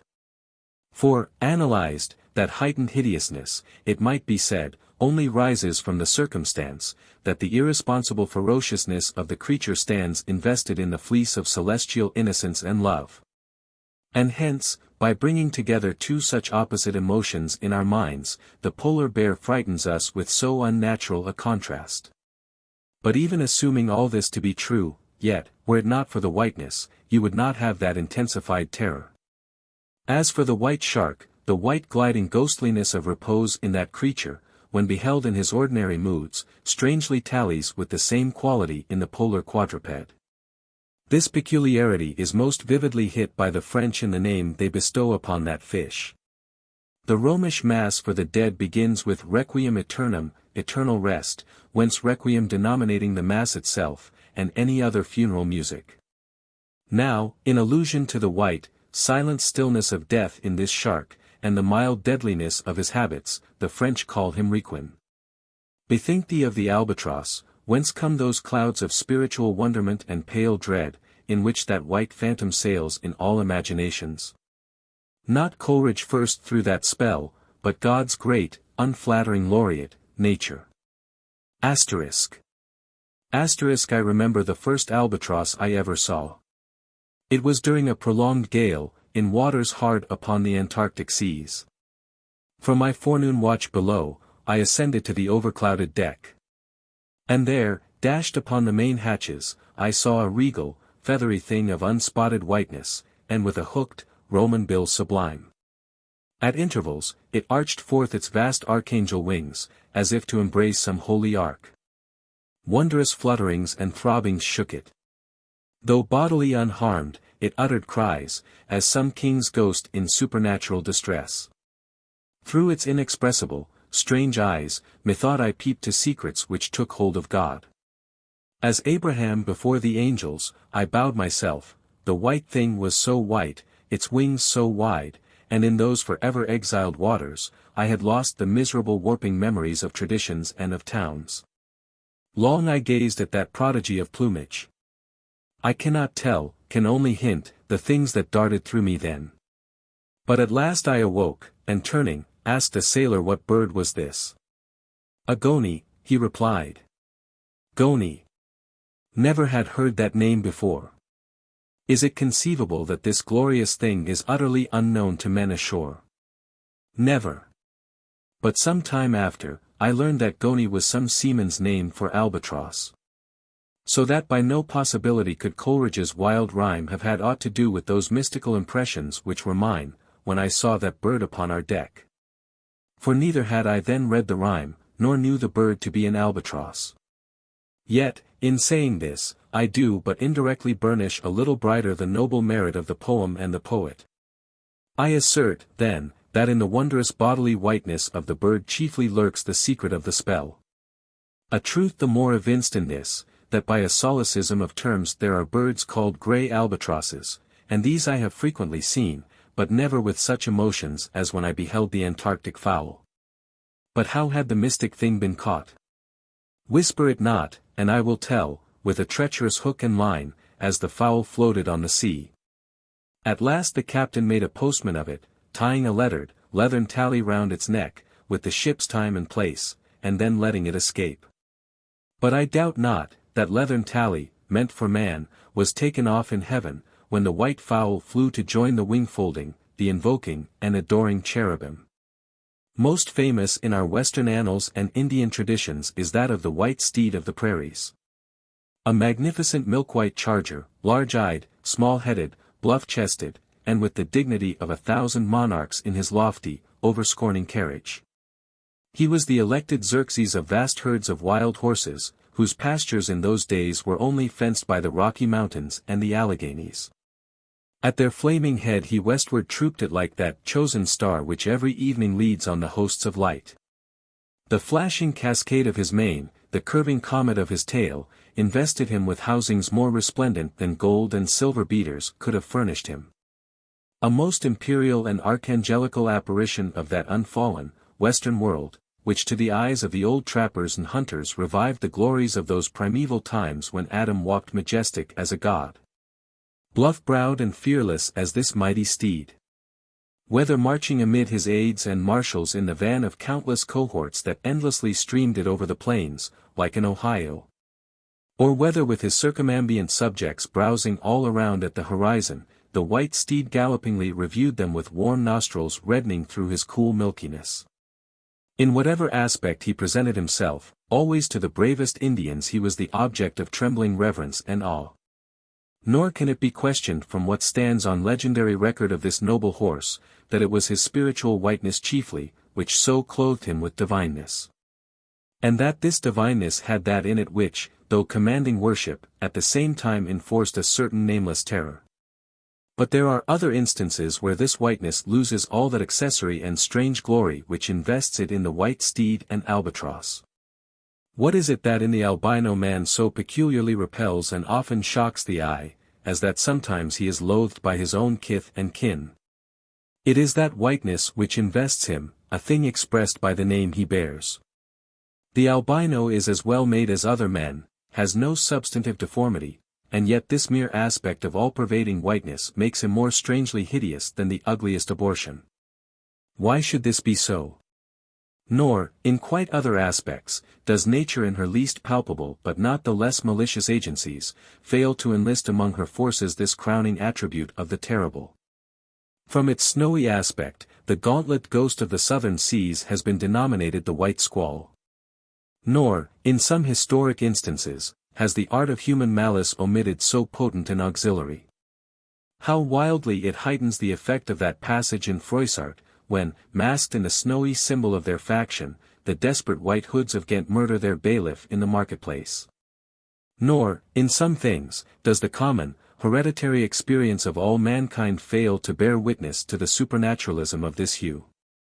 It cannot well be doubted, that the one visible quality in the aspect of the dead which most appalls the gazer, is the marble pallor lingering there. As if indeed that pallor were as much like the badge of consternation in the other world, as of mortal trepidation here. And from that pallor of the dead, we borrow the expressive hue of the shroud in which we wrap them. Nor even in our superstitions do we fail to throw the same snowy mantle round our phantoms. All ghosts rising in a milk-white fog, yea, while these terrors seize us, let us add, that even the King of Terrors, when personified by the evangelist, rides on his pallid horse. Therefore, in his other moods, symbolize whatever grand or gracious thing he will by whiteness, no man can deny that in its profoundest idealized significance it calls up a peculiar apparition to the soul. But though without dissent this point be fixed, how is mortal man to account for it? To analyze it, would seem impossible. Can we, then, by the citation of some of those instances wherein this thing of whiteness, though for the time either wholly or in great part stripped of all direct associations calculated to impart to it aught fearful, but nevertheless is found to exert over us the same sorcery, however modified? Can we thus hope to light upon some chance clue to conduct us to the hidden cause we seek? Let us try. But in a matter like this, subtlety appeals to subtlety, and without imagination no man can follow another into these halls. And though, doubtless, some at least of the imaginative impressions about to be presented may have been shared by most men, yet few perhaps were entirely conscious of them at the time, and therefore may not be able to recall them now. Why to the man of untutored ideality, who happens to be but loosely acquainted with the peculiar character of the day, does the bare mention of Whitsuntide marshal in the fancy such long, dreary, speechless processions of slow-pacing pilgrims, downcast and hooded with new-fallen snow? Or, to the unread, unsophisticated Protestant of the Middle American states, why does the passing mention of a white friar or a white nun evoke such an eyeless statue in the soul? Or what is there apart from the traditions of dungeoned warriors and kings, which will not wholly account for it, that makes the White Tower of London tell so much more strongly on the imagination of an untravelled American than those other storied structures, its neighbors, the Bywood Tower, or even the Bloody and those sublimer towers, the White Mountains of New Hampshire, whence, in peculiar moods, comes that gigantic ghostliness over the soul at the bare mention of that name, while the thought of Virginia's Blue Ridge is full of a soft, dewy, distant dreaminess? Or why, irrespective of all latitudes and longitudes, does the name of the White Sea exert such a spectralness over the fancy, while that of the Yellow Sea lulls us with mortal thoughts of long lacquered mild afternoons on the waves, followed by the gaudiest and yet sleepiest of sunsets? Or, to choose a wholly unsubstantial instance, purely addressed to the fancy, why, in reading the old fairy tales of Central Europe, does the tall pale man of the heart's forests, whose changeless pallor unrustlingly glides through the green of the groves, why is this phantom more terrible than all the whooping imps of the Blocksberg? Nor is it, altogether, the remembrance of her cathedral-toppling earthquakes, nor the stampedos of her frantic seas, nor the tearlessness of arid skies that never rain, nor the sight of her wide field of leaning spires, wrenched copestones, and crosses all adroop, like canted yards of anchored fleets, and her suburban avenues of house walls lying over upon each other, as a tossed pack of cards. It is not these things alone which make tearless Lima, the strangest, saddest city thou canst see. For Lima has taken the white veil, and there is a higher horror in this whiteness of her woe. Old as Pizarro, this whiteness keeps her ruins forever new, admits not the cheerful greenness of complete decay, spreads over her broken ramparts the rigid pallor of an apoplexy that fixes its own distortions. I know that, to the common apprehension, this phenomenon of whiteness is not confessed to be the prime agent in exaggerating the terror of objects otherwise terrible. Nor to the unimaginative mind is there aught of terror in those appearances whose awfulness to another mind almost solely consists in this one phenomenon, especially when exhibited under any form at all approaching to muteness or universality. What I mean by these two statements may perhaps be respectively elucidated by the following examples. First, the mariner, when drawing nigh the coasts of foreign lands, if by night he hear the roar of breakers, starts to vigilance, and feels just enough of trepidation to sharpen all his faculties. But under precisely similar circumstances, let him be called from his hammock to view his ship sailing through a midnight sea of milky whiteness, as if from encircling headlands shoals of combed white bears were swimming round him. Then he feels a silent, superstitious dread. The shrouded phantom of the whitened waters is horrible to him as a real ghost. In vain the lead assures him he is still off soundings, heart and helm they both go down, he never rests till blue water is under him again. Yet where is the mariner who will tell thee, sir, it was not so much the fear of striking hidden rocks, as the fear of that hideous whiteness that so stirred me? Second, to the native Indian of Peru, the continual sight of the snow-hooded Andes conveys naught of dread, except, perhaps, in the mere fancying of the eternal frosted desolateness reigning at such vast altitudes. And the natural conceit of what a fearfulness it would be to lose oneself in such inhuman solitudes. Much the same is it with the backwoodsman of the West, who with comparative indifference views an unbounded prairie sheeted with driven snow, no shadow of tree or twig to break the fixed trance of whiteness. Not so the sailor, beholding the scenery of the Antarctic seas, where at times, by some infernal trick of legerdemain in the powers of frost and air, he, shivering and half shipwrecked, instead of rainbows speaking hope and solace to his misery, views what seems a boundless churchyard grinning upon him with its lean ice monuments and splintered crosses. But thou sayest, methinks that white-lead chapter about whiteness is but a white flag hung out from a craven soul, thou surrenderest to a hypo, Ishmael.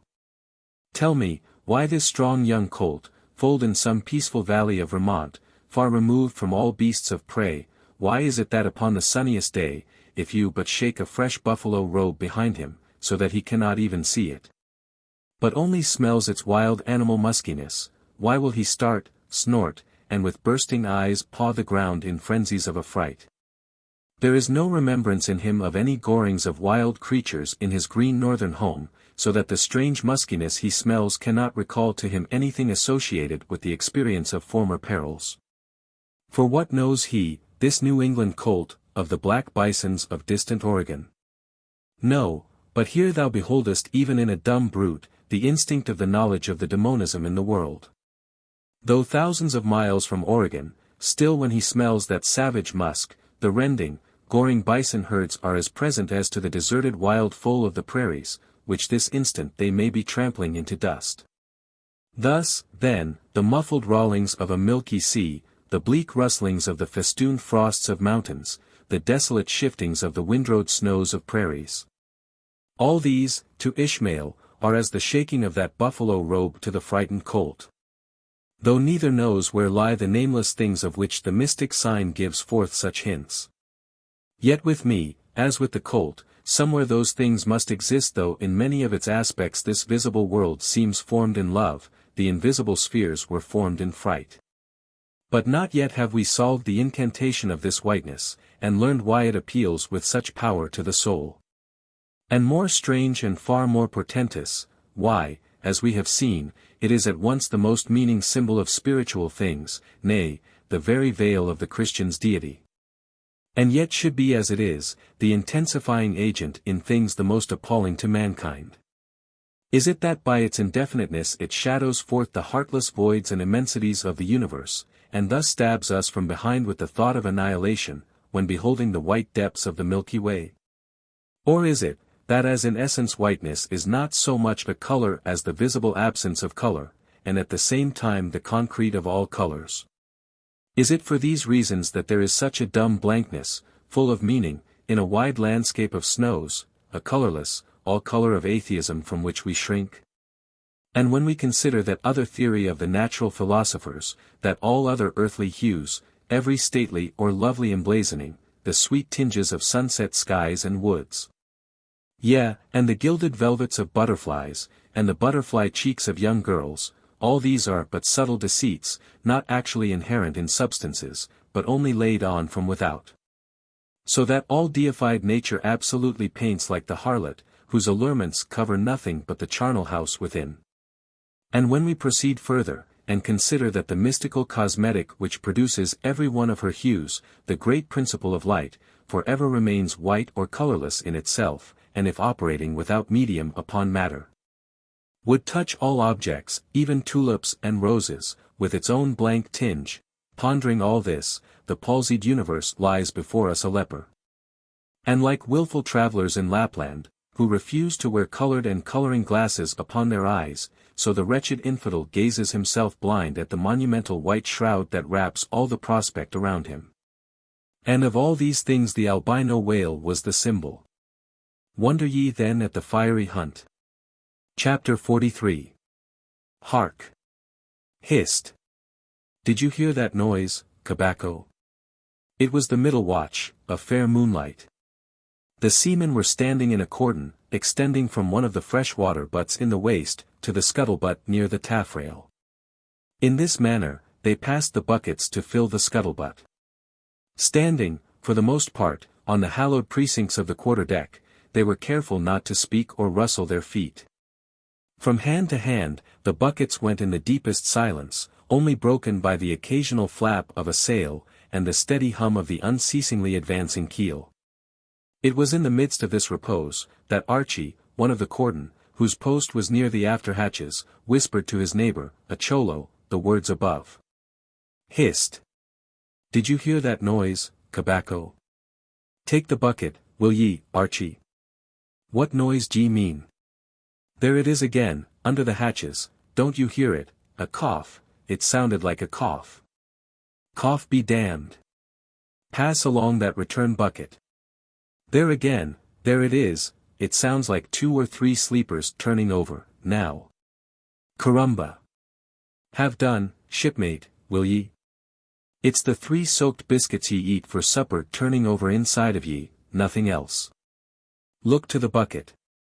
Say what ye will, shipmate, I've sharp ears. Aye, you are the chap, ain't ye, that heard the hum of the old Quakeress's knitting needles 50 miles at sea from Nantucket, you're the chap. Grin away, we'll see what turns up. Hark ye, Cabaco, there is somebody down in the afterhold that has not yet been seen on deck, and I suspect our old mogul knows something of it too. I heard Stubb tell Flask, one morning watch, that there was something of that sort in the wind. Tish! The bucket. Chapter 44. The chart. Had you followed Captain Ahab down into his cabin after the squall that took place on the night succeeding that wild ratification of his purpose with his crew, you would have seen him go to a locker in the transom, and bringing out a large wrinkled roll of yellowish sea charts, spread them before him on his screwed-down table. Then seating himself before it, you would have seen him intently study the various lines and shadings which there met his eye, and with slow but steady pencil trace additional courses over spaces that before were blank. At intervals, he would refer to piles of old log books beside him, wherein were set down the seasons and places in which, on various former voyages of various ships, sperm whales had been captured or seen. While thus employed, the heavy pewter lamp suspended in chains over his head, continually rocked with the motion of the ship, and forever threw shifting gleams and shadows of lines upon his wrinkled brow, till it almost seemed that while he himself was marking out lines and courses on the wrinkled charts, some invisible pencil was also tracing lines and courses upon the deeply marked chart of his forehead. But it was not this night in particular that, in the solitude of his cabin, Ahab thus pondered over his charts. Almost every night they were brought out, almost every night some pencil marks were effaced and others were substituted. For with the charts of all four oceans before him, Ahab was threading a maze of currents and eddies, with a view to the more certain accomplishment of that monomaniac thought of his soul. Now, to any one not fully acquainted with the ways of the Leviathans, it might seem an absurdly hopeless task thus to seek out one solitary creature in the unhooked oceans of this planet.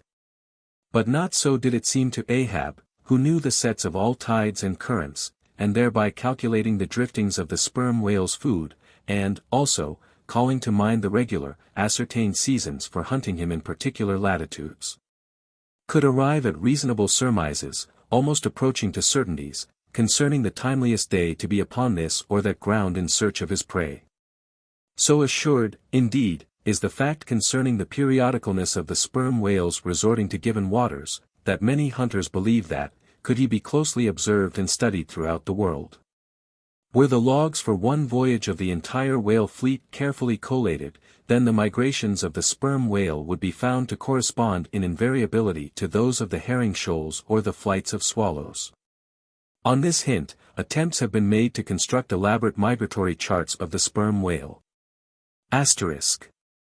Since the above was written, the statement is happily borne out by an official circular, issued by Lieutenant Maury, of the National Observatory, Washington, April 16, 1851. By that circular, it appears that precisely such a chart is in course of completion, and portions of it are presented in the circular. This chart divides the ocean into districts of 5 degrees of latitude by 5 degrees of longitude, perpendicularly through each of which districts are 12 columns for the 12 months, and horizontally through each of which districts are 3 lines. One to show the number of days that have been spent in each month in every district, and the 2 others to show the number of days in which whales, sperm or right, have been seen. Besides, when making a passage from one feeding ground to another, the sperm whales, guided by some infallible instinct, say, rather, secret intelligence from the deity, mostly swim in veins, as they are called, continuing their way along a given ocean line with such undeviating exactitude, that no ship ever sailed her course, by any chart, with one tithe of such marvelous precision.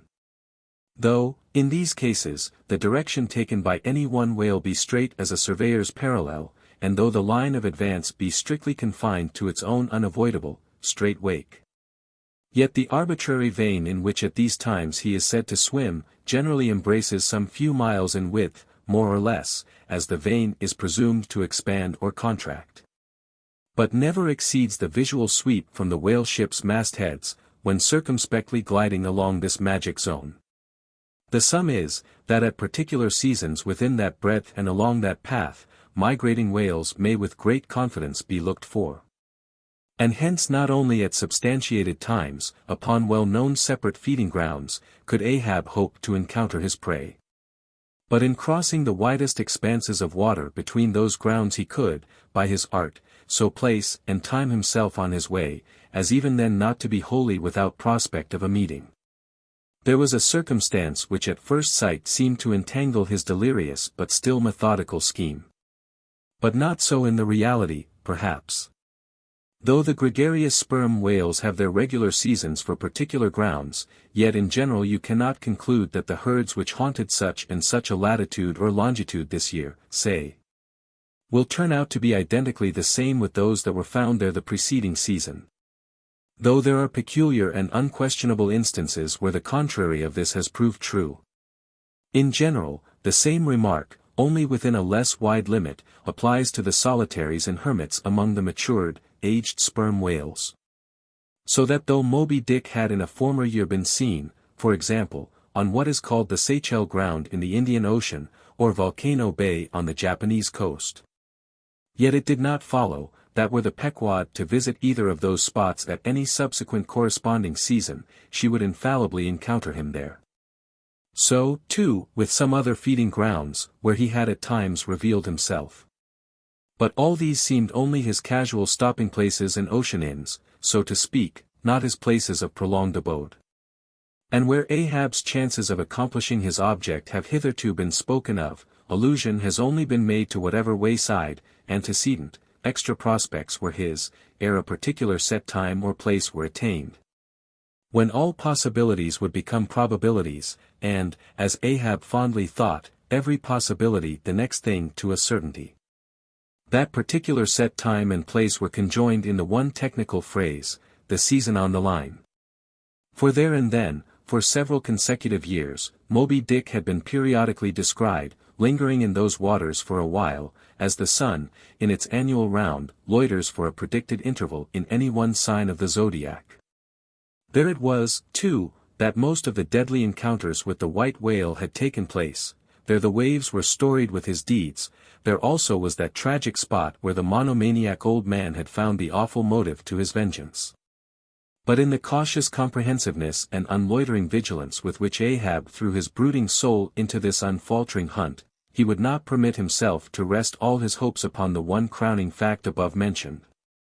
However flattering it might be to those hopes.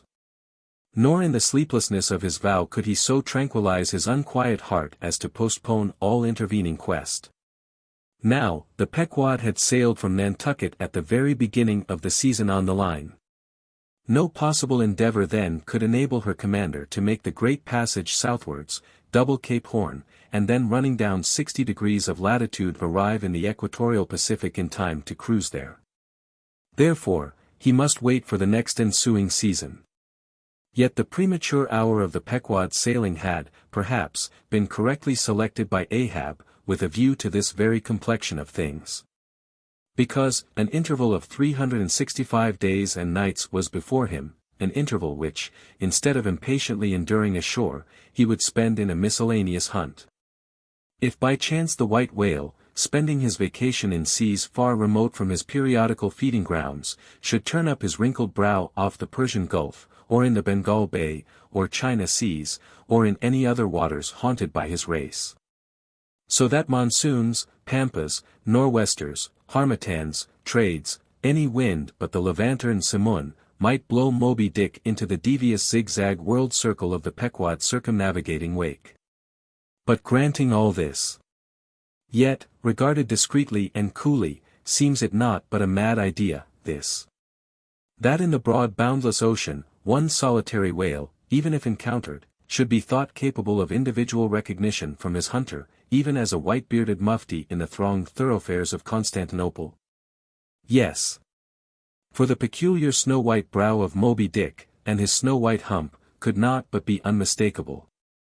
And have I not tallied the whale, Ahab would mutter to himself, as after poring over his charts till long after midnight he would throw himself back in reveries, tallied him, and shall he escape? His broad fins are bored, and scalloped out like a lost sheep's ear. And here, his mad mind would run on in a breathless race, till a weariness and faintness of pondering came over him. And in the open air of the deck he would seek to recover his strength. Ah, God! What trances of torments does that man endure who is consumed with one unachieved revengeful desire? He sleeps with clenched hands, and wakes with his own bloody nails in his palms. Often, when forced from his hammock by exhausting and intolerably vivid dreams of the night, which, resuming his own intense thoughts through the day, carried them on amid a clashing of frenzies. And whirled them round and round and round in his blazing brain, till the very throbbing of his life-spot became insufferable anguish. And when, as was sometimes the case, these spiritual throes in him heaved his being up from its base, and a chasm seemed opening in him, from which forked flames and lightnings shot up, and accursed fiends beckoned him to leap down among them. When this Helen himself yawned beneath him, a wild cry would be heard through the ship, and with glaring eyes Ahab would burst from his stateroom, as though escaping from a bed that was on fire.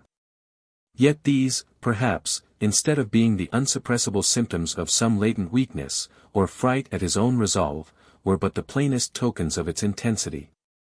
For, at such times, crazy Ahab, the scheming, unappeasedly steadfast hunter of the white whale, this Ahab that had gone to his hammock, was not the agent that so caused him to burst from it in horror again. The latter was the eternal, living principle or soul in him. And in sleep, being for the time dissociated from the characterizing mind, which at other times employed it for its outer vehicle or agent, it spontaneously sought escape from the scorching contiguity of the frantic thing, of which, for the time, it was no longer an integral. But as the mind does not exist unless leagued with the soul, therefore it must have been that, in Ahab's case, yielding up all his thoughts and fancies to his one supreme purpose. That purpose, by its own sheer inveteracy of will, forced itself against gods and devils into a kind of self-assumed, independent being of its own. Nay, could grimly live and burn, while the common vitality to which it was conjoined, fled horror-stricken from the unbidden and unfathered birth. Therefore, the tormented spirit that glared out of bodily eyes, when what seemed Ahab rushed from his room, was for the time but a vacated thing, a formless somnambulistic being, a ray of living light, to be sure, but without an object to color. And therefore a blankness in itself. God help thee, old man, thy thoughts have created a creature in thee, and he whose intense thinking thus makes him a Prometheus, a vulture feeds upon that heart for ever, that vulture the very creature he creates.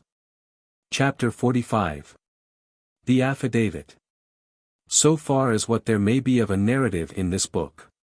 And, indeed, as indirectly touching one or two very interesting and curious particulars in the habits of sperm whales, the foregoing chapter, in its earlier part, is as important a one as will be found in this volume. But the leading matter of it requires to be still further and more familiarly enlarged upon, in order to be adequately understood, and moreover to take away any incredulity which a profound ignorance of the entire subject may induce in some minds. As to the natural verity of the main points of this affair, I care not to perform this part of my task methodically, but shall be content to produce the desired impression by separate citations of items, practically or reliably known to me as a whaleman. And from these citations, I take it, the conclusion aimed at will naturally follow of itself. First, I have personally known 3 instances where a whale, after receiving a harpoon, has effected a complete escape. And, after an interval, in one instance of 3 years, has been again struck by the same hand, and slain, when the 2 irons, both marked by the same private cipher, have been taken from the body.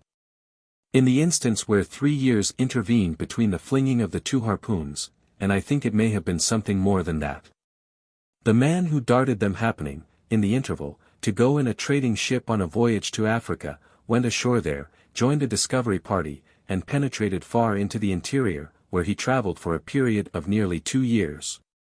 Often endangered by serpents, savages, tigers, poisonous miasmas, with all the other common perils incident to wandering in the heart of unknown regions.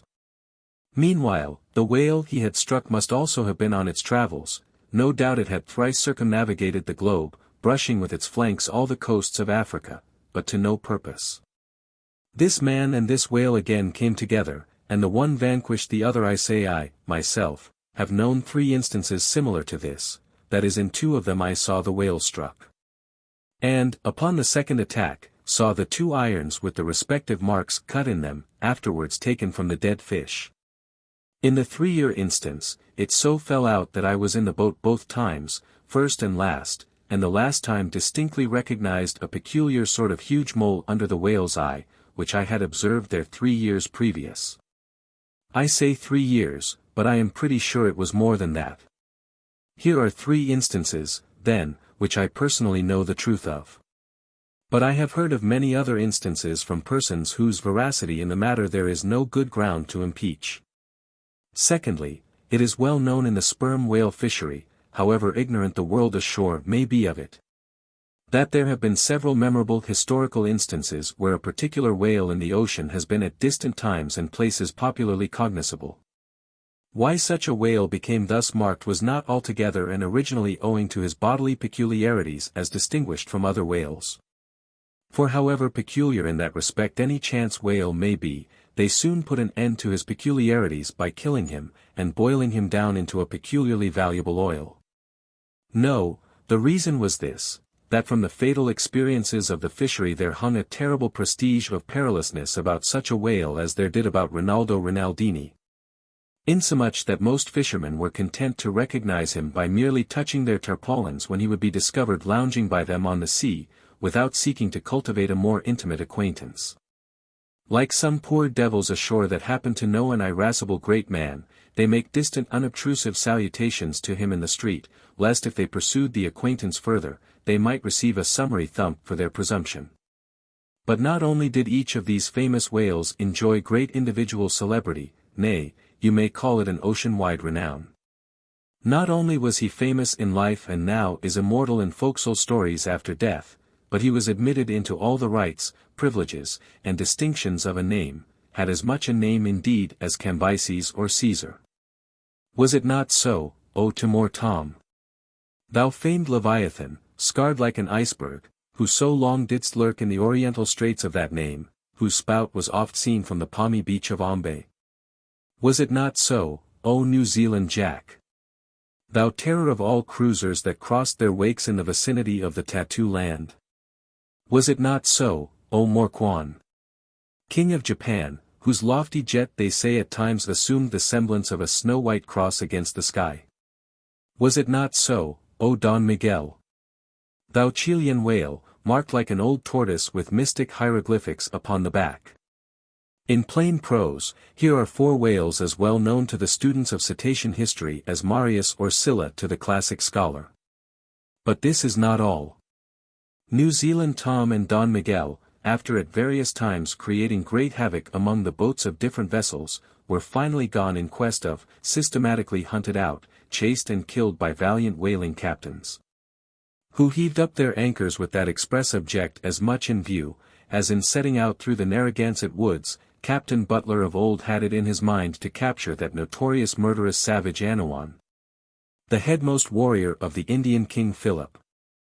I do not know where I can find a better place than just here, to make mention of 1 or 2 other things, which to me seem important, as in printed form establishing in all respects the reasonableness of the whole story of the white whale.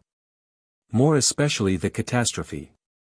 For this is one of those disheartening instances where truth requires full as much bolstering as error. So ignorant are most landsmen of some of the plainest and most palpable wonders of the world, that without some hints touching the plain facts, historical and otherwise, of the fishery, they might scout at Moby Dick as a monstrous fable. Or still worse and more detestable, a hideous and intolerable allegory. First, though most men have some vague flitting ideas of the general perils of the grand fishery, yet they have nothing like a fixed, vivid conception of those perils, and the frequency with which they recur. One reason perhaps is, that not 1 in 50 of the actual disasters and deaths by casualties in the fishery, ever finds a public record at home, however transient and immediately forgotten that record.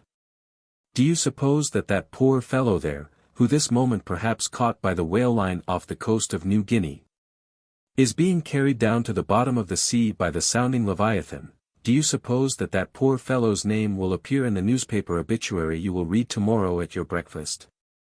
No, because the mails are very irregular between here and New Guinea. In fact, did you ever hear what might be called regular news direct or indirect from New Guinea? Yet I tell you that upon one particular voyage which I made to the Pacific, among many others we spoke 30 different ships, every one of which had had a death by a whale, some of them more than 1, and 3 that had each lost a boat's crew. For God's sake, be economical with your lamps and candles. Not a gallon you burn, but at least one drop of man's blood was spilled for it. Secondly, people ashore have indeed some indefinite idea that a whale is an enormous creature of enormous power.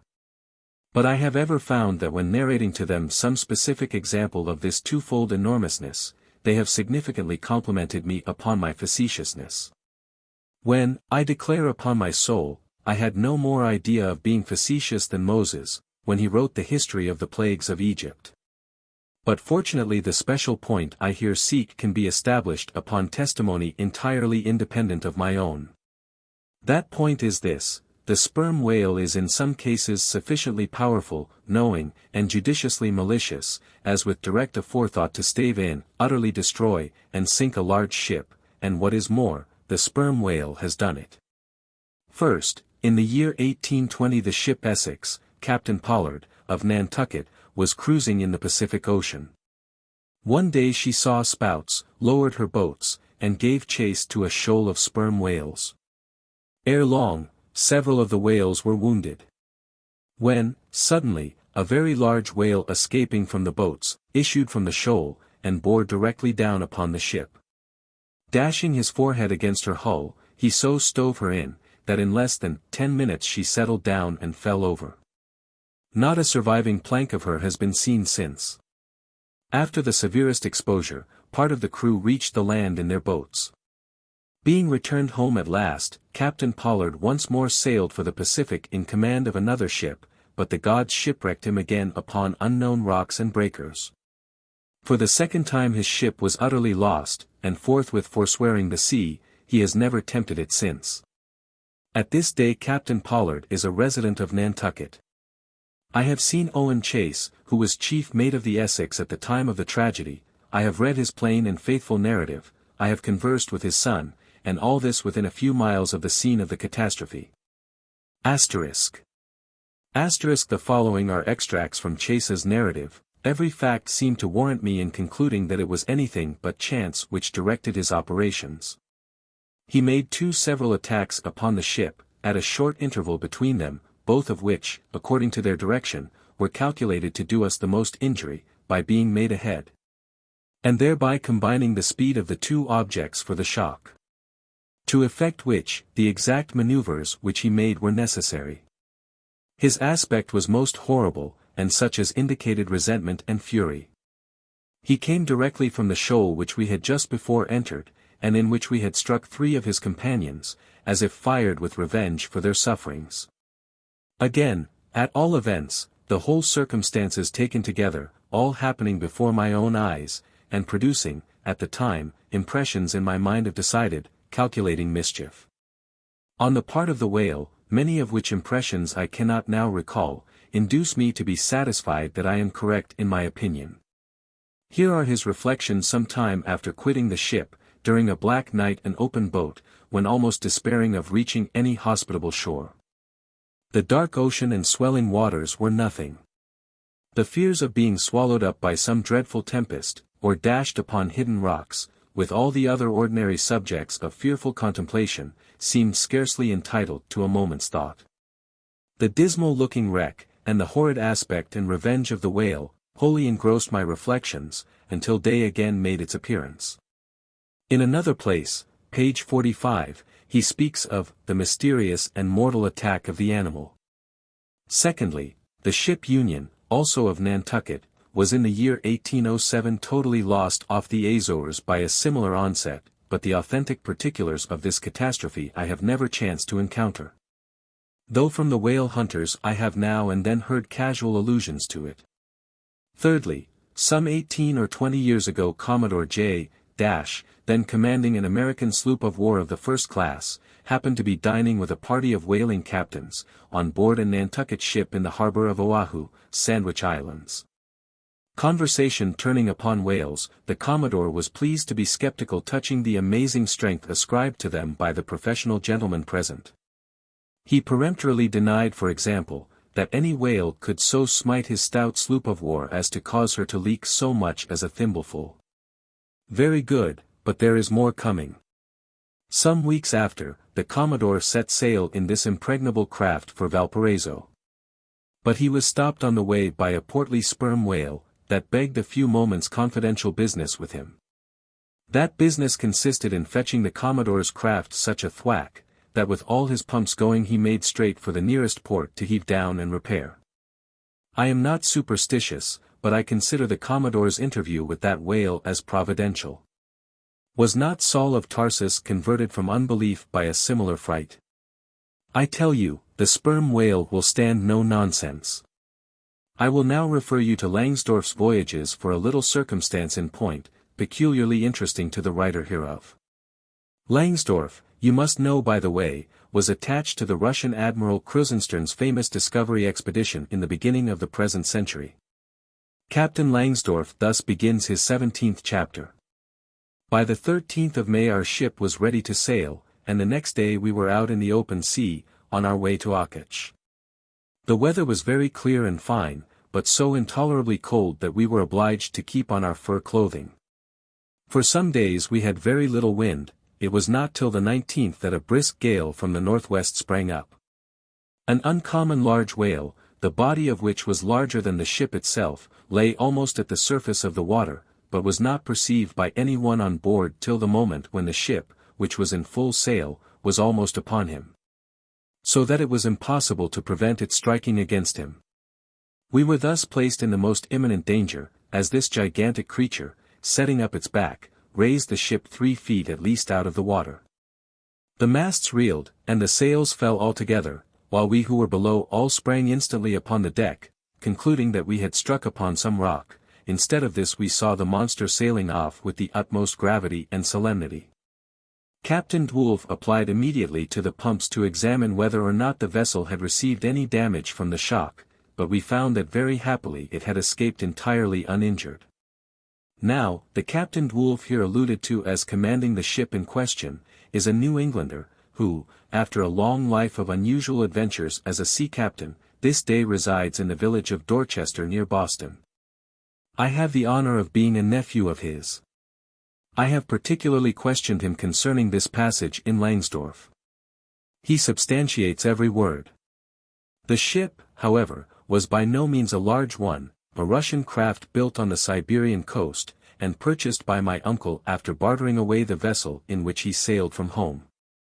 In that up-and-down manly book of old-fashioned adventure, so full, too, of honest wonders, The Voyage of Lionel Wafer, one of Ancient Dampier's old chums, I found a little matter set down so like that just quoted from Langsdorff, that I cannot forbear inserting it here for a corroborative example, if such be needed.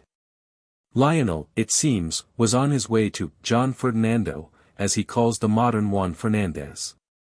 In our way thither, he says, about 4 o'clock in the morning, when we were about 150 leagues from the main of America, our ship felt a terrible shock, which put our men in such consternation that they could hardly tell where they were or what to think. But every one began to prepare for death. And, indeed, the shock was so sudden and violent, that we took it for granted the ship had struck against a rock, but when the amazement was a little over, we cast the lead, and sounded, but found no ground. The suddenness of the shock made the guns leap in their carriages, and several of the men were shaken out of their hammocks. Captain Davis, who lay with his head on a gun, was thrown out of his cabin. Lionel then goes on to impute the shock to an earthquake, and seems to substantiate the imputation by stating that a great earthquake, somewhere about that time, did actually do great mischief along the Spanish land. But I should not much wonder if, in the darkness of that early hour of the morning, the shock was after all caused by an unseen whale vertically bumping the hull from beneath. I might proceed with several more examples, one way or another known to me, of the great power and malice at times of the sperm whale. In more than one instance, he has been known, not only to chase the assailing boats back to their ships, but to pursue the ship itself, and long withstand all the lances hurled at him from its decks. The English ship Pusey Hall can tell a story on that head, and, as for his strength, let me say, that there have been examples where the lines attached to a running sperm whale have, in a calm, been transferred to the ship, and secured there. The whale towing her great hull through the water, as a horse walks off with a cart. Again, it is very often observed that, if the sperm whale, once struck, is allowed time to rally, he then acts, not so often with blind rage, as with willful, deliberate designs of destruction to his pursuers. Nor is it without conveying some eloquent indication of his character, that upon being attacked he will frequently open his mouth, and retain it in that dread expansion for several consecutive minutes. But I must be content with only one more and a concluding illustration. A remarkable and most significant one, by which you will not fail to see, that not only is the most marvelous event in this book corroborated by plain facts of the present day, but that these marvels, like all marvels, are mere repetitions of the ages. So that for the millionth time we say Amen with Solomon, verily there is nothing new under the sun. In the 6th Christian century lived Procopius, a Christian magistrate of Constantinople. In the days when Justinian was emperor and Belisarius general. As many know, he wrote the history of his own times, a work every way of uncommon value. By the best authorities, he has always been considered a most trustworthy and unexaggerating historian, except in some one or two particulars, not at all affecting the matter presently to be mentioned.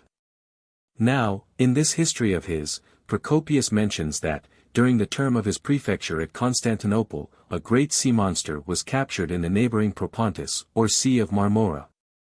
After having destroyed vessels at intervals in those waters for a period of more than 50 years. A fact thus set down in substantial history cannot easily be gainsaid. Nor is there any reason it should be. Of what precise species this sea monster was, is not mentioned. But as he destroyed ships, as well as for other reasons, he must have been a whale, and I am strongly inclined to think a sperm whale. And I will tell you why. For a long time I fancied that the sperm whale had been always unknown in the Mediterranean and the deep waters connecting with it. Even now I am certain that those seas are not, and perhaps never can be, in the present constitution of things, a place for his habitual gregarious resort. But further investigations have recently proved to me, that in modern times there have been isolated instances of the presence of the sperm whale in the Mediterranean. I am told, on good authority, that on the Barbary coast, a Commodore Davis of the British Navy found the skeleton of a sperm whale. Now, as a vessel of war readily passes through the Dardanelles, hence a sperm whale could, by the same route, pass out of the Mediterranean into the Propontis. In the Propontis, as far as I can learn, none of that peculiar substance called brit is to be found, the aliment of the right whale. But I have every reason to believe that the food of the sperm whale, squid or cuttlefish, lurks at the bottom of that sea, because large creatures, but by no means the largest of that sort, have been found at its surface. If, then, you properly put these statements together, and reason upon them a bit, you will clearly perceive that, according to all human reasoning, Procopius's sea monster, that for half a century stove the ships of a Roman emperor, must in all probability have been a sperm whale. Chapter 46. Surmises. Though, consumed with the hot fire of his purpose, Ahab in all his thoughts and actions ever had in view the ultimate capture of Moby Dick, though he seemed ready to sacrifice all mortal interests to that one passion. Nevertheless it may have been that he was by nature and long habituation far too wedded to a fiery whaleman's ways, altogether to abandon the collateral prosecution of the voyage. Or at least if this were otherwise, there were not wanting other motives much more influential with him. It would be refining too much, perhaps, even considering his monomania, to hint that his vindictiveness towards the white whale might have possibly extended itself in some degree to all sperm whales. And that the more monsters he slew by so much the more he multiplied the chances that each subsequently encountered whale would prove to be the hated one he hunted. But if such an hypothesis be indeed exceptionable, there were still additional considerations which, though not so strictly according with the wildness of his ruling passion, yet were by no means incapable of swaying him. To accomplish his object Ahab must use tools, and of all tools used in the shadow of the moon, men are most apt to get out of order. He knew, for example, that however magnetic his ascendancy in some respects was over Starbuck, yet that ascendancy did not cover the complete spiritual man any more than mere corporeal superiority involves intellectual mastership. For to the purely spiritual, the intellectual but stand in a sort of corporeal relation. Starbuck's body and Starbuck's coerced will were Ahab's, so long as Ahab kept his magnet at Starbuck's brain. Still he knew that for all this the chief mate, in his soul, abhorred his captain's quest, and would joyfully disintegrate himself from it, or even frustrate it. It might be that a long interval would elapse ere the white whale was seen. During that long interval Starbuck would ever be apt to fall into open relapses of rebellion against his captain's leadership, unless some ordinary, prudential, circumstantial influences were brought to bear upon him.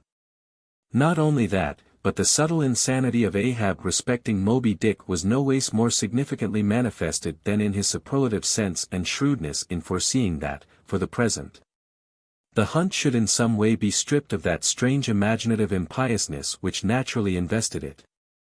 That the full terror of the voyage must be kept withdrawn into the obscure background, for few men's courage is proof against protracted meditation unrelieved by action. That when they stood their long night watches, his officers and men must have some nearer things to think of than Moby Dick. For however eagerly and impetuously the savage crew had hailed the announcement of his quest, yet all sailors of all sorts are more or less capricious and unreliable, they live in the varying outer weather, and they inhale its fickleness, and when retained for any object remote and blank in the pursuit, however promissory of life and passion in the end, it is above all things requisite that temporary interests and employments should intervene and hold them healthily suspended for the final dash. Nor was Ahab unmindful of another thing.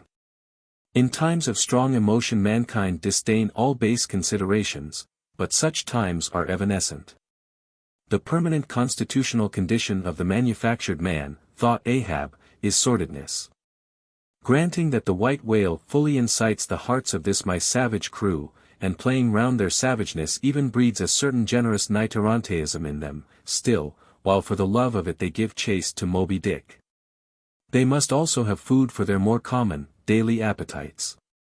For even the high-lifted and chivalric crusaders of old times were not content to traverse 2,000 miles of land to fight for their holy sepulchre, without committing burglaries, picking pockets, and gaining other pious perquisites by the way.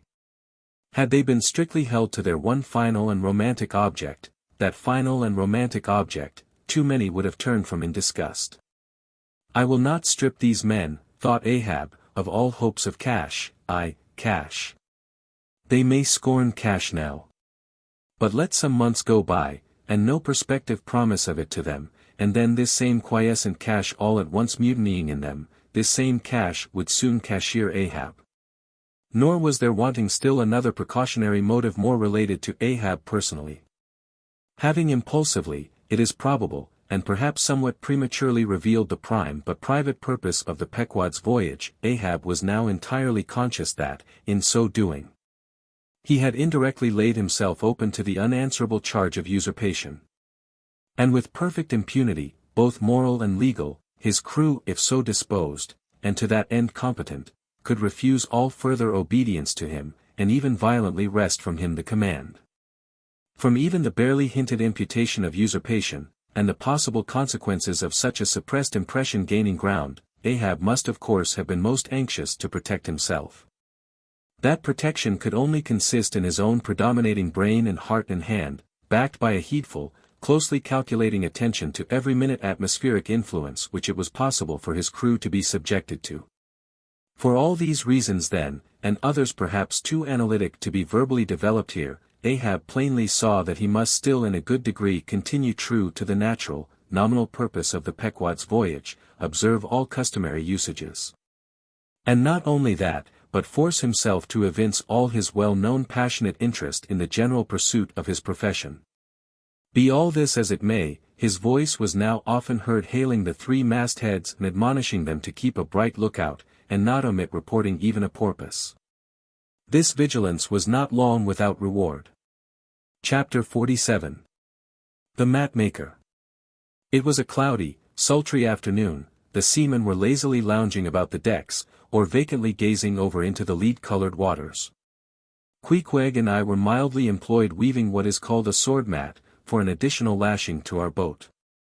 So still and subdued and yet somehow preluding was all the scene, and such an incantation of reverie lurked in the air, that each silent sailor seemed resolved into his own invisible self.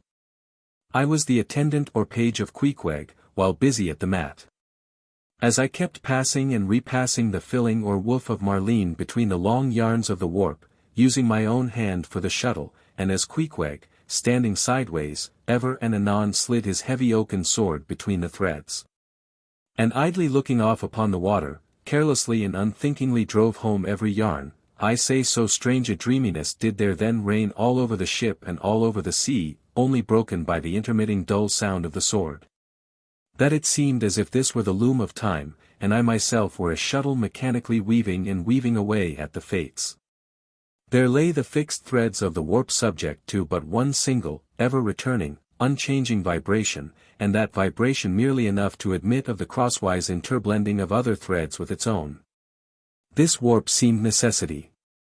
And here, thought I, with my own hand I ply my own shuttle and weave my own destiny into these unalterable threads. Meantime, Queequeg's impulsive, indifferent sword, sometimes hitting the woof slantingly, or crookedly, or strongly, or weakly, as the case might be, and by this difference in the concluding blow producing a corresponding contrast in the final aspect of the completed fabric, this savage's sword, thought I, which thus finally shapes and fashions both warp and woof. This easy, indifferent sword must be chance, free will, and necessity, nowise incompatible, all interweavingly working together. The straight warp of necessity, not to be swerved from its ultimate course, its every alternating vibration, indeed, only tending to that, free will still free to ply her shuttle between given threads. And chance, though restrained in its play within the right lines of necessity, and sideways in its motions directed by free will, though thus prescribed to by both, chance by turns rules either, and has the last featuring blow at events. Thus we were weaving and weaving away when I started at a sound so strange, long drawn, and musically wild and unearthly, that the ball of free will dropped from my hand, and I stood gazing up at the clouds whence that voice dropped like a wing. High aloft in the crosstrees was that mad gay-header, Tashtego. His body was reaching eagerly forward, his hand stretched out like a wand, and at brief sudden intervals he continued his cries. To be sure the same sound was that very moment perhaps being heard all over the seas, from hundreds of whalemen's lookouts perched as high in the air. But from few of those lungs could that accustomed old cry have derived such a marvelous cadence as from Tashtego the Indian's.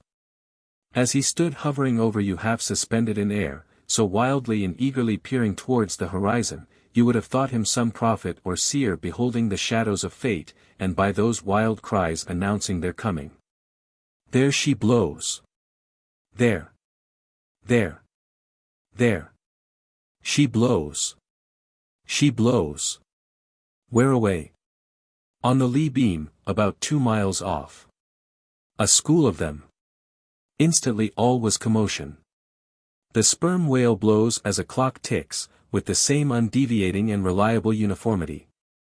And thereby whalemen distinguish this fish from other tribes of his genus. There go flukes, was now the cry from Tashtego, and the whales disappeared. Quick, steward, cried Ahab. Time. Time. Doughboy hurried below, glanced at the watch and reported the exact minute to Ahab. The ship was now kept away from the wind, and she went gently rolling before it.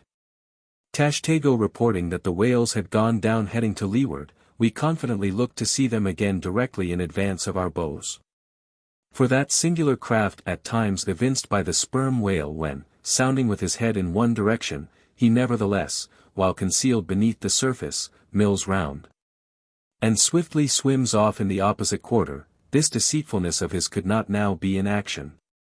For there was no reason to suppose that the fish seen by Tashtego had been in any way alarmed, or indeed knew at all of our vicinity.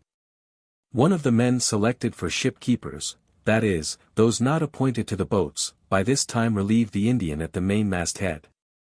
The sailors at the fore and mizzen had come down, the line-tubs were fixed in their places.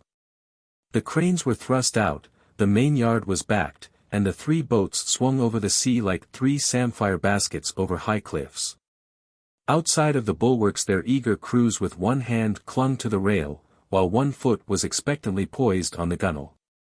So looked the long line of men-of-war's men about to throw themselves on board an enemy's ship. But at this critical instant a sudden exclamation was heard that took every eye from the whale. With a start all glared at dark Ahab, who was surrounded by 5 dusky phantoms that seemed fresh formed out of air. Chapter 48. The first lowering. The phantoms, for so they then seemed, were flitting on the other side of the deck, and, with a noiseless celerity, were casting loose the tackles and bands of the boat which swung there. This boat had always been deemed one of the spare boats, though technically called the captain's, on account of its hanging from the starboard quarter. The figure that now stood by its bows was tall and swart, with one white tooth evilly protruding from its steel-like lips. A rumpled Chinese jacket of black cotton funereally invested him, with wide black trousers of the same dark stuff.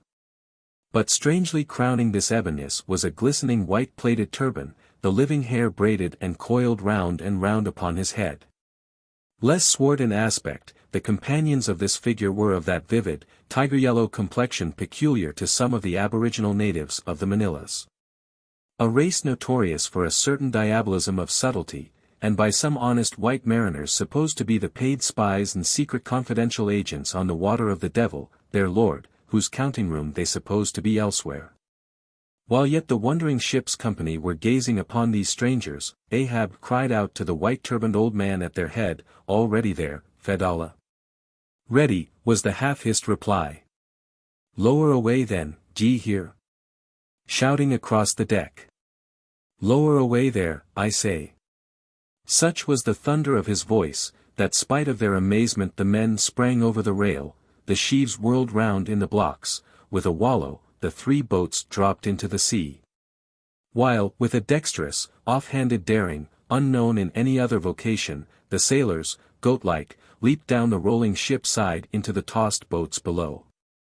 Hardly had they pulled out from under the ship's lee, when a 4th keel, coming from the windward side, pulled round under the stern, and showed the 5 strangers rowing Ahab, who, standing erect in the stern, loudly hailed Starbuck, Stubb, and Flask, to spread themselves widely, so as to cover a large expanse of water. But with all their eyes again riveted upon the swart Fedallah and his crew, the inmates of the other boats obeyed not the command. "Captain Ahab," said Starbuck. "Spread yourselves," cried Ahab, "give way, all 4 boats. Thou, Flask, pull out more to leeward." "Aye, aye, sir," cheerily cried little Kingpost, sweeping round his great steering oar. "Lay back," addressing his crew. There again. There she blows right ahead, boys, lay back. Never heed yonder yellow boys, Archie." "Oh, I don't mind them, sir," said Archie, "I knew it all before now. Didn't I hear 'em in the hold? And didn't I tell Cabaco hear of it? What say ye, Cabaco? They are stowaways, Mr. Flask. Pull, pull, my fine hearts alive, pull, my children, pull, my little ones," drawlingly and soothingly sighed Stubb to his crew, some of whom still showed signs of uneasiness. "Why don't you break your backbones, my boys? What is it you stare at? Those chaps in yonder boat? Tut! They are only 5 more hands come to help us, never mind from where, the more the merrier. Pull, then, do pull, never mind the brimstone, devils are good fellows enough. So, there you are now. That's the stroke for £1,000, that's the stroke to sweep the stakes. Hurrah for the gold cup of sperm oil, my heroes. 3 cheers, men, all hearts alive. Easy, easy, don't be in a hurry, don't be in a hurry. Why don't you snap your oars, you rascals? Bite something, you dogs. So, then, softly, softly. That's it. Long and strong. Give way there, give way. The devil fetch ye, ye ragamuffin rapscallions, ye are all asleep. Stop snoring, ye sleepers, and pull. Pull, will ye? Pull, can't ye? Pull, won't ye? Why in the name of gudgeons and ginger cakes don't ye pull and break something? Pull, and start your eyes out. Here. Whipping out the sharp knife from his girdle, every mother's son of ye draw his knife, and pull with the blade between his teeth. That's it, that's it. Now ye do something, that looks like it, my steel bits. Start her, my silver spoons. Start her, marling spikes. Stubbs' exordium to his crew is given here at large, because he had rather a peculiar way of talking to them in general, and especially in inculcating the religion of rowing. But you must not suppose from this specimen of his sermonizings that he ever flew into downright passions with his congregation. Not at all, and therein consisted his chief peculiarity. He would say the most terrific things to his crew, in a tone so strangely compounded of fun and fury, and the fury seemed so calculated merely as a spice to the fun, that no oarsman could hear such queer invocations without pulling for dear life. And yet pulling for the mere joke of the thing. Besides, he all the time looked so easy and indolent himself, so loungingly managed his steering oar, and so broadly gaped, open-mouthed at times, that the mere sight of such a yawning commander, by sheer force of contrast, acted like a charm upon the crew. Then again, Stubb was one of those odd sort of humorists, whose jollity is sometimes so curiously ambiguous, as to put all inferiors on their guard in the matter of obeying them. In obedience to a sign from Ahab, Starbuck was now pulling obliquely across Stubb's bow, and when for a minute or so the two boats were pretty near to each other, Stubb hailed the mate. "Mr. Starbuck. Larboard boat there, ahoy. A word with ye, sir, if ye please." "Hullo," returned Starbuck, turning round not a single inch as he spoke, still earnestly but whisperingly urging his crew, his face set like a flint from Stubb's. "What think ye of those yellow boys, sir?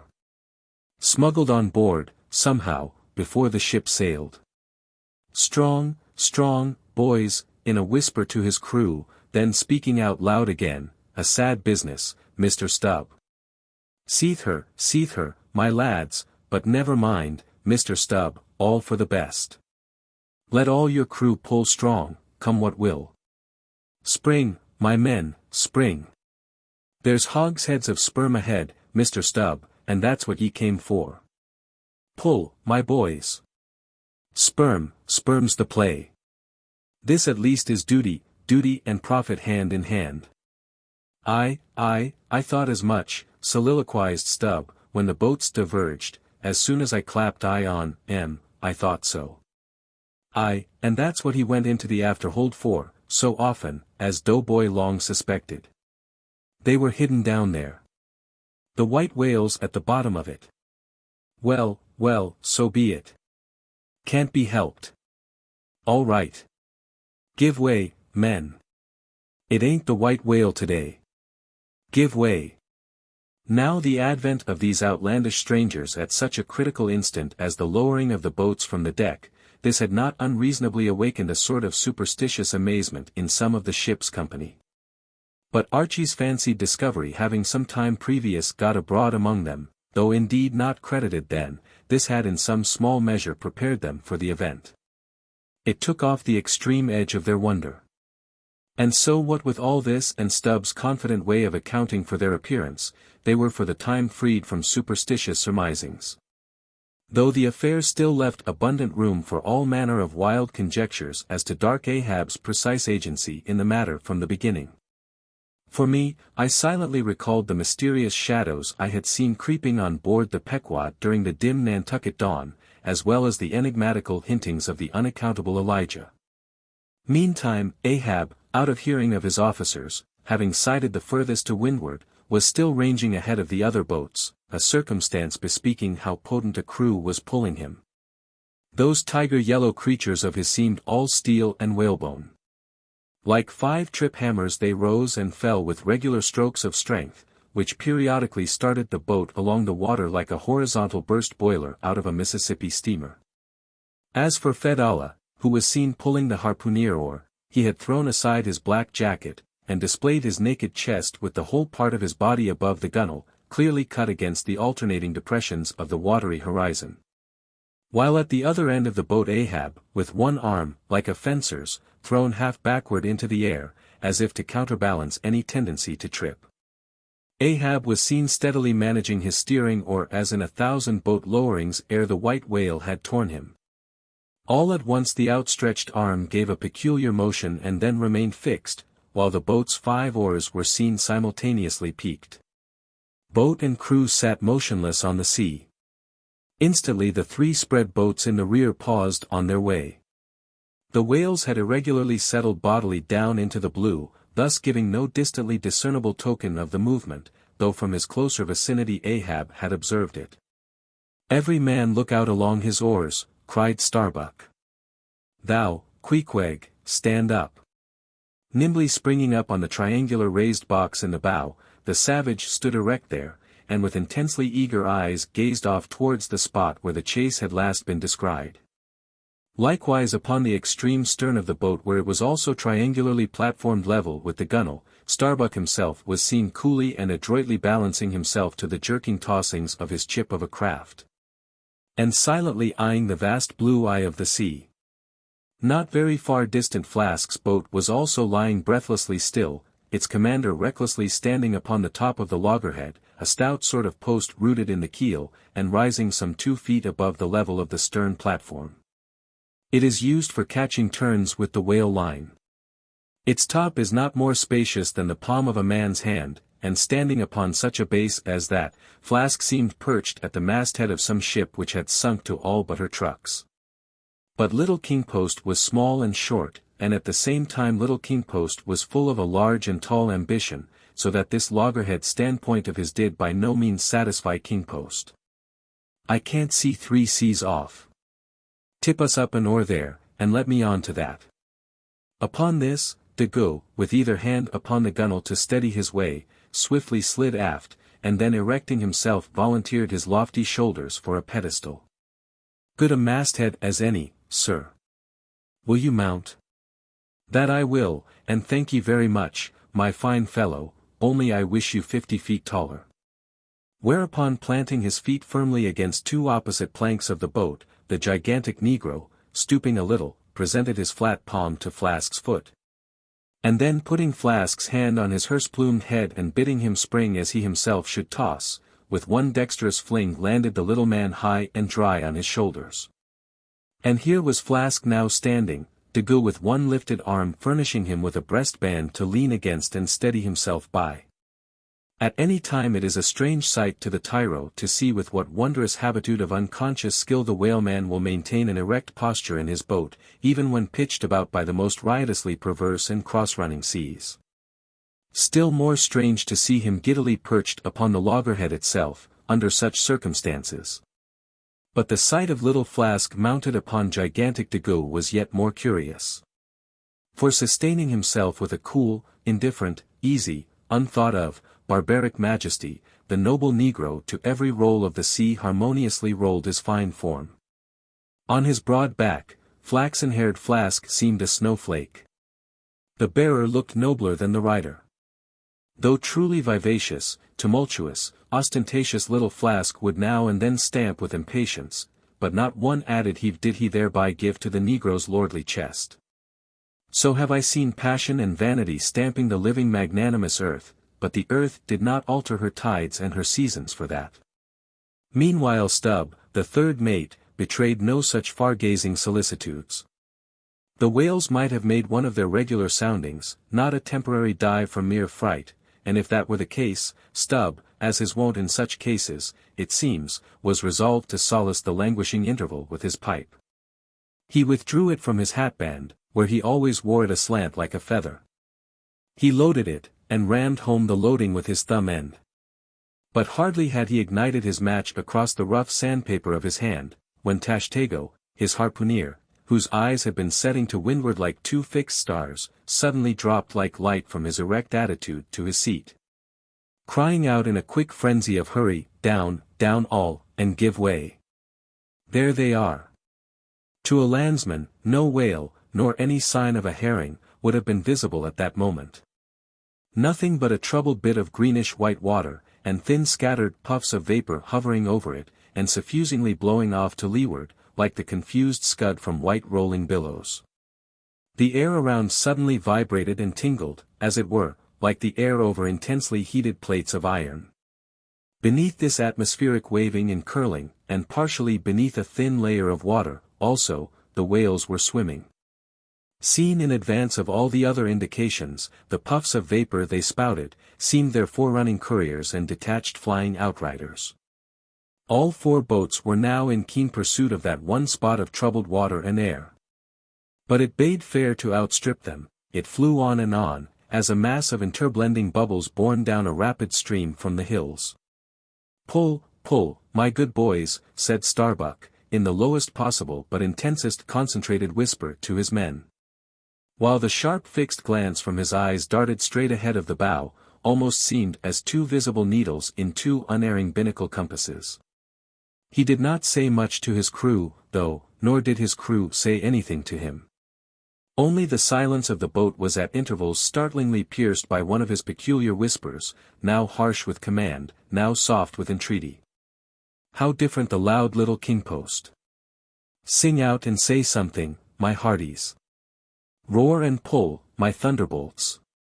Beach me on their black backs, boys, only do that for me, and I'll sign over to you my Martha's Vineyard plantation, boys, including wife and children, boys.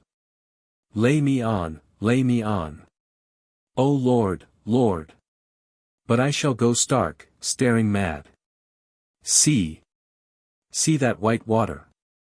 And so shouting, he pulled his hat from his head, and stamped up and down on it, then picking it up, flirted it far off upon the sea. And finally fell to rearing and plunging in the boat's stern like a crazed colt from the prairie.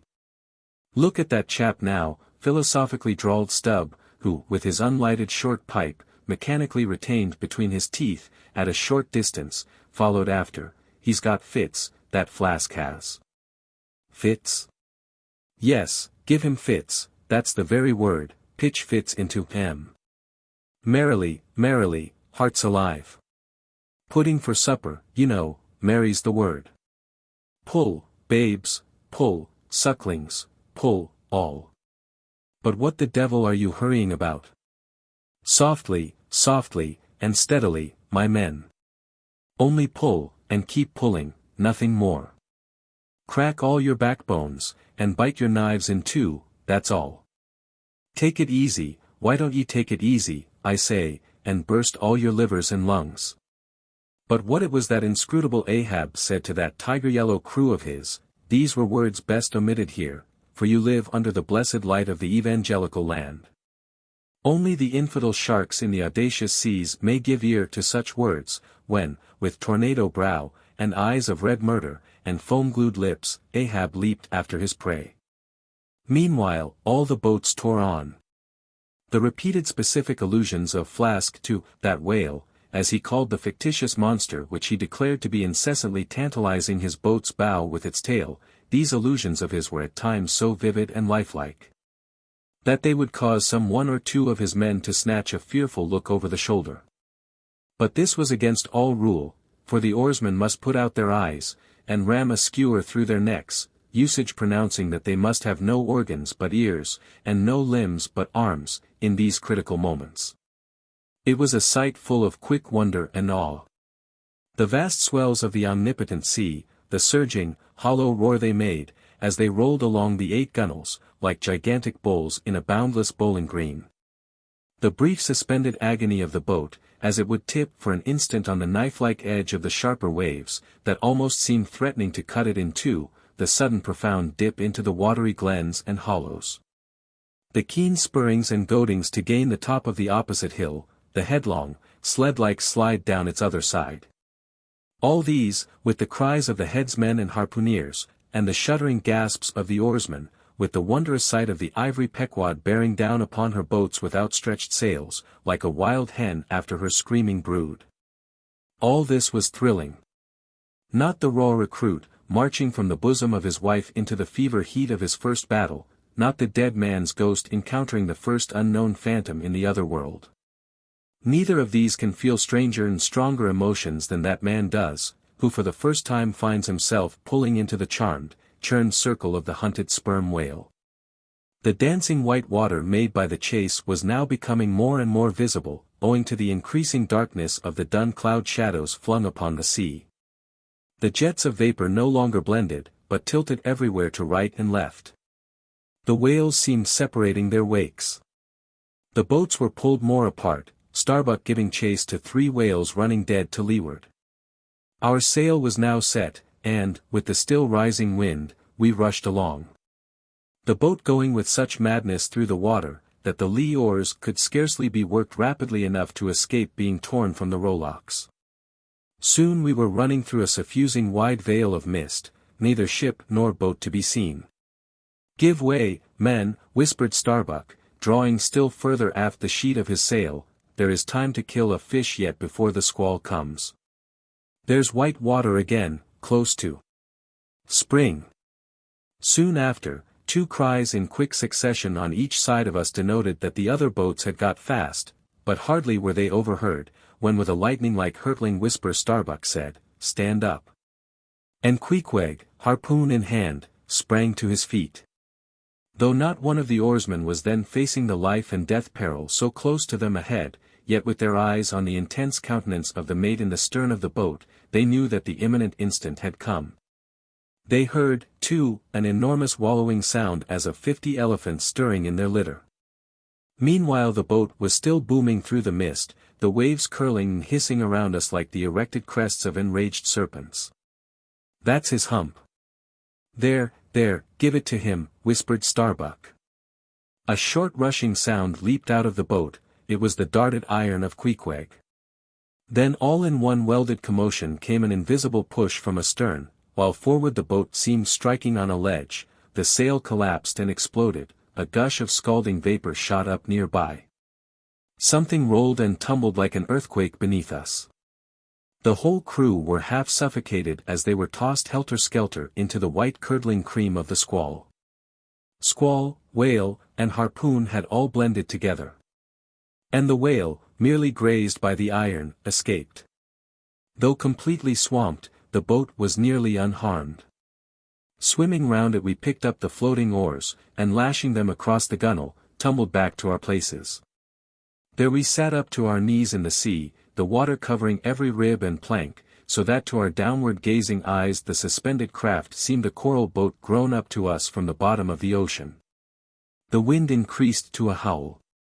The waves dashed their bucklers together, the whole squall roared, forked, and crackled around us like a white fire upon the prairie, in which, unconsumed, we were burning, immortal in these jaws of death. In vain we hailed the other boats. As well roar to the live coals down the chimney of a flaming furnace as hail those boats in that storm. Meanwhile the driving scud, rack, and mist, grew darker with the shadows of night, no sign of the ship could be seen. The rising sea forbade all attempts to bail out the boat. The oars were useless as propellers, performing now the office of life-preservers. So, cutting the lashing of the waterproof match keg, after many failures Starbuck contrived to ignite the lamp in the lantern, then stretching it on a waif pole, handed it to Queequeg as the standard-bearer of this forlorn hope. There, then, he sat, holding up that imbecile candle in the heart of that almighty forlornness. There, then, he sat, the sign and symbol of a man without faith, hopelessly holding up hope in the midst of despair. Wet, drenched through, and shivering cold, despairing of ship or boat, we lifted up our eyes as the dawn came on. The mist still spread over the sea, the empty lantern lay crushed in the bottom of the boat. Suddenly Queequeg started to his feet, hollowing his hand to his ear. We all heard a faint creaking, as of ropes and yards hitherto muffled by the storm. The sound came nearer and nearer, the thick mists were dimly parted by a huge, vague form. Affrighted, we all sprang into the sea as the ship at last loomed into view, bearing right down upon us within a distance of not much more than its length. Floating on the waves we saw the abandoned boat, as for one instant it tossed and gaped beneath the ship's bows like a chip at the base of a cataract, and then the vast hull rolled over it, and it was seen no more till it came up weltering astern. Again we swam for it, were dashed against it by the seas, and were at last taken up and safely landed on board. Ere the squall came close to, the other boats had cut loose from their fish and returned to the ship in good time. The ship had given us up, but was still cruising, if haply it might light upon some token of our perishing, an oar or a lance pole. Chapter 49. The Hyena. There are certain queer times and occasions in this strange mixed affair we call life when a man takes this whole universe for a vast practical joke, though the wit thereof he but dimly discerns. And more than suspects that the joke is at nobody's expense but his own. However, nothing dispirits, and nothing seems worth while disputing. He bolts down all events, all creeds, and beliefs, and persuasions, all hard things visible and invisible, never mind how knobby. As an ostrich of potent digestion gobbles down bullets and gun flints. And as for small difficulties and worryings, prospects of sudden disaster, peril of life and limb, all these, and death itself, seem to him only sly, good-natured hits, and jolly punches in the side bestowed by the unseen and unaccountable old joker. That odd sort of wayward mood I am speaking of, comes over a man only in some time of extreme tribulation. It comes in the very midst of his earnestness, so that what just before might have seemed to him a thing most momentous, now seems but a part of the general joke. There is nothing like the perils of whaling to breed this free and easy sort of genial, desperado philosophy, and with it I now regarded this whole voyage of the Pequod, and the great white whale its object. Queequeg, said I, when they had dragged me, the last man, to the deck, and I was still shaking myself in my jacket to fling off the water, Queequeg, my fine friend, does this sort of thing often happen? Without much emotion, though soaked through just like me, he gave me to understand that such things did often happen. Mr. Stubb, said I, turning to that worthy, who, buttoned up in his oil jacket, was now calmly smoking his pipe in the rain, Mr. Stubb, I think I have heard you say that of all whalemen you ever met, our chief mate, Mr. Starbuck, is by far the most careful and prudent. I suppose then, that going plump on a flying whale with your sails set in a foggy squall is the height of a whaleman's discretion? Certain. I've lowered for whales from a leaking ship in a gale off Cape Horn. Mr. Flask, said I, turning to little King Post, who was standing close by, you are experienced in these things, and I am not. Will you tell me whether it is an unalterable law in this fishery, Mr. Flask, for an oarsman to break his own back pulling himself back foremost into death's jaws? Can't you twist that smaller, said Flask. Yes, that's the law. I should like to see a boat's crew backing water up to a whale face foremost. Ha, ha. The whale would give them squint for squint, mind that. Here then, from 3 impartial witnesses, I had a deliberate statement of the entire case. Considering, therefore, that squalls and capsizings in the water and consequent bivouacs on the deep, were matters of common occurrence in this kind of life. Considering that at the superlatively critical instant of going on to the whale I must resign my life into the hands of him who steered the boat, oftentimes a fellow who at that very moment is in his impetuousness upon the point of scuttling the craft with his own frantic stampings. Considering that the particular disaster to our own particular boat was chiefly to be imputed to Starbuck's driving on to his whale almost in the teeth of a squall, and considering that Starbuck, notwithstanding, was famous for his great heedfulness in the fishery. Considering that I belonged to this uncommonly prudent Starbuck's boat. And finally considering in what a devil's chase I was implicated, touching the white whale, taking all things together, I say, I thought I might as well go below and make a rough draft of my will. Queequeg, said I, come along, you shall be my lawyer, executor, and legatee. It may seem strange that of all men sailors should be tinkering at their last wills and testaments, but there are no people in the world more fond of that diversion. This was the 4th time in my nautical life that I had done the same thing. After the ceremony was concluded upon the present occasion, I felt all the easier, a stone was rolled away from my heart. Besides, all the days I should now live would be as good as the days that Lazarus lived after his resurrection, a supplementary clean gain of so many months or weeks as the case might be. I survived myself. My death and burial were locked up in my chest. I looked round me tranquilly and contentedly, like a quiet ghost with a clean conscience sitting inside the bars of a snug family vault. Now then, thought I, unconsciously rolling up the sleeves of my frock, here goes for a cool, collected dive at death and destruction, and the devil fetch the hindmost. Chapter 50. Ahab's Boat and Crew. Fedallah. Who would have thought it, Flask? Cried Stubb, if I had but one leg you would not catch me in a boat, unless maybe to stop the plug hole with my timber toe. Oh. He's a wonderful old man. I don't think it so strange, after all, on that account, said Flask. If his leg were off at the hip, now, it would be a different thing. That would disable him, but he has one knee, and good part of the other left, you know. I don't know that, my little man, I never yet saw him kneel.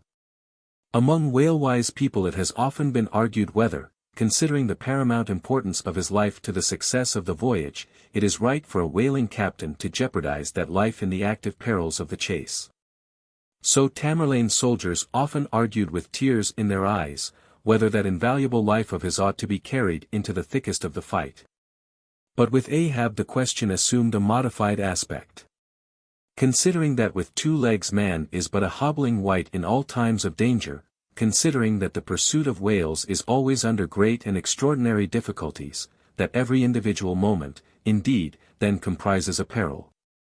Under these circumstances is it wise for any maimed man to enter a whaleboat in the hunt? As a general thing, the joint owners of the Pequod must have plainly thought not. Ahab well knew that although his friends at home would think little of his entering a boat in certain comparatively harmless vicissitudes of the chase, for the sake of being near the scene of action and giving his orders in person.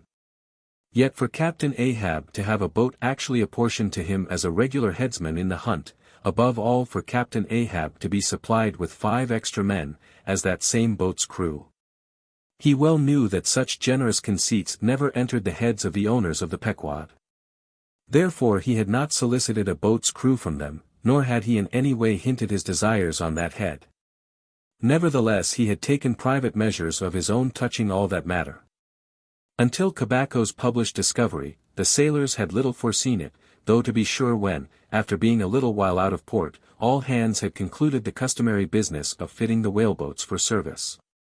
When some time after this Ahab was now and then found bestirring himself in the matter of making thole pins with his own hands for what was thought to be one of the spare boats, and even solicitously cutting the small wooden skewers, which when the line is running out are pinned over the groove in the bow.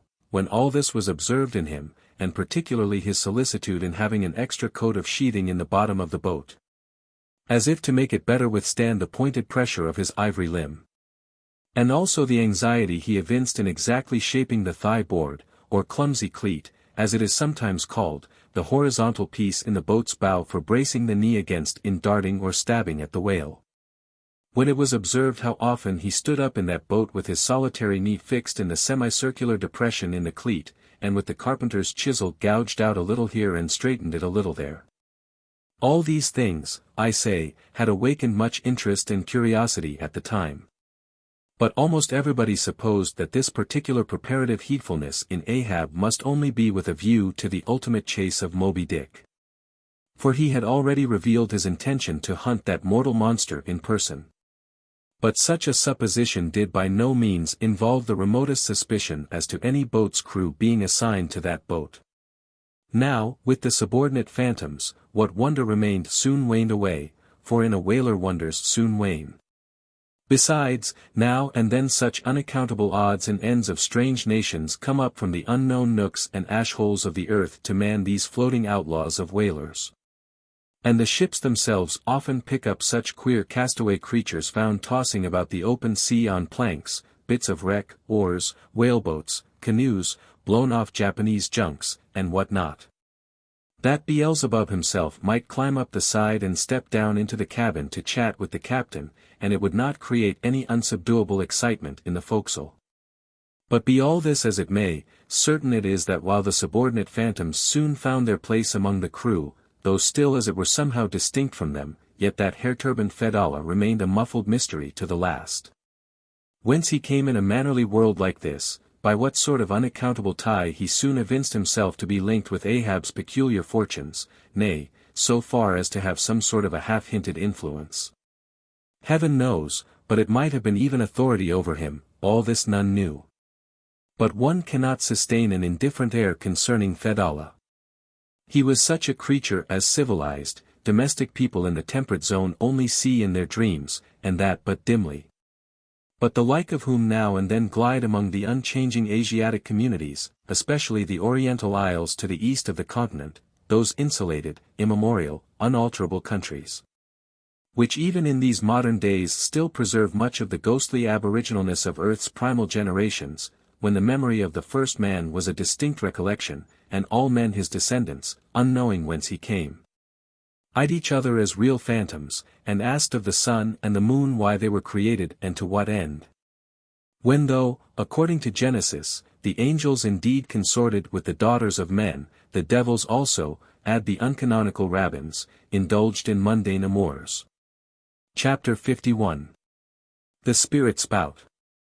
Days, weeks passed, and under easy sail, the ivory Pequod had slowly swept across 4 several cruising grounds, that off the Azores, off the Cape de Verdes, on the Plate, so called, being off the mouth of the Rio de la Plata, and the Carroll Ground, an unstaked, watery locality, southerly from St. Helena. It was while gliding through these latter waters that one serene and moonlight night, when all the waves rolled by like scrolls of silver, and, by their soft, suffusing seethings, made what seemed a silvery silence, not a solitude, on such a silent night a silvery jet was seen far in advance of the white bubbles at the bow. Lit up by the moon, it looked celestial. Seemed some plumed and glittering god uprising from the sea. Fedallah first described this jet. For of these moonlight nights, it was his wont to mount to the mainmast head, and stand a lookout there, with the same precision as if it had been day. And yet, though herds of whales were seen by night, not one whaleman in 100 would venture a lowering for them. You may think with what emotions, then, the seaman beheld this old Oriental perched aloft at such unusual hours. His turban and the moon, companions in one sky. But when, after spending his uniform interval there for several successive nights without uttering a single sound, when, after all this silence, his unearthly voice was heard announcing that silvery, moonlit jet, every reclining mariner started to his feet as if some winged spirit had lighted in the rigging, and hailed the mortal crew. There she blows. Had the trump of judgment blown, they could not have quivered more, yet still they felt no terror, rather pleasure. For though it was a most unwonted hour, yet so impressive was the cry, and so deliriously exciting, that almost every soul on board instinctively desired a lowering. Walking the deck with quick, side-lunging strides, Ahab commanded the t'gallant sails and royals to be set, and every stunsail spread. The best man in the ship must take the helm. Then, with every masthead manned, the piled-up craft rolled down before the wind. The strange, upheaving, lifting tendency of the taffrail breeze filling the hollows of so many sails, made the buoyant, hovering deck to feel like air beneath the feet. While still she rushed along, as if 2 antagonistic influences were struggling in her, one to mount direct to heaven, the other to drive yawingly to some horizontal goal. And had you watched Ahab's face that night, you would have thought that in him also 2 different things were warring. While his one live leg made lively echoes along the deck, every stroke of his dead limb sounded like a coffin tap. On life and death this old man walked. But though the ship so swiftly sped, and though from every eye, like arrows, the eager glances shot, yet the silvery jet was no more seen that night. Every sailor swore he saw it once, but not a second time. This midnight spout had almost grown a forgotten thing, when, some days after, lo! At the same silent hour, it was again announced, again it was descried by all, but upon making sail to overtake it, once more it disappeared as if it had never been. And so it served us night after night, till no one heeded it but to wonder at it. Mysteriously jetted into the clear moonlight, or starlight, as the case might be, disappearing again for 1 whole day, or 2 days, or 3. And somehow seeming at every distinct repetition to be advancing still further and further in our van, this solitary jet seemed for ever alluring us on. Nor with the immemorial superstition of their race, and in accordance with the preternaturalness, as it seemed, which in many things invested the Pequod, were there wanting some of the seamen who swore that whenever and wherever descried, at however remote times, or in however far apart latitudes and longitudes, that unnearable spout was cast by one self-same whale, and that whale, Moby Dick. For a time, there reigned, too, a sense of peculiar dread at this flitting apparition, as if it were treacherously beckoning us on and on, in order that the monster might turn round upon us, and rend us at last in the remotest and most savage seas. These temporary apprehensions, so vague but so awful, derived a wondrous potency from the contrasting serenity of the weather, in which, beneath all its blue blandness, some thought there lurked a devilish charm. As for days and days we voyaged along, through seas so wearily, lonesomely mild, that all space, in repugnance to our vengeful errand, seemed vacating itself of life before our urn-like prow. But, at last, when turning to the eastward, the Cape winds began howling around us, and we rose and fell upon the long, troubled seas that are there.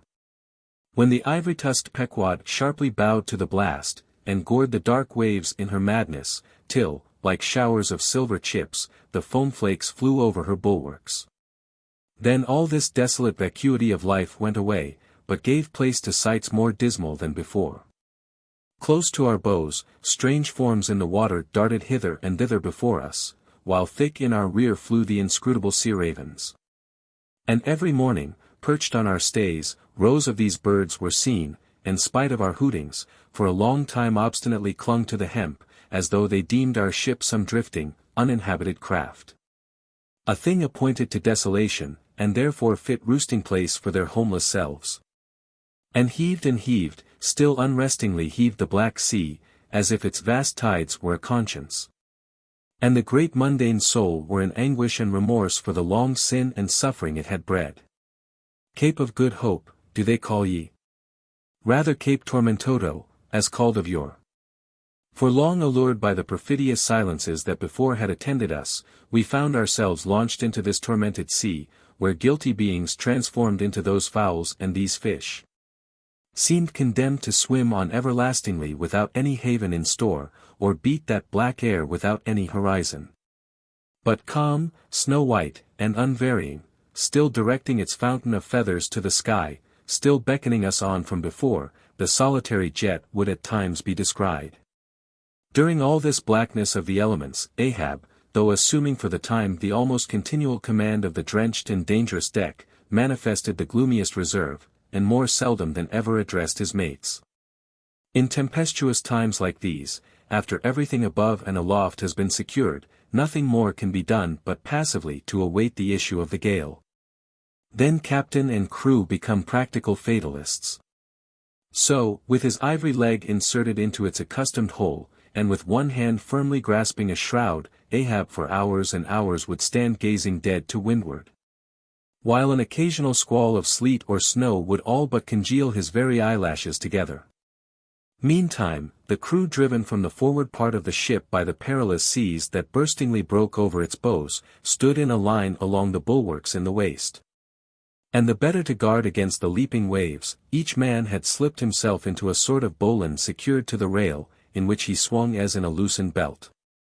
Few or no words were spoken. And the silent ship, as if manned by painted sailors in wax, day after day tore on through all the swift madness and gladness of the demoniac waves. By night the same muteness of humanity before the shrieks of the ocean prevailed. Still in silence the men swung in the bowlines, still wordless Ahab stood up to the blast. Even when wearied nature seemed demanding repose he would not seek that repose in his hammock. Never could Starbuck forget the old man's aspect, when one night going down into the cabin to mark how the barometer stood, he saw him with closed eyes sitting straight in his floor-screwed chair. The rain and half-melted sleet of the storm from which he had some time before emerged, still slowly dripping from the unremoved hat and coat. On the table beside him lay unrolled one of those charts of tides and currents which have previously been spoken of. His lantern swung from his tightly clenched hand. Though the body was erect, the head was thrown back so that the closed eyes were pointed towards the needle of the telltale that swung from a beam in the ceiling. Asterisk. The cabin compass is called the telltale, because without going to the compass at the helm, the captain, while below, can inform himself of the course of the ship. Terrible old man! Thought Starbuck with a shudder, sleeping in this gale, still thou steadfastly eyest thy purpose. Chapter 52. The Albatross. Southeastward from the Cape, off the distant Crozets, a good cruising ground for right whalemen, a sail loomed ahead, the Goni, Albatross, by name. As she slowly drew nigh, from my lofty perch at the foremast head, I had a good view of that sight so remarkable to a tyro in the far ocean fisheries, a whaler at sea, and long absent from home. As if the waves had been fullers, this craft was bleached like the skeleton of a stranded walrus. All down her sides, this spectral appearance was traced with long channels of reddened rust, while all her spars and her rigging were like the thick branches of trees furred over with hoarfrost. Only her lower sails were set. A wild sight it was to see her long-bearded lookouts at those three mastheads. They seemed clad in the skins of beasts, so torn and bepatched the raiment that had survived nearly 4 years of cruising. Standing in iron hoops nailed to the mast, they swayed and swung over a fathomless sea. And though, when the ship slowly glided close under our stern, we 6 men in the air came so nigh to each other that we might almost have leaped from the mastheads of one ship to those of the other. Yet, those forlorn-looking fishermen, mildly eyeing us as they passed, said not one word to our own lookouts, while the quarterdeck hail was being heard from below. "Ship ahoy! Have ye seen the white whale?" But as the strange captain, leaning over the pallid bulwarks, was in the act of putting his trumpet to his mouth, it somehow fell from his hand into the sea, and the wind now rising amain, he in vain strove to make himself heard without it. Meantime his ship was still increasing the distance between. While in various silent ways the seamen of the Pequod were evincing their observance of this ominous incident at the first mere mention of the white whale's name to another ship, Ahab for a moment paused. It almost seemed as though he would have lowered a boat to board the stranger, had not the threatening wind forbade. But taking advantage of his windward position, he again seized his trumpet, and knowing by her aspect that the stranger vessel was a Nantucketer and shortly bound home, he loudly hailed, "Ahoy there! This is the Pequod, bound round the world. Tell them to address all future letters to the Pacific Ocean. And this time 3 years, if I am not at home, tell them to address them to." At that moment the 2 wakes were fairly crossed, and instantly, then, in accordance with their singular ways, shoals of small harmless fish, that for some days before had been placidly swimming by our side, darted away with what seemed shuddering fins, and ranged themselves fore and aft with the stranger's flanks. Though in the course of his continual voyagings Ahab must often before have noticed a similar sight, yet, to any monomaniac man, the veriest trifles capriciously carry meanings. "Swim away from me, murmured Ahab, gazing over into the water. There seemed but little in the words, but the tone conveyed more of deep helpless sadness than the insane old man had ever before evinced. But turning to the steersman, who thus far had been holding the ship in the wind to diminish her headway, he cried out in his old lion voice, "Up helm! Keep her off round the world! Round the world!" There is much in that sound to inspire proud feelings, but where to does all that circumnavigation conduct? Only through numberless perils to the very point whence we started, where those that we left behind secure, were all the time before us. Were this world an endless plain, and by sailing eastward we could for ever reach new distances, and discover sights more sweet and strange than any Cyclades or islands of King Solomon, then there were promise in the voyage.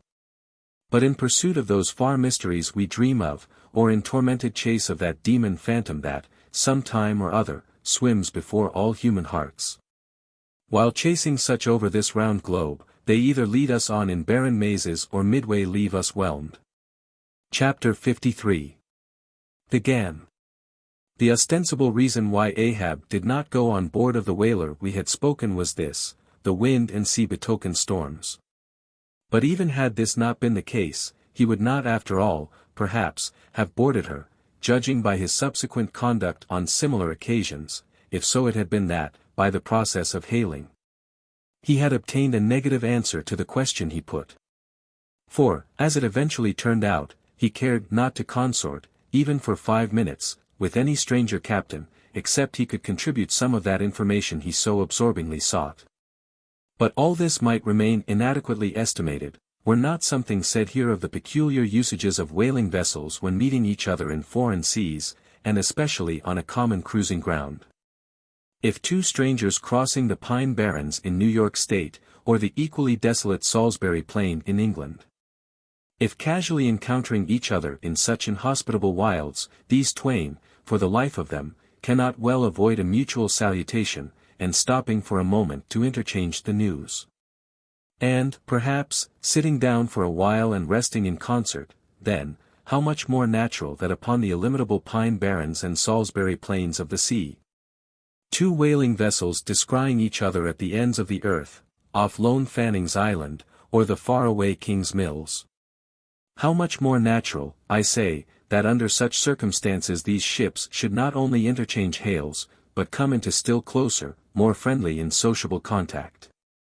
And especially would this seem to be a matter of course, in the case of vessels owned in one seaport, and whose captains, officers, and not a few of the men are personally known to each other. And consequently, have all sorts of dear domestic things to talk about. For the long-absent ship, the outward bounder, perhaps, has letters on board. At any rate, she will be sure to let her have some papers of a date a year or two later than the last one on her blurred and thumb-worn files.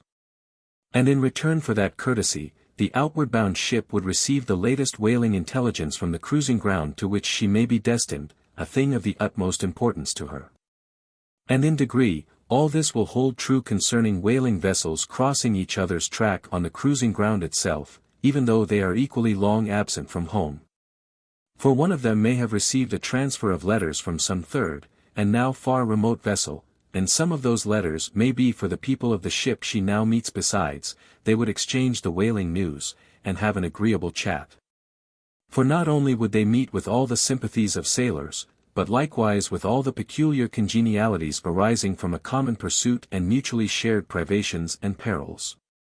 Nor would difference of country make any very essential difference, that is, so long as both parties speak one language, as is the case with Americans and English. Though, to be sure, from the small number of English whalers, such meetings do not very often occur, and when they do occur there is too apt to be a sort of shyness between them. For your Englishman is rather reserved, and your Yankee, he does not fancy that sort of thing in anybody but himself. Besides, the English whalers sometimes affect a kind of metropolitan superiority over the American whalers. Regarding the long, lean Nantucketer, with his nondescript provincialisms, as a sort of sea peasant. But where this superiority in the English whalemen does really consist, it would be hard to say, seeing that the Yankees in one day, collectively, kill more whales than all the English, collectively, in 10 years. But this is a harmless little foible in the English whale hunters, which the Nantucketer does not take much to heart, probably, because he knows that he has a few foibles himself. So, then, we see that of all ships separately sailing the sea, the whalers have most reason to be sociable, and they are so. Whereas, some merchant ships crossing each other's wake in the mid-Atlantic, will oftentimes pass on without so much as a single word of recognition, mutually cutting each other on the high seas, like a brace of dandies in Broadway. And all the time indulging, perhaps, in finical criticism upon each other's rig. As for men of war, when they chance to meet at sea, they first go through such a string of silly bowings and scrapings, such a ducking of ensigns, that there does not seem to be much right down hearty goodwill and brotherly love about it at all. As touching slave ships meeting, why, they are in such a prodigious hurry, they run away from each other as soon as possible. And as for pirates, when they chance to cross each other's crossbones, the first hail is, "How many skulls?" The same way that whalers hail, "How many barrels?" And that question once answered, pirates straightway steer apart, for they are infernal villains on both sides, and don't like to see overmuch of each other's villainous likenesses. But look at the godly, honest, unostentatious, hospitable, sociable, free and easy whaler. What does the whaler do when she meets another whaler in any sort of decent weather? She has a gem, a thing so utterly unknown to all other ships that they never heard of the name even. And if by chance they should hear of it, they only grin at it, and repeat gamesome stuff about spooters, and blubber boilers, and such like pretty exclamations. Why it is that all merchant seamen, and also all pirates and man-of-war's men, and slave ship sailors, cherish such a scornful feeling towards whale ships, this is a question it would be hard to answer. Because, in the case of pirates, say, I should like to know whether that profession of theirs has any peculiar glory about it. It sometimes ends in uncommon elevation, indeed, but only at the gallows. And besides, when a man is elevated in that odd fashion, he has no proper foundation for his superior altitude. Hence, I conclude, that in boasting himself to be high lifted above a whaleman, in that assertion the pirate has no solid basis to stand on. But what is a gem? You might wear out your index finger running up and down the columns of dictionaries, and never find the word. Dr. Johnson never attained to that erudition, Noah Webster's Ark does not hold it. Nevertheless, this same expressive word has now for many years been in constant use among some 15,000 true-born Yankees. Certainly, it needs a definition, and should be incorporated into the lexicon. With that view, let me learnedly define it. Gam. Noun, a social meeting of two, or more, whale ships, generally on a cruising ground, when, after exchanging hails, they exchange visits by boat's cruise. The two captains remaining, for the time, on board of one ship, and the two chief mates on the other. There is another little item about gamming which must not be forgotten here. All professions have their own little peculiarities of detail. So has the whale fishery.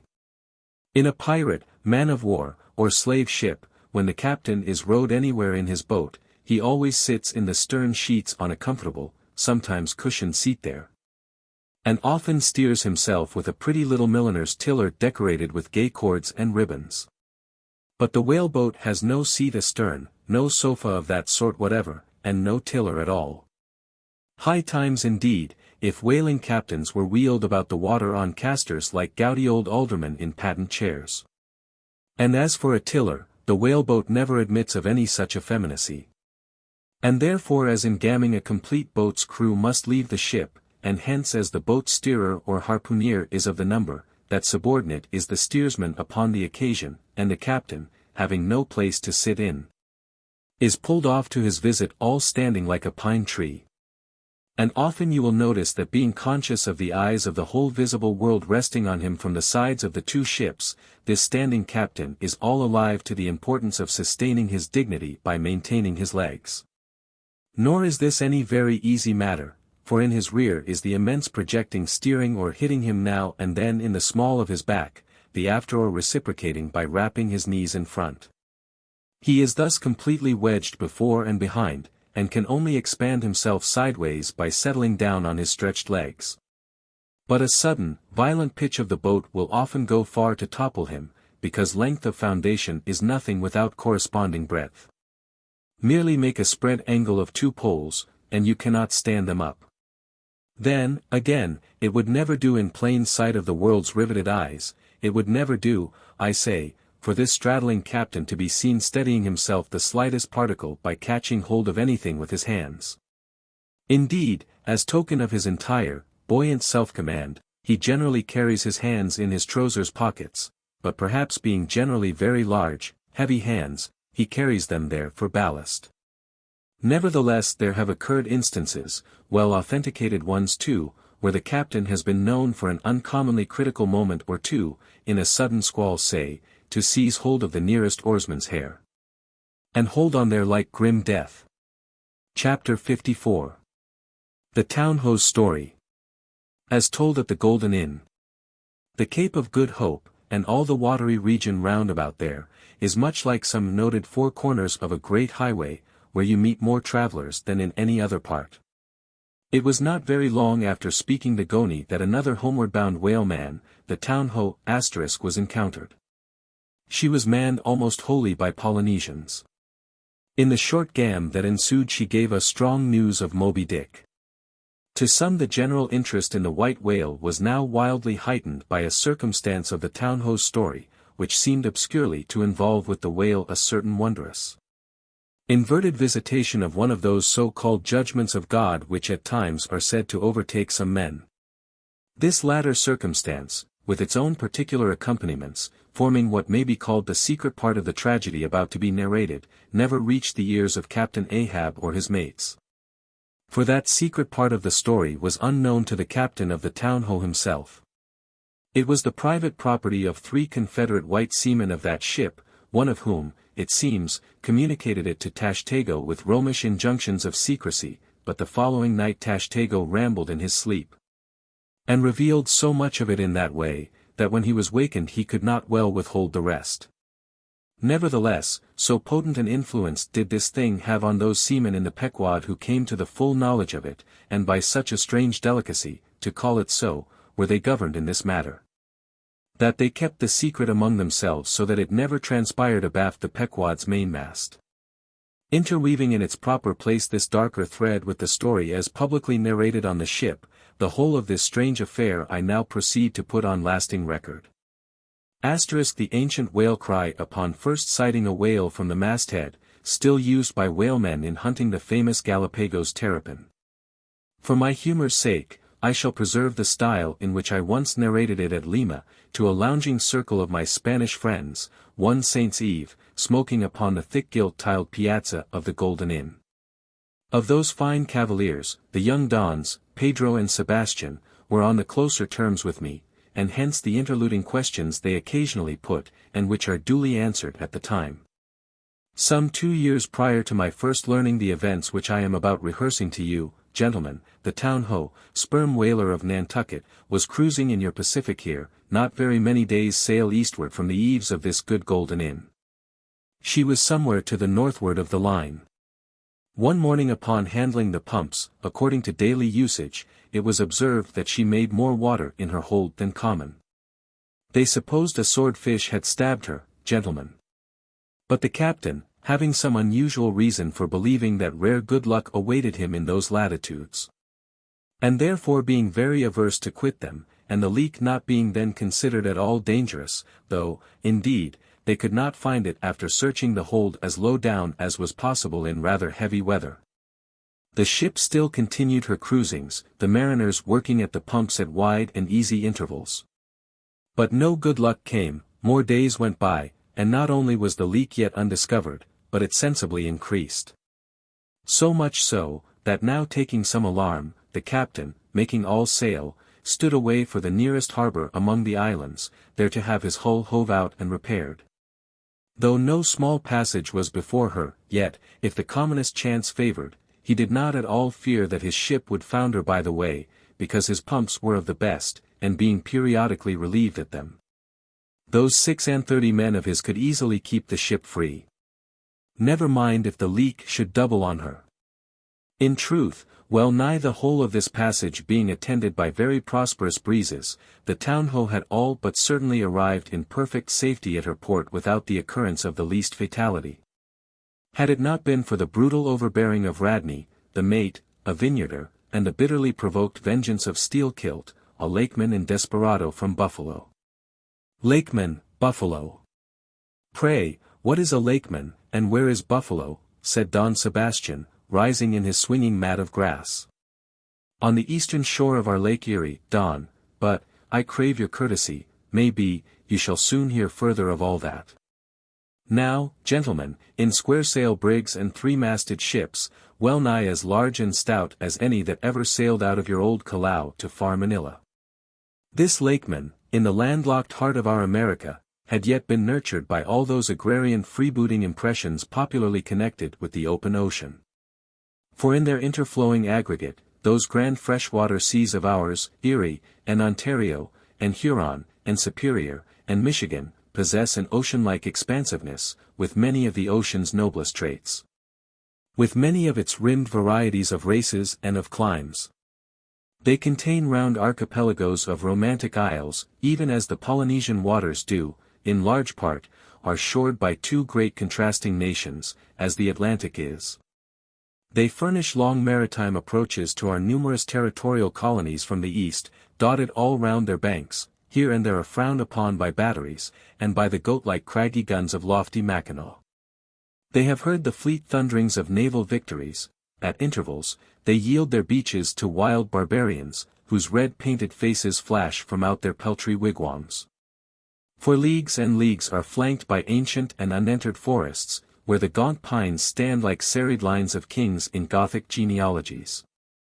Those same woods harboring wild Afric beasts of prey, and silken creatures whose exported furs give robes to Tartar emperors, they mirror the paved capitals of Buffalo and Cleveland, as well as Winnebago villages.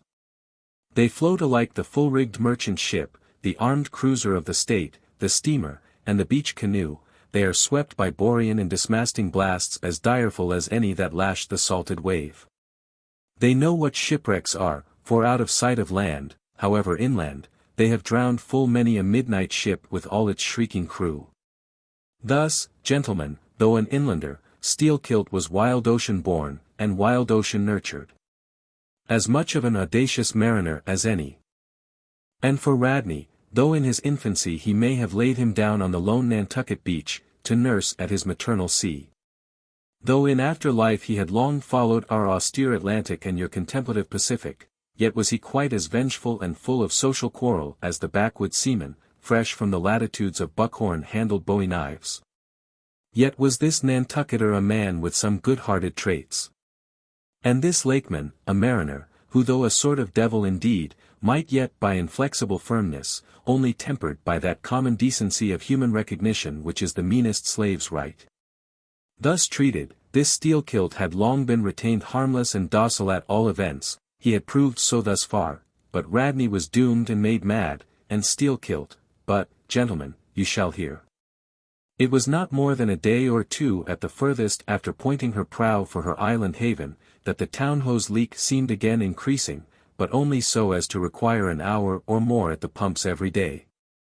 You must know that in a settled and civilized ocean like our Atlantic, for example, some skippers think little of pumping their whole way across it.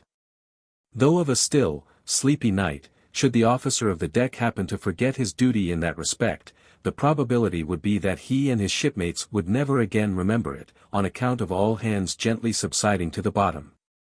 Nor in the solitary and savage seas far from you to the westward, gentlemen, is it altogether unusual for ships to keep clanging at their pump handles in full chorus even for a voyage of considerable length. That is, if it lie along a tolerably accessible coast, or if any other reasonable retreat is afforded them. It is only when a leaky vessel is in some very out-of-the-way part of those waters, some really landless latitude, that her captain begins to feel a little anxious. Much this way had it been with the town-ho. So when her leak was found gaining once more, there was in truth some small concern manifested by several of her company, especially by Radney the mate.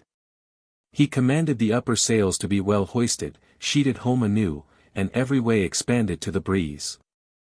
Now this Radney, I suppose, was as little of a coward, and as little inclined to any sort of nervous apprehensiveness touching his own person as any fearless, unthinking creature on land or on sea that you can conveniently imagine, gentlemen. Therefore when he betrayed this solicitude about the safety of the ship, some of the seamen declared that it was only on account of his being a part owner in her. So when they were working that evening at the pumps, there was on this head no small gamesomeness slyly going on among them, as they stood with their feet continually overflowed by the rippling clear water. Clear as any mountain spring, gentlemen, that bubbling from the pumps ran across the deck, and poured itself out in steady spouts at the lee scupper-holes. Now, as you well know, it is not seldom the case in this conventional world of ours, watery or otherwise, that when a person placed in command over his fellow men finds one of them to be very significantly his superior in general pride of manhood, straightway against that man he conceives an unconquerable dislike and bitterness. And if he have a chance he will pull down and pulverize that subaltern's tower, and make a little heap of dust of it. Be this conceit of mine as it may, gentlemen, at all events Steelkilt was a tall and noble animal with a head like a Roman, and a flowing golden beard like the tasselled housings of your last viceroy's snorting charger. And a brain, and a heart, and a soul in him, gentlemen, which had made Steelkilt Charlemagne, had he been born son to Charlemagne's father. But Radney, the mate, was ugly as a mule, yet as hardy, as stubborn, as malicious. He did not love Steelkilt, and Steelkilt knew it. Being the mate drawing near as he was toiling at the pump with the rest, the lakeman affected not to notice him, but unawed, went on with his gay banterings. "Aye, my merry lads, it's a lively leak this, hold a cannikin, one of ye, and let's have a taste. By the Lord, it's worth bottling. I tell ye what, men, old Rad's investment must go for it. He had best cut away his part of the hull and tow it home. The fact is, boys, that swordfish only began the job, he's come back again with a gang of ship carpenters, sawfish, and filefish, and what not. And the whole posse of them are now hard at work cutting and slashing at the bottom, making improvements, I suppose. If old Rad were here now, I'd tell him to jump overboard and scatter them. They're playing the devil with his estate, I can tell him. But he's a simple old soul, Rad, and a beauty too. Boys, they say the rest of his property is invested in looking-glasses. I wonder if he'd give a poor devil like me the model of his nose. Damn your eyes. What's that pump stopping for?" roared Radney, pretending not to have heard the sailors talk. "Thunder away at it." Aye, sir," said Steelkilt, merry as a cricket. "Lively, boys, lively, now." And with that the pump clanged like 50 fire engines. The men tossed their hats off to it, and ere long that peculiar gasping of the lungs was heard which denotes the fullest tension of life's utmost energies. Quitting the pump at last, with the rest of his band, the lakeman went forward all panting, and sat himself down on the windlass, his face fiery red, his eyes bloodshot, and wiping the profuse sweat from his brow. Now what cozening fiend it was, gentlemen, that possessed Radney to meddle with such a man in that corporeally exasperated state, I know not, but so it happened. Intolerably striding along the deck, the mate commanded him to get a broom and sweep down the planks, and also a shovel, and remove some offensive matters consequent upon allowing a pig to run at large. Now, gentlemen, sweeping a ship's deck at sea is a piece of household work which in all times but raging gales is regularly attended to every evening. It has been known to be done in the case of ships actually foundering at the time. Such, gentlemen, is the inflexibility of sea usages and the instinctive love of neatness in seamen, some of whom would not willingly drown without first washing their faces. But in all vessels this broom business is the prescriptive province of the boys, if boys there be aboard. Besides, it was the stronger men in the town-ho that had been divided into gangs, taking turns at the pumps. And being the most athletic seaman of them all, Steelkilt had been regularly assigned captain of one of the gangs. Consequently he should have been freed from any trivial business not connected with truly nautical duties, such being the case with his comrades. I mention all these particulars so that you may understand exactly how this affair stood between the two men. But there was more than this. The order about the shovel was almost as plainly meant to sting and insult Steelkilt, as though Radney had spat in his face. Any man who has gone sailor in a whale ship will understand this. And all this and doubtless much more, the lakeman fully comprehended when the mate uttered his command. But as he sat still for a moment, and as he steadfastly looked into the mate's malignant eye and perceived the stacks of powder casks heaped up in him and the slow match silently burning along towards them.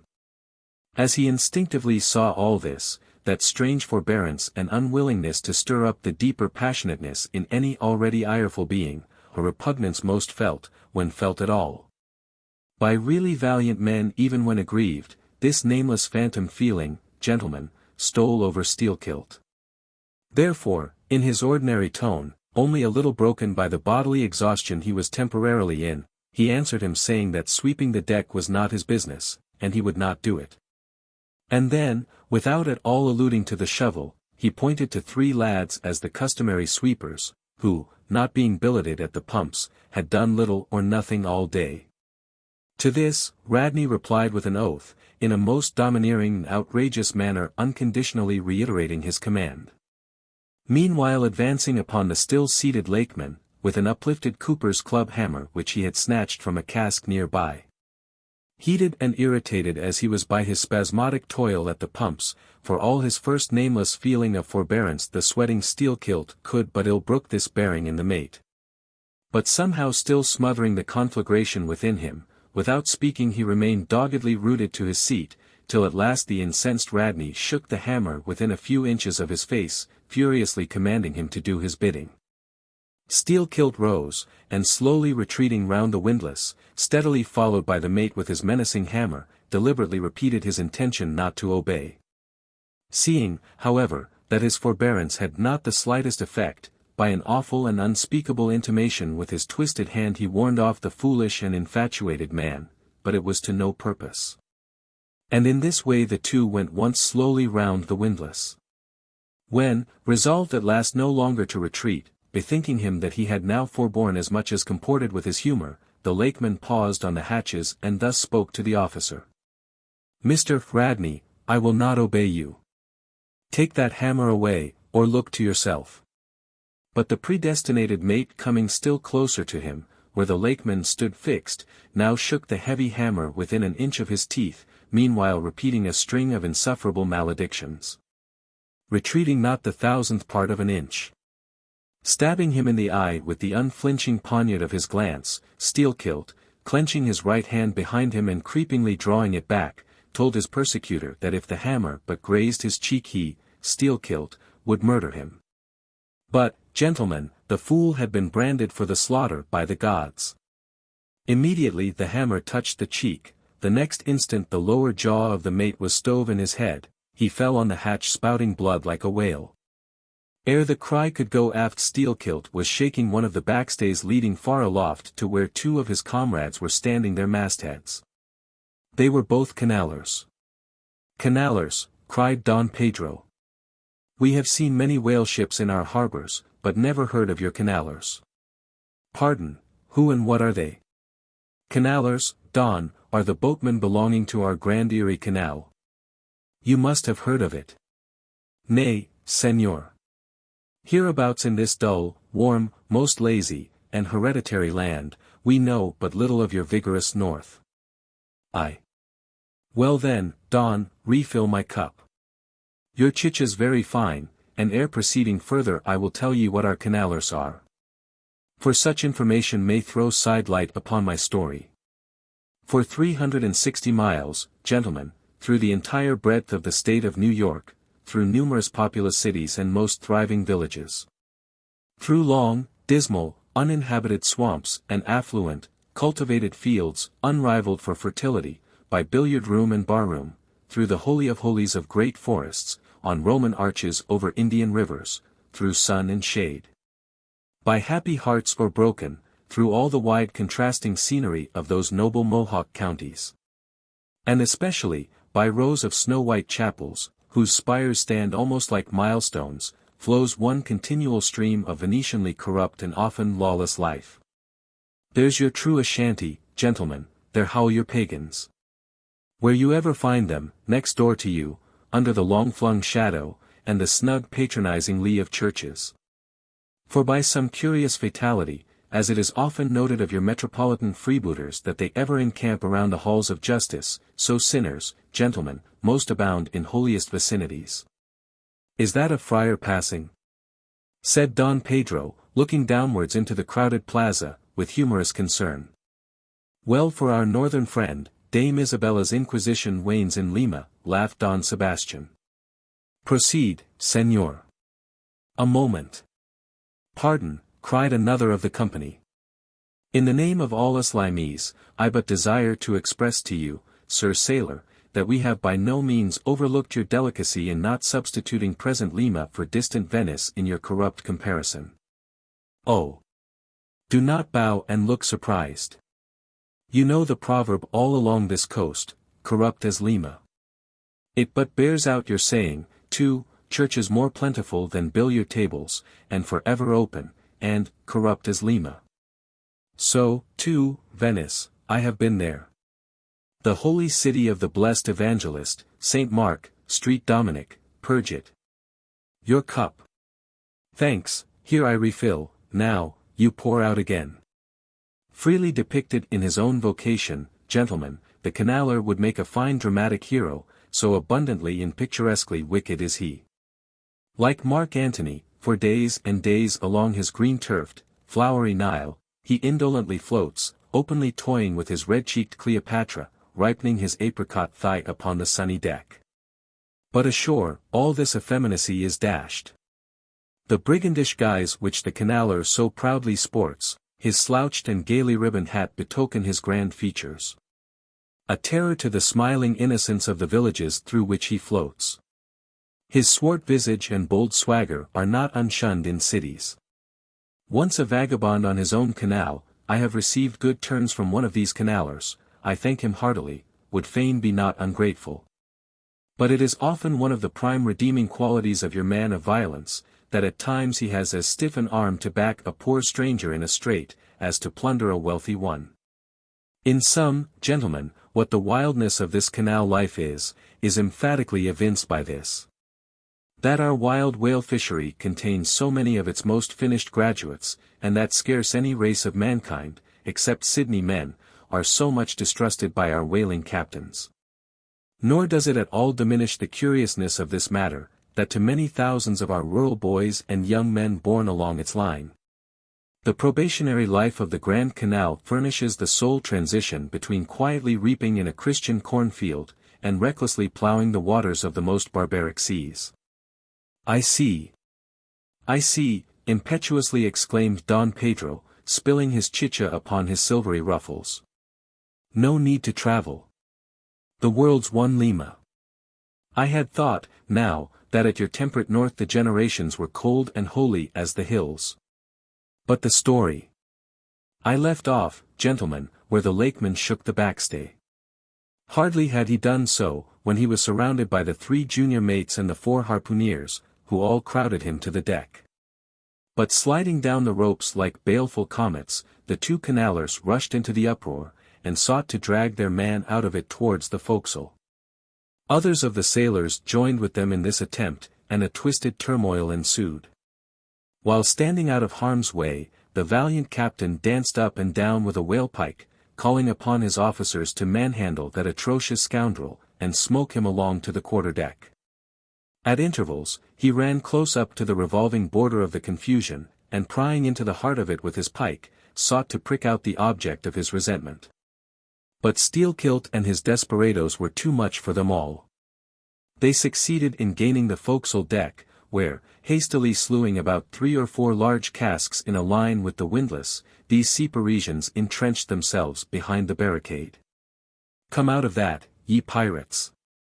roared the captain, now menacing them with a pistol in each hand, just brought to him by the steward. "Come out of that, ye cutthroats!" Steelkilt leaped on the barricade, and striding up and down there, defied the worst the pistols could do. But gave the captain to understand distinctly, that his, Steelkilt's, death would be the signal for a murderous mutiny on the part of all hands. Fearing in his heart lest this might prove but too true, the captain a little desisted, but still commanded the insurgents instantly to return to their duty. "Will you promise not to touch us, if we do?" demanded their ringleader. Turn to, I make no promise, to your duty. Do you want to sink the ship, by knocking off at a time like this? Turn to, and he once more raised a pistol. "Sink the ship?" cried Steelkilt. "Aye, let her sink. Not a man of us turns to, unless you swear not to raise a rope yarn against us. What say ye, men?" turning to his comrades. A fierce cheer was their response. The lakeman now patrolled the barricade, all the while keeping his eye on the captain, and jerking out such sentences as these: "It's not our fault, we didn't want it, I told him to take his hammer away, it was boy's business. He might have known me before this, I told him not to prick the buffalo, I believe I have broken a finger here against his cursed jaw, ain't those mincing knives down in the forecastle there, men? Look to those hand spikes, my hearties. Captain, by God, look to yourself, say the word, don't be a fool, forget it all, we are ready to turn to, treat us decently, and we're your men, but we won't be flogged. Turn to. I make no promises, turn to, I say." "Look ye, now," cried the lakeman, flinging out his arm towards him, there are a few of us here, and I am one of them, who have shipped for the cruise, GEC, now as you well know, sir, we can claim our discharge as soon as the anchor is down. So we don't want to row, it's not our interest, we want to be peaceable, we are ready to work, but we won't be flogged. Turn to, roared the captain. Steelkilt glanced round him a moment, and then said, I tell you what it is now, captain, rather than kill ye, and be hung for such a shabby rascal, we won't lift a hand against ye unless ye attack us. But till you say the word about not flogging us, we don't do a hand's turn. Down into the forecastle then, down with ye, I'll keep ye there till ye're sick of it. Down ye go. Shall we? Cried the ringleader to his men. Most of them were against it, but at length, in obedience to Steelkilt, they preceded him down into their dark den, growlingly disappearing, like bears into a cave. As the lakeman's bare head was just level with the planks, the captain and his posse leaped the barricade, and rapidly drawing over the slide of the scuttle, planted their group of hands upon it. And loudly called for the steward to bring the heavy brass padlock belonging to the companionway. Then opening the slide a little, the captain whispered something down the crack, closed it, and turned the key upon them, 10 in number, leaving on deck some 20 or more, who thus far had remained neutral. All night a wide-awake watch was kept by all the officers, forward and aft, especially about the forecastle scuttle and fore hatchway, at which last place it was feared the insurgents might emerge, after breaking through the bulkhead below. But the hours of darkness passed in peace, the men who still remained at their duty toiling hard at the pumps, whose clinking and clanking at intervals through the dreary night dismally resounded through the ship. At sunrise the captain went forward, and knocking on the deck, summoned the prisoners to work, but with a yell they refused. Water was then lowered down to them, and a couple of handfuls of biscuit were tossed after it. When again turning the key upon them and pocketing it, the captain returned to the quarter-deck. Twice every day for 3 days this was repeated. But on the 4th morning a confused wrangling, and then a scuffling was heard, as the customary summons was delivered, and suddenly 4 men burst up from the forecastle, saying they were ready to turn to. The fetid closeness of the air, and a famishing diet, united perhaps to some fears of ultimate retribution, had constrained them to surrender at discretion. Emboldened by this, the captain reiterated his demand to the rest, but Steelkilt shouted up to him a terrific hint to stop his babbling and betake himself where he belonged. On the 5th morning 3 others of the mutineers bolted up into the air from the desperate arms below that sought to restrain them. Only 3 were left. Better turn to, now, said the captain with a heartless jeer. Shut us up again, will ye? Cried Steelkilt. Oh certainly, the captain, and the key clicked. It was at this point, gentlemen, that enraged by the defection of 7 of his former associates, and stung by the mocking voice that had last hailed him, and maddened by his long entombment in a place as black as the bowels of despair. It was then that Steelkilt proposed to the 2 canallers, thus far apparently of one mind with him, to burst out of their hole at the next summoning of the garrison. And armed with their keen mincing knives, long, crescentic, heavy implements with a handle at each end, run amuck from the bowsprit to the taffrail, and if by any devilishness of desperation possible, seize the ship. For himself, he would do this, he said, whether they joined him or not. That was the last night he should spend in that den. But the scheme met with no opposition on the part of the other 2. They swore they were ready for that, or for any other mad thing, for anything in short but a surrender. And what was more, they each insisted upon being the first man on deck, when the time to make the rush should come. But to this their leader as fiercely objected, reserving that priority for himself, particularly as his 2 comrades would not yield, the one to the other, in the matter. And both of them could not be first, for the latter would but admit 1 man at a time. And here, gentlemen, the foul play of these miscreants must come out.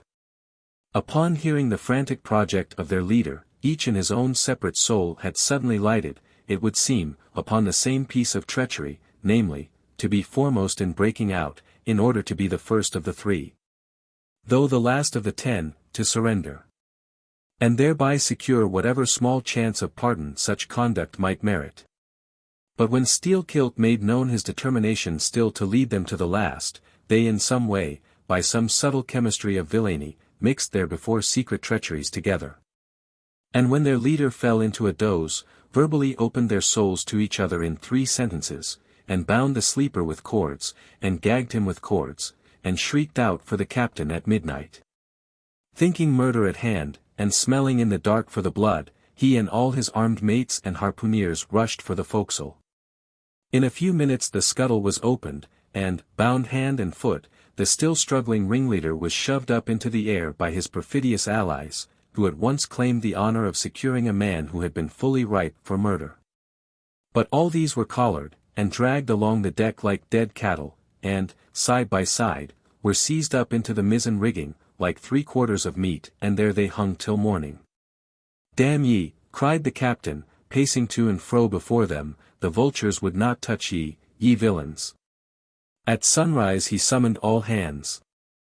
And separating those who had rebelled from those who had taken no part in the mutiny, he told the former that he had a good mind to flog them all round, thought, upon the whole, he would do so, he ought to, justice demanded it.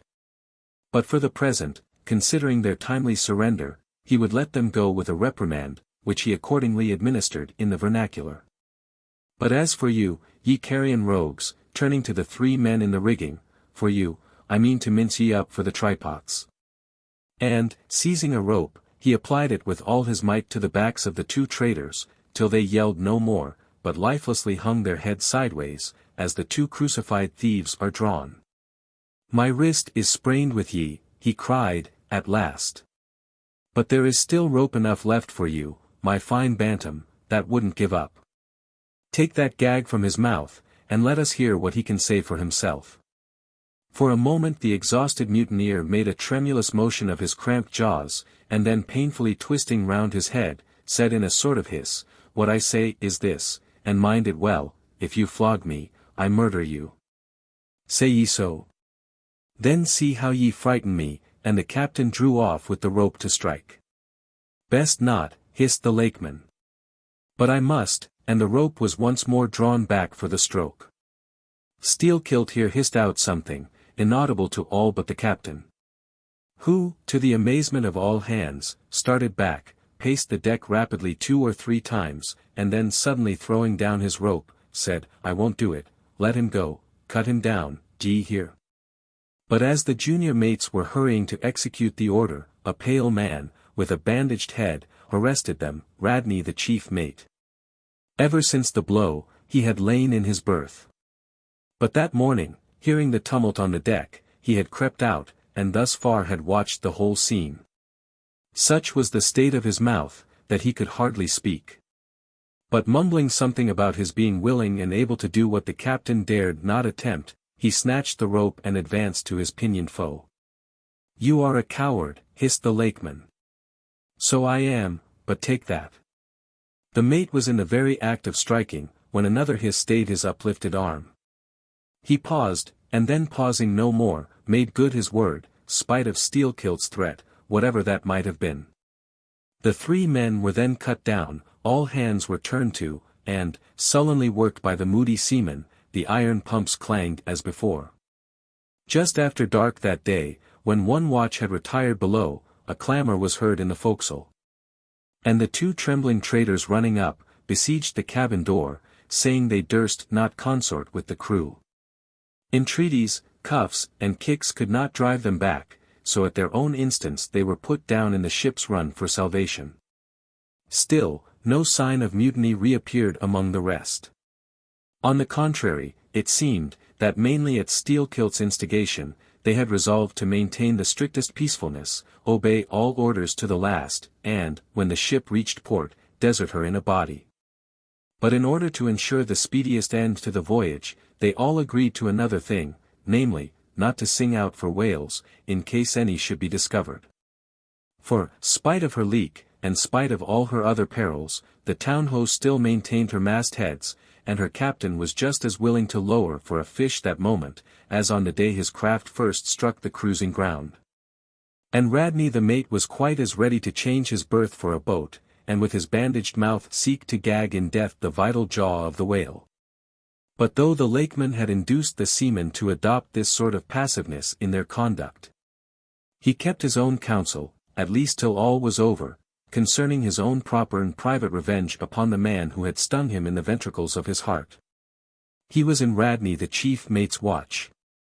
And as if the infatuated man sought to run more than halfway to meet his doom, after the scene at the rigging, he insisted, against the express counsel of the captain, upon resuming the head of his watch at night. Upon this, and one or two other circumstances, Steelkilt systematically built the plan of his revenge. During the night, Radney had an unseamanlike way of sitting on the bulwarks of the quarter-deck, and leaning his arm upon the gunwale of the boat which was hoisted up there, a little above the ship's side. In this attitude, it was well known, he sometimes dozed. There was a considerable vacancy between the boat and the ship, and down between this was the sea. Steelkilt calculated his time, and found that his next trick at the helm would come round at 2 o'clock, in the morning of the third day from that in which he had been betrayed. At his leisure, he employed the interval in braiding something very carefully in his watches below. "What are you making there?" said a shipmate. "What do you think? What does it look like?" "Like a lanyard for your bag. But it's an odd one, seems to me." "Yes, rather oddish," said the lakeman, holding it at arm's length before him, "but I think it will answer." "Shipmate, I haven't enough twine, have you any?" But there was none in the forecastle. "Then I must get some from old Rad," and he rose to go aft. "You don't mean to go a-begging to him," said a sailor. "Why not? Do you think you won't do me a turn, when it's to help himself in the end, shipmate?" And going to the mate, he looked at him quietly, and asked him for some twine to mend his hammock. It was given him, neither twine nor lanyard were seen again. But the next night an iron ball, closely netted, partly rolled from the pocket of the lakeman's monkey jacket, as he was tucking the coat into his hammock for a pillow. 24 hours after, his trick at the silent helm, nigh to the man who was apt to doze over the grave always ready dug to the seaman's hand, that fatal hour was then to come. And in the foreordaining soul of Steelkilt, the mate was already stark and stretched as a corpse, with his forehead crushed in. But, gentlemen, a fool saved the would-be murderer from the bloody deed he had planned. Yet complete revenge he had, and without being the avenger. For by a mysterious fatality, heaven itself seemed to step in to take out of his hands into its own the damning thing he would have done. It was just between daybreak and sunrise of the morning of the second day, when they were washing down the decks, that a stupid Tenerife man, drawing water in the main chains, all at once shouted out, "There she rolls! There she rolls! Jesu, what a whale!" It was Moby Dick. "Moby Dick," cried Don Sebastian, Street Point Dominic. "Sir Sailor, but do whales have christenings? Whom call you Moby Dick?" "A very white, and famous, and most deadly immortal monster, Don. But that would be too long a story." "How? How?" cried all the young Spaniards, crowding. "Nay, Dons, nay, nay. I cannot rehearse that now. Let me get more into the air, sirs." "The chicha!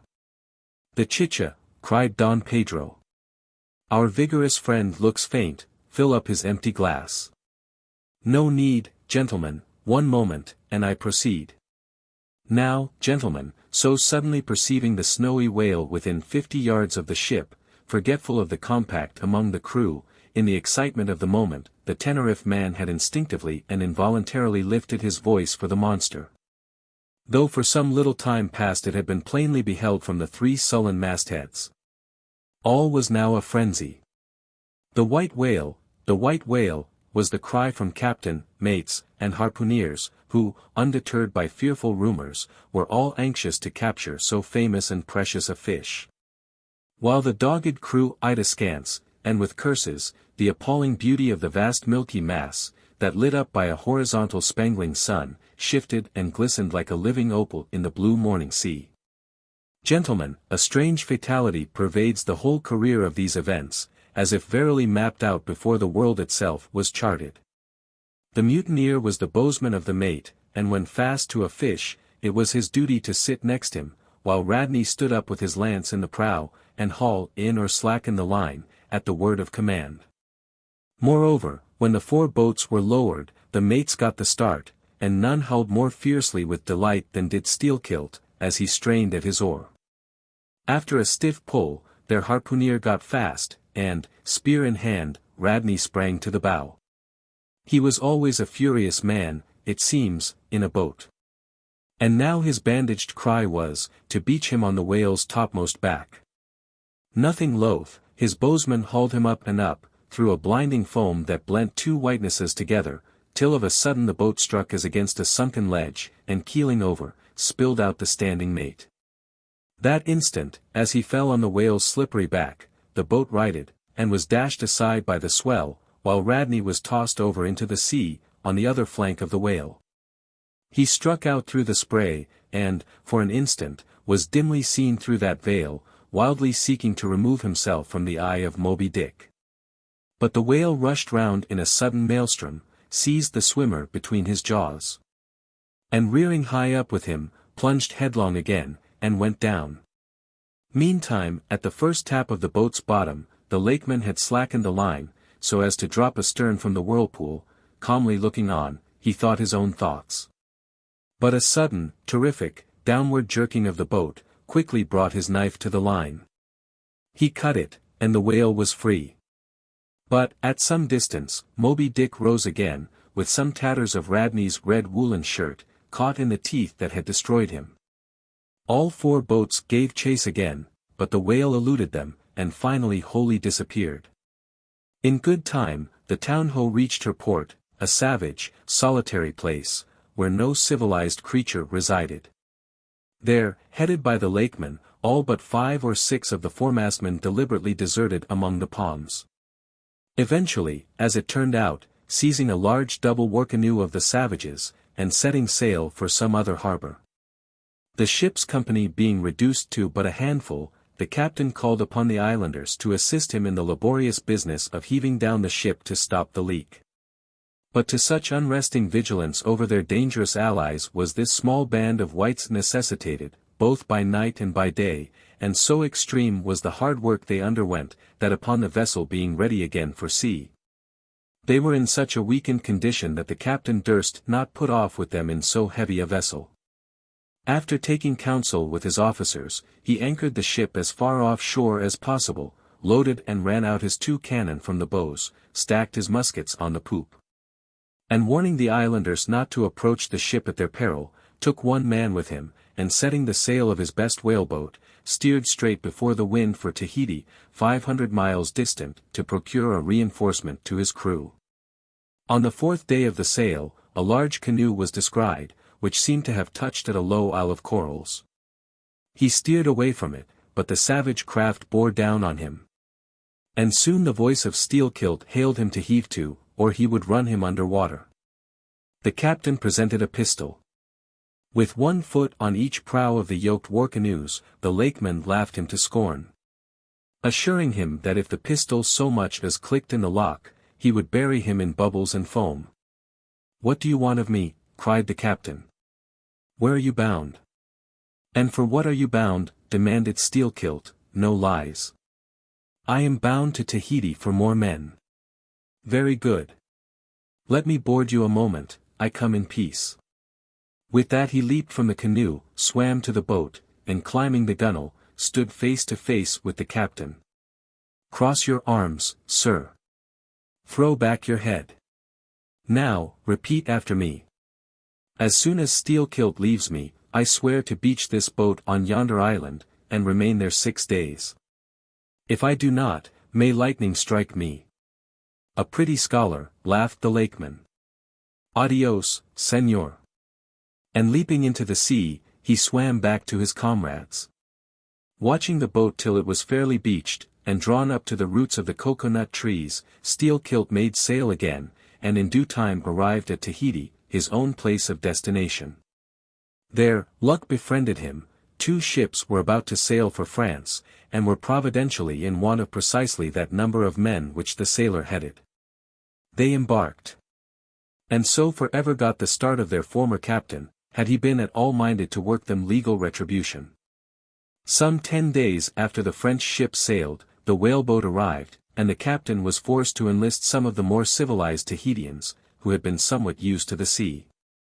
Chartering a small native schooner, he returned with them to his vessel, and finding all right there, again resumed his cruisings.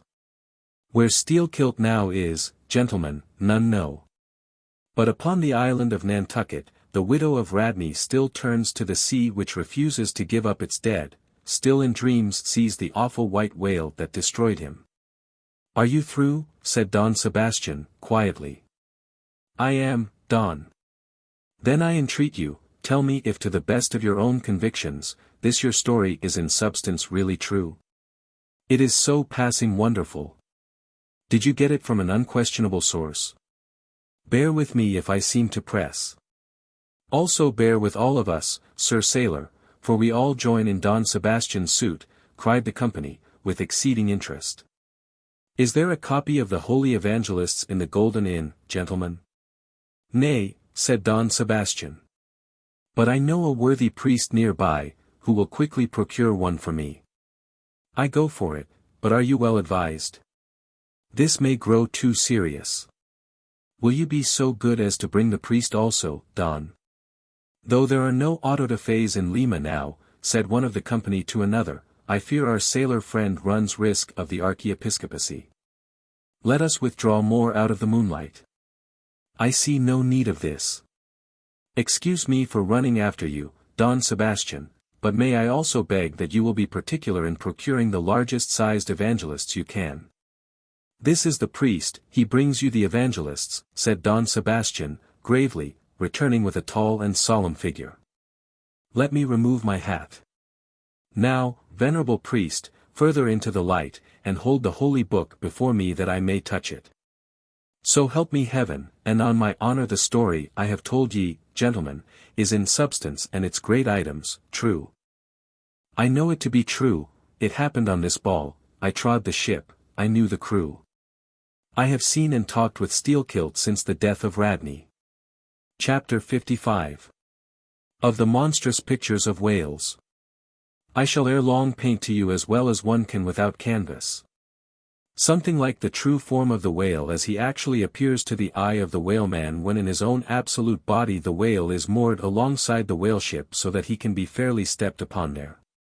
It may be worthwhile, therefore, previously to advert to those curious imaginary portraits of him which even down to the present day confidently challenge the faith of the landsman. It is time to set the world right in this matter, by proving such pictures of the whale all wrong. It may be that the primal source of all those pictorial delusions will be found among the oldest Hindu, Egyptian, and Grecian sculptures. For ever since those inventive but unscrupulous times when on the marble panellings of temples, the pedestals of statues, and on shields, medallions, cups, and coins, the dolphin was drawn in scales of chain armor like Saladin's, and a helmeted head like St. George's, ever since then has something of the same sort of license prevailed, not only in most popular pictures of the whale, but in many scientific presentations of him. Now, by all odds, the most ancient extant portrait anyways purporting to be the whale's, is to be found in the famous cavern pagoda of Elephanta, in India. The Brahmins maintain that in the almost endless sculptures of that immemorial pagoda, all the trades and pursuits, every conceivable avocation of man, were prefigured ages before any of them actually came into being. No wonder then, that in some sort our noble profession of whaling should have been there shadowed forth. The Hindu whale referred to, occurs in a separate department of the wall, depicting the incarnation of Vishnu in the form of Leviathan, learnedly known as the Mat's avatar. But though this sculpture is half man and half whale, so as only to give the tail of the latter, yet that small section of him is all wrong. It looks more like the tapering tail of an anaconda, than the broad palms of the true whale's majestic flukes. But go to the old galleries, and look now at a great Christian painter's portrait of this fish. For he succeeds no better than the antediluvian Hindu. It is Guido's picture of Perseus rescuing Andromeda from the sea monster or whale. Where did Guido get the model of such a strange creature as that? Nor does Hogarth, in painting the same scene in his own Perseus Descending, make out one whit better. The huge corpulence of that Hogarthian monster undulates on the surface, scarcely drawing 1 inch of water. It has a sort of howdah on its back, and its distended tusked mouth into which the billows are rolling, might be taken for the Trader's Gate leading from the Thames by water into the Tower. Then, there are the prodromus whales of old Scotch Sibbald, and Jonah's whale, as depicted in the prints of old Bibles and the cuts of old primers. What shall be said of these? As for the bookbinder's whale winding like a vine-stalk round the stalk of a descending anchor, as stamped and gilded on the backs and title pages of many books both old and new, that is a very picturesque but purely fabulous creature, imitated, I take it, from the like figures on antique vases. Though universally denominated a dolphin, I nevertheless call this bookbinder's fish an attempt at a whale, because it was so intended when the device was first introduced. It was introduced by an old Italian publisher somewhere about the 15th century, during the revival of learning, and in those days, and even down to a comparatively late period, dolphins were popularly supposed to be a species of the Leviathan. In the vignettes and other embellishments of some ancient books you will at times meet with very curious touches at the whale, where all manner of spouts, jet stow, hot springs and cold, Saratoga and Baden-Baden, come bubbling up from his unexhausted brain. In the title page of the original edition of the Advancement of Learning, you will find some curious whales. But quitting all these unprofessional attempts, let us glance at those pictures of Leviathan purporting to be sober, scientific delineations, by those who know. In old Harris's collection of voyages there are some plates of whales extracted from a Dutch book of voyages, AD 1671, entitled A Whaling Voyage to Spitzbergen in the ship Jonas in the Whale, Peter Peterson of Friesland, master. In one of those plates the whales, like great rafts of logs, are represented lying among ice isles, with white bears running over their living backs. In another plate, the prodigious blunder is made of representing the whale with perpendicular flukes. Then again, there is an imposing quarto, written by one Captain Colnet, a post-captain in the English Navy, entitled A Voyage Round Cape Horn into the South Seas, for the purpose of extending the spermaceti whale fisheries. In this book is an outline purporting to be a picture of a physeter or spermaceti whale, drawn by scale from one killed on the coast of Mexico, August, 1793, and hoisted on deck. I doubt not the captain had this veracious picture taken for the benefit of his marines.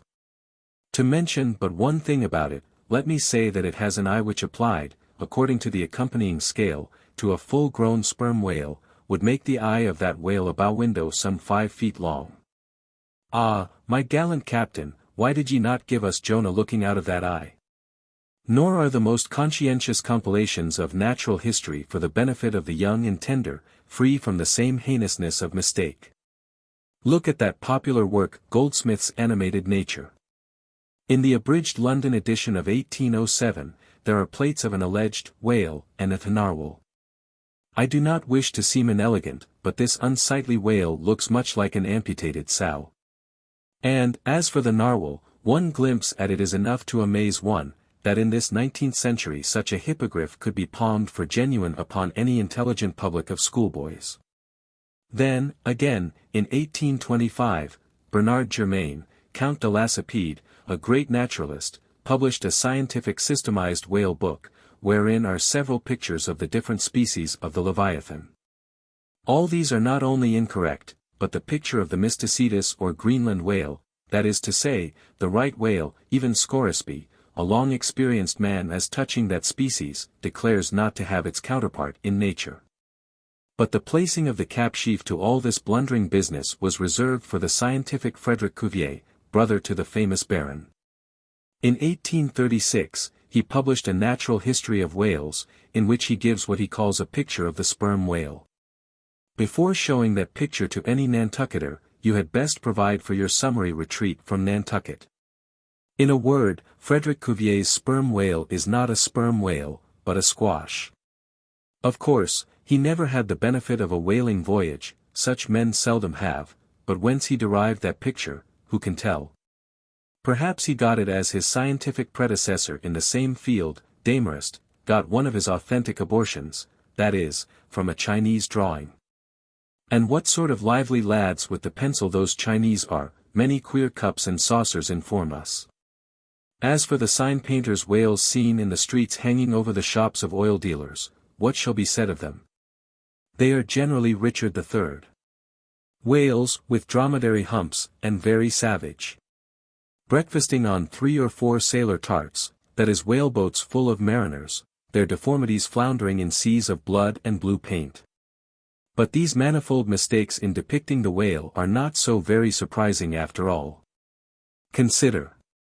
Most of the scientific drawings have been taken from the stranded fish, and these are about as correct as a drawing of a wrecked ship, with broken back, would correctly represent the noble animal itself in all its undashed pride of hull and spars. Though elephants have stood for their full lengths, the living Leviathan has never yet fairly floated himself for his portrait. The living whale, in his full majesty and significance, is only to be seen at sea in unfathomable waters. And afloat the vast bulk of him is out of sight, like a launched line of battle ship. And out of that element it is a thing eternally impossible for mortal man to hoist him bodily into the air, so as to preserve all his mighty swells and undulations. And, not to speak of the highly presumable difference of contour between a young sucking whale and a full-grown Platonian Leviathan.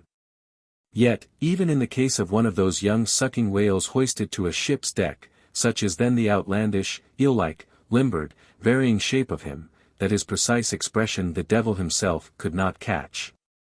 But it may be fancied, that from the naked skeleton of the stranded whale, accurate hints may be derived touching his true form. Not at all. For it is one of the more curious things about this Leviathan, that his skeleton gives very little idea of his general shape. Though Jeremy Bentham's skeleton, which hangs for candelabra in the library of one of his executors, correctly conveys the idea of a burly-browed utilitarian old gentleman, with all Jeremy's other leading personal characteristics. Yet nothing of this kind could be inferred from any Leviathan's articulated bones. In fact, as the great Hunter says, the mere skeleton of the whale bears the same relation to the fully invested and padded animal as the insect does to the chrysalis that so roundingly envelopes it. This peculiarity is strikingly evinced in the head, as in some part of this book will be incidentally shown. It is also very curiously displayed in the side fin, the bones of which almost exactly answer to the bones of the human hand, minus only the thumb. This fin has 4 regular bone fingers, the index, middle, ring, and little finger. But all these are permanently lodged in their fleshy covering, as the human fingers in an artificial covering. However recklessly the whale may sometimes serve us, said humorous Stubb one day, he can never be truly said to handle us without mittens. For all these reasons, then, any way you may look at it, you must needs conclude that the great Leviathan is that one creature in the world which must remain unpainted to the last. True, one portrait may hit the mark much nearer than another, but none can hit it with any very considerable degree of exactness. So there is no earthly way of finding out precisely what the whale really looks like. And the only mode in which you can derive even a tolerable idea of his living contour, is by going a whaling yourself, but by so doing, you run no small risk of being eternally stove and sunk by him. Wherefore, it seems to me you had best not be too fastidious in your curiosity touching this Leviathan. Chapter 56. Of the less erroneous pictures of whales, and the true pictures of whaling scenes. In connection with the monstrous pictures of whales, I am strongly tempted here to enter upon those still more monstrous stories of them which are to be found in certain books, both ancient and modern, especially in Pliny, Purchas, Hakluyt, Harris, Cuvier, etc. But I pass that matter by. I know of only 4 published outlines of the great sperm whale, Colnett's, Huggins's, Frederick Cuvier's, and Beale's. In the previous chapter Colnett and Cuvier have been referred to. Huggins's is far better than theirs. But, by great odds, Beale's is the best. All Beale's drawings of this whale are good, excepting the middle figure in the picture of 3 whales in various attitudes, capping his second chapter. His frontispiece, boats attacking sperm whales, though no doubt calculated to excite the civil skepticism of some parlor men, is admirably correct and lifelike in its general effect. Some of the sperm whale drawings in J. Ross Brown are pretty correct in contour, but they are wretchedly engraved. That is not his fault though. Of the right whale, the best outline pictures are in Scoresby, but they are drawn on too small a scale to convey a desirable impression. He has but one picture of whaling scenes, and this is a sad deficiency, because it is by such pictures only, when at all well done, that you can derive anything like a truthful idea of the living whale as seen by his living hunters. But, taken for all in all, by far the finest, though in some details not the most correct, presentations of whales and whaling scenes to be anywhere found, are two large French engravings, well executed, and taken from paintings by one Garnery. Respectively, they represent attacks on the sperm and right whale. In the first engraving a noble sperm whale is depicted in full majesty of might, just risen beneath the boat from the profundities of the ocean, and bearing high in the air upon his back the terrific wreck of the stoven planks. The prow of the boat is partially unbroken, and is drawn just balancing upon the monster's spine. And standing in that prow, for that one single incomputable flash of time, you behold an oarsman, half shrouded by the incensed boiling spout of the whale, and in the act of leaping, as if from a precipice. The action of the whole thing is wonderfully good and true. The half-emptied line-tub floats on the whitened sea, the wooden poles of the spilled harpoons obliquely bob in it. The heads of the swimming crew are scattered about the whale in contrasting expressions of affright, while in the black stormy distance the ship is bearing down upon the scene. Serious fault might be found with the anatomical details of this whale, but let that pass, since, for the life of me, I could not draw so good a one.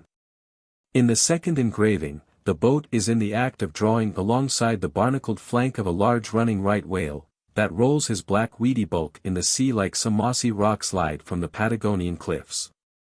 His jets are erect, full, and black like soot, so that from so abounding a smoke in the chimney, you would think there must be a brave supper cooking in the great bowels below. Seafowls are pecking at the small crabs, shellfish, and other sea candies and macaroni, which the right whale sometimes carries on his pestilent back. And all the while the thick-lipped Leviathan is rushing through the deep, leaving tons of tumultuous white curds in his wake, and causing the slight boat to rock in the swells like a skiff caught nigh the paddle wheels of an ocean steamer. Thus, the foreground is all raging commotion. But behind, in admirable artistic contrast, is the glassy level of a sea becalmed, the drooping unstarched sails of the powerless ship, and the inert mass of a dead whale, a conquered fortress. With the flag of capture lazily hanging from the whale pole inserted into his spout hole. Who Garnery the painter is, or was, I know not. But my life for it he was either practically conversant with his subject, or else marvellously tutored by some experienced whaleman. The French are the lads for painting action. Go and gaze upon all the paintings of Europe, and where will you find such a gallery of living and breathing commotion on canvas, as in that triumphal hall at Versailles? Where the beholder fights his way, pell-mell, through the consecutive great battles of France, where every sword seems a flash of the northern lights, and the successive armed kings and emperors dash by, like a charge of crowned centaurs. Not wholly unworthy of a place in that gallery, are these sea battle pieces of Garnery. The natural aptitude of the French for seizing the picturesqueness of things seems to be peculiarly evinced in what paintings and engravings they have of their whaling scenes. With not 1/10 of England's experience in the fishery, and not the 1,000th part of that of the Americans, they have nevertheless furnished both nations with the only finished sketches at all capable of conveying the real spirit of the whale hunt. For the most part, the English and American whale draftsmen seem entirely content with presenting the mechanical outline of things, such as the vacant profile of the whale. Which, so far as picturesqueness of effect is concerned, is about tantamount to sketching the profile of a pyramid.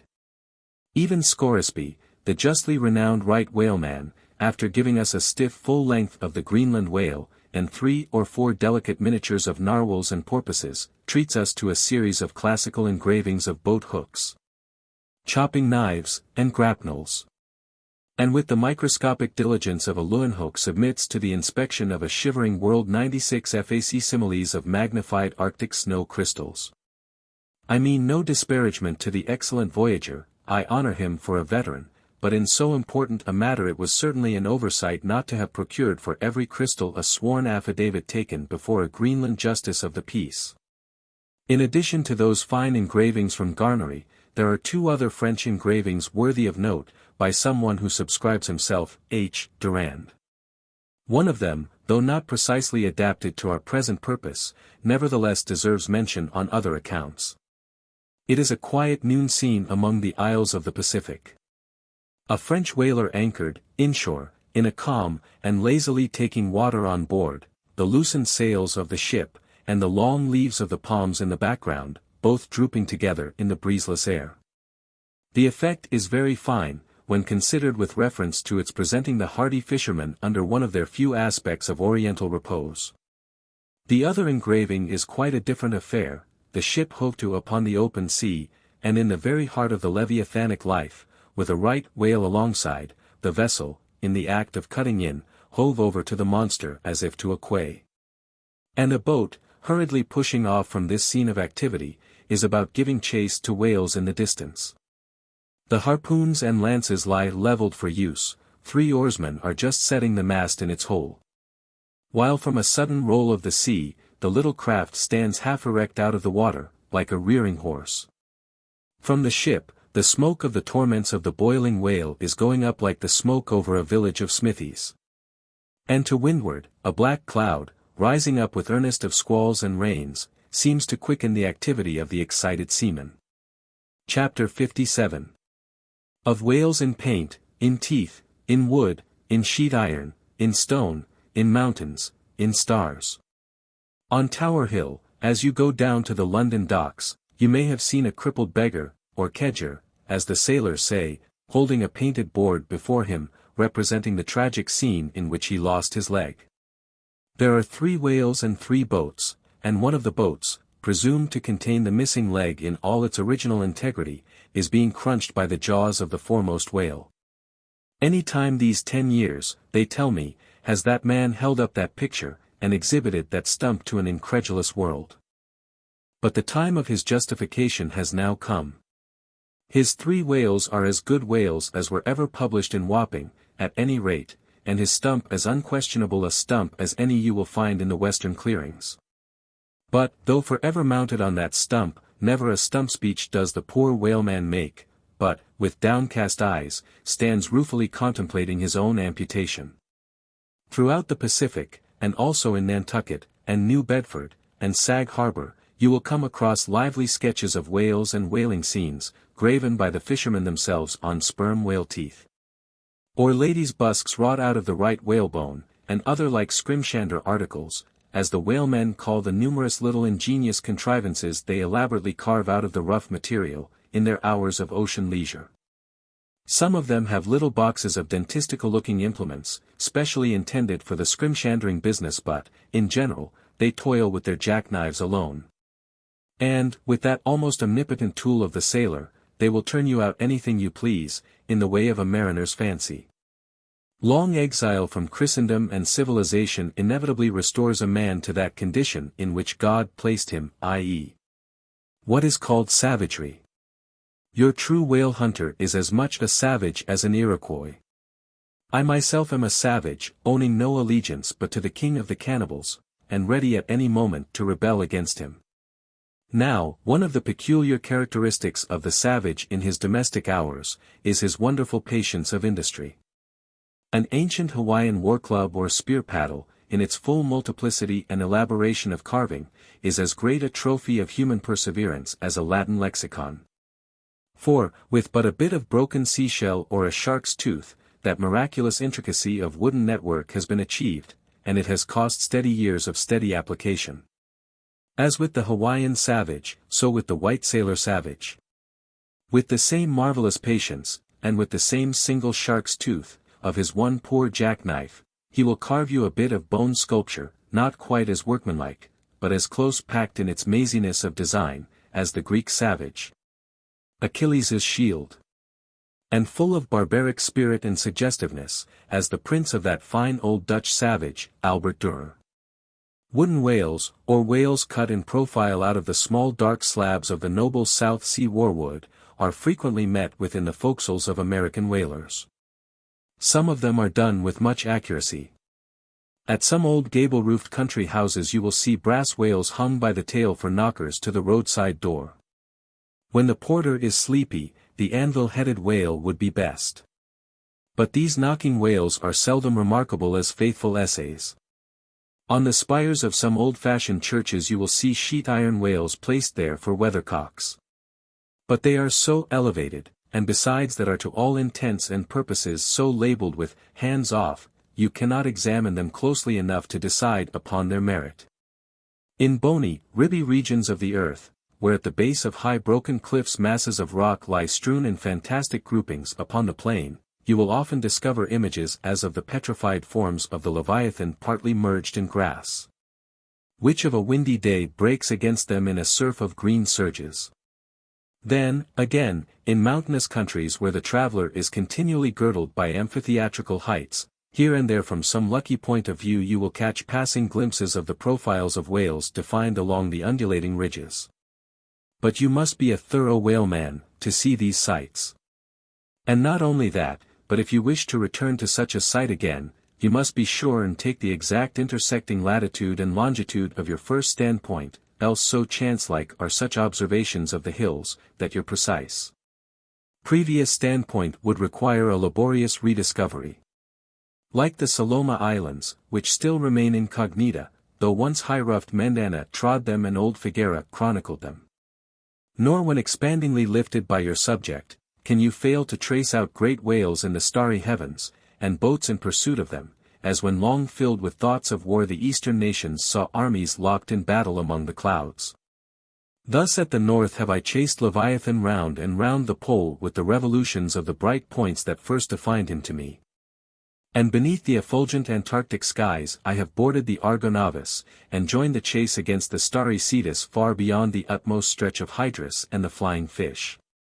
With a frigate's anchors for my bridle bits and fasces of harpoons for spurs, would I could mount that whale and leap the topmost skies, to see whether the fabled heavens with all their countless tents really lie encamped beyond my mortal sight.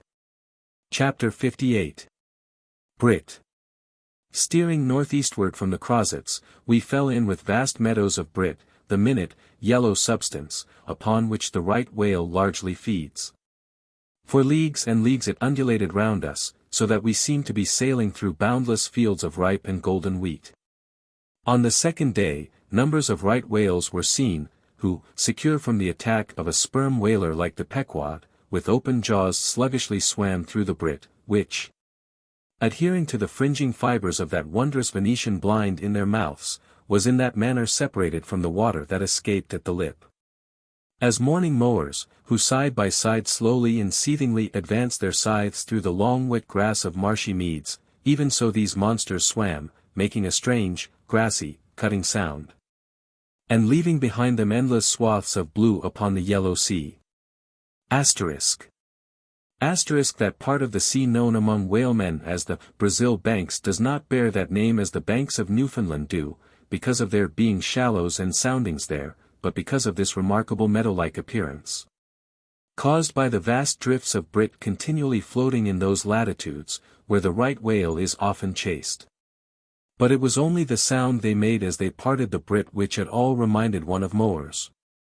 Seen from the mastheads, especially when they paused and were stationary for a while, their vast black forms looked more like lifeless masses of rock than anything else. And as in the great hunting countries of India, the stranger at a distance will sometimes pass on the plains recumbent elephants without knowing them to be such, taking them for bare, blackened elevations of the soil. Even so, often, with him, who for the first time beholds this species of the Leviathans of the sea. And even when recognized at last, their immense magnitude renders it very hard really to believe that such bulky masses of overgrowth can possibly be instinct, in all parts, with the same sort of life that lives in a dog or a horse. Indeed, in other respects, you can hardly regard any creatures of the deep with the same feelings that you do those of the shore. For though some old naturalists have maintained that all creatures of the land are of their kind in the sea, and though taking a broad general view of the thing, this may very well be, yet coming to specialties, where, for example, does the ocean furnish any fish that in disposition answers to the sagacious kindness of the dog? The accursed shark alone can in any generic respect be said to bear comparative analogy to him. But though, to landsmen in general, the native inhabitants of the seas have ever been regarded with emotions unspeakably unsocial and repelling. Though we know the sea to be an everlasting terra incognita, so that Columbus sailed over numberless unknown worlds to discover his one superficial western one. Though, by vast odds, the most terrific of all mortal disasters have immemorially and indiscriminately befallen tens and hundreds of thousands of those who have gone upon the waters. Though but a moment's consideration will teach, that however baby man may brag of his science and skill, and however much, in a flattering future, that science and skill may augment. Yet forever and forever, to the crack of doom, the sea will insult and murder him, and pulverize the stateliest, stiffest frigate he can make. Nevertheless, by the continual repetition of these very impressions, man has lost that sense of the full awfulness of the sea which aboriginally belongs to it. The first boat we read of, floated on an ocean, that with Portuguese vengeance had whelmed a whole world without leaving so much as a widow. That same ocean rolls now, that same ocean destroyed the wrecked ships of last year. Yea, foolish mortals, Noah's flood is not yet subsided, 2/3 of the fair world it yet covers. Wherein differ the sea and the land, that a miracle upon one is not a miracle upon the other? Preternatural terrors rested upon the Hebrews, when under the feet of Korah and his company the live ground opened and swallowed them up forever. Yet not a modern sun ever sets, but in precisely the same manner the live sea swallows up ships and crews. But not only is the sea such a foe to man who is an alien to it, but it is also a fiend to its own offspring. Worse than the Persian host who murdered his own guests, sparing not the creatures which itself hath spawned. Like a savage tigress that tossing in the jungle overlays her own cubs, so the sea dashes even the mightiest whales against the rocks, and leaves them there side by side with the split wrecks of ships. No mercy, no power but its own controls it. Panting and snorting like a mad battle steed that has lost its rider, the masterless ocean overruns the globe. Consider the subtleness of the sea. How its most dreaded creatures glide under water, unapparent for the most part, and treacherously hidden beneath the loveliest tints of azure. Consider also the devilish brilliance and beauty of many of its most remorseless tribes, as the dainty embellished shape of many species of sharks. Consider, once more, the universal cannibalism of the sea. All whose creatures prey upon each other, carrying on eternal war since the world began. Consider all this, and then turn to this green, gentle, and most docile earth, consider them both, the sea and the land. And do you not find a strange analogy to something in yourself? For as this appalling ocean surrounds the verdant land, so in the soul of man there lies one insular Tahiti, full of peace and joy, but encompassed by all the horrors of the half-known life. God keep thee. Push not off from that isle, thou canst never return. Chapter 59. Squid. Slowly wading through the meadows of Brit, the Pequod still held on her way northeastward towards the island of Java. A gentle air impelling her keel, so that in the surrounding serenity her 3 tall tapering masts mildly waved to that languid breeze, as 3 mild palms on a plain. And still, at wide intervals in the silvery night, the lonely, alluring jet would be seen. But one transparent blue morning, when a stillness almost preternatural spread over the sea, however unattended with any stagnant calm. When the long burnished sunglade on the waters seemed a golden finger laid across them, enjoining some secrecy, when the slippered waves whispered together as they softly ran on. In this profound hush of the visible sphere a strange spectre was seen by Daggoo from the mainmast head. In the distance, a great white mass lazily rose, and rising higher and higher, and disentangling itself from the azure, at last gleamed before our prow like a snowslide, new slid from the hills. Thus glistening for a moment, as slowly it subsided, and sank. Then once more arose, and silently gleamed. It seemed not a whale, and yet is this Moby Dick? Thought Daggoo. Again the phantom went down, but on reappearing once more, with a stiletto-like cry that startled every man from his nod, the negro yelled out, "There! There again! There she breaches! Right ahead! The white whale, the white whale!" Upon this, the seamen rushed to the yardarms, as in swarming time the bees rushed to the bows. Bareheaded in the sultry sun, Ahab stood on the bowsprit, and with one hand pushed far behind in readiness to wave his orders to the helmsman, cast his eager glance in the direction indicated aloft by the outstretched motionless arm of Daggoo. Whether the flitting attendance of the one still and solitary jet had gradually worked upon Ahab, so that he was now prepared to connect the ideas of mildness and repose with the first sight of the particular whale he pursued. However this was, or whether his eagerness betrayed him, whichever way it might have been, no sooner did he distinctly perceive the white mass, than with a quick intensity he instantly gave orders for lowering. The 4 boats were soon on the water. Ahab's in advance, and all swiftly pulling towards their prey. Soon it went down, and while, with oars suspended, we were awaiting its reappearance, lo! In the same spot where it sank, once more it slowly rose.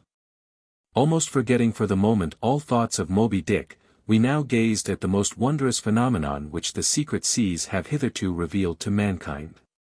A vast pulpy mass, furlongs in length and breadth, of a glancing cream color, lay floating on the water, innumerable long arms radiating from its center, and curling and twisting like a nest of anacondas. As if blindly to clutch at any hapless object within reach. No perceptible face or front did it have, no conceivable token of either sensation or instinct, but undulated there on the billows, an unearthly, formless, chance-like apparition of life. As with a low sucking sound it slowly disappeared again, Starbuck still gazing at the agitated waters where it had sunk, with a wild voice exclaimed, "Almost rather had I seen Moby Dick and fought him, than to have seen thee, thou white ghost." "What was it, sir?" said Flask. "The great live squid, which, they say, few whale ships ever beheld, and returned to their ports to tell of it." But Ahab said nothing. Turning his boat, he sailed back to the vessel, the rest as silently following. Whatever superstitions the sperm whalemen in general have connected with the sight of this object, certain it is, that a glimpse of it being so very unusual, that circumstance has gone far to invest it with portentousness.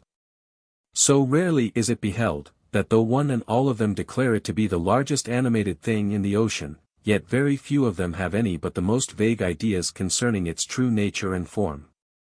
Notwithstanding, they believe it to furnish to the sperm whale his only food. For though other species of whales find their food above water, and may be seen by man in the act of feeding, the spermaceti whale obtains his whole food in unknown zones below the surface. And only by inference is it that anyone can tell of what, precisely, that food consists. At times, when closely pursued, he will disgorge what are supposed to be the detached arms of the squid. Some of them thus exhibited exceeding 20 and 30 feet in length. They fancy that the monster to which these arms belonged ordinarily clings by them to the bed of the ocean. And that the sperm whale, unlike other species, is supplied with teeth in order to attack and tear it. There seems some ground to imagine that the great kraken of Bishop Pontoppidan may ultimately resolve itself into squid. The manner in which the bishop describes it, as alternately rising and sinking, with some other particulars he narrates, in all this the two correspond. But much abatement is necessary with respect to the incredible bulk he assigns it. By some naturalists who have vaguely heard rumors of the mysterious creature, here spoken of, it is included among the class of cuttlefish, to which, indeed, in certain external respects it would seem to belong, but only as the anak of the tribe. Chapter 60. The Line. With reference to the whaling scene shortly to be described, as well as for the better understanding of all similar scenes elsewhere presented, I have here to speak of the magical, sometimes horrible whale line. The line originally used in the fishery was of the best hemp, slightly vapored with tar, not impregnated with it, as in the case of ordinary ropes. For while tar, as ordinarily used, makes the hemp more pliable to the rope maker, and also renders the rope itself more convenient to the sailor for common ship use. Yet, not only would the ordinary quantity too much stiffen the whale line for the close coiling to which it must be subjected. But as most seamen are beginning to learn, tar in general by no means adds to the rope's durability or strength, however much it may give it compactness and gloss. Of late years the manila rope has in the American fishery almost entirely superseded hemp as a material for whale lines, for, though not so durable as hemp, it is stronger, and far more soft and elastic. And I will add, since there is an aesthetics in all things, is much more handsome and becoming to the boat, than hemp. Hemp is a dusky, dark fellow, a sort of Indian, but manila is as a golden-haired Circassian to behold. The whale line is only 2/3 of an inch in thickness. At first sight, you would not think it so strong as it really is. By experiment its 150 yarns will each suspend a weight of 120 pounds. So that the whole rope will bear a strain nearly equal to 3 tons. In length, the common sperm whale line measures something over 200 fathoms.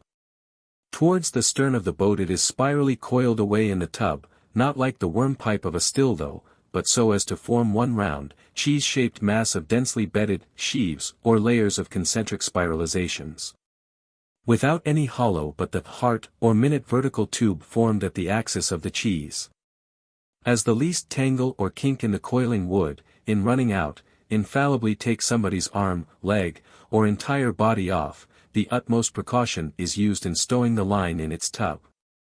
Some harpooneers will consume almost an entire morning in this business, carrying the line high aloft and then reeving it downwards through a block towards the tub, so as in the act of coiling to free it from all possible wrinkles and twists. In the English boats 2 tubs are used instead of 1, the same line being continuously coiled in both tubs. There is some advantage in this, because these twin tubs being so small they fit more readily into the boat, and do not strain it so much. Whereas, the American tub, nearly 3 feet in diameter and of proportionate depth, makes a rather bulky freight for a craft whose planks are but 1/2 inch in thickness. For the bottom of the whaleboat is like critical ice, which will bear up a considerable distributed weight, but not very much of a concentrated one.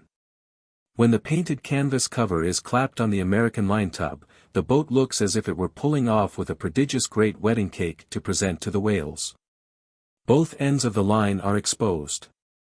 The lower end terminating in an eye-splice or loop coming up from the bottom against the side of the tub, and hanging over its edge completely disengaged from everything.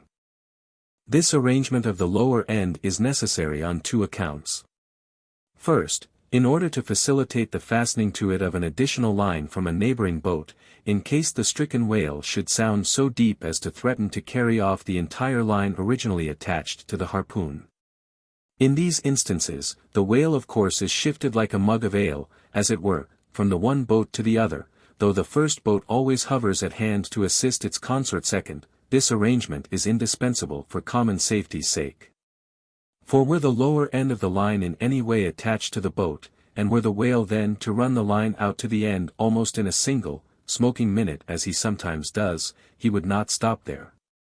For the doomed boat would infallibly be dragged down after him into the profundity of the sea. And in that case no town crier would ever find her again. Before lowering the boat for the chase, the upper end of the line is taken aft from the tub, and passing round the loggerhead there, is again carried forward the entire length of the boat. Resting crosswise upon the loom or handle of every man's oar, so that it jogs against his wrist in rowing. And also passing between the men, as they alternately sit at the opposite gunwales, to the leaded chocks or grooves in the extreme pointed prow of the boat, where a wooden pin or skewer the size of a common quill, prevents it from slipping out. From the chocks it hangs in a slight festoon over the bows, and is then passed inside the boat again. And some 10 or 20 fathoms, called box line, being coiled upon the box in the bows, it continues its way to the gunwale still a little further aft, and is then attached to the short warp, the rope which is immediately connected with the harpoon. But previous to that connection, the short warp goes through sundry mystifications too tedious to detail. Thus the whale line folds the whole boat in its complicated coils, twisting and writhing around it in almost every direction. All the oarsmen are involved in its perilous contortions, so that to the timid eye of the landsman, they seem as Indian jugglers, with the deadliest snakes sportively festooning their limbs. Nor can any son of mortal woman, for the first time, seat himself amid those hempen intricacies, and while straining his utmost at the oar, bethink him that at any unknown instant the harpoon may be darted. And all these horrible contortions be put in play like ringed lightnings. He cannot be thus circumstanced without a shudder that makes the very marrow in his bones to quiver in him like a shaken jelly. Yet habit, strange thing! What cannot habit accomplish? Gayer sallies, more merry mirth, better jokes, and brighter repartees, you never heard over your mahogany, than you will hear over the half-inch white cedar of the whaleboat, when thus hung in hangman's nooses. And, like the 6 burghers of Calais before King Edward, the 6 men composing the crew pull into the jaws of death, with a halter around every neck, as you may say. Perhaps a very little thought will now enable you to account for those repeated whaling disasters, some few of which are casually chronicled, of this man or that man being taken out of the boat by the line, and lost. For, when the line is darting out, to be seated then in the boat, is like being seated in the midst of the manifold whizzings of a steam engine in full play, when every flying beam, and shaft, and wheel, is grazing you. It is worse. For you cannot sit motionless in the heart of these perils, because the boat is rocking like a cradle, and you are pitched one way and the other, without the slightest warning. And only by a certain self-adjusting buoyancy and simultaneousness of volition and action, can you escape being made a Mazeppa of, and run away with where the all-seeing sun himself could never pierce you out. Again, as the profound calm which only apparently precedes and prophesies of the storm, is perhaps more awful than the storm itself, for, indeed, the calm is but the wrapper and envelope of the storm. And contains it in itself, as the seemingly harmless rifle holds the fatal powder, and the ball, and the explosion. So the graceful repose of the line, as it silently serpentines about the oarsman before being brought into actual play, this is a thing which carries more of true terror than any other aspect of this dangerous affair. But why say more? All men live enveloped in whale lines. All are born with halters round their necks, but it is only when caught in the swift, sudden turn of death, that mortals realize the silent, subtle, ever-present perils of life. And if you be a philosopher, though seated in the whaleboat, you would not at heart feel one whit more of terror, than though seated before your evening fire with a poker, and not a harpoon, by your side. Chapter 61. Stubb kills a whale. If to Starbuck the apparition of the squid was a thing of portents, to Queequeg it was quite a different object. When you see him, Quid, said the savage, honing his harpoon in the bow of his hoisted boat, then you quick see him, parm whale. The next day was exceedingly still and sultry, and with nothing special to engage them, the Pequod's crew could hardly resist the spell of sleep induced by such a vacant sea. For this part of the Indian Ocean through which we then were voyaging is not what whalemen call a lively ground. That is, it affords fewer glimpses of porpoises, dolphins, flying fish, and other vivacious denizens of more stirring waters, than those off the Rio de la Plata, or the inshore ground off Peru. It was my turn to stand at the foremast head. And with my shoulders leaning against the slackened royal shrouds, to and fro I idly swayed in what seemed an enchanted air. No resolution could withstand it, in that dreamy mood losing all consciousness, at last my soul went out of my body. Though my body still continued to sway as a pendulum will, long after the power which first moved it is withdrawn. Ere forgetfulness altogether came over me, I had noticed that the seamen at the main and mizzen mastheads were already drowsy. So that at last all 3 of us lifelessly swung from the spars, and for every swing that we made there was a nod from below from the slumbering helmsman. The waves, too, nodded their indolent crests. And across the wide trance of the sea, east nodded to west, and the sun over all. Suddenly bubbles seemed bursting beneath my closed eyes, like vices my hands grasped the shrouds, some invisible, gracious agency preserved me.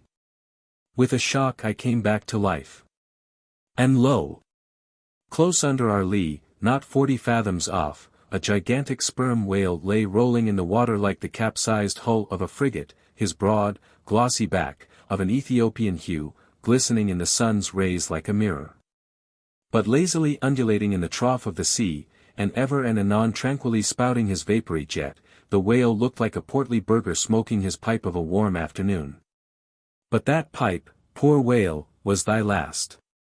As if struck by some enchanter's wand, the sleepy ship and every sleeper in it all at once started into wakefulness.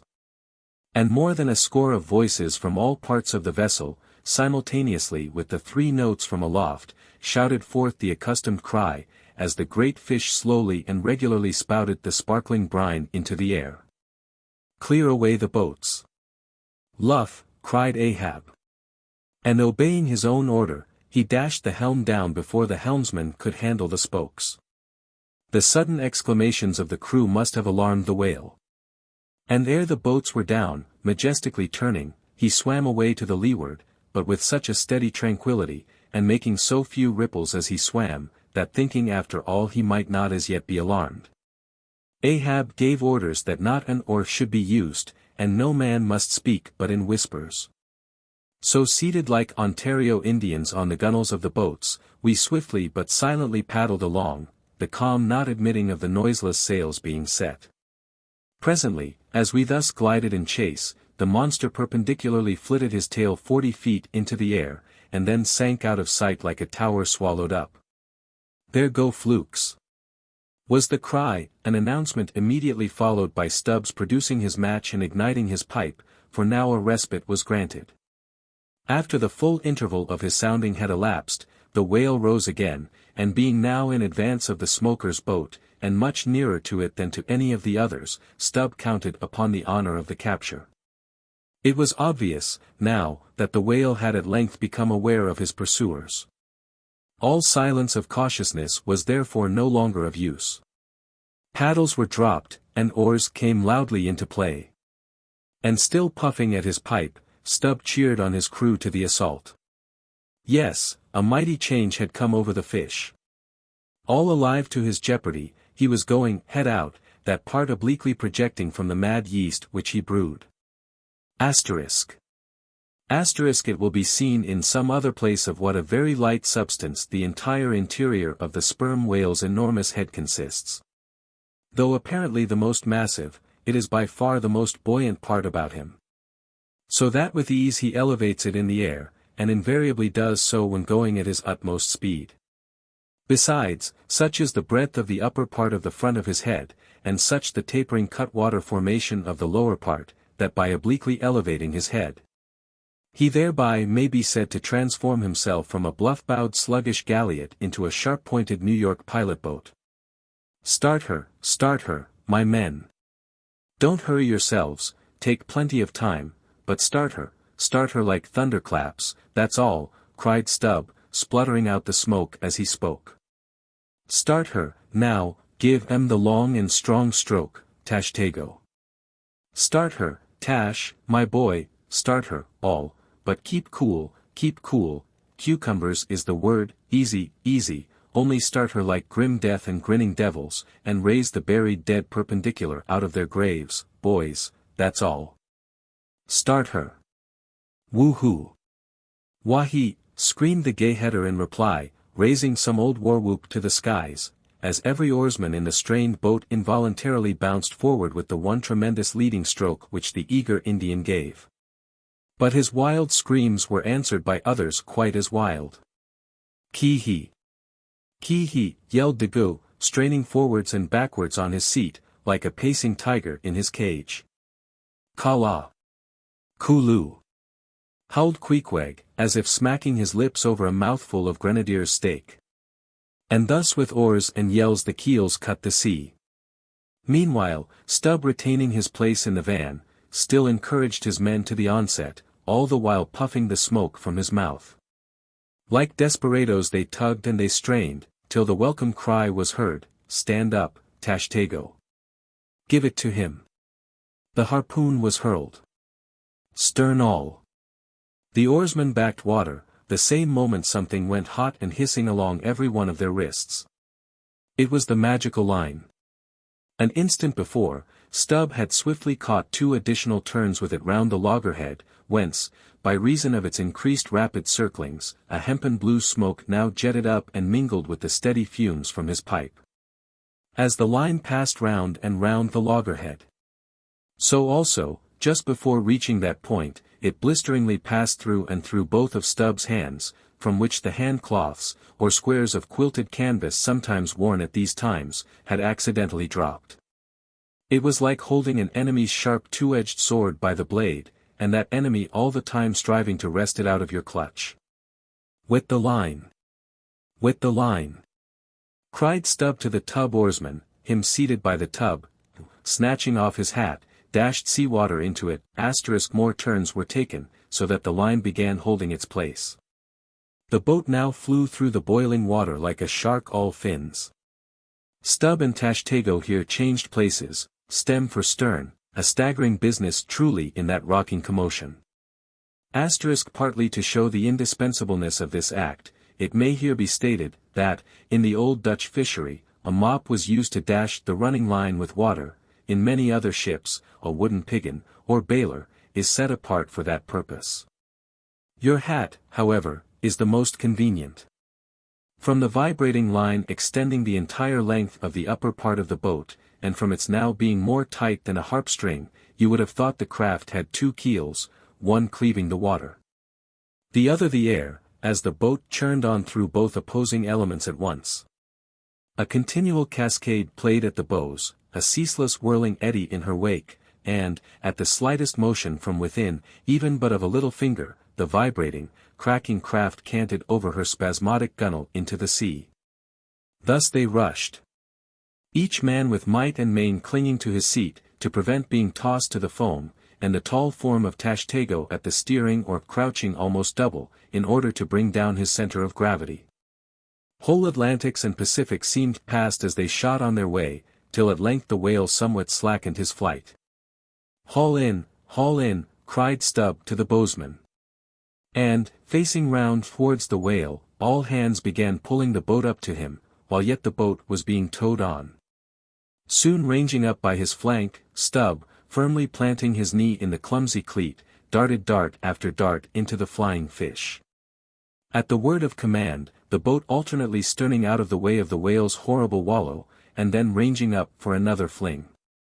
The red tide now poured from all sides of the monster like brooks down a hill. His tormented body rolled not in brine but in blood, which bubbled and seethed for furlongs behind in their wake. The slanting sun playing upon this crimson pond in the sea, sent back its reflection into every face, so that they all glowed to each other like red men. And all the while, jet after jet of white smoke was agonizingly shot from the spiracle of the whale, and vehement puff after puff from the mouth of the excited headsman. As at every dart, hauling in upon his crooked lance, by the line attached to it, Stubb straightened it again and again, by a few rapid blows against the gunwale, then again and again sent it into the whale. Pull up, he now cried to the bowsman, as the waning whale relaxed in his wrath. Pull up, close to, and the boat ranged along the fish's flank. When reaching far over the bow, Stubb slowly churned his long sharp lance into the fish, and kept it there, carefully churning, as if cautiously seeking to feel after some gold watch that the whale might have swallowed, and which he was fearful of breaking ere he could hook it out.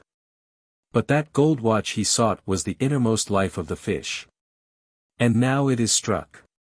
For, starting from his trance into that unspeakable thing called his flurry, the monster horribly wallowed in his blood, overwrapped himself in impenetrable, mad, boiling spray, so that the imperiled craft, instantly dropping astern, had much ado blindly to struggle out from that frenzied twilight into the clear air of the day. And now abating in his flurry, the whale once more rolled out into view, surging from side to side, spasmodically dilating and contracting his spout hole, with sharp, cracking, agonized respirations. At last, gush after gush of clotted red gore, as if it had been the purple lees of red wine, shot into the fright air, and falling back again, ran dripping down his motionless flanks into the sea. His heart had burst. He's dead, Mr. Stubb, said Daggoo. Yes, both pipes smoked out, and withdrawing his own from his mouth, Stubb scattered the dead ashes over the water, and, for a moment, stood thoughtfully eyeing the vast corpse he had made. Chapter 62. The Dart. A word concerning an incident in the last chapter. According to the invariable usage of the fishery, the whaleboat pushes off from the ship, with the headsman or whale-killer as temporary steersman, and the harpooner or whale-fastener pulling the foremost oar, the one known as the harpooner oar. Now it needs a strong, nervous arm to strike the first iron into the fish, for often, in what is called a long dart, the heavy implement has to be flung to the distance of 20 or 30 feet. But however prolonged and exhausting the chase, the harpooner is expected to pull his oar meanwhile to the uttermost. Indeed, he is expected to set an example of superhuman activity to the rest, not only by incredible rowing, but by repeated loud and intrepid exclamations. And what it is to keep shouting at the top of one's compass, while all the other muscles are strained and half-started, what that is none know but those who have tried it. For one, I cannot bawl very heartily and work very recklessly at one and the same time. In this straining, bawling state, then, with his back to the fish, all at once the exhausted harpooner hears the exciting cry, "Stand up, and give it to him." He now has to drop and secure his oar, turn round on his center halfway, seize his harpoon from the crotch, and with what little strength may remain, he essays to pitch it somehow into the whale. No wonder, taking the whole fleet of whalemen in a body, that out of 50 fair chances for a dart, not 5 are successful. No wonder that so many hapless harpooneers are madly cursed and disrated. No wonder that some of them actually burst their blood vessels in the boat. No wonder that some sperm whalemen are absent 4 years with 4 barrels. No wonder that to many ship owners, whaling is but a losing concern. For it is the harpooner that makes the voyage, and if you take the breath out of his body, how can you expect to find it there when most wanted? Again, if the dart be successful, then at the second critical instant, that is, when the whale starts to run, the boat-header and harpooner likewise start to running fore and aft, to the imminent jeopardy of themselves and every one else. It is then they change places, and the headsman, the chief officer of the little craft, takes his proper station in the bows of the boat. Now, I care not who maintains the contrary, but all this is both foolish and unnecessary. The headsman should stay in the bows from first to last. He should both dart the harpoon and the lance, and no rowing whatever should be expected of him, except under circumstances obvious to any fisherman. I know that this would sometimes involve a slight loss of speed in the chase. But long experience in various whalemen of more than one nation has convinced me that in the vast majority of failures in the fishery, it has not by any means been so much the speed of the whale as the before described exhaustion of the harpooner that has caused them. To ensure the greatest efficiency in the dart, the harpooneers of this world must start to their feet from out of idleness, and not from out of toil. Chapter 63. The Crotch. Out of the trunk, the branches grow, out of them, the twigs. So, in productive subjects, grow the chapters. The crotch alluded to on a previous page deserves independent mention.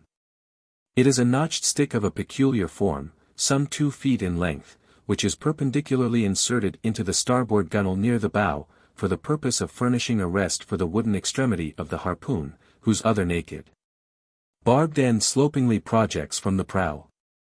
Thereby the weapon is instantly at hand to its hurler, who snatches it up as readily from its rest as a backwoodsman swings his rifle from the wall. It is customary to have 2 harpoons reposing in the crotch, respectively called the first and second irons. But these 2 harpoons, each by its own cord, are both connected with the line. The object being this, to dart them both, if possible, one instantly after the other into the same whale, so that if, in the coming drag, one should draw out, the other may still retain a hold. It is a doubling of the chances. But it very often happens that owing to the instantaneous, violent, convulsive running of the whale upon receiving the first iron, it becomes impossible for the harpooner, however lightning-like in his movements, to pitch the second iron into him. Nevertheless, as the second iron is already connected with the line, and the line is running, hence that weapon must, at all events, be anticipatingly tossed out of the boat, somehow and somewhere. Else the most terrible jeopardy would involve all hands.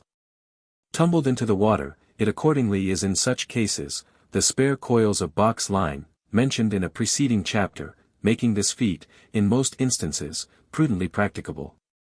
But this critical act is not always unattended with the saddest and most fatal casualties. Furthermore, you must know that when the second iron is thrown overboard, it thenceforth becomes a dangling, sharp-edged terror, skittishly curvetting about both boat and whale, entangling the lines, or cutting them, and making a prodigious sensation in all directions. Nor, in general, is it possible to secure it again until the whale is fairly captured and a corpse. Consider, now, how it must be in the case of 4 boats all engaging one unusually strong, active, and knowing whale. When owing to these qualities in him, as well as to the 1,000 concurring accidents of such an audacious enterprise, 8 or 10 loose second irons may be simultaneously dangling about him. For, of course, each boat is supplied with several harpoons to bend on to the line should the first one be ineffectually darted without recovery. All these particulars are faithfully narrated here, as they will not fail to elucidate several most important, however intricate passages, in scenes hereafter to be painted. Chapter 64. Stubb's Supper. Stubb's whale had been killed some distance from the ship. It was a calm, so, forming a tandem of 3 boats, we commenced the slow business of towing the trophy to the Pequod. And now, as we 18 men with our 36 arms, and 180 thumbs and fingers, slowly toiled hour after hour upon that inert, sluggish corpse in the sea, and it seemed hardly to budge at all, except at long intervals. Good evidence was hereby furnished of the enormousness of the mass we moved. For, upon the great canal of Hangho, or whatever they call it, in China, 4 or 5 laborers on the footpath will draw a bulky freighted junk at the rate of a mile an hour. But this grand argosy we towed heavily forged along, as if laden with pig-lead in bulk. Darkness came on, but 3 lights up and down in the Pequod's main rigging dimly guided our way. Till drawing nearer we saw Ahab dropping one of several more lanterns over the bulwarks. Vacantly eyeing the heaving whale for a moment, he issued the usual orders for securing it for the night, and then handing his lantern to a seaman, went his way into the cabin, and did not come forward again until morning. Though, in overseeing the pursuit of this whale, Captain Ahab had evinced his customary activity, to call it so, yet now that the creature was dead, some vague dissatisfaction, or impatience, or despair, seemed working in him. As if the sight of that dead body reminded him that Moby Dick was yet to be slain, and though 1,000 other whales were brought to his ship, all that would not one jot advance his grand, monomaniac object. Very soon you would have thought from the sound on the Pequod's decks, that all hands were preparing to cast anchor in the deep, for heavy chains are being dragged along the deck, and thrust rattling out of the portholes. But by those clanking links, the vast corpse itself, not the ship, is to be moored.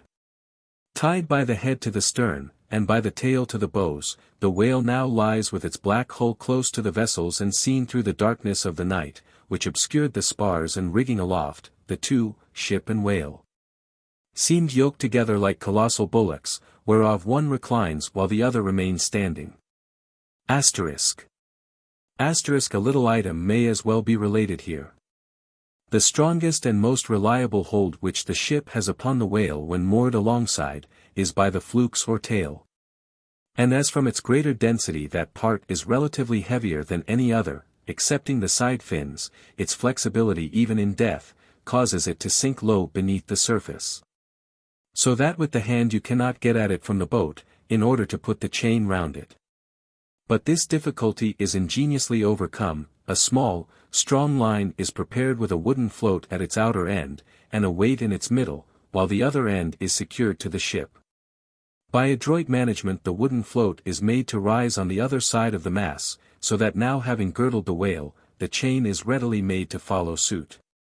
And being slipped along the body, is at last locked fast round the smallest part of the tail, at the point of junction with its broad flukes or lobes. If moody Ahab was now all quiescence, at least so far as could be known on deck, Stubb, his second mate, flushed with conquest, betrayed an unusual but still good-natured excitement. Such an unwonted bustle was he in that the staid Starbuck, his official superior, quietly resigned to him for the time the sole management of affairs. One small, helping cause of all this liveliness in Stubb, was soon made strangely manifest. Stubb was a high liver, he was somewhat intemperately fond of the whale as a flavorish thing to his palate. A steak, ere I sleep. You, de goo.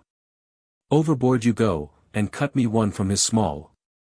Here be it known, that though these wild fishermen do not, as a general thing, and according to the great military maxim, make the enemy defray the current expenses of the war, at least before realizing the proceeds of the voyage.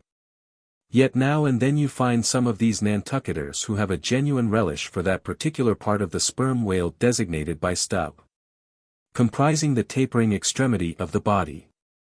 About midnight that steak was cut and cooked, and lighted by 2 lanterns of sperm oil, Stubb stoutly stood up to his spermaceti supper at the capstan head, as if that capstan were a sideboard. Nor was Stubb the only banquetier on whale's flesh that night. Mingling their mumblings with his own mastications, thousands on thousands of sharks, swarming round the dead leviathan, smackingly feasted on its fatness. The few sleepers below in their bunks were often startled by the sharp slapping of their tails against the hull, within a few inches of the sleepers' hearts. Peering over the side you could just see them, as before you heard them, wallowing in the sullen, black waters, and turning over on their backs as they scooped out huge globular pieces of the whale of the bigness of a human head. This particular feat of the shark seems all but miraculous. How at such an apparently unassailable surface, they contrive to gouge out such symmetrical mouthfuls, remains a part of the universal problem of all things. The mark they thus leave on the whale, may best be likened to the hollow made by a carpenter in countersinking for a screw. Though amid all the smoking horror and diabolism of a sea fight, sharks will be seen longingly gazing up to the ship's decks, like hungry dogs round a table where red meat is being carved, ready to bolt down every killed man that is tossed to them. And though, while the valiant butchers over the deck table are thus cannibally carving each other's live meat with carving knives all gilded and tasseled, the sharks, also, with their jewel-hilted mouths, are quarrelsomely carving away under the table at the dead meat. And though, were you to turn the whole affair upside down, it would still be pretty much the same thing, that is to say, a shocking sharkish business enough for all parties. And those sharks also are the invariable outriders of all slave ships crossing the Atlantic, systematically trotting alongside, to be handy in case a parcel is to be carried anywhere, or a dead slave to be decently buried. And though one or two other like instances might be set down, touching the set terms, places, and occasions, when sharks do most socially congregate, and most hilariously feast. Yet is there no conceivable time or occasion when you will find them in such countless numbers, and in gayer or more jovial spirits, than around a dead sperm whale, moored by night to a whaleship at sea. If you have never seen that sight, then suspend your decision about the propriety of devil worship, and the expediency of conciliating the devil. But, as yet, Stubb heeded not the mumblings of the banquet that was going on so nigh him, no more than the sharks heeded the smacking of his own Epicurean lips. "Cook, cook, where's that old fleece?" he cried at length, widening his legs still further, as if to form a more secure base for his supper, and, at the same time darting his fork into the dish, as if stabbing with his lance. "Cook, you cook, sail this way, cook." The old black, not in any very high glee at having been previously roused from his warm hammock at a most unseasonable hour, came shambling along from his galley, for, like many old blacks, there was something the matter with his knee-pans, which he did not keep well scoured like his other pans. This old fleece, as they called him, came shuffling and limping along, assisting his step with his tongs, which, after a clumsy fashion, were made of straightened iron hoops. This old ebony floundered along, and in obedience to the word of command, came to a dead stop on the opposite side of Stubb's sideboard. When, with both hands folded before him, and resting on his two-legged cane, he bowed his arched back still further over, at the same time sideways inclining his head, so as to bring his best ear into play. "Cook," said Stubb, rapidly lifting a rather reddish morsel to his mouth, "don't you think this steak is rather overdone? You've been beating this steak too much, cook, it's too tender." Don't I always say that to be good, a whale steak must be tough? There are those sharks now over the side, don't you see they prefer it tough and rare? What a shindy they are kicking up. Cook, go and talk to M. Tell M they are welcome to help themselves civilly, and in moderation, but they must keep quiet. Blast me, if I can hear my own voice. Away, cook, and deliver my message. Here, take this lantern, snatching one from his sideboard. Now then, go and preach to M. Sullenly taking the offered lantern, old Fleece limped across the deck to the bulwarks. And then, with one hand dropping his light low over the sea, so as to get a good view of his congregation, with the other hand he solemnly flourished his tongs, and leaning far over the side in a mumbling voice began addressing the sharks. While Stubb, softly crawling behind, overheard all that was said. Fellow critters, ISE ordered here to say dat you must stop dat damn noise dere. You hear? Stop dat damn smackin' obe de lips. Massa Stubb say dat you can fill your damn bellies up to de hatchings, but by gore. You must stop dat damn racket. Cook, here interposed Stubb, accompanying the word with a sudden slap on the shoulder, cook. Why, damn your eyes, you mustn't swear that way when you're preaching. That's no way to convert sinners, cook. Who dat? Den preach to him yourself, sullenly turning to go. No, cook, go on, go on. Well, den, beloved fellow critters. Right, exclaimed Stubb, approvingly, coax M to it, try that, and Fleece continued.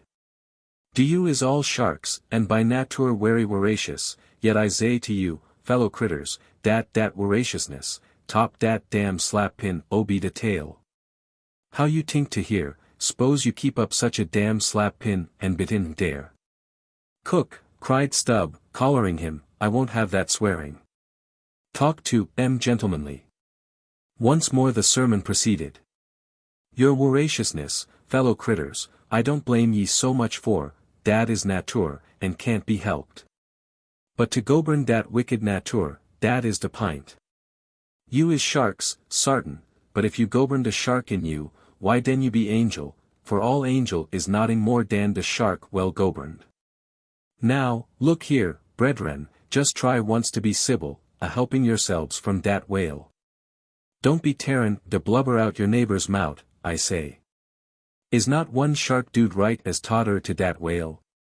And, by gore, none on you has de right to dat whale belong to someone else. I know some o' you has berry brig mout, brigger dan oders, but den de brig mouts sometimes has de small bellies.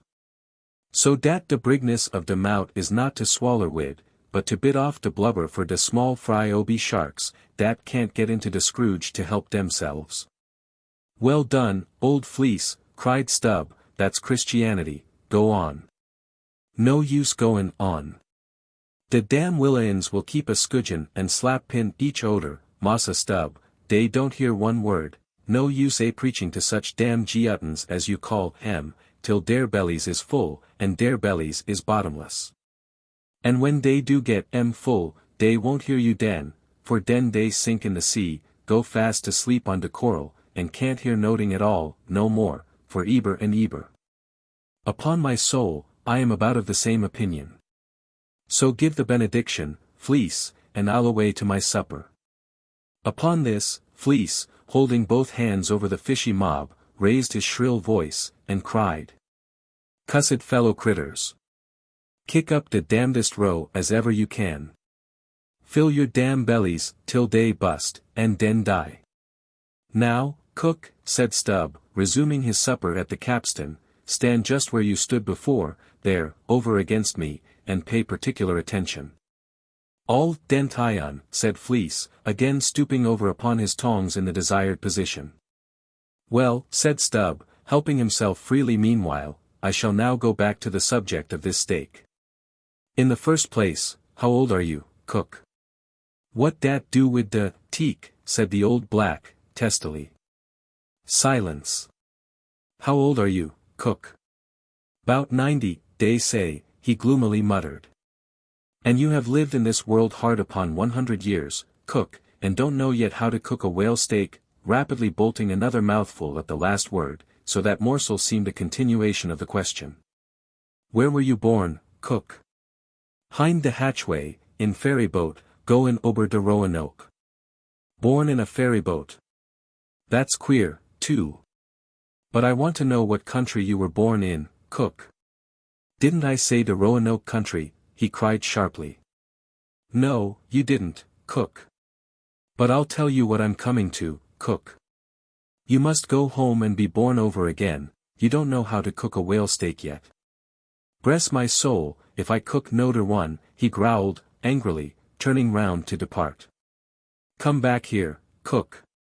Here, hand me those tongs, now take that bit of steak there, and tell me if you think that steak cooked as it should be. Take it, I say, holding the tongs towards him, take it, and taste it. Faintly smacking his withered lips over it for a moment, the old negro muttered, best cooked, teak I eber taste, juicy, very juicy. Cook, said Stubb, squaring himself once more, do you belong to the church?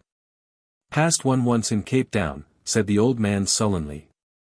And you have once in your life passed a holy church in Cape Town, where you doubtless overheard a holy parson addressing his hearers as his beloved fellow creatures, have you, cook? And yet you come here, and tell me such a dreadful lie as you did just now, said Stubb. Where do you expect to go to, cook? Go to bed very soon, he mumbled, half turning as he spoke. Avast. Heave to. I mean when you die, cook. It's an awful question. Now what's your answer? When this old brack man dies, said the negro slowly, changing his whole air and demeanor, he hisself won't go nowhere, but some breast angel will come and fetch him. Fetch him? How? In a coach and four, as they fetched Elijah. And fetch him where? Up dear, said Fleece, holding his tongs straight over his head, and keeping it there very solemnly. So, then, you expect to go up into our main top, do you, cook, when you are dead? But don't you know the higher you climb, the colder it gets? Main top, eh? Didn't say dat t'all, said Fleece, again in the sulks. You said up there, didn't you? And now look yourself, and see where your tongs are pointing. But, perhaps you expect to get into heaven by crawling through the lubber's hole, cook, but, no, cook, you don't get there, except you go the regular way, round by the rigging. It's a ticklish business, but must be done, or else it's no go, but none of us are in heaven yet. Drop your tongs, cook, and hear my orders. D'ye hear? Hold your hat in one hand, and clap t'other a top of your heart, when I'm giving my orders, cook. What? That your heart, there, that's your gizzard. Aloft. Aloft, that's it, now you have it. Hold it there now, and pay attention. All dention, said the old black, with both hands placed as desired, vainly wriggling his grizzled head, as if to get both ears in front at one and the same time. Well then, cook, you see this whale steak of yours was so very bad, that I have put it out of sight as soon as possible, you see that, don't you? Well, for the future, when you cook another whale steak for my private table here, the capstan, I'll tell you what to do so as not to spoil it by overdoing. Hold the steak in one hand, and show a live coal to it with the other, that done, dish it. D'ye hear? And now tomorrow, cook, when we are cutting in the fish, be sure you stand by to get the tips of his fins, have them put in pickle. As for the ends of the flukes, have them soused, cook. There, now ye may go. But Fleece had hardly got 3 paces off, when he was recalled. Cook, give me cutlets for supper tomorrow night in the midwatch. D'ye hear? Away you sail, then hullo. Stop. Make a bow before you go avast heaving again. Whale balls for breakfast, don't forget. Wish, by gore. Whale eat him, 'stead of him eat whale. I'm brest if he ain't more of Shark Dan Massa Shark hisself, muttered the old man, limping away, with which sage ejaculation he went to his hammock. Chapter 65. The Whale as a Dish. That mortal man should feed upon the creature that feeds his lamp, and, like Stubb, eat him by his own light, as you may say. This seems so outlandish a thing that one must needs go a little into the history and philosophy of it.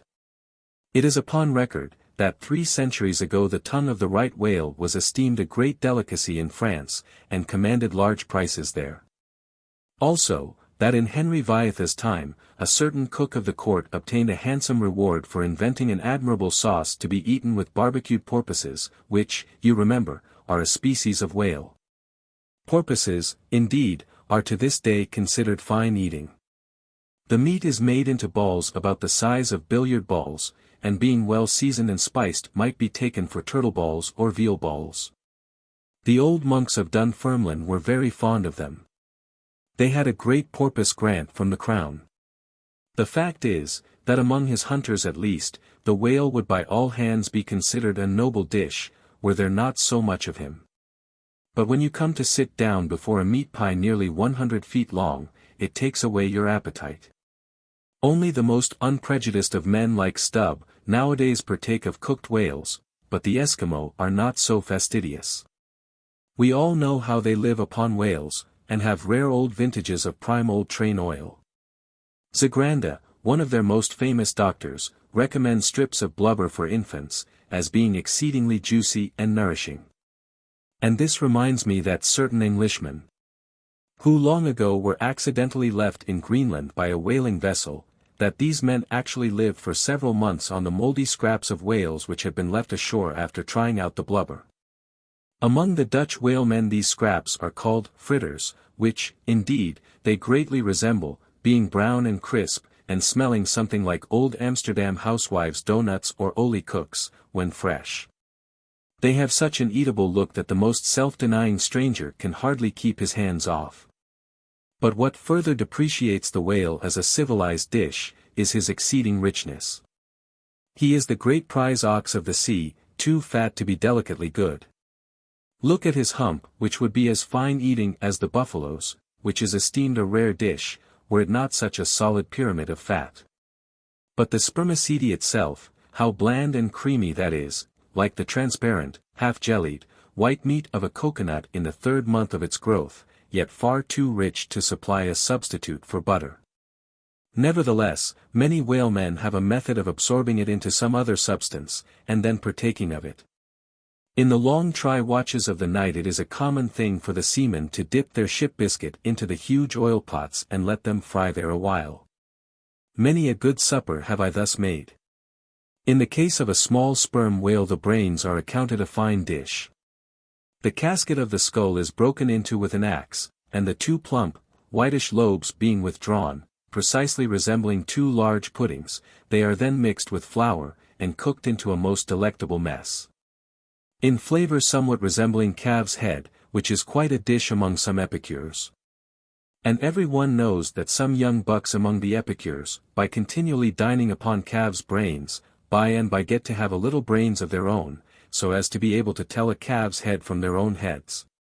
Which, indeed, requires uncommon discrimination. And that is the reason why a young buck with an intelligent-looking calf's head before him, is somehow one of the saddest sights you can see. The head looks a sort of reproachfully at him, with an "et tu brute" expression. It is not, perhaps, entirely because the whale is so excessively unctuous that landsmen seem to regard the eating of him with abhorrence. That appears to result, in some way, from the consideration before mentioned, i.e. that a man should eat a newly murdered thing of the sea, and eat it too by its own light.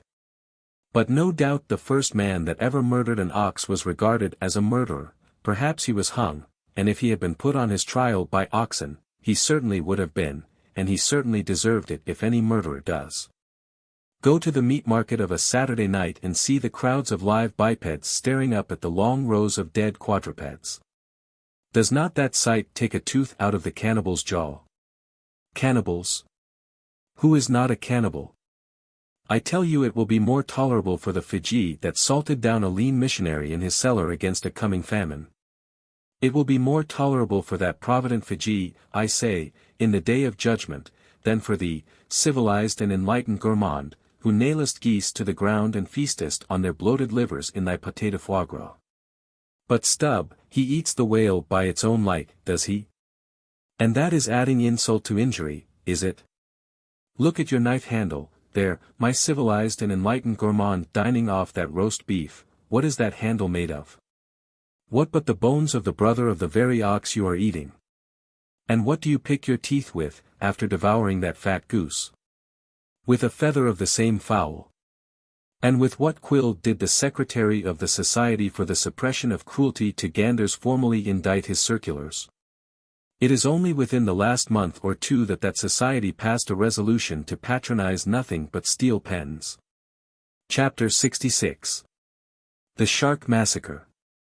When in the southern fishery, a captured sperm whale, after long and weary toil, is brought alongside late at night, it is not, as a general thing at least, customary to proceed at once to the business of cutting him in.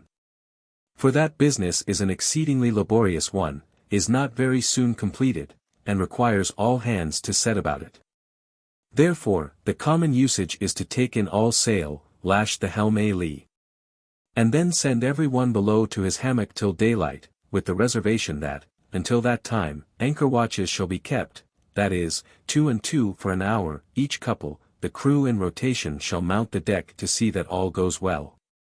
But sometimes, especially upon the line in the Pacific, this plan will not answer at all. Because such incalculable hosts of sharks gather round the moored carcass, that were he left so for 6 hours, say, on a stretch, little more than the skeleton would be visible by morning. In most other parts of the ocean, however, where these fish do not so largely abound, their wondrous voracity can be at times considerably diminished by vigorously stirring them up with sharp whaling spades, a procedure notwithstanding, which, in some instances, only seems to tickle them into still greater activity. But it was not thus in the present case with the Pequod sharks. Though, to be sure, any man unaccustomed to such sights, to have looked over her side that night, would have almost thought the whole round sea was one huge cheese, and those sharks the maggots in it. Nevertheless, upon Stubb setting the anchor watch after his supper was concluded, and when, accordingly, Queequeg and a forecastle seaman came on deck, no small excitement was created among the sharks.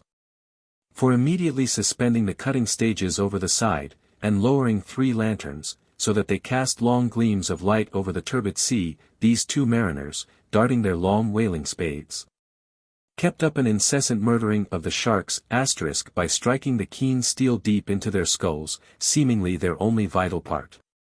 But in the foamy confusion of their mixed and struggling hosts, the marksmen could not always hit their mark, and this brought about new revelations of the incredible ferocity of the foe. They viciously snapped, not only at each other's disembowelments, but like flexible bows, bent round, and bit their own, till those entrails seemed swallowed over and over again by the same mouth, to be oppositely voided by the gaping wound. Nor was this all. It was unsafe to meddle with the corpses and ghosts of these creatures. A sort of generic or pantheistic vitality seemed to lurk in their very joints and bones, after what might be called the individual life had departed. Killed and hoisted on deck for the sake of his skin, one of these sharks almost took poor Queequeg's hand off, when he tried to shut down the dead lid of his murderous jaw. The whaling spade used for cutting in is made of the very best steel. Is about the bigness of a man's spread hand, and in general shape, corresponds to the garden implement after which it is named, only its sides are perfectly flat, and its upper end considerably narrower than the lower. This weapon is always kept as sharp as possible, and when being used is occasionally honed, just like a razor. In its socket, a stiff pole, from 20 to 30 feet long, is inserted for a handle. Queequeg no care what god made him shark, said the savage, agonizingly lifting his hand up and down, wedier Fiji god or Nantucket god, but the god what made shark must be one damn Injun. Chapter 67.